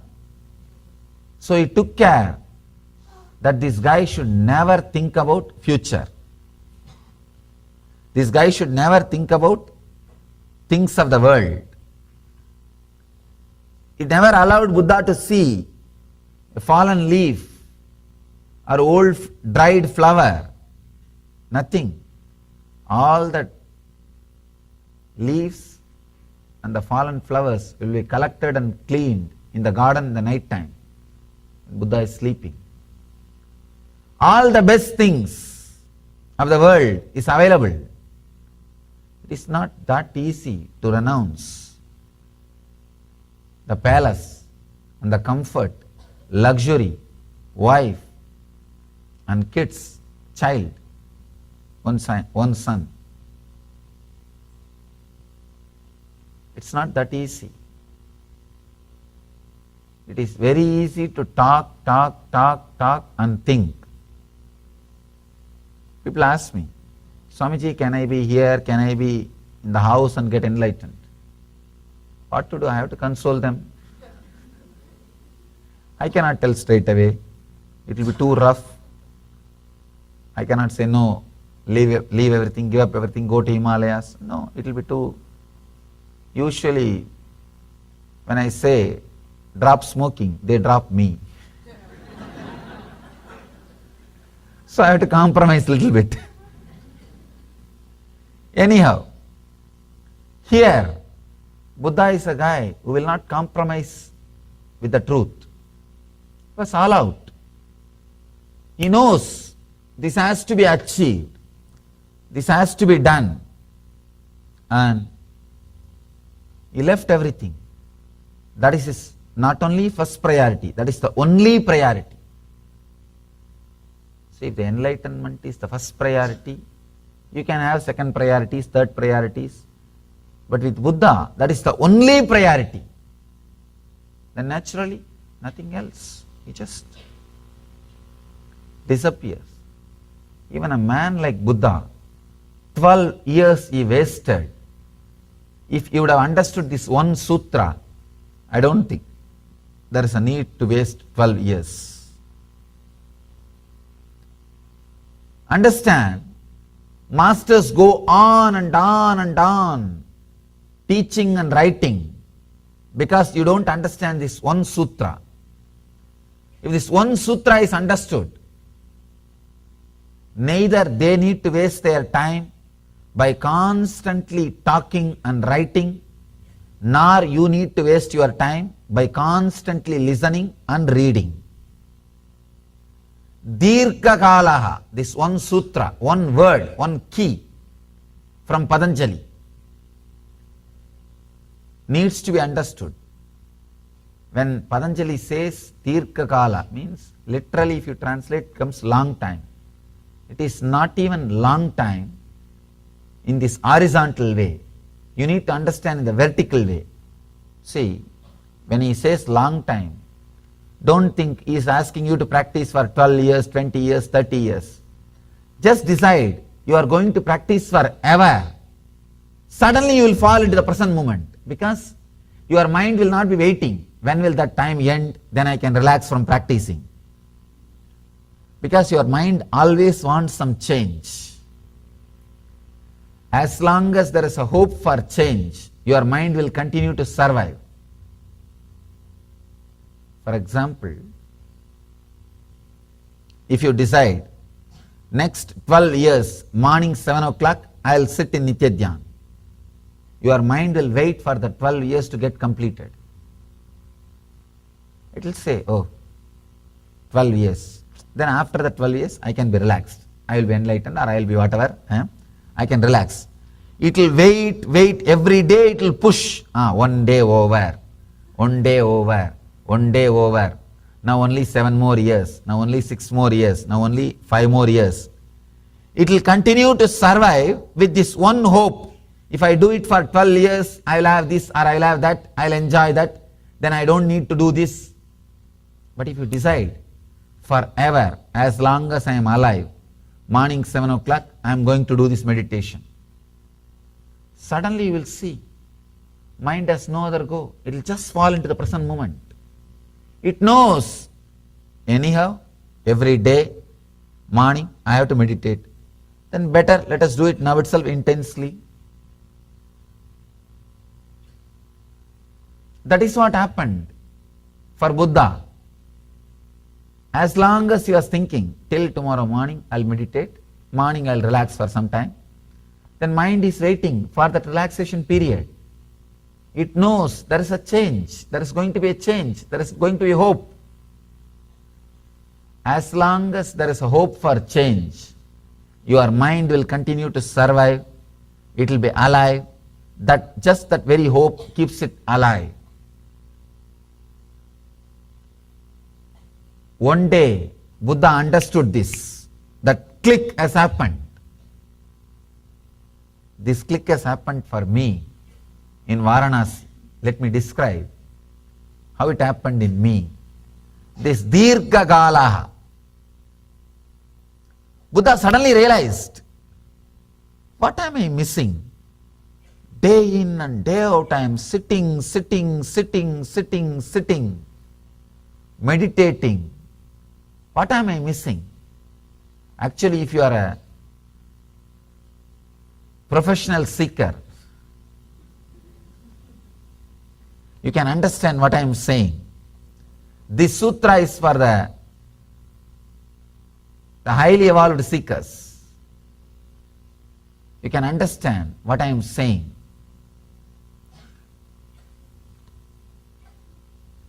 Buddha started looking inside. What is going on? I am meditating whole day. How my mind is still alive? How is it surviving?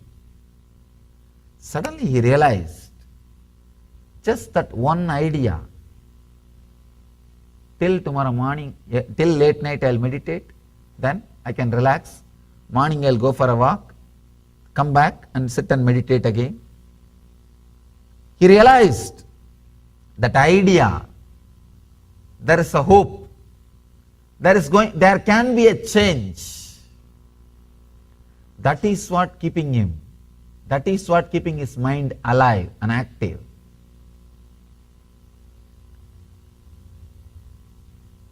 Mind is a great accountant, please understand. It's a great accountant. This guy knows all maths and all plays all games. When what need to be told to your mind are told to you, how to play with you. He knows all the games. Buddha understood this one idea that is responsible for my continuous struggle. He decides, no more. No more change. This pressure of the practice is going to be on me forever. This is going to be my life. That is where the Dirka Gala happened. Please understand, long time. He decided, no question of long time. I am going to do this forever. The moment you decide forever, the hope after this I don't have to do this. After this many years I don't have to practice. That is not there. Your mind knows God. And especially a person like Buddha, when he decides, he decides. If he decides, he means. He is not going to play games. He means. Mind got completely frightened. Oh God, what happened? Now he says forever. So he is going to do forever. So there is no hope. There is no change. There is no possibility for the future. This pressure of a technique, pressure of meditation is going to be there on me forever. So naturally, just it came back to the present moment, because there is nothing to search in the future. It just came back to the present moment and practice ended. Practice ended. Anybody wants to end your spiritual practice, all you need to do is decide strongly you are going to practice forever. That's all. It looks very paradoxical. Decide you are going to do it forever. There is no change, there is no gap, there is no getting up, there is no break. This is going to be your life. Suddenly practice will end. It will end. This is the one and only way if you want to end your practice. Till you decide you are going to be doing this practice forever, you can never end the practice. I was traveling continuously all over India, meditating. Usually I'll stay in the burial grounds and sit and meditate. People ask me, why do you stay in burial grounds? Because I don't need to reserve. There is no need for reservation. And nobody will come there. Indian burial grounds are not like this country. You don't have to imagine like this country. It's an open place, anybody. It's not protected or maintained.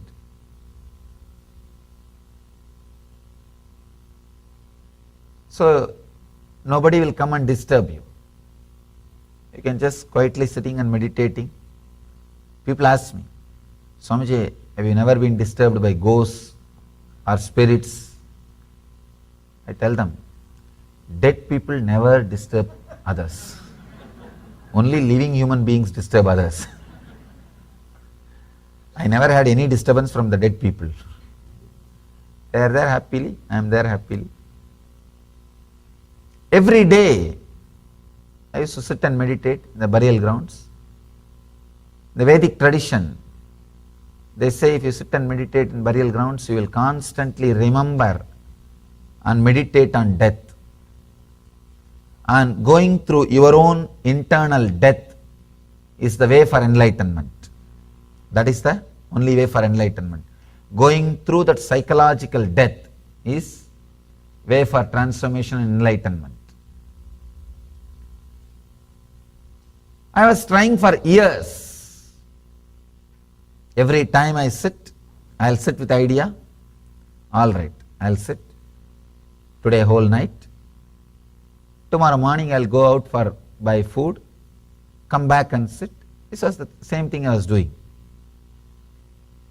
One day, when I was sitting in Varanasi, Manikarnika Ghat, the place where hundreds of dead bodies are burnt every day. And Indians believe dying in Varanasi leads you to enlightenment. So all the people, the moment they retire from their responsibilities, they will go and settle in Varanasi. It's a retirement community filled with old people waiting to die. The whole city, if you see, India is a very young country.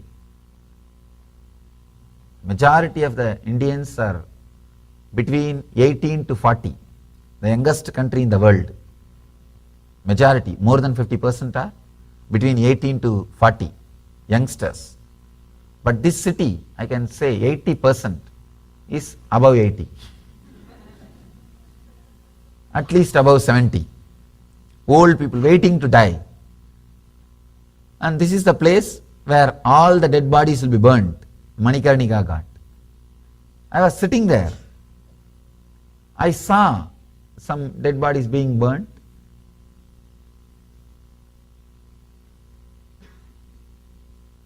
Suddenly, the click, God, this body is also going to be burnt like that only. Actually, you will lose respect and fear about death if you see that body is burnt every time. They don't bring fire from the home. From one fire, they lit the other fire. Whether it rains or shines, it's an eternal fire. It's called Mahasmashana, the ultimate burial ground, ultimate cremation ground. It goes on and on and on. From one body, they light the fire to the other body, continuously. If you are a sincere seeker, really want to know the secrets of death and life, you should go to the Manikarnika Ghat in Varanasi and sit and meditate at least for a few days. When I sat, suddenly the click has happened. God, it is such a simple thing. Just like all these bodies are being burnt, this body also will be burnt one day, that's all. There is nothing much big. No need to make a big fuss about death, life and all those foolish things. It is just dust unto dust. Nothing else.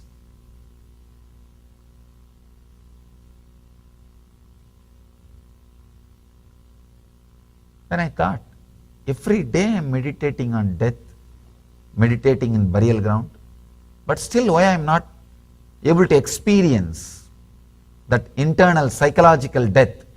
I am not talking about physical death. Physical death is different. The psychological death is different. If you experience psychological death, suddenly you will see you are enlightened. I thought, why I am not able to experience? Then I decided, either this body should die and I should experience death, or I should have death experience by meditation. I decided to sit. I decided I'll sit and meditate on death till I have the death experience, that internal death experience. If I am not having that experience, I'll continue. It knows all your games. It knows how many times you cheated. It knows how many times you came out of your own will. It knows how many times you changed, you altered, you corrected, you found a fine print. For your own will, you have a fine print below. And after 2-3 hours, when you are tired of that will, you read that fine print and say, it's okay, I think I can.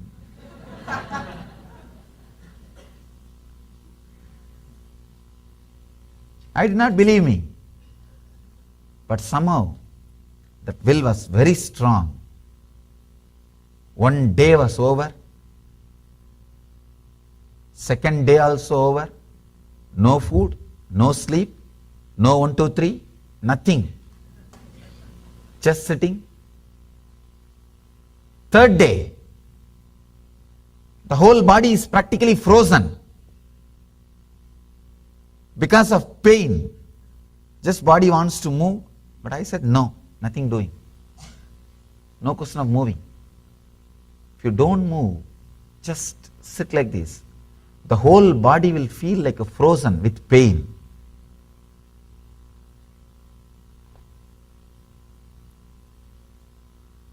Suddenly, my whole being realized I am serious about my will. I am really serious about my will. Suddenly my whole being realized I am going to do it. I myself got convinced about my willpower. I myself realized I am going to sit. First when I sat, my mind did not believe and said, all right, let's see, struggle how much you can. After all, you are a good guy struggling for last 10 years. Try once more, nothing wrong. There is nothing wrong in trying. Chalo, try.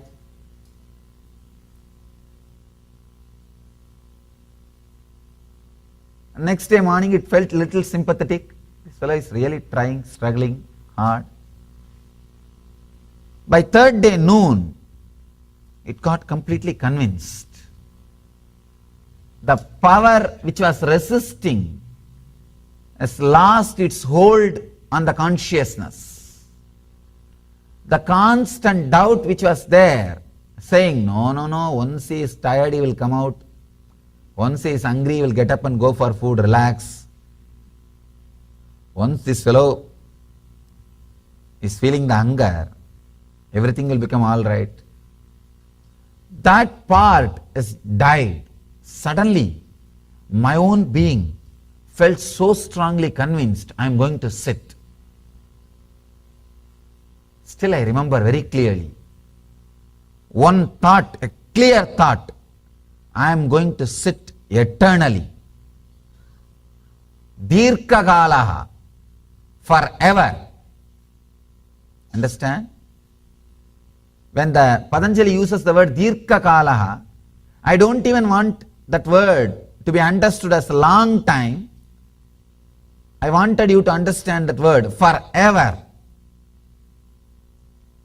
The moment I decided forever, instead of the mind moving in a horizontal, linear way, see, if you say long time, your mind will naturally move linear way. Long time means how many years? Come on, tell me.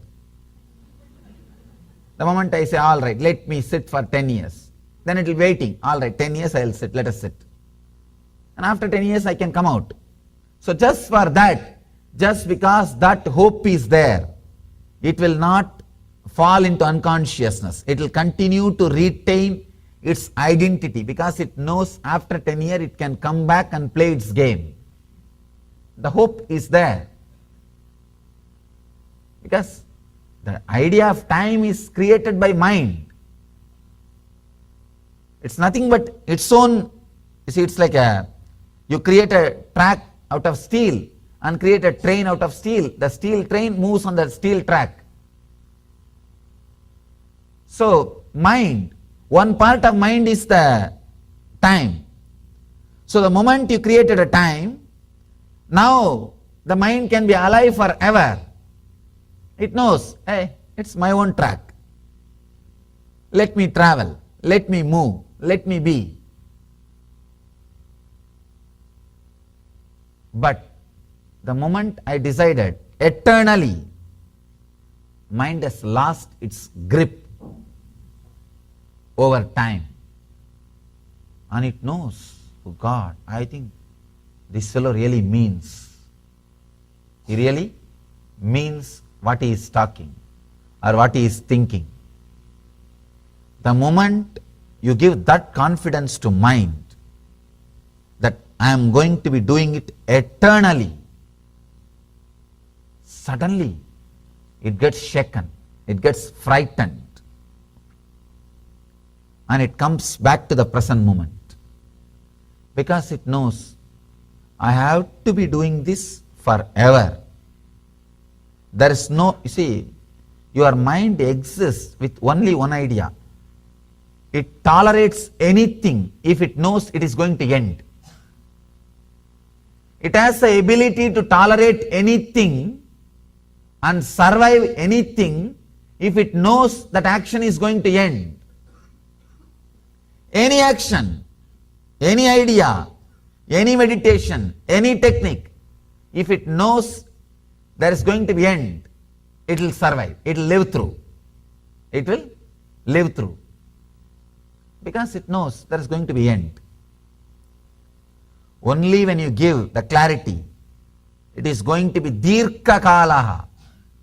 That is why in Indian tradition, whether it is marriage or sannyas, for eternal. Once you take sannyas, it is forever. Once you marry, it is forever. Then mind will stop playing its games. See, the moment you have a freedom, oh, I think anyhow I am going to divorce. Why tomorrow? Let me do it today. The moment you know you have a freedom, always you will think, why tomorrow? Why postpone? Let's do now. But if you know, no, this is going to be my life, then you know, anyhow I have to live. Let me now work it out. So your idea about future plays a major role on your life in the present. Your idea about future plays a major role in your action about the present. If you know that this is your life, the Vedic tradition, during marriage, the vows you take, that vow says, till the fire is there in your stomach, means till you are alive. These vows are taken. Means what? You know, you have to live for till death. So naturally, you adjust, your mind starts getting adjusted, your mind starts getting settled. With this mental setup, from the beginning, you know, I cannot unnecessarily create confusions. I can't afford it. I have to be careful. Even if there is something wrong, I have to start connecting. I have to start healing. I have to be respectful. I have to be loving. So from the beginning, the mental setup gets trained. Please understand. People ask me, Swamiji, is the divorce not a big freedom? See, I am not judging whether divorce should be there or should not be there, or it is a freedom or it is a right or wrong and all those things. All I can say, the idea which you carry about yourself, your mind, your life is very, very important. That is going to decide about your action. I tell you, the idea which you have about your body and your mind is the best friend or worst enemy for you. Best friend or worst enemy. If you have the right idea about your body and mind, that's the best friend for you. If you have the worst idea about your body and mind, that is the worst enemy for you. I have seen all various types of cultures, civilizations. The kids who are given right understanding, an idea about their body and mind, they not only live long, they live happily. Happiness, bliss, joy, health, all these things are nothing but an idea you carry about your body and mind from the young age.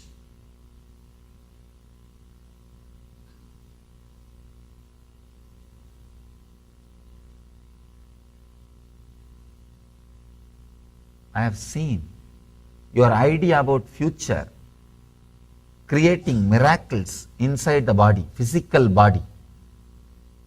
Even in the physical body, it creates miracles. It does miracles.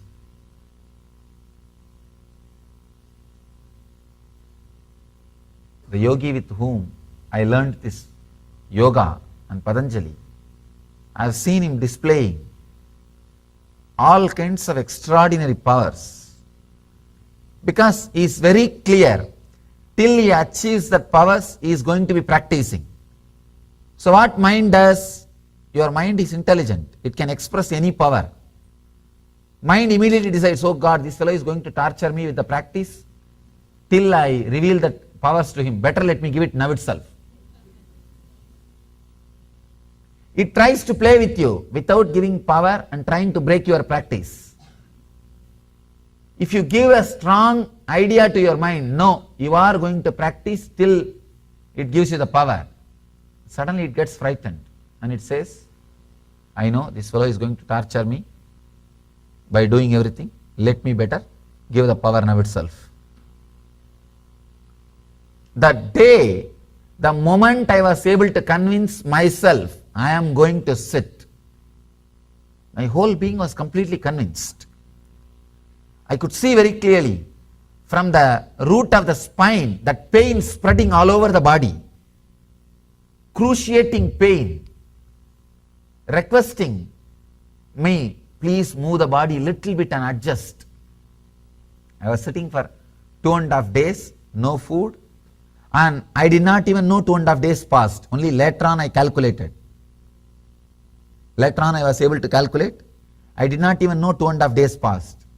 I just decided, who cares about time and everything? I am going to sit, that's all.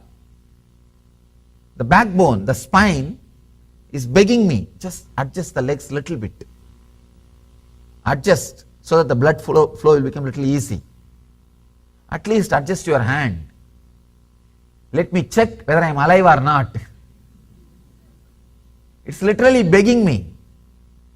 But I could see very clearly my sankalpa will say, I am going to sit. There is no question of moving.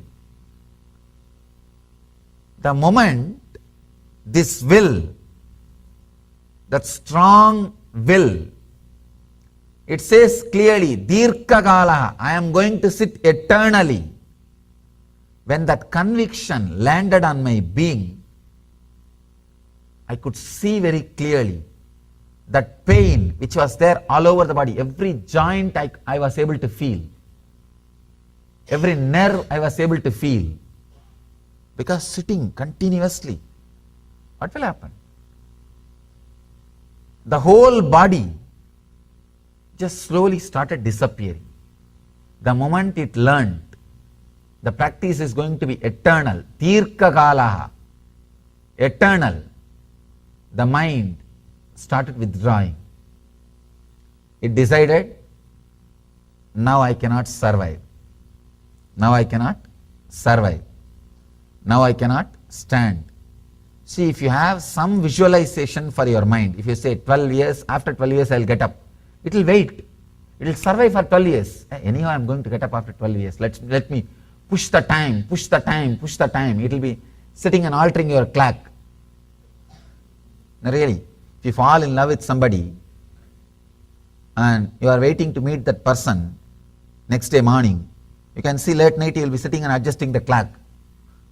When will the time become 4 o'clock, morning, early morning? I can get up and get ready and go and wait in the park. You will be just waiting. Mind is intelligent. It can push the clock. It can push the time.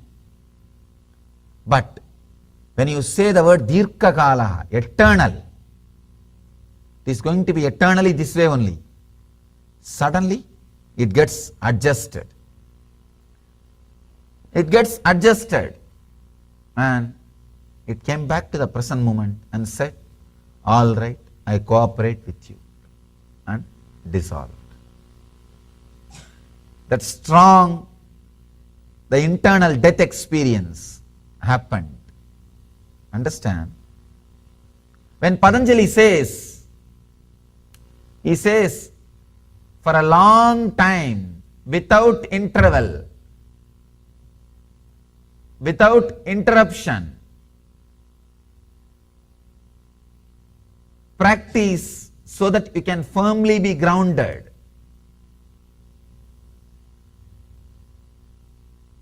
He doesn't mean, actually, when he says this long time, he is not depressing you.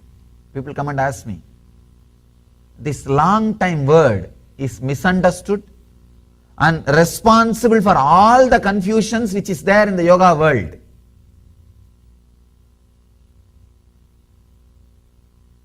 Almost every interpretation has given a meaning, different or wrong meaning to this word. The moment you say long time, they say 12 years, 9 years, 7 years, 10 years. But I am not asking you to practice for long time means 10 years, 7 years, 6 years. No. Decide you will live, you are going to practice eternally. You will achieve it now. You will achieve it now. Ability to convince your inner space you are going to do this forever is what you need to learn through this sutra. Let me give you the translation again. Committed and intense practice of unclutching makes one firmly established in a higher state of awareness.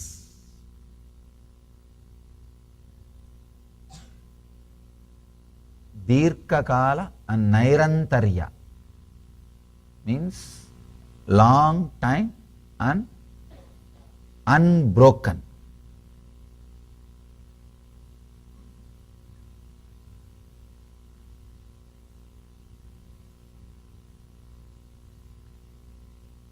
Mind is a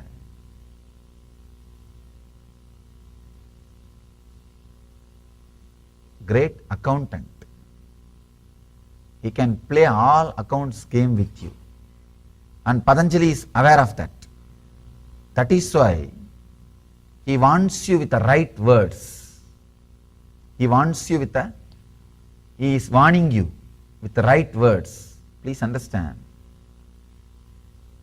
Any practice you do, decide with this one attitude.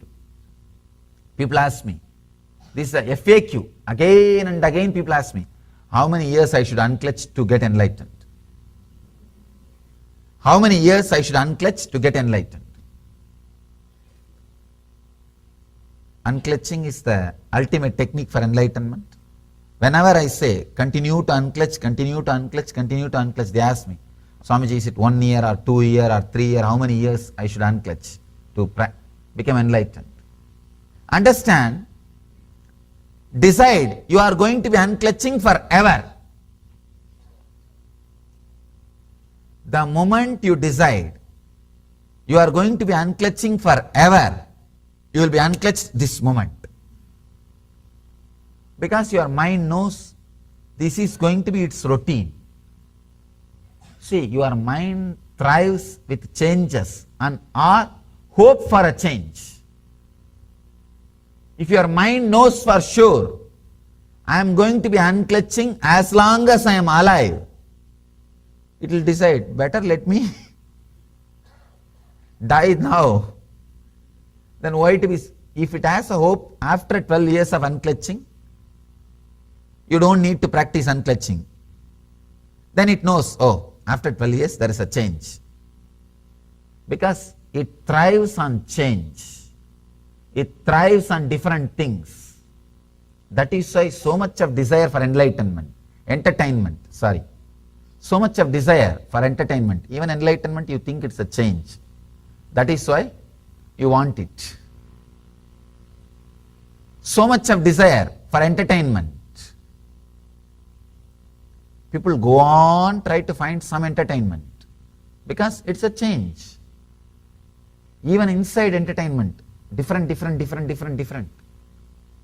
Every 3 minutes you change a channel. In 15 minutes you go one full round and come back. Because mind thrives on change. Mind thrives on change. When you know there is no possibility for change, suddenly you will see it just dies. It disappears. It leaves. When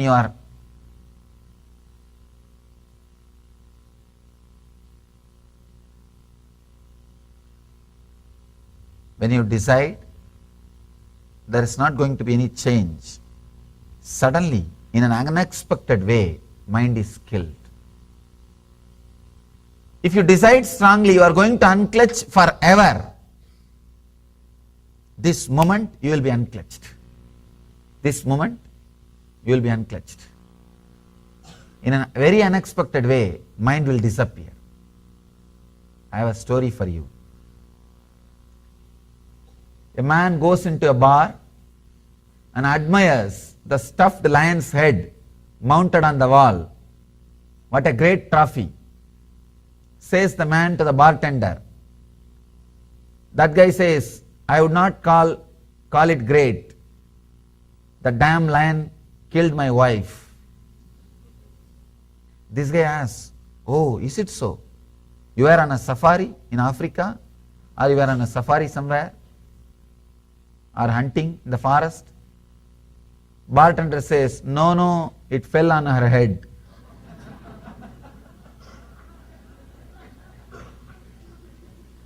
Understand, many times death comes in an unexpected way. If you decide that you are going to be unclutching forever, the death to the mind comes unexpected way, this moment.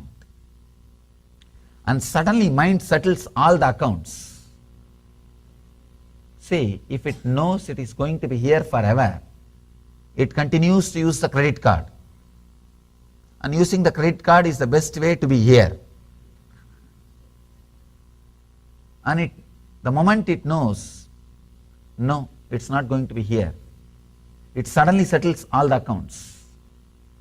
It starts unclutching, relaxing, settling.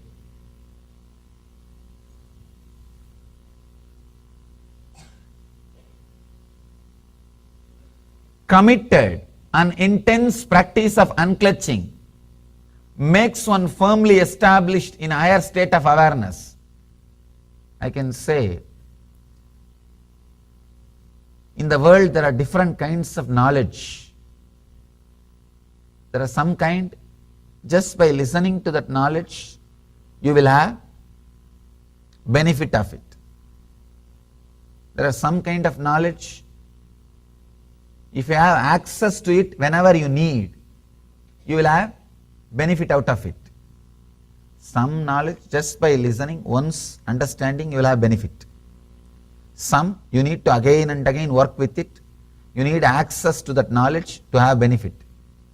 There is some knowledge, only when you practice, you will have benefit. Spiritual knowledge is the third type. You need to practice, live, practice, no other way. People come and ask me, is there any shortcut, Swamiji? I tell them the one and only shortcut is practice, practice, practice.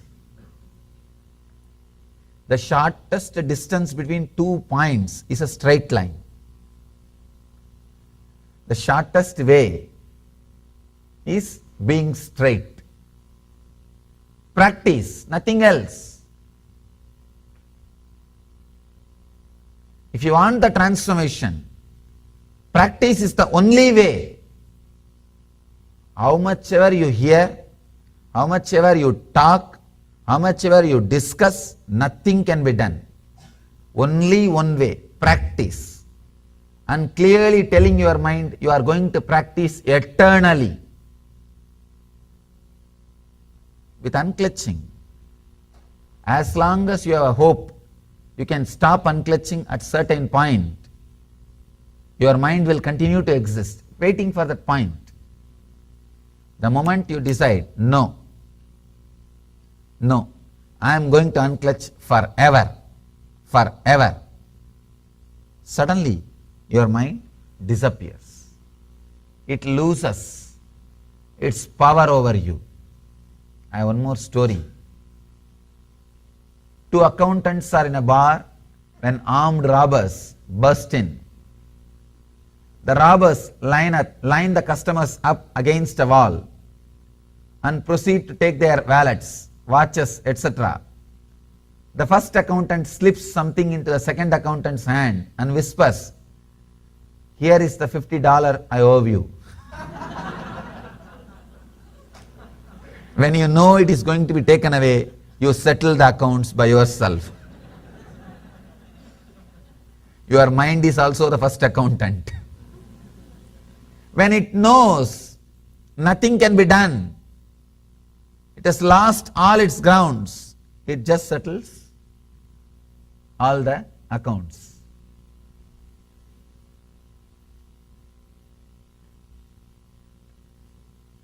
As long as it has a hope, it can flow, it flows. When there is no hope, it just settles. So all you need to understand is this one truth. Only this one truth. Today I don't want to add too many ideas. I want you to understand this one truth. Dirkakala Nairantarya means eternal, unbroken. Decide today. Eternally, forever, I am going to practice unclutching. There is not going to be any gap, whether I am walking or talking or sitting or whatever I may be doing. I am going to unclutch from whatever is happening inside me. Whether I am walking or talking or sitting or sleeping or dreaming or daydreaming, these are the 5 modifications of the mind: right knowledge, wrong knowledge, and imagination, sleep, memory. These are the 5 modifications constantly happening in you. Whatever modification may happen inside me, I am going to unclutch. That clarity, that understanding, if you bring it, suddenly you will see all your negativity will lose its power over you. See, your depression has a power over you as long as you believe it can come again and again to you. If you are very strong, let the depression come. How many times let it come? I am going to unclutch. Suddenly it loses its grip over you. It loses its grip over you. If the depression knows it can really put you in depression, it again and again repeats. If it knows you are going to unclutch again and again, how many times it tries, it struggles, you are going to unclutch. Suddenly it will stop trying. Nobody wants to fight losing war, including your depression. Your whole life is nothing but a war between you and your mind. It's a war between you and your mind. So the moment you know, the moment you are aware, the moment you are awakened to this one truth, understand, please understand this one truth. Decide, whatever may happen, I am going to unclutch. I tell you, that moment is what I call enlightenment. If you decide that this moment, whatever may happen in my life, I am going to be continuously practicing unclutching. Suddenly you know, then whatever is going to happen, I am going to practice unclutching. Then why should I have fear? Why should I bother about anything else? Why should I have any fear or any idea about anything? You will see, mind just unclutches. Mind just unclutches. So,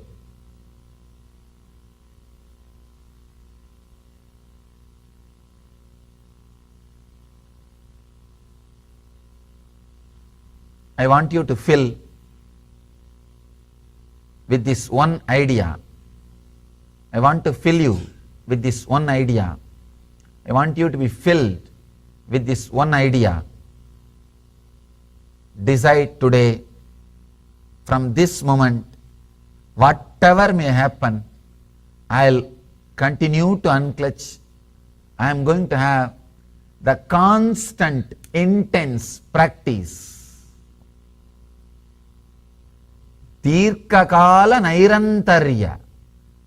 Committed and intense practice of unclutching. This very decision will unclutch you. After practicing is secondary. This very decision will unclutch you, will solve everything. The moment you take this decision, your mind will start moving, saying, no, no, no, if that depression comes, you can't unclutch. If this fear comes, you can't unclutch. If this desire comes, you won't be able to unclutch. It will tease you. If you say, no, I am going to be unclutching constantly. Whatever may come, I am going to be unclutching. Then it will create the fear of death. What will happen? If you die, you think you will unclutch? Who will pay your bills? Who will pay your insurance? Who will pay your this? Who will pay that? If you take a strong understanding, if you bring firm understanding, no, whatever it may be, I am going to unclutch. That one strong will, suddenly mind unclutches. Patanjali explains beautifully in the next sutra a deeper method, a deeper layer of the same understanding. Next sutra is about Vairagya, the conscious withdrawal. He beautifully describes the deeper layer of this technique. The conscious withdrawal from the objects of the senses of the body, mind and spirit. He explains about the conscious withdrawal for this eternal unclutching.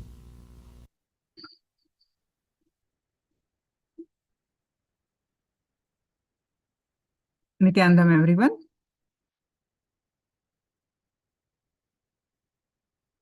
Yes.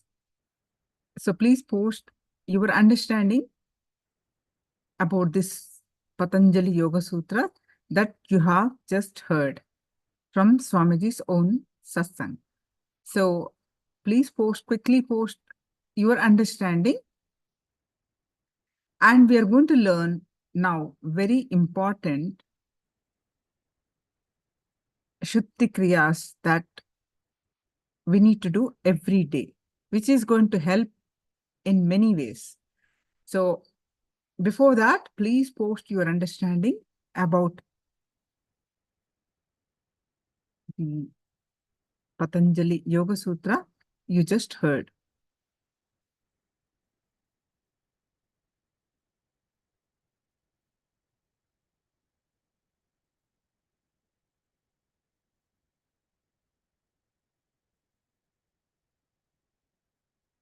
Decide whatever happens to me, I am going to unclutching forever constantly.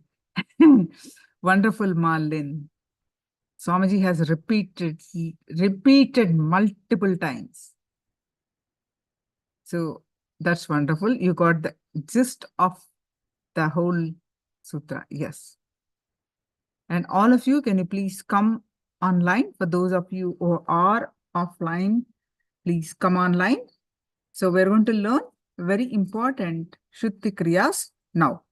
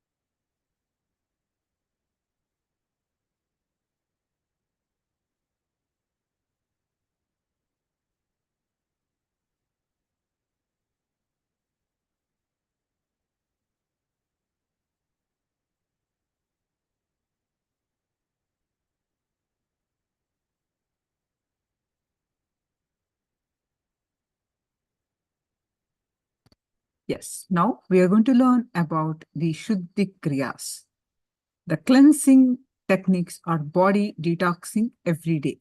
So I request all of you to be on camera to participate and learn of these techniques, of these Kriyas.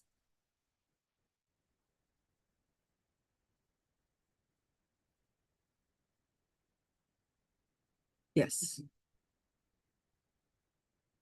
What are these Shuddhi Kriyas for and why we need to do this?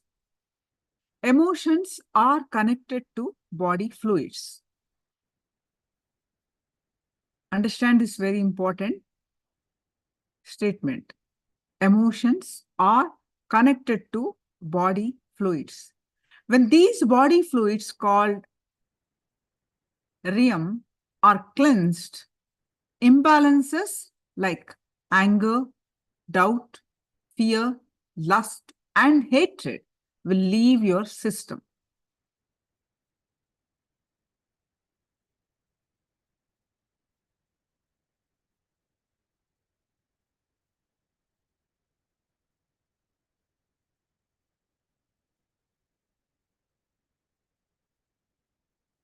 Techniques not only cleanse our body, but bring balance to our physiology and psychology, helping us explore our possibilities, manifest Shaktis,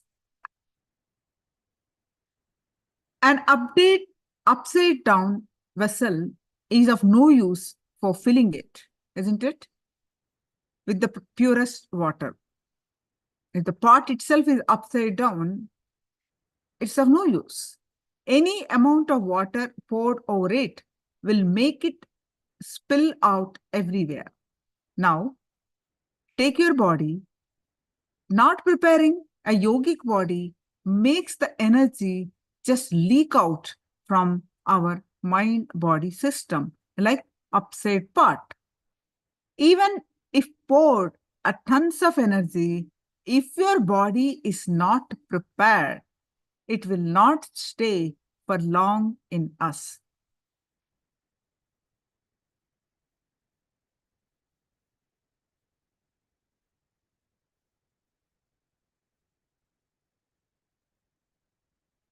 By purifying inner faculties, the mind becomes happy and concentrated. The senses are conquered, and a man is qualified to witness the self. Yoga Darshana, one of the Sutra, 2, second chapter, 42nd verse. By purifying the inner faculties, the mind becomes happy and concentrated. The senses are conquered, and a man is qualified to witness the self, the pure Atman. The system of yoga places tremendous importance on purifying the body. Yogic literature clearly lays out techniques to keep the body purified.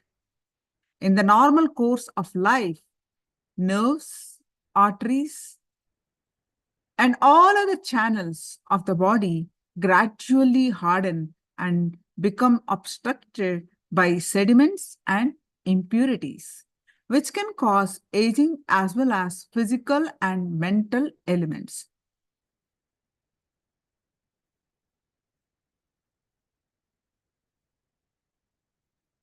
Swamiji's own life experience. If you just detoxify and bring yourself to the program, any program, I can put the energy, or I can just go on blasting your third eye with energy and do the detoxification. Both are possible. But if you do the detoxification and prepare yourself little and come here, it can be 100 times more useful. The program will be 100 times more useful for you, because if you have finished the first level, I will do the next level. If you have to do the first level also, okay, I'll do. But the way exponential growth which can happen in you, if you do little preparation and come, that will be amazing. It will be an amazing growth.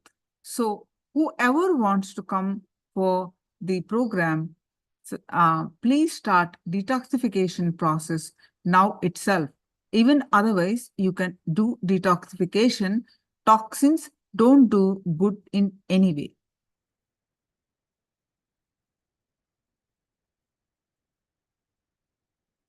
Understand, Shaktipata means what? The direct transmission of energy is rekindling the energy component of you, and that component taking over your body and mind. Prepare your body through yoga and panchakriya. Prepare your mind with Vedic software of integrity, authenticity, responsibility, and enriching.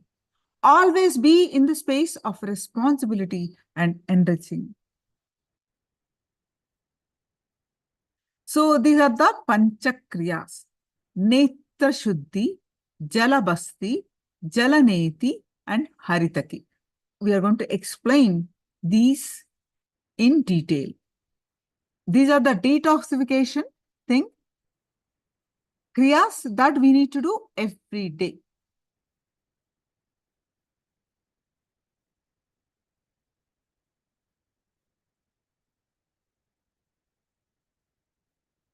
There are tons of benefits to this simple and quick kriya of eye cleaning, Netra Dauti.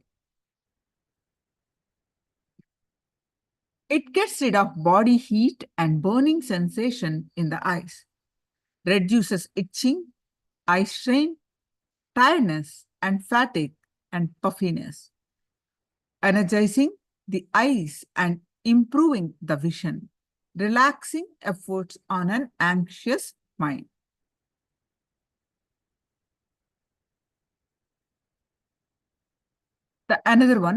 Another powerful cleansing technique is Jalaneti.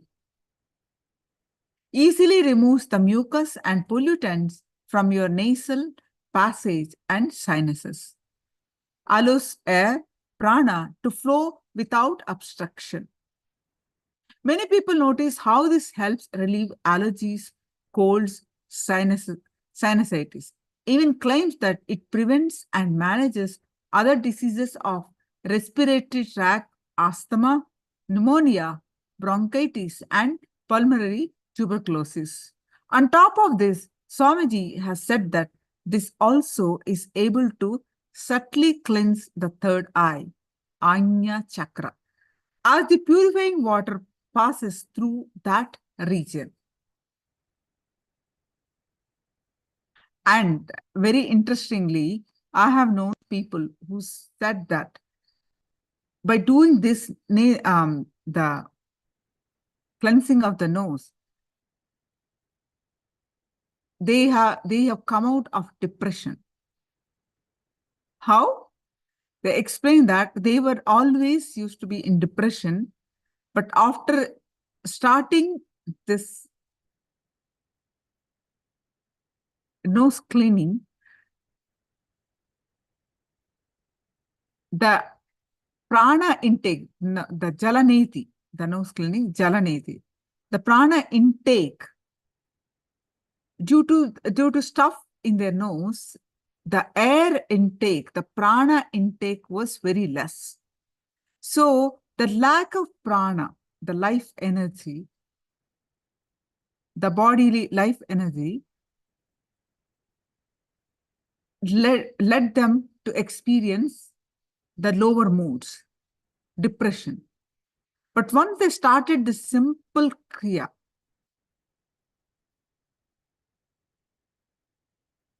the cleansing of this jalaneti, the nose cleaning, the prana intake increased and they are out of depression.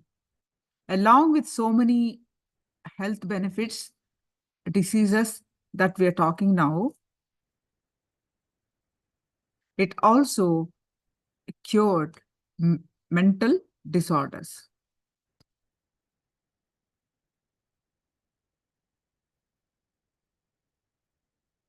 The Apta Pramana, Hatha Pradipika of Swatma Rama. The process of Neti quickly cleanses the frontal sinuses, offers clear eyesight, and rids one of the host of diseases occurring in the region above the shoulders.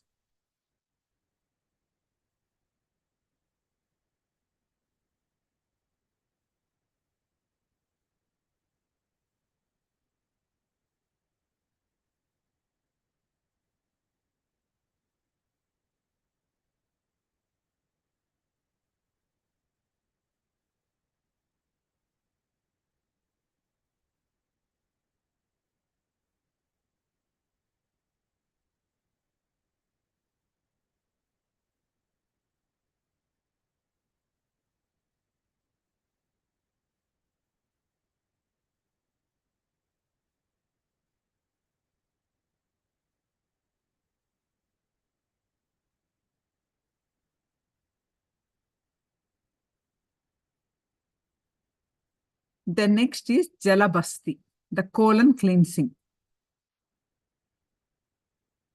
The Pramana. See, all these are there in Agamas. Please understand, is a direct revelation from Paramashiva. Even the Jalabasti, that is nothing but the enema. One adopts the Utkatasana in navel deep water. After inserting a tube in the anus, one manipulates the anus to raise the apana vayu upwards. This is Basti Karma. Swamiji revealed a Vakya, inner Vakyadas others, a direct Sastra Pramana from Paramashiva himself on the benefits of Jalabasti, which took place between the Sapta Rishis and Devi, the 7 great sages and Devi, in the presence of Paramashiva. They were discussing about physiology and health. One Rishi made a statement: if your stomach is heavy, don't believe it's a fat. And then he strongly stated, it's a poo. It's not fat. Then Devi asked, what is the percentage? And the Rishi responds, 3/4 is a fat and 1/4 is mala, that is poo. So, and then that's when Paramashiva introduced a powerful benefit of Jalabasti. Paramashiva himself said, the food which is not digested in the last 48 hours is what we call mala. The food which is not digested for few years is called fat. He says, Jalabasti melts both. Enema melts both. It cleanses both. To that detail, please understand, everything you are going to do is to make you manifest Paramashivatva. Today, in the modern science even shows that enemas can support weight loss, remove toxins and heavy metals from your body, improve your skin, immunity, blood pressure, and even energy levels. The next is Haritaki. Haritaki is described as the Sarvaroga Nivarani. Means what? That which heals all diseases. It's the drink of the gods. The scriptures say that Haritaki came to life when a nectar drop fell from the cup of Indra, the king of heaven. Technically, Haritaki is a fruit of a Meroblom plum tree, and it's considered one of the most important herbs in all of Ayurveda, as well as the Siddha medicine tradition. The fruit itself is small, oblong, and less than an inch in size. When grounded up, the herb has antioxidant, antimicrobial, anti-diabetic, anti-arthritic, and even cardioprotective properties. Science has begun to catch up with that. The Swamiji has said long ago that Haritaki can even help purify blood, which makes the heart muscles stronger. And anytime the heart gets even slightly stronger, it helps in stopping the buildup of fat in the artery, which reduces blood pressure. On top of all this, Swamiji has said it's one of the wonder medicine for the brain, and its discovery is one of the biggest gifts to humanity. Also, claiming Hartaki as the most powerful spiritual cleanser.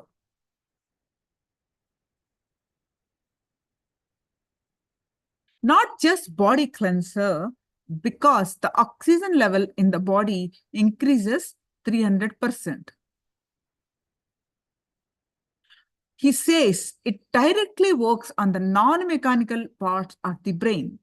And when non-mechanical parts of the brain gets awakened, then you are able to grasp all the spiritual truths and live. Nothing like Haritaki. That is the really nectar from Devaloka.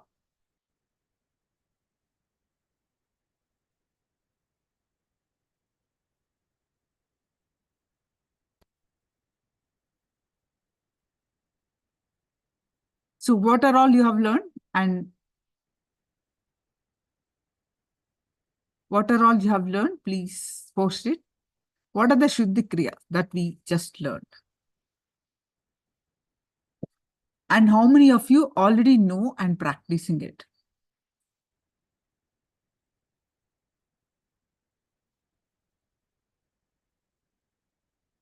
How many of you already know and practicing these techniques? Very, very important to do all these every day. So what is your understanding? Please post it in the chat.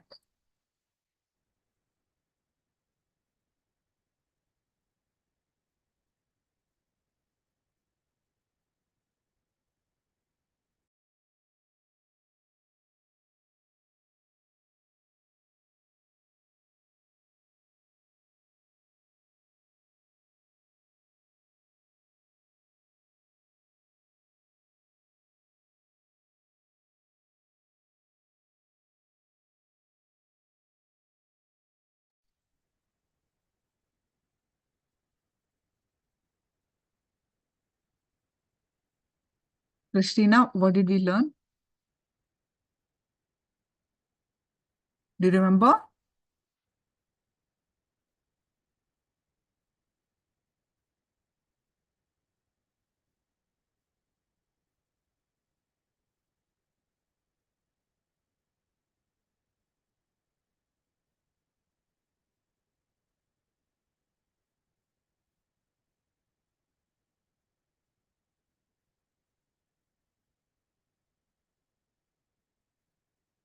Yes. So we have learned about cleansing of the eyes, cleansing of the nose, cleansing of the intestines, and taking the Haritaki. And we have seen the benefits of all these.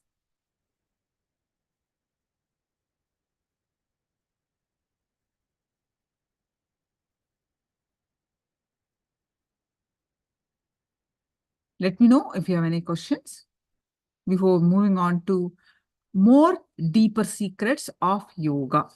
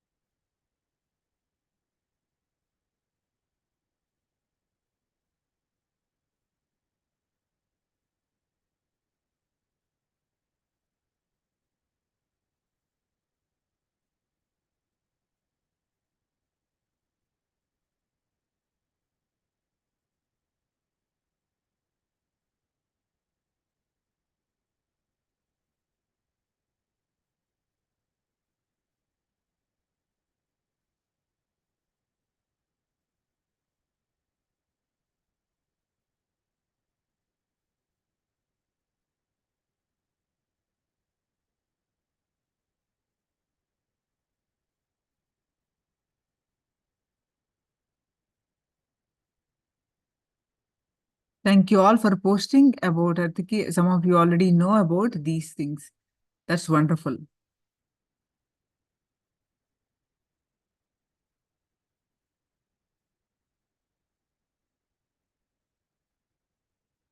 And go ahead and post your understanding about Haritaki.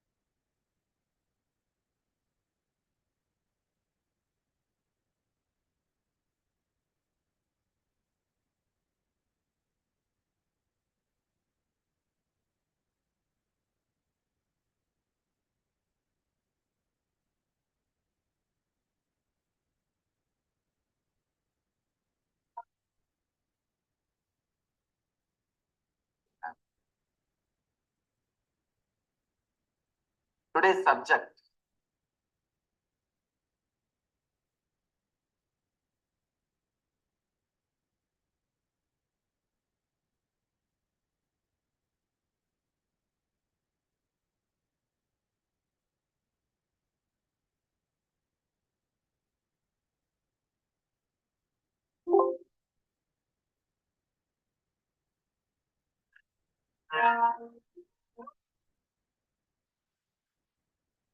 Actually, the very updated version of Patanjali.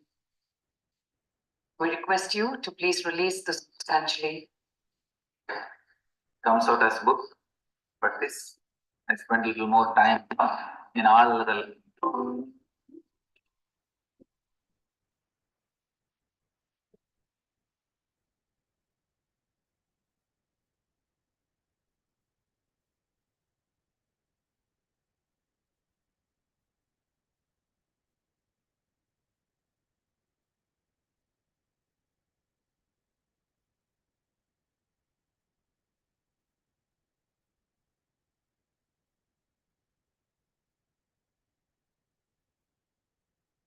So practice these Shuddhi Kriyas every day, and assure you, and Swamiji made us do these Shuddhi Kriyas since last many years.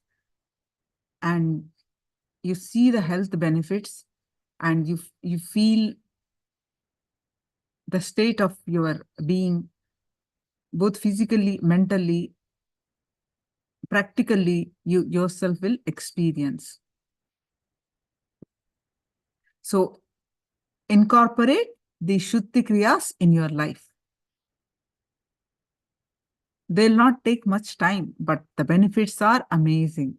This also helps in your quality of life.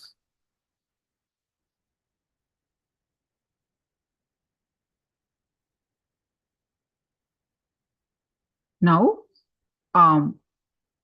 let's understand more deeper secrets of yoga.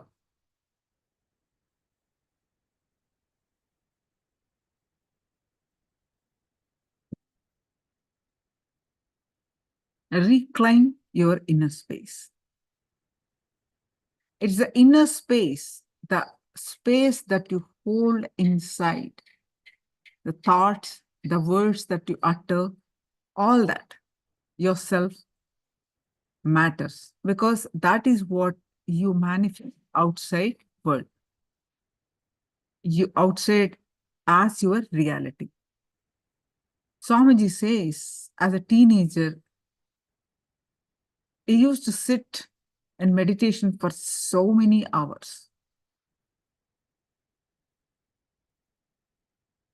Just early morning, he gets up and used to sit until 9, 10 for hours together every day.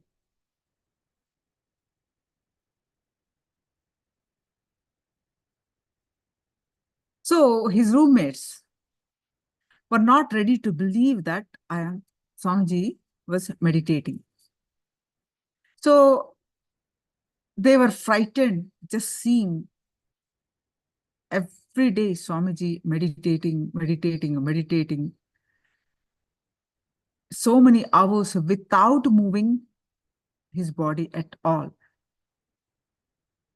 That was actually, for a normal person, understand, when you see a person cannot move for hours and meditating, it's too much, isn't it? So they asked Swamiji, how do you sit for so many hours just like that?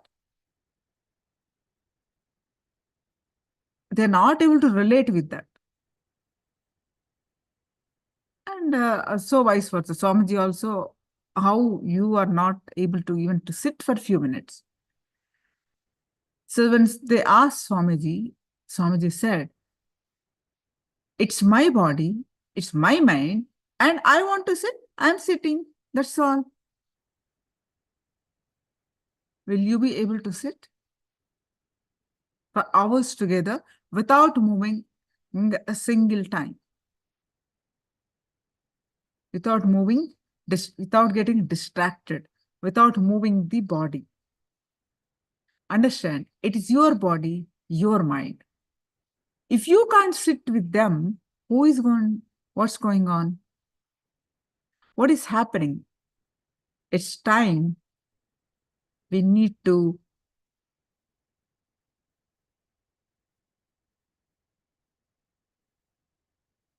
reclaim our inner space, reclaim the body, reclaim your body, and reclaim your mind, reclaim your inner space.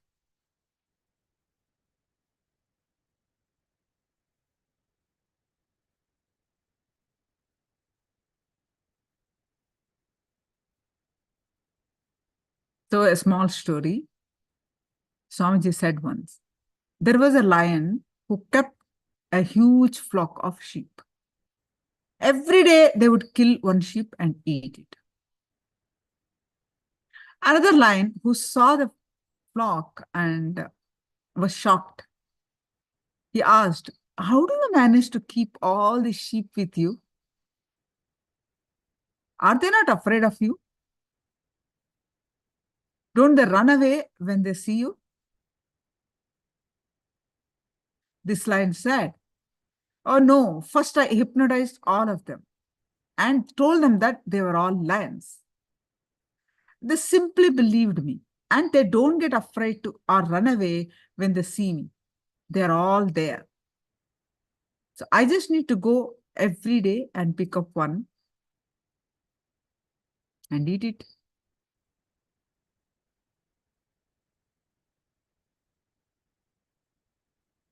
So this is how exactly we are with our mind. Our mind makes us believe that you are in control, you are free and powerful.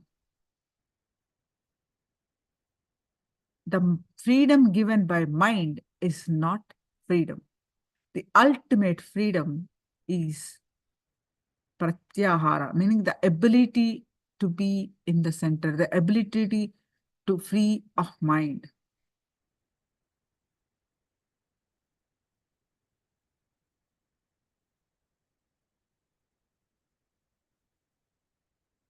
But our thinking is like this. If I work for 5 days, I will have the weekends, I can go on vacation. 2 days, I can have vacation. When you go for vacation, you will see that you are carrying all the files inside you of the office work. You'll be lying down on the beach in Hawaii and worrying about your work. Nothing else. Worrying about the beach is worrying on the beach is vacation. That's the only difference.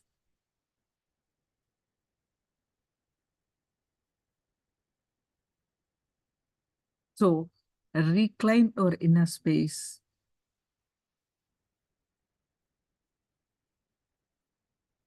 Only if you can reclaim your inner space, you can even taste freedom or anything. Anything that you want to manifest in life, reclaim your inner space.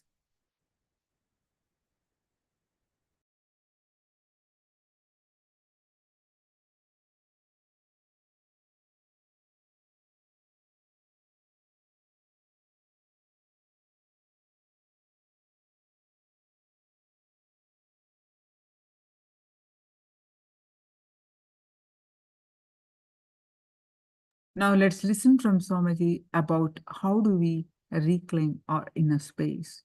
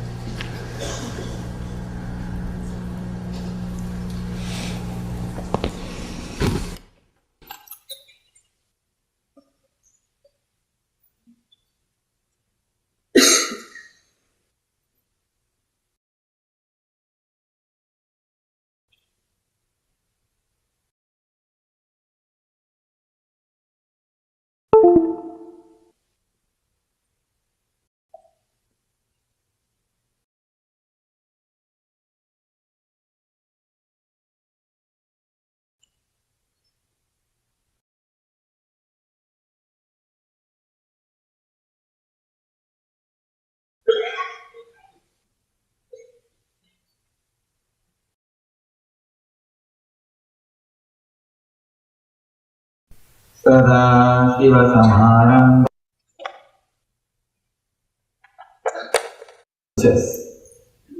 Bhagavad Gita, Brahma Sutra, 10 minutes over, half an hour over.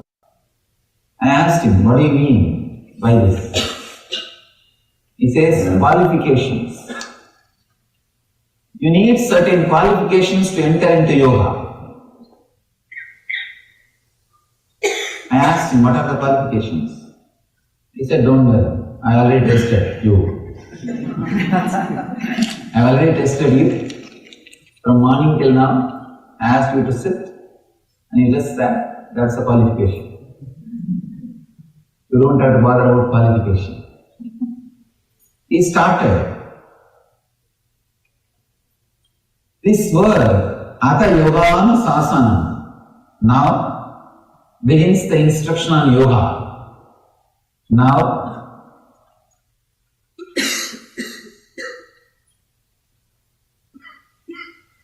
the experience of yoga starts. I have few translations.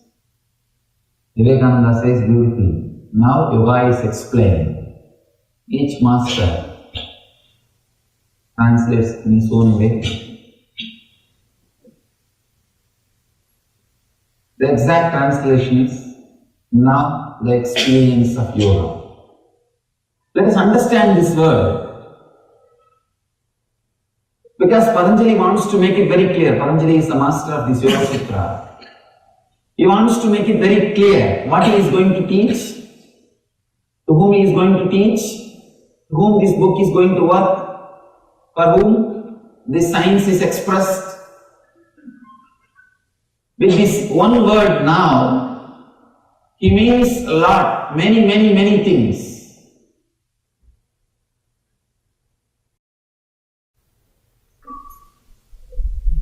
Unless you understand this now,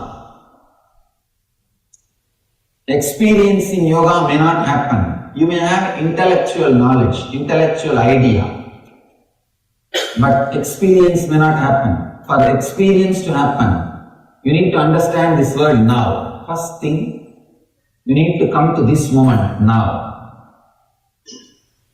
Second thing, yoga is not just an ordinary therapy. You need to understand the depth of yoga science. It is not just to heal your knee pain or back pain. It heals, that is different. That does not mean it is only for some therapy purposes. And yoga is not to help you to escape from poverty. It helps you, but it's not just that much. It really transforms your life. When your life is transformed, you escape from everything negative. Whether it is poverty or abusive relationships or disease or whatever. It's negative. You escape from it. You move beyond it. But that does not mean yoga is just for this. Yoga has something more deeper meaning, more deeper experience. Understanding that yoga has a depth is a basic requirement to enter into this experience. There are many different ways the book starts. In India, there is one more book called Brahma Sutra, the aphorisms of philosophy, the superconscious philosophy. That book starts with the word Atato Brahma Jignasat, means now let us inquire into Brahman. Now let us inquire into existence. But here, Patanjali is not saying now let us inquire into. No, he says Atha Yoganu Sasanam. Now let us experience yoga.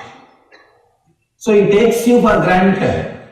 The moment you open this book, he says, I take you for granted, you are a sincere seeker. Let us start the work. I am not interested in wasting your time or wasting my time. He is very straight.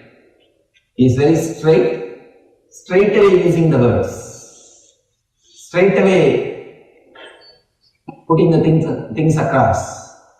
He is not interested, wasting time. Straight away he says, now I think, or now I take you for granted. Now I know you are interested in sincerely experiencing the yoga. Let's enter into yoga.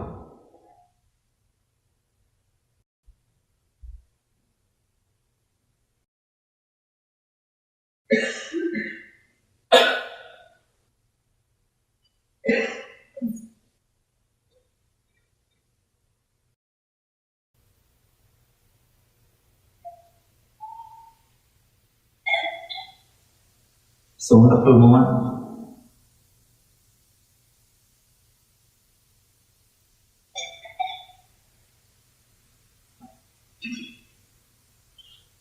Let's take a few moments to remember and respect revere all the great masters from Sadashiva, Patanjali,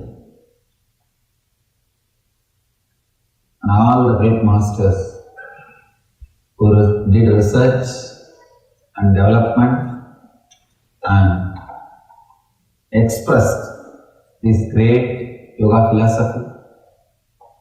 I remember and revere all of them before entering into this great sutras.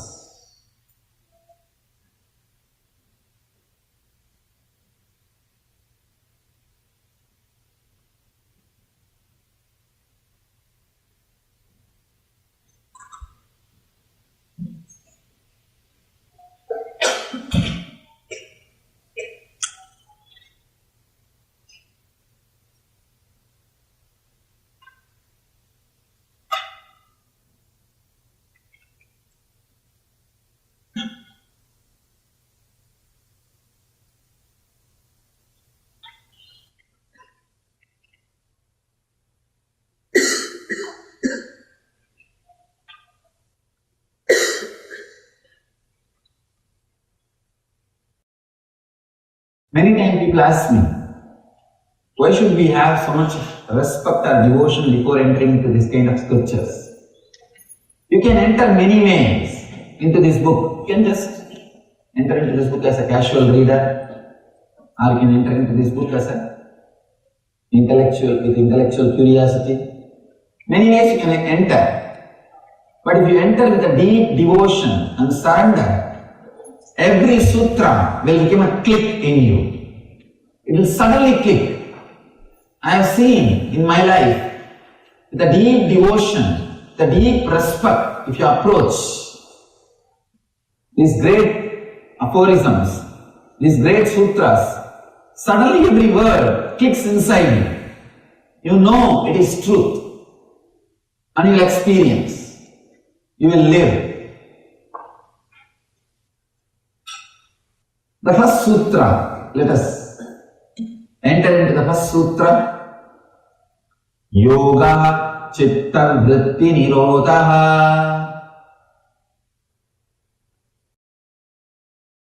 The translation is, withdrawal from mental thought patterns is yoga.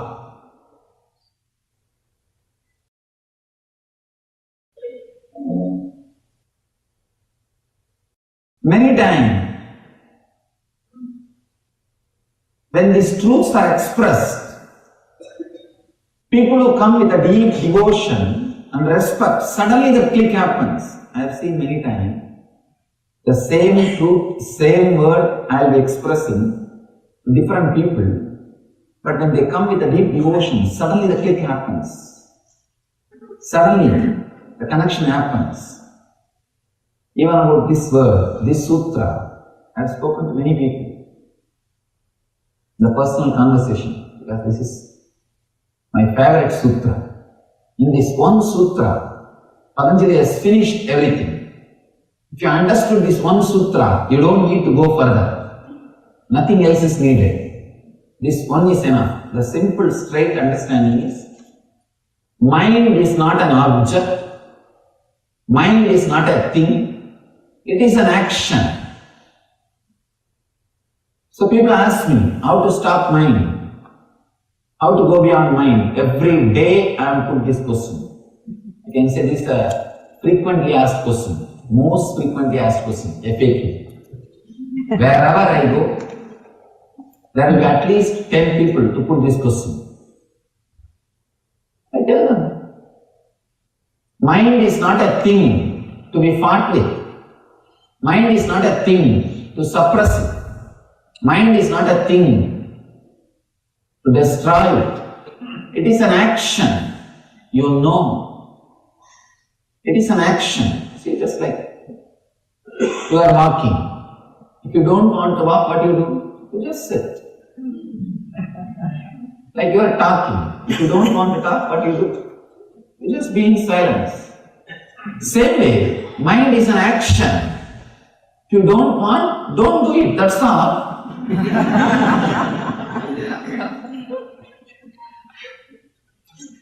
But our mind says, no, no, no, I have tried many things, I have tried many times, my experience is equal to your age. Now people come and tell me, the professional seekers. Now they come and tell me, no, no, no, I have seen, I have tried, you don't know. No, I sympathize with your trying. I sympathize with your practice. I am not disrespecting you. I am not condescending. But please understand, it is a simple action, a subtle action, you are doing it. Is there anybody else doing it inside? No. If somebody else is doing inside, not only me, even God can't help you. It is you who is doing. Please understand. It is you who is doing. So it is a simple action. When you don't want, just stop. That's all. We say, no, no, no. We try. And after some time it comes back. Be very clear. Now this moment, if you don't want, stop. After a few moments, if it is starting, you wanted it. That is why it is starting. You forget, you have started it again. So when you want, switch it off. When you want, start. Please understand, if you understand you are starting it when you wanted it again, at least you will have respect on your decision, your will. Have simple clarity. Look inside. When I want, I am starting. When I don't want, I am relaxing. This moment, you don't need to bring all the philosophy, all the ideas you have about mind. No, no, no, mind means filled with engrams, filled with thoughts. It will be continuously erupting out, it can't be controlled, it is negative. We are fed with so much of poisonous thoughts about mind. Relax from everything. Understand the simple thing. Mind is a subtle action.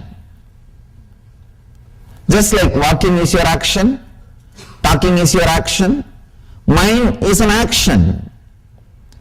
When you can stop walking, talking, why not thinking? It is your action. Decide this moment, it is my action. Let me stop, that's all.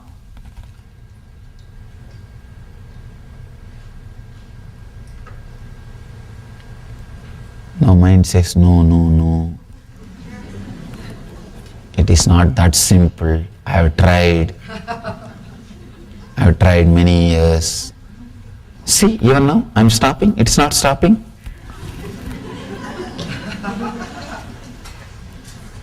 Understand. Do not create that full statement. I am stopping. It is not stopping. Then you are not stopping. I am stopping. That's all. Then again, I want to tell something or I want to do something. That is why it is starting again. So look little in. With little devotion, if you approach the sutra, you will have the click. Yes, what he means is right. Just little shift in the approach, little shift in the attitude, little shift in the understanding. What he says is right. If it is getting started again, we are starting it. Maybe we forgot we are starting it. We are forgetting that we are starting it. Please understand. It is we who are stealing our own things from ourselves. Nobody else. Nobody else is stealing anything from us. It is simple we. Let us take the whole responsibility on us. Let us take the whole responsibility on us. If you want, you can think. If you want, you can stop. That is what is essence of this whole yoga. Essence of the whole yoga is only this one sutra. Yoga chitta vritti nirodha. Yoga is cessation of mind. Yoga is withdrawal from mental thought patterns. Mind is not a thing. It is an action. If you are sitting, did you ever ask, what happened to my walking? I was walking 10 minutes before. You don't ask, because you know by sitting, you stop walking. If you are silent, you don't think, where did my talking go?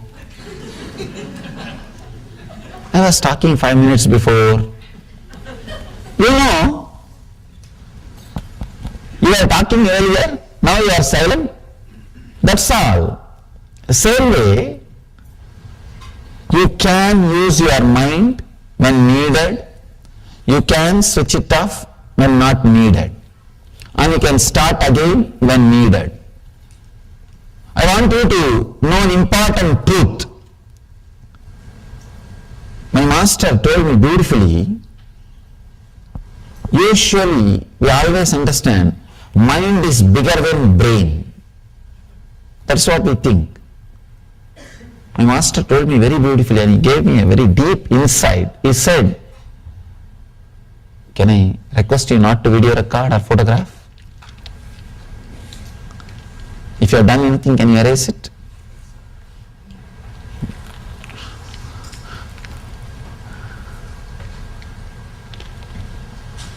He told me beautifully,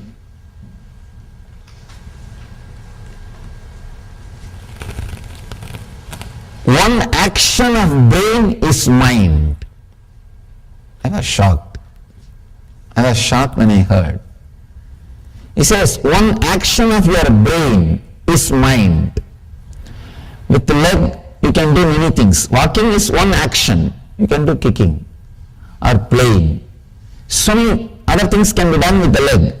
Walking is one action. Same way with the hand. Eating is one action.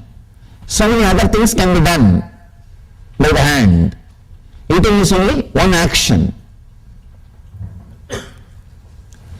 Same way, he says very beautifully, thinking is a one action of your brain. Mind is one action of your brain. I was shocked. We always think brain is just physical, mind is subtle, because of that mind is more powerful than the brain, and mind is everything. When I started experiencing, I understood true. Mind, what you think as mind, what you experience as mind, is only one action of your brain. See, if I realize moving is only one action of my hand, I can relax.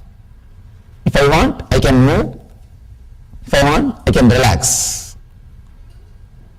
Same way, thinking is only one action of my brain.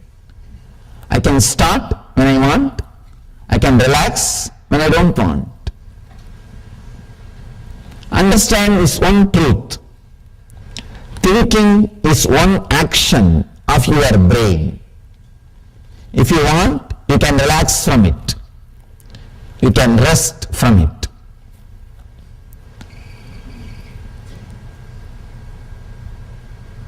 With a deep respect, when I looked into this truth, started analyzing, it is true.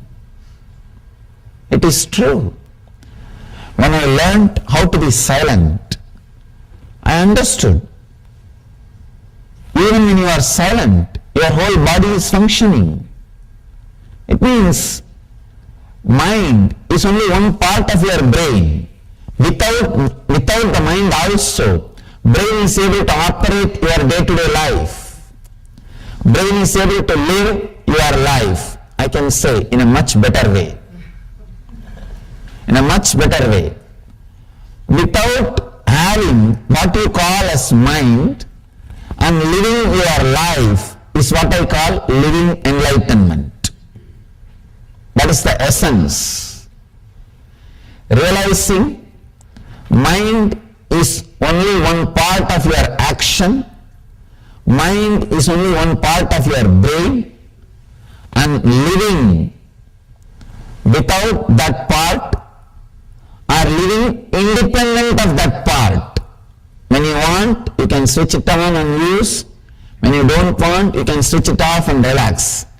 Living independent of that part is what I call living enlightenment.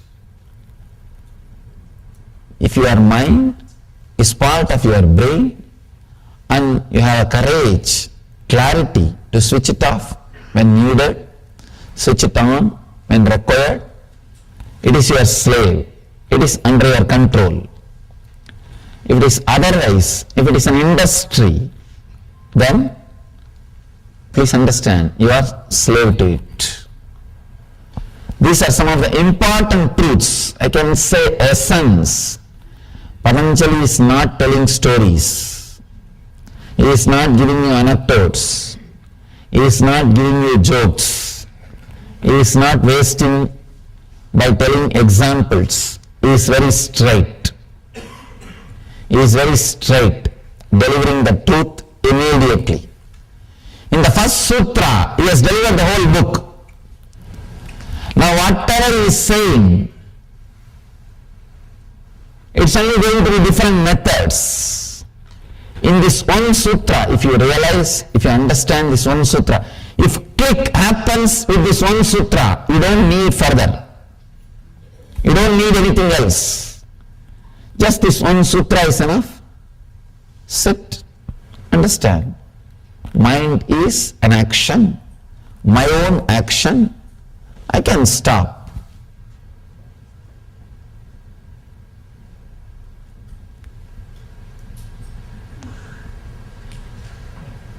All right, let me start. I think I'm done with the whole day. Let me relax. If you can have this awareness, if you can just have this one awareness, nothing else, whenever action is performed, you wanted it. Whenever you want, silence can be created. This one understanding, if it clicks, please understand, if it clicks, you don't need anything further. You are qualified for yoga. These two sutras, first sutra, Ata Yoganusasanam, now let us enter into the experience of yoga. And second sutra, yoga is cessation of the mind. These two sutras need to be understood. If this second sutra gives you the kick, you are qualified for yoga. If you are qualified for yoga, the second sutra will give you the click. If you have objections, no, I don't think it is so easy. I have tried this, I have tried that, I have tried many methods. I know that it is not that easy. My mind is filled with negativity. May not be your mind, Swamiji. You are born and brought up in a very spiritual situation. You don't know about my mind. How much of conditioning and problems I had. I had a very abusive childhood. Still I don't understand that word. Sorry to say that. Wherever I go, people say I had abusive childhood. What do you mean by that word?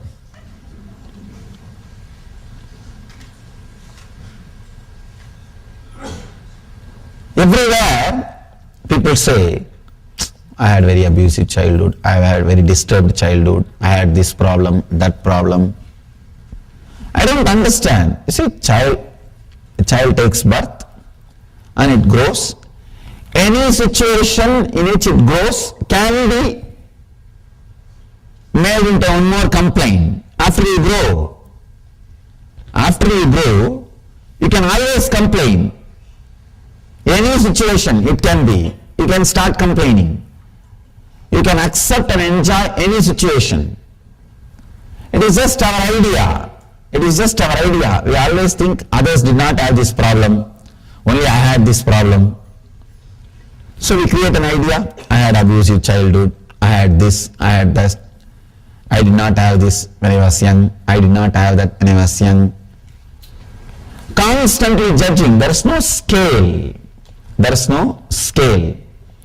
The moment you start putting scale, start putting ideas, start saying, no, this is there, that is there, this was there, that was there.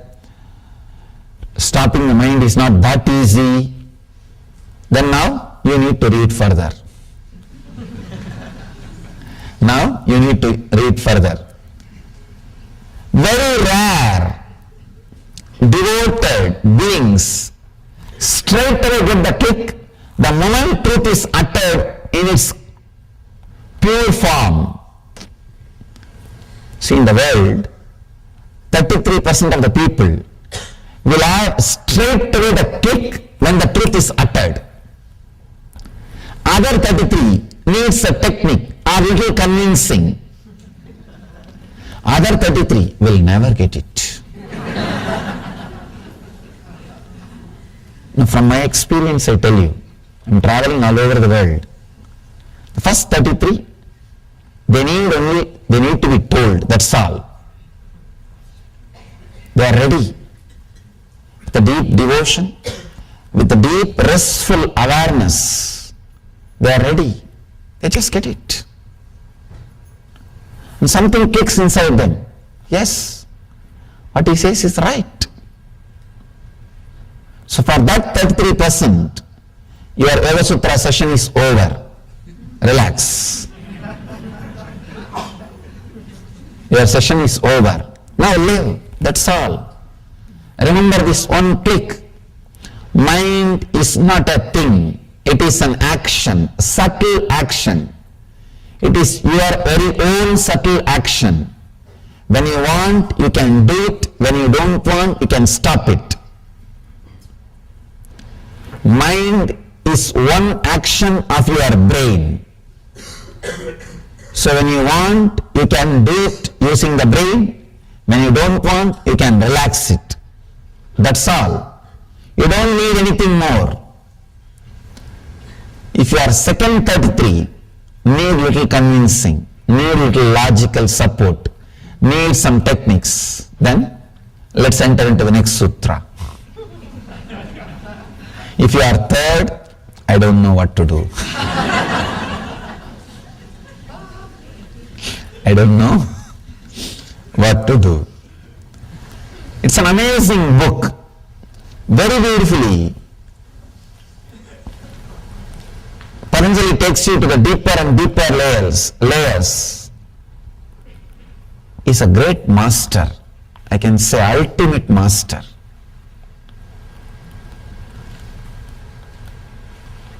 He has solution even for the third 33. When you go deeper, he has solution. There's a beautiful story. One guy was traveling, sitting on his donkey, and the tail of a donkey, a goat was tied. 3 thieves saw him. One thief said, I'll steal the goat from him. The other guy said, I'll steal the very donkey on which he is sitting and traveling. The third guy said, I'll steal the very clothes he is wearing. First guy slowly started walking behind the donkey. The donkey, in the goat's neck, there was a bell ringing continuously. So that guy who is sitting on the donkey, he knows if the bell is ringing, the goat is following. So he was walking, was traveling. This thief slowly removed the bell from the goat's neck and tied it the donkey's tail. Donkey was continuously ringing the bell and the guy was walking. He took away the goat and ran away. Second thief was walking continuously with this guy. After some time, The guy was sitting on the donkey. He stopped and turned back. He saw the goat is missing. He asked the second thief, what happened to the goat? Second thief said, just now somebody took it and ran. Run, run, run. Go and catch. This guy said, all right, take care of my donkey. I'll go and bring my goat. He ran to get the goat. This fellow ran with the donkey. The third thief was following him. When this guy was completely tired and understood, he lost his donkey also, he came near a well. This third thief was sitting near the well with a long face. This guy asked, what happened to you? Why are you sitting with a long face? Third thief said, no, my treasure is lost in this well. It is inside this well. I don't know how to swim. If you can get in and take this out, 50-50. And this guy said, all right, I'll now make it up. I lost my goat and donkey. Now I'll make up in this one situation. Please have my clothes. I'll jump and bring the treasure out. When he jumped, this third guy ran away with the clothes. Patanjali is the third guy. He can really do his job. He can really do his job. He can teach even for the third level people. Step by step he is teaching, that's all. Step by step he is teaching. He can take away everything from you. Actually, if you lose with Patanjali, you will gain ultimately. That's a beautiful saying, stotra from Ramana Maharshi, a great enlightened master from my hometown. He is singing towards Shiva. He says, I lost me in you and gained you in me. Who is the winner? You gained me, but I gained you. Who is the winner? So if you lose with Patanjali, you will lose you, but you will get Patanjali. Patanjali may have you, but you will have Patanjali. So get ready to lose yourself into Patanjali.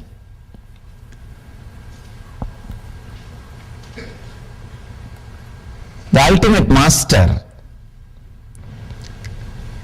is not just a scholar. He's a great master.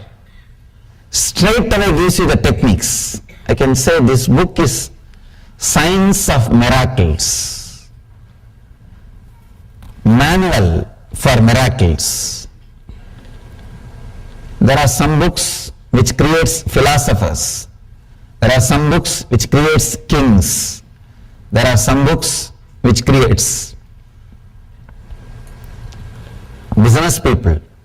This is the book which can create masters who will create religions.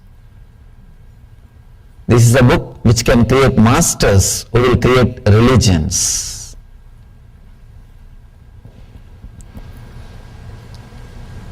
He explains and expresses all the inner science or secrets of the miracles and spiritual experiences. This sutra, withdrawal from mental thought patterns, is yoga. Yogaha chitta vritti nirodhaha, needs to be understood from another dimension. Let me try to explain this, the another dimension. Actually, when the chitta vrittis, when the mental patterns are stopped, suddenly you enter into a different zone. It's like if all the threads which are tying the balloon, if it is cut, suddenly balloon flies to a different space. Same way, for all the thoughts which are pulling you down, If it is cut, your consciousness soars to a different height. It reaches a different zone. It stays in a different zone.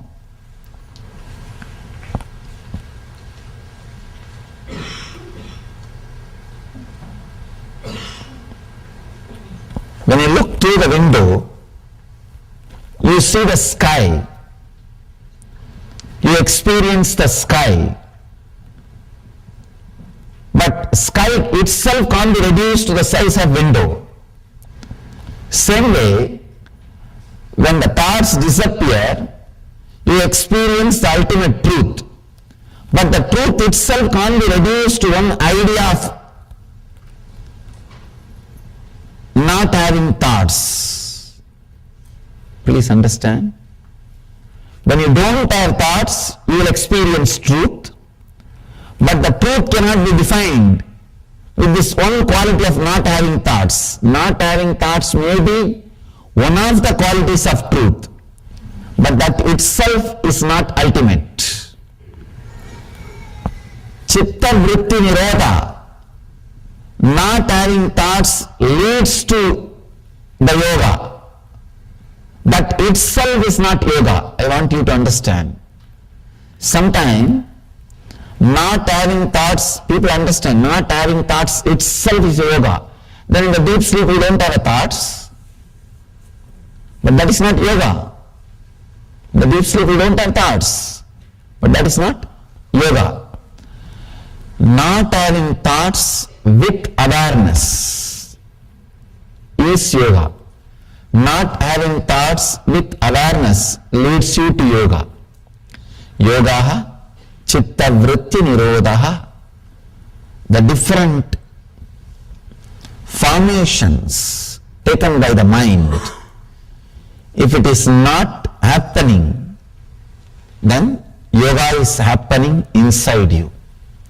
Yoga is happening inside you. Yoga chitta vritti nirodha. The next sutra throws more light on this one truth. Let us enter into the next sutra. Tada drashtuhu swarupe vastanam. This is another beautiful sutra.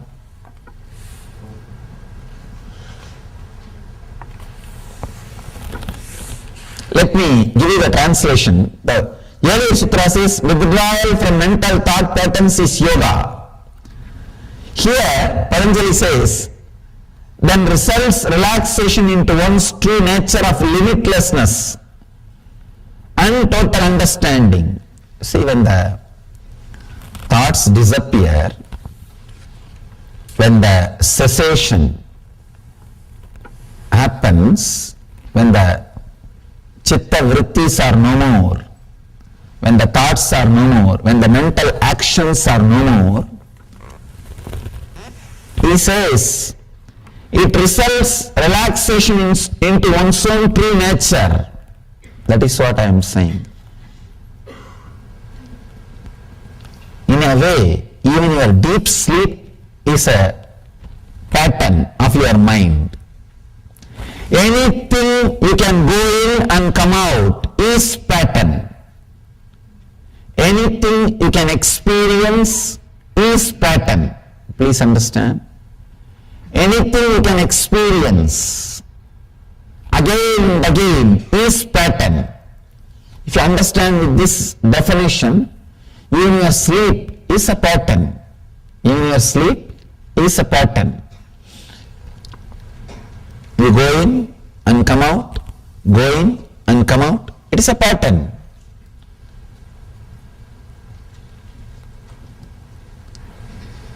When you really relax, Patanjali says here, then results relaxation into one's true nature. Swarupe vastanam. You are established into your own true self. Please understand. These are some of the basic truths. Whatever you see and experience is because of your thought pattern. whatever you see in the outer world, whether it is your health, body, mind, world, relationships, everything is because of your thought pattern. Everything is your thought pattern. Let me tell you this one small story. How experiences are changed through thought patterns. One guy, old guy, went to a village, nearby village, for some purpose. When he came back, from the distance he saw his house is on fire. He started rolling on the ground and started crying. In India there is a special way of crying. They don't just cry, they roll on the ground and cry. Indian villagers roll on the ground and crying. He started rolling on the ground and crying. He had 3 sons. One son came to him and said, "Father, don't worry. Don't you remember yesterday we sold that house?" This guy suddenly stood up, wiped the tears. "Oh, yes. I remember." He's completely relaxed.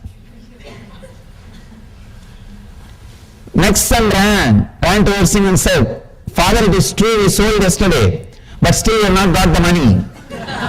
Then again he fell and started rolling on the ground. "Oh, my house is on fire, please save. There is nobody to save, is there anybody to save?" He started calling all gods, all possible help. In India there is only 911. There is no other 911. He started calling and rolling. Nothing can be done. And after a few minutes, again the 3rd son came and said, No, don't worry, father. Just today morning I took the money and deposited in the bank. The other brothers don't know. I took the money. It is not our house. Then immediately sat up again. He wiped the tears. Oh God, everything is okay. Everything is okay. See, the same situation, same person. One moment he is feeling the deep suffering, agony. The other moment he is completely relaxed, settled. Thought patterns. That plays a major role. Actually, I can say that is the only thing in the life, nothing else. It's the thought patterns. There is another beautiful story in Zen. It's a very deep, subtle truth which will really help you to understand the sutra in a deeper way. People ask me, Swamiji, do you mean to say we should not cry in the situations like this? If somebody's house is on fire, how to be there without crying? People say, I can't be that insensitive, especially when it comes to the death of near and dear one, or some losing the love of a near and dear one. That kind of situations, I can't be so insensitive. People ask me, then I can't be so insensitive. Can't I become enlightened? Understand, it's a very subtle truth you need to understand. One is accepting the situation. Another one is accepting the response happening inside your inner space. There is a beautiful story, Zen story. There is a great master. His disciple also is an enlightened master, Suzuki. When Suzuki's master passed away, the disciple, his name is Suzuki, he started crying, weeping, rolling on the ground. All the other disciples came and asked, Master, what is this? You are an enlightened being. How can you cry like this? How can you weep? Then Suzuki says, if an enlightened person should not cry, get lost. I am not interested in your enlightenment. I can't be so insensitive to this situation. I am crying because I'll miss his physical presence. He can never leave me, or I can never leave him, because he became me and I became him. That is different. But physically I'll miss him. I'll miss the graceful actions of him and the beautiful conscious lila, conscious play. That is why I am crying. Then another disciple is asking, then what about the teaching which you are giving all these years? Accept what is happening, accept what is happening. Tatada, tatada, tatada. What has happened to the teaching? Have you taught this to us without you experiencing? Please understand, very beautiful truth. Just understanding can give you a very strong click. The Suzuki's reply. The disciple is asking, then have you taught this tatada, accepting what is without you experiencing? Suzuki beautifully explains, there are two levels of acceptance. One, accepting whatever is outside the situation. Accepting the situation. Surrendering to this moment. Surrendering to tathata, what is. Surrendering to the now.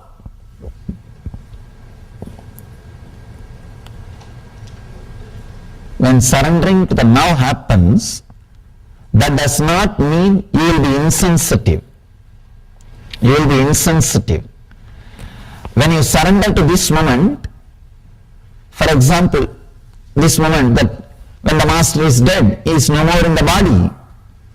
It is not that you will be insensitive. It can create a strong emotions in you, accepting that also. Acceptance in the internal level, in the inner level, the second level. See, usually what we do, we try to accept the situation in the outer world. Then immediately we have a scale. If I accept, I should be behaving like this in the inner world. You don't have acceptance in the inner world. You have a scale. If I accept the situation, I should be peaceful, collective, calm, restful. You have a scale about the inner world. You accepted the outer world, means you are very moral, conscience based, but not conscious based. There is a big difference between just accepting the outer world happening and accepting the outer and inner world happenings.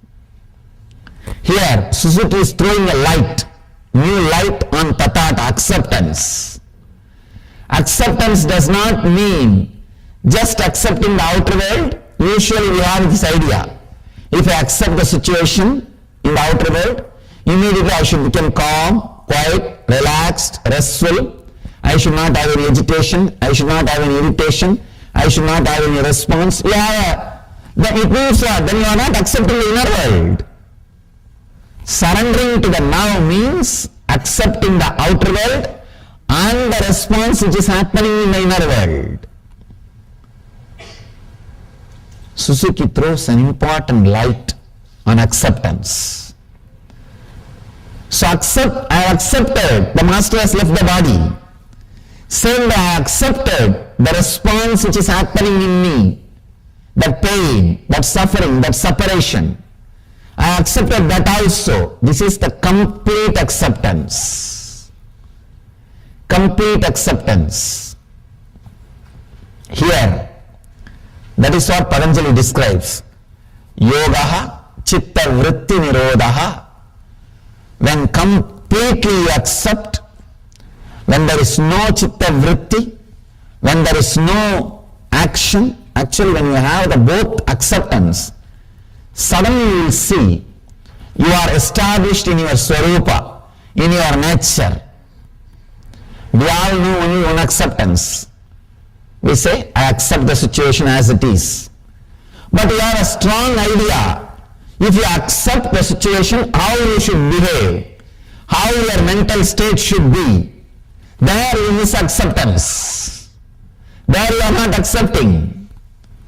You should accept in both levels. I accept the outer world situation, and I accept what is the response of that outer world situation in my inner situation, inner space. I accept both the space. I accept externally and internally. Then suddenly you will see, you will be unclutched. You will be unclutched.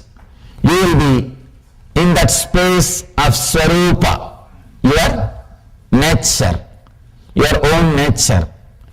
When you are accepting only the outer world and unable to accept what is happening in the inner world, you cannot be in nature. You cannot be established in your nature. If you have to be established in your nature, both acceptance need to happen. One is the acceptance of the situation and accepting the response happening inside you. Only then the chitta vritti nirodha happens, means cessation of the mind happens. Only then the thought patterns disappear.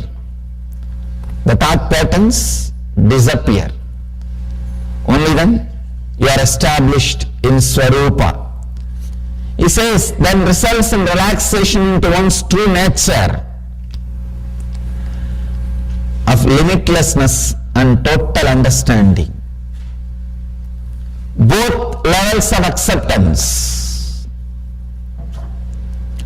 Just external acceptance is very easy because you have to accept. You have to accept. And external acceptance is taught as a moral value from the beginning to all of us. And moreover, external acceptance is from the beginning told to us. We try to imitate. We try to live that. We try to do that. But internal acceptance is not needed. Not only that, you can hide it. Externally, if you don't accept, everybody will know. But internally, if you don't accept, nobody will know. Just accepting externally and playing the game is a beautiful ego game. You can post to everybody, see how cool I am, how calm I am, how integrated I am. People start playing game even in all these levels. People start accepting things or trying to pose silence or peaceful, restful awareness just to pose others, just to tell others how cool they are, how calm they are, how restful they are. They try to play game even in this level. But when you accept internally also, suddenly the unclutching happens.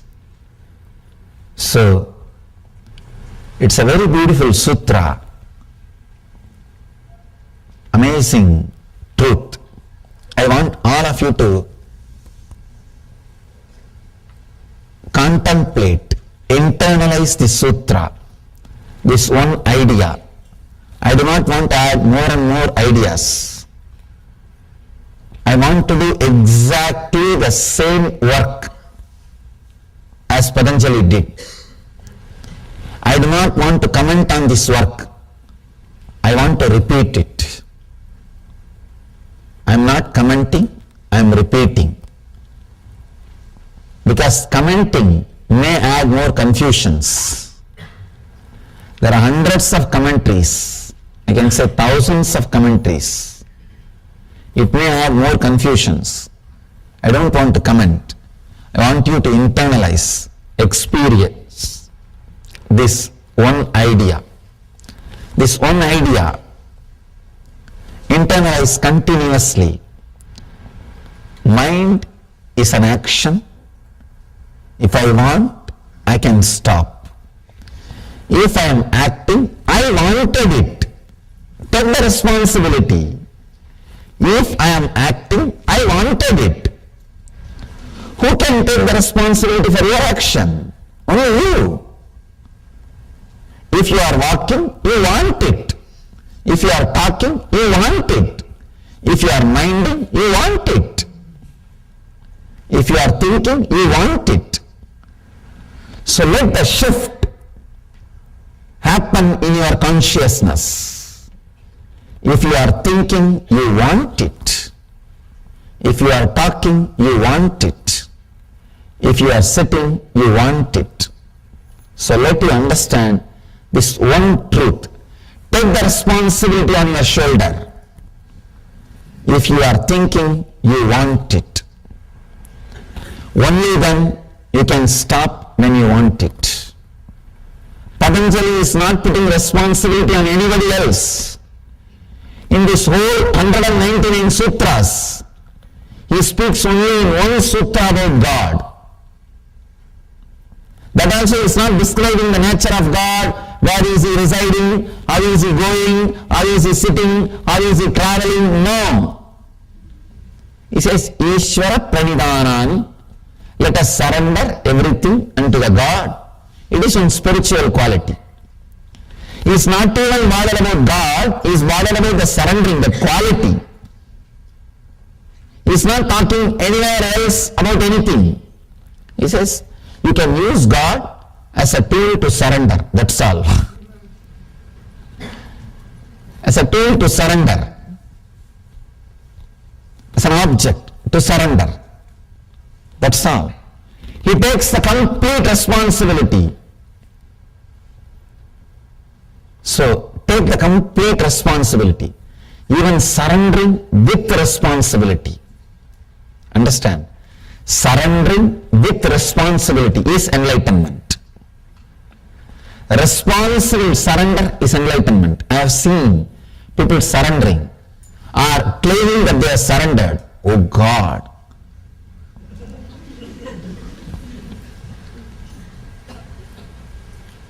Even if you are caught by your enemies, you will not be tortured that much.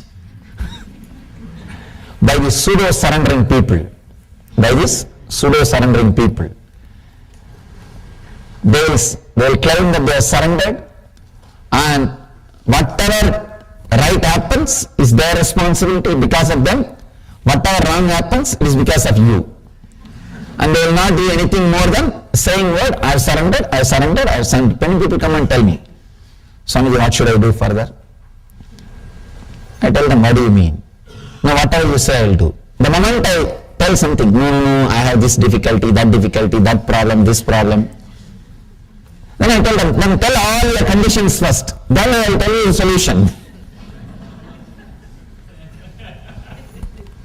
They say, no, whatever you do, I will do. Whatever you say, I will do. The moment I open my mouth, they will have 1001 condition, 1001 priorities, 1001 preferences, 1001 conditions. So, Patanjali says very beautifully, take the responsibility completely on your shoulder. A responsible person, even if he surrenders, it will be so graceful, so beautiful. Irresponsible person, even if he tries to stand on his own, it will be only cunning. It will never be complete.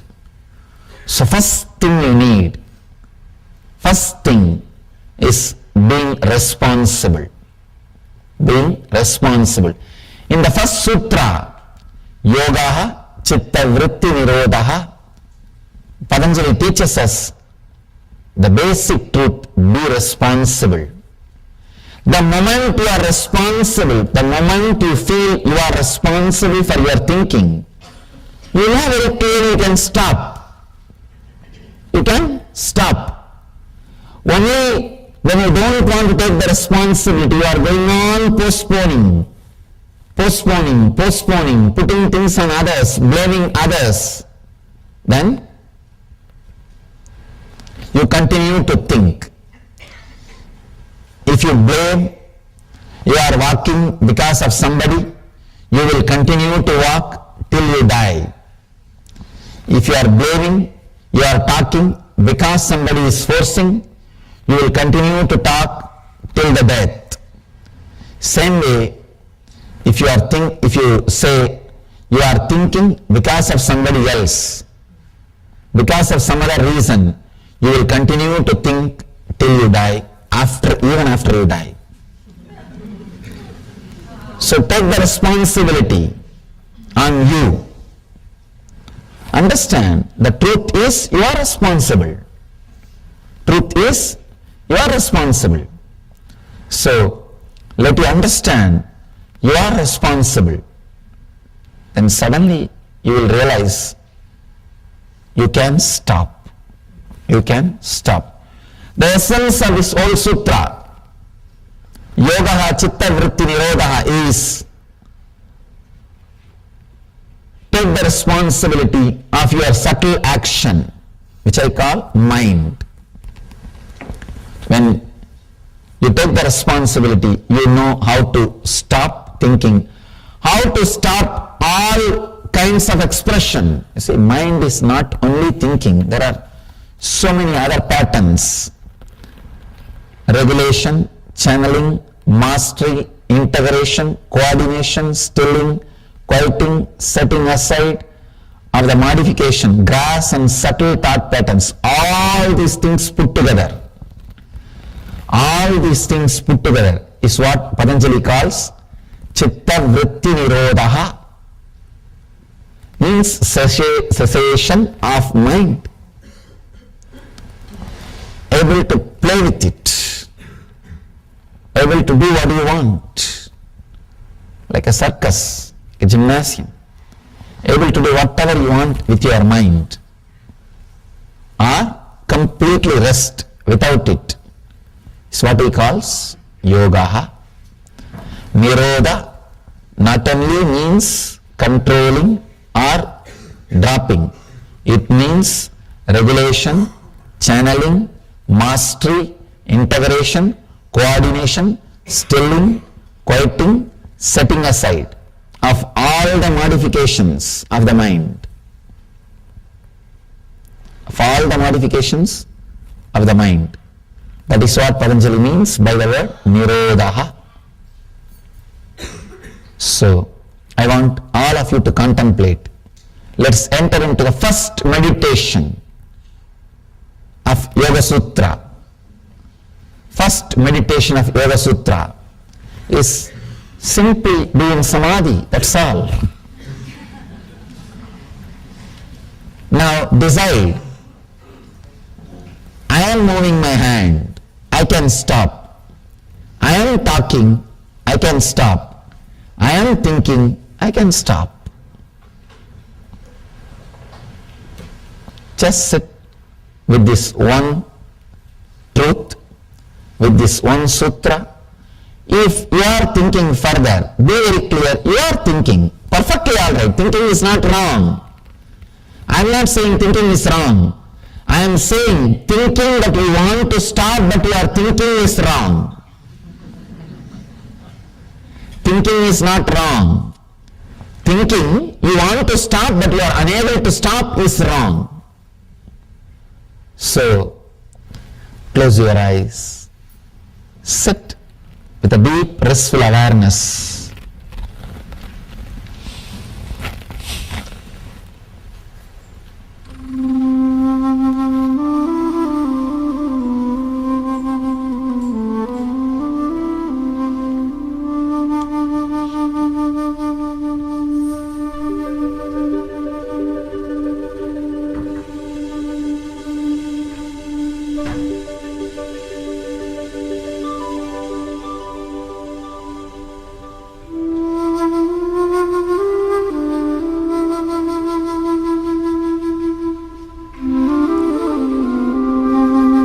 You know you are thinking, so just relax, stop.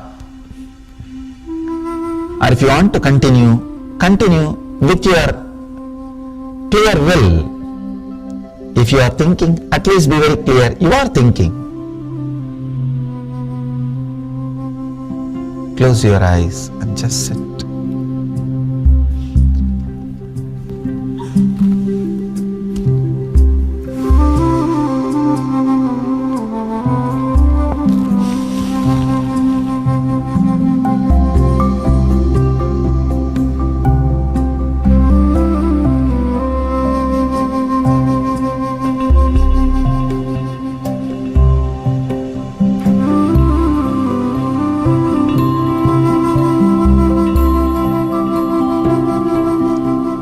let my presence and your presence meet each other.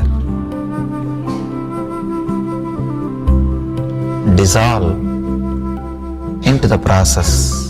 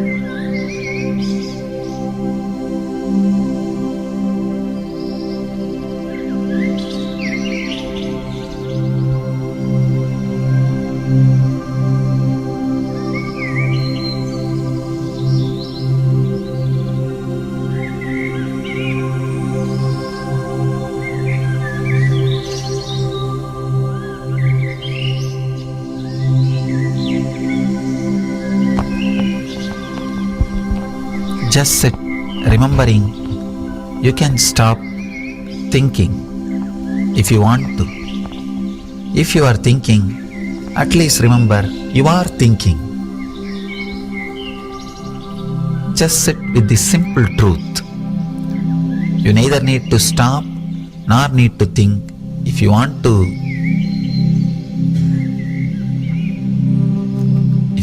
think, think. If you want to stop, stop. It's up to you. But be responsible for what you are doing. Remember, you are doing it. Just with this one truth, sit. Sit with closed eyes. With this one truth.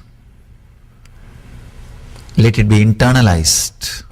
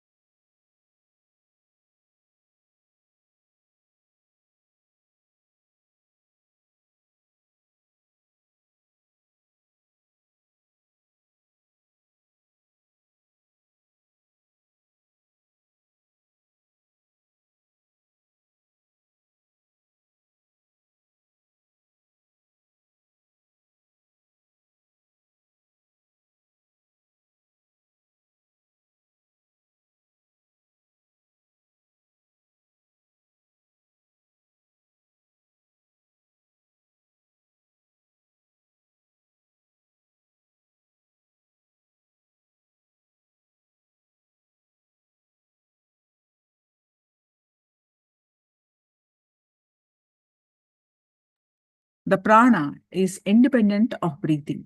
During meditation, air going in and coming out may reduce, but the prana going in and settling increases, and this is the main reason why meditation rejuvenates a person. When there are more thoughts, the breath will carry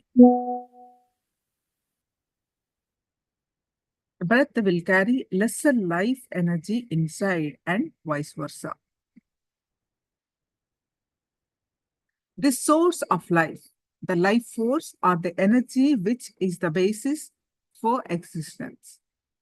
Prana is a kind of vibration which goes inside along with the breath and continues to increase the frequency and life energy.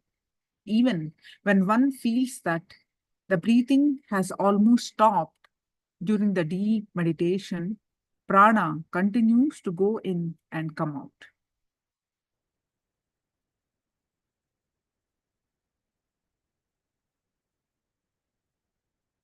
The science of pranayama, the practice of breathing without thoughts being awakened, is called the science of pranayama. When there are more thoughts, the breath will carry lesser life energy inside and vice versa. Unfortunately, most of the time, one takes in too much air without much prana flow inside. The movement or the function of prana. Prana, apana, udana, samana, vyana. These are the 5 actually main. Prana, vayu means respiration. Udana means sending up secretions. Then vyana means pervade the whole body and governs various movements. Samana means even distribution of essence of food to body. Then apana means excretion of urine and feces. So the why pranayama, the effect of pranayama. In the Sarvajnanottara Agama, it is written,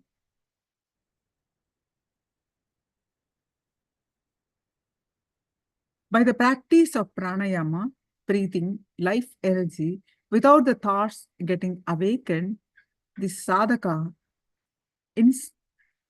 incinerates all the defilements. By dharana, he annihilates all of his incomplete effects.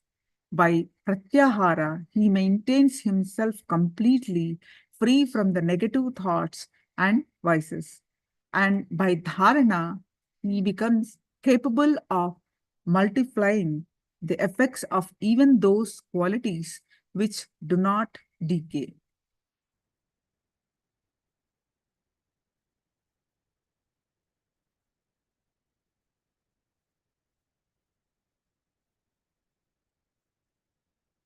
Even the gods like Brahma become free from death through consistent pranayama. Therefore, one should do pranayama.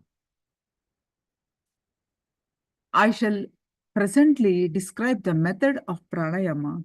O Shankari, listen to this reverently. Pranayama is said to be of Rechaka, Puraka, and Kumbhaka.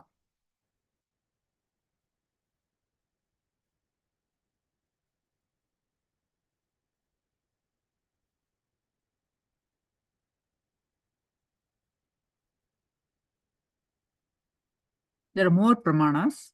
Yeah.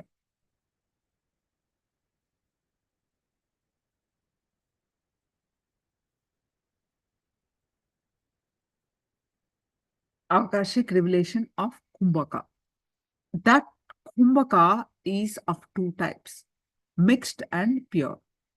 The mixed is conjoined with Rechaka and Puraka is filling. The pure is devoid of these, the 2 processes. Till the acquisition of the pure Kumbhaka, the yogin should practice the mixed. When the pure Kumbhaka has been accomplished, for him there is nothing unattainable in the three worlds. From the Kevala Kumbhaka, the rousing of the Kundalini is brought about.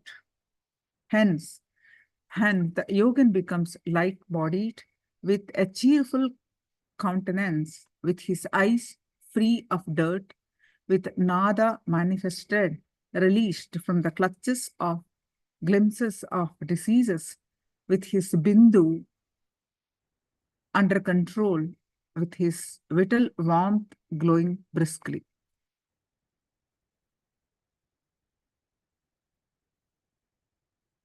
Drawing the prana outside and filling up the belly in the morning and evening twilights, in the hour before the dawn, at noon, or at all times, is holding it at the tip of the nose, in the middle of the navel, and at the big toe of the feet. The man will live for 100 years, free of all diseases.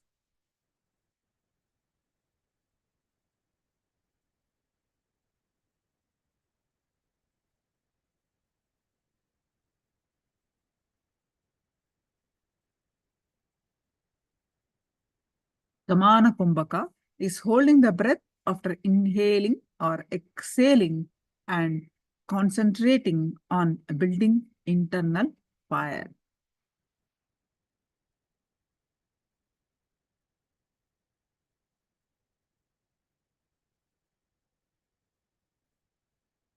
The results are control of hunger, thirst, increased gastric fire, healing of wounds and fractures.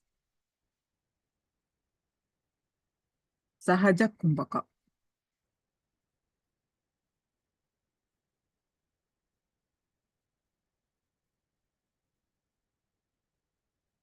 Slowly inhale through the nose, retain the breath, carrying it along the Kundalini.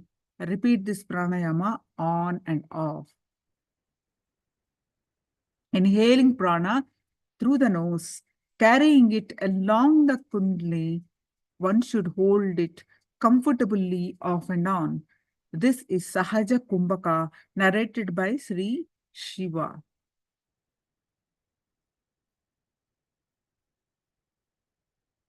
With the practice of this Sahaja Kumbhaka, one gets purification of the nadis, health, longevity, hearing of the mystical sounds, and removal of all the blemishes. Now, Brahmari Kumbhaka. Inhale rapidly, producing a buzzing sound of a male bee. Retain the breath. When you can't hold anymore, exhale slowly with the buzzing sound of a female bee.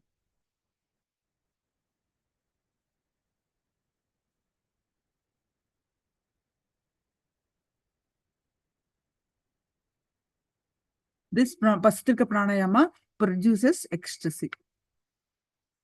Rechaka Kumbhaka. Slowly exhale, retain the breath. Inhale when you can't hold any longer. The sadhaka should empty the stomach by slowly exhaling the prana. This mode of pranayama is known as Rechaka, which is instrumental in driving the prana out. Sitkari Kumbhaka.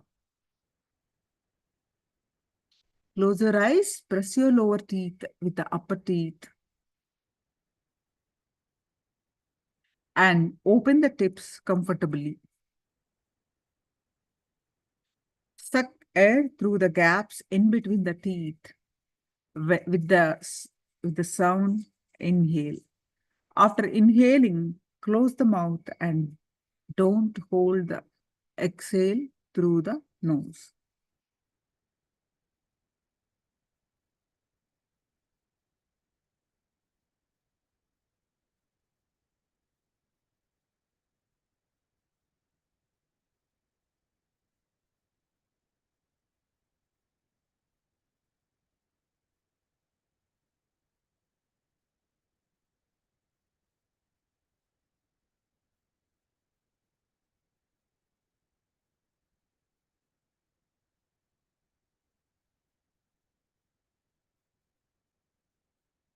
Sitali Kumbhaka, gently place a tongue against the back of teeth and inhale. Hold the breath and exhale slowly through the nose.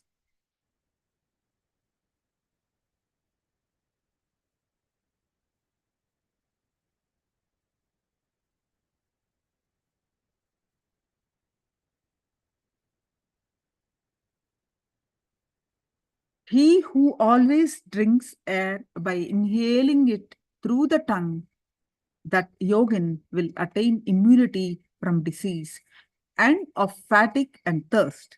He who should confine the air at the root of the tongue after inhaling it by means of the tongue will coolly drink the nectar of immortality and enjoy all happenings.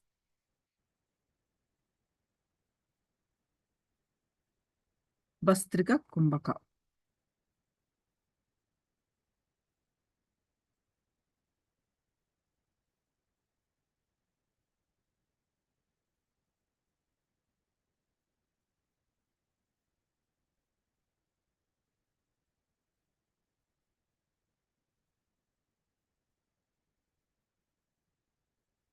The practitioner should intelligently expel the speed, the air in the body, out of the two breaths and fill it, till he is overcome with fatigue, as with the blacksmith's pair of bellows. When fatigue comes on the body, then should he fill through the solar, and after constricting the throat, should expel again through the lunar, the nadi.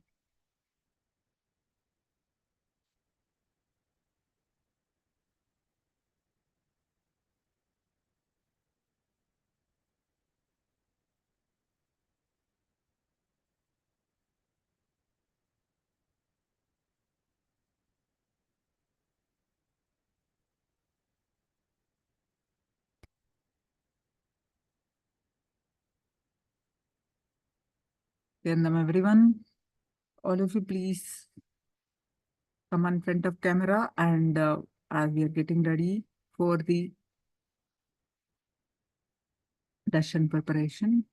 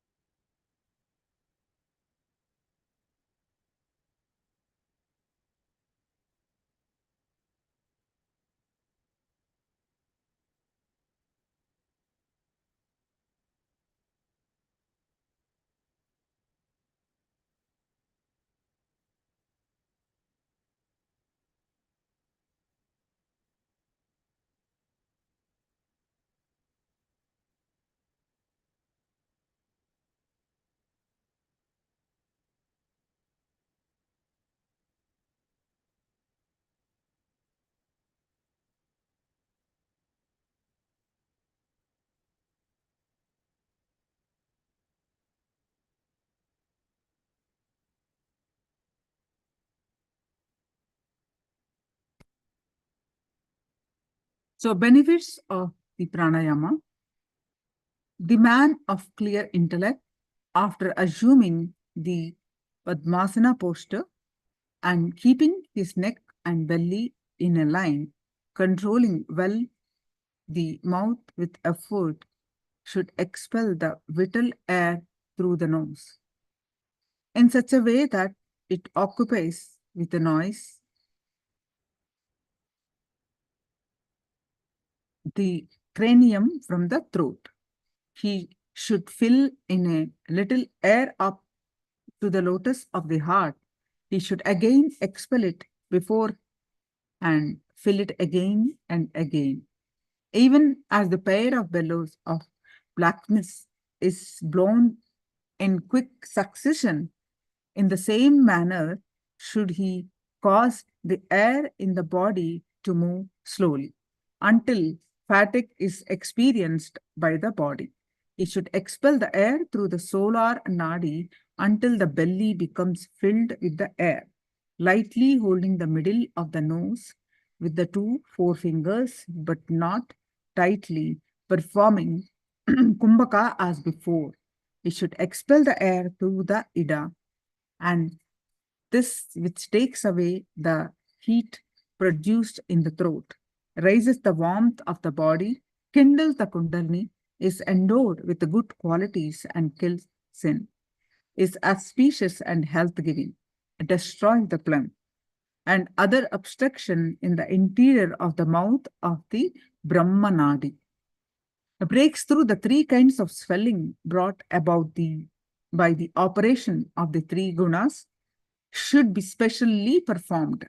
This is known as the kumbhaka, called the bastrika.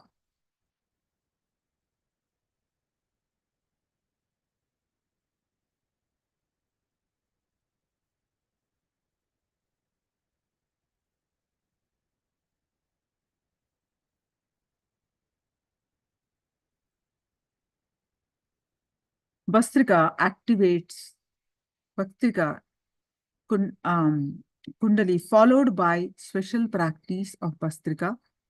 With this practice, a yogi can control premature death. Mucha Kumbhaka.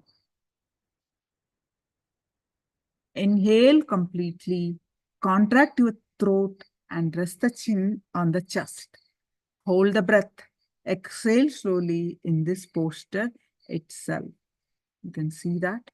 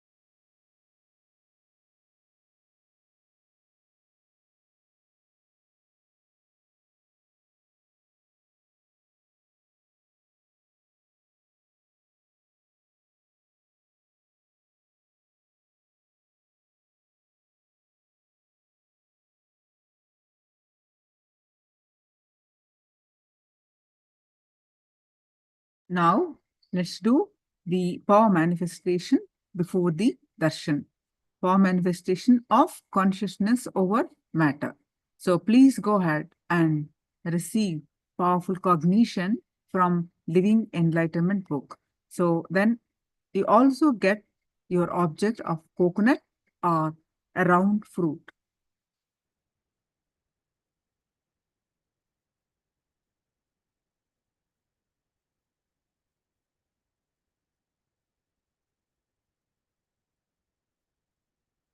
And please go ahead and receive powerful cognition from Living Enlightenment book.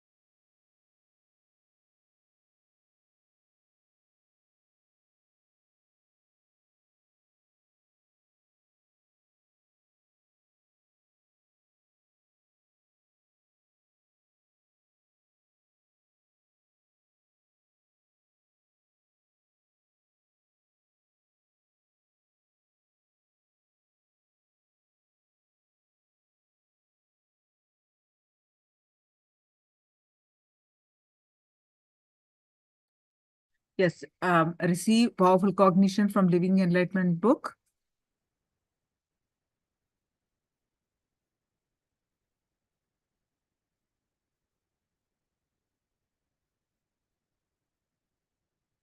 And post your powerful cognition from Living Enlightenment book.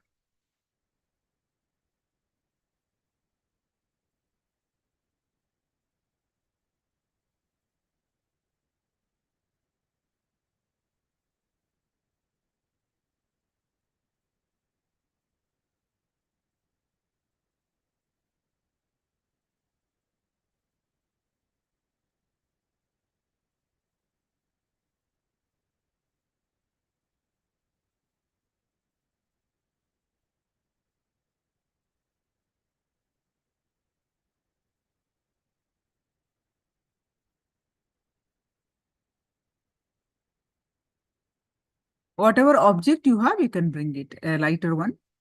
If you do not have the round fruit, coconut, whatever object you have it, you can experiment with that. At least a lemon will do.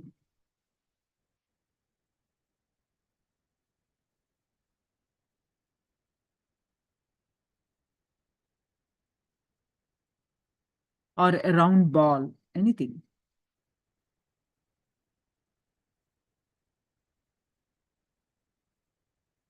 Then quickly post your powerful cognition from Living Enlightenment book.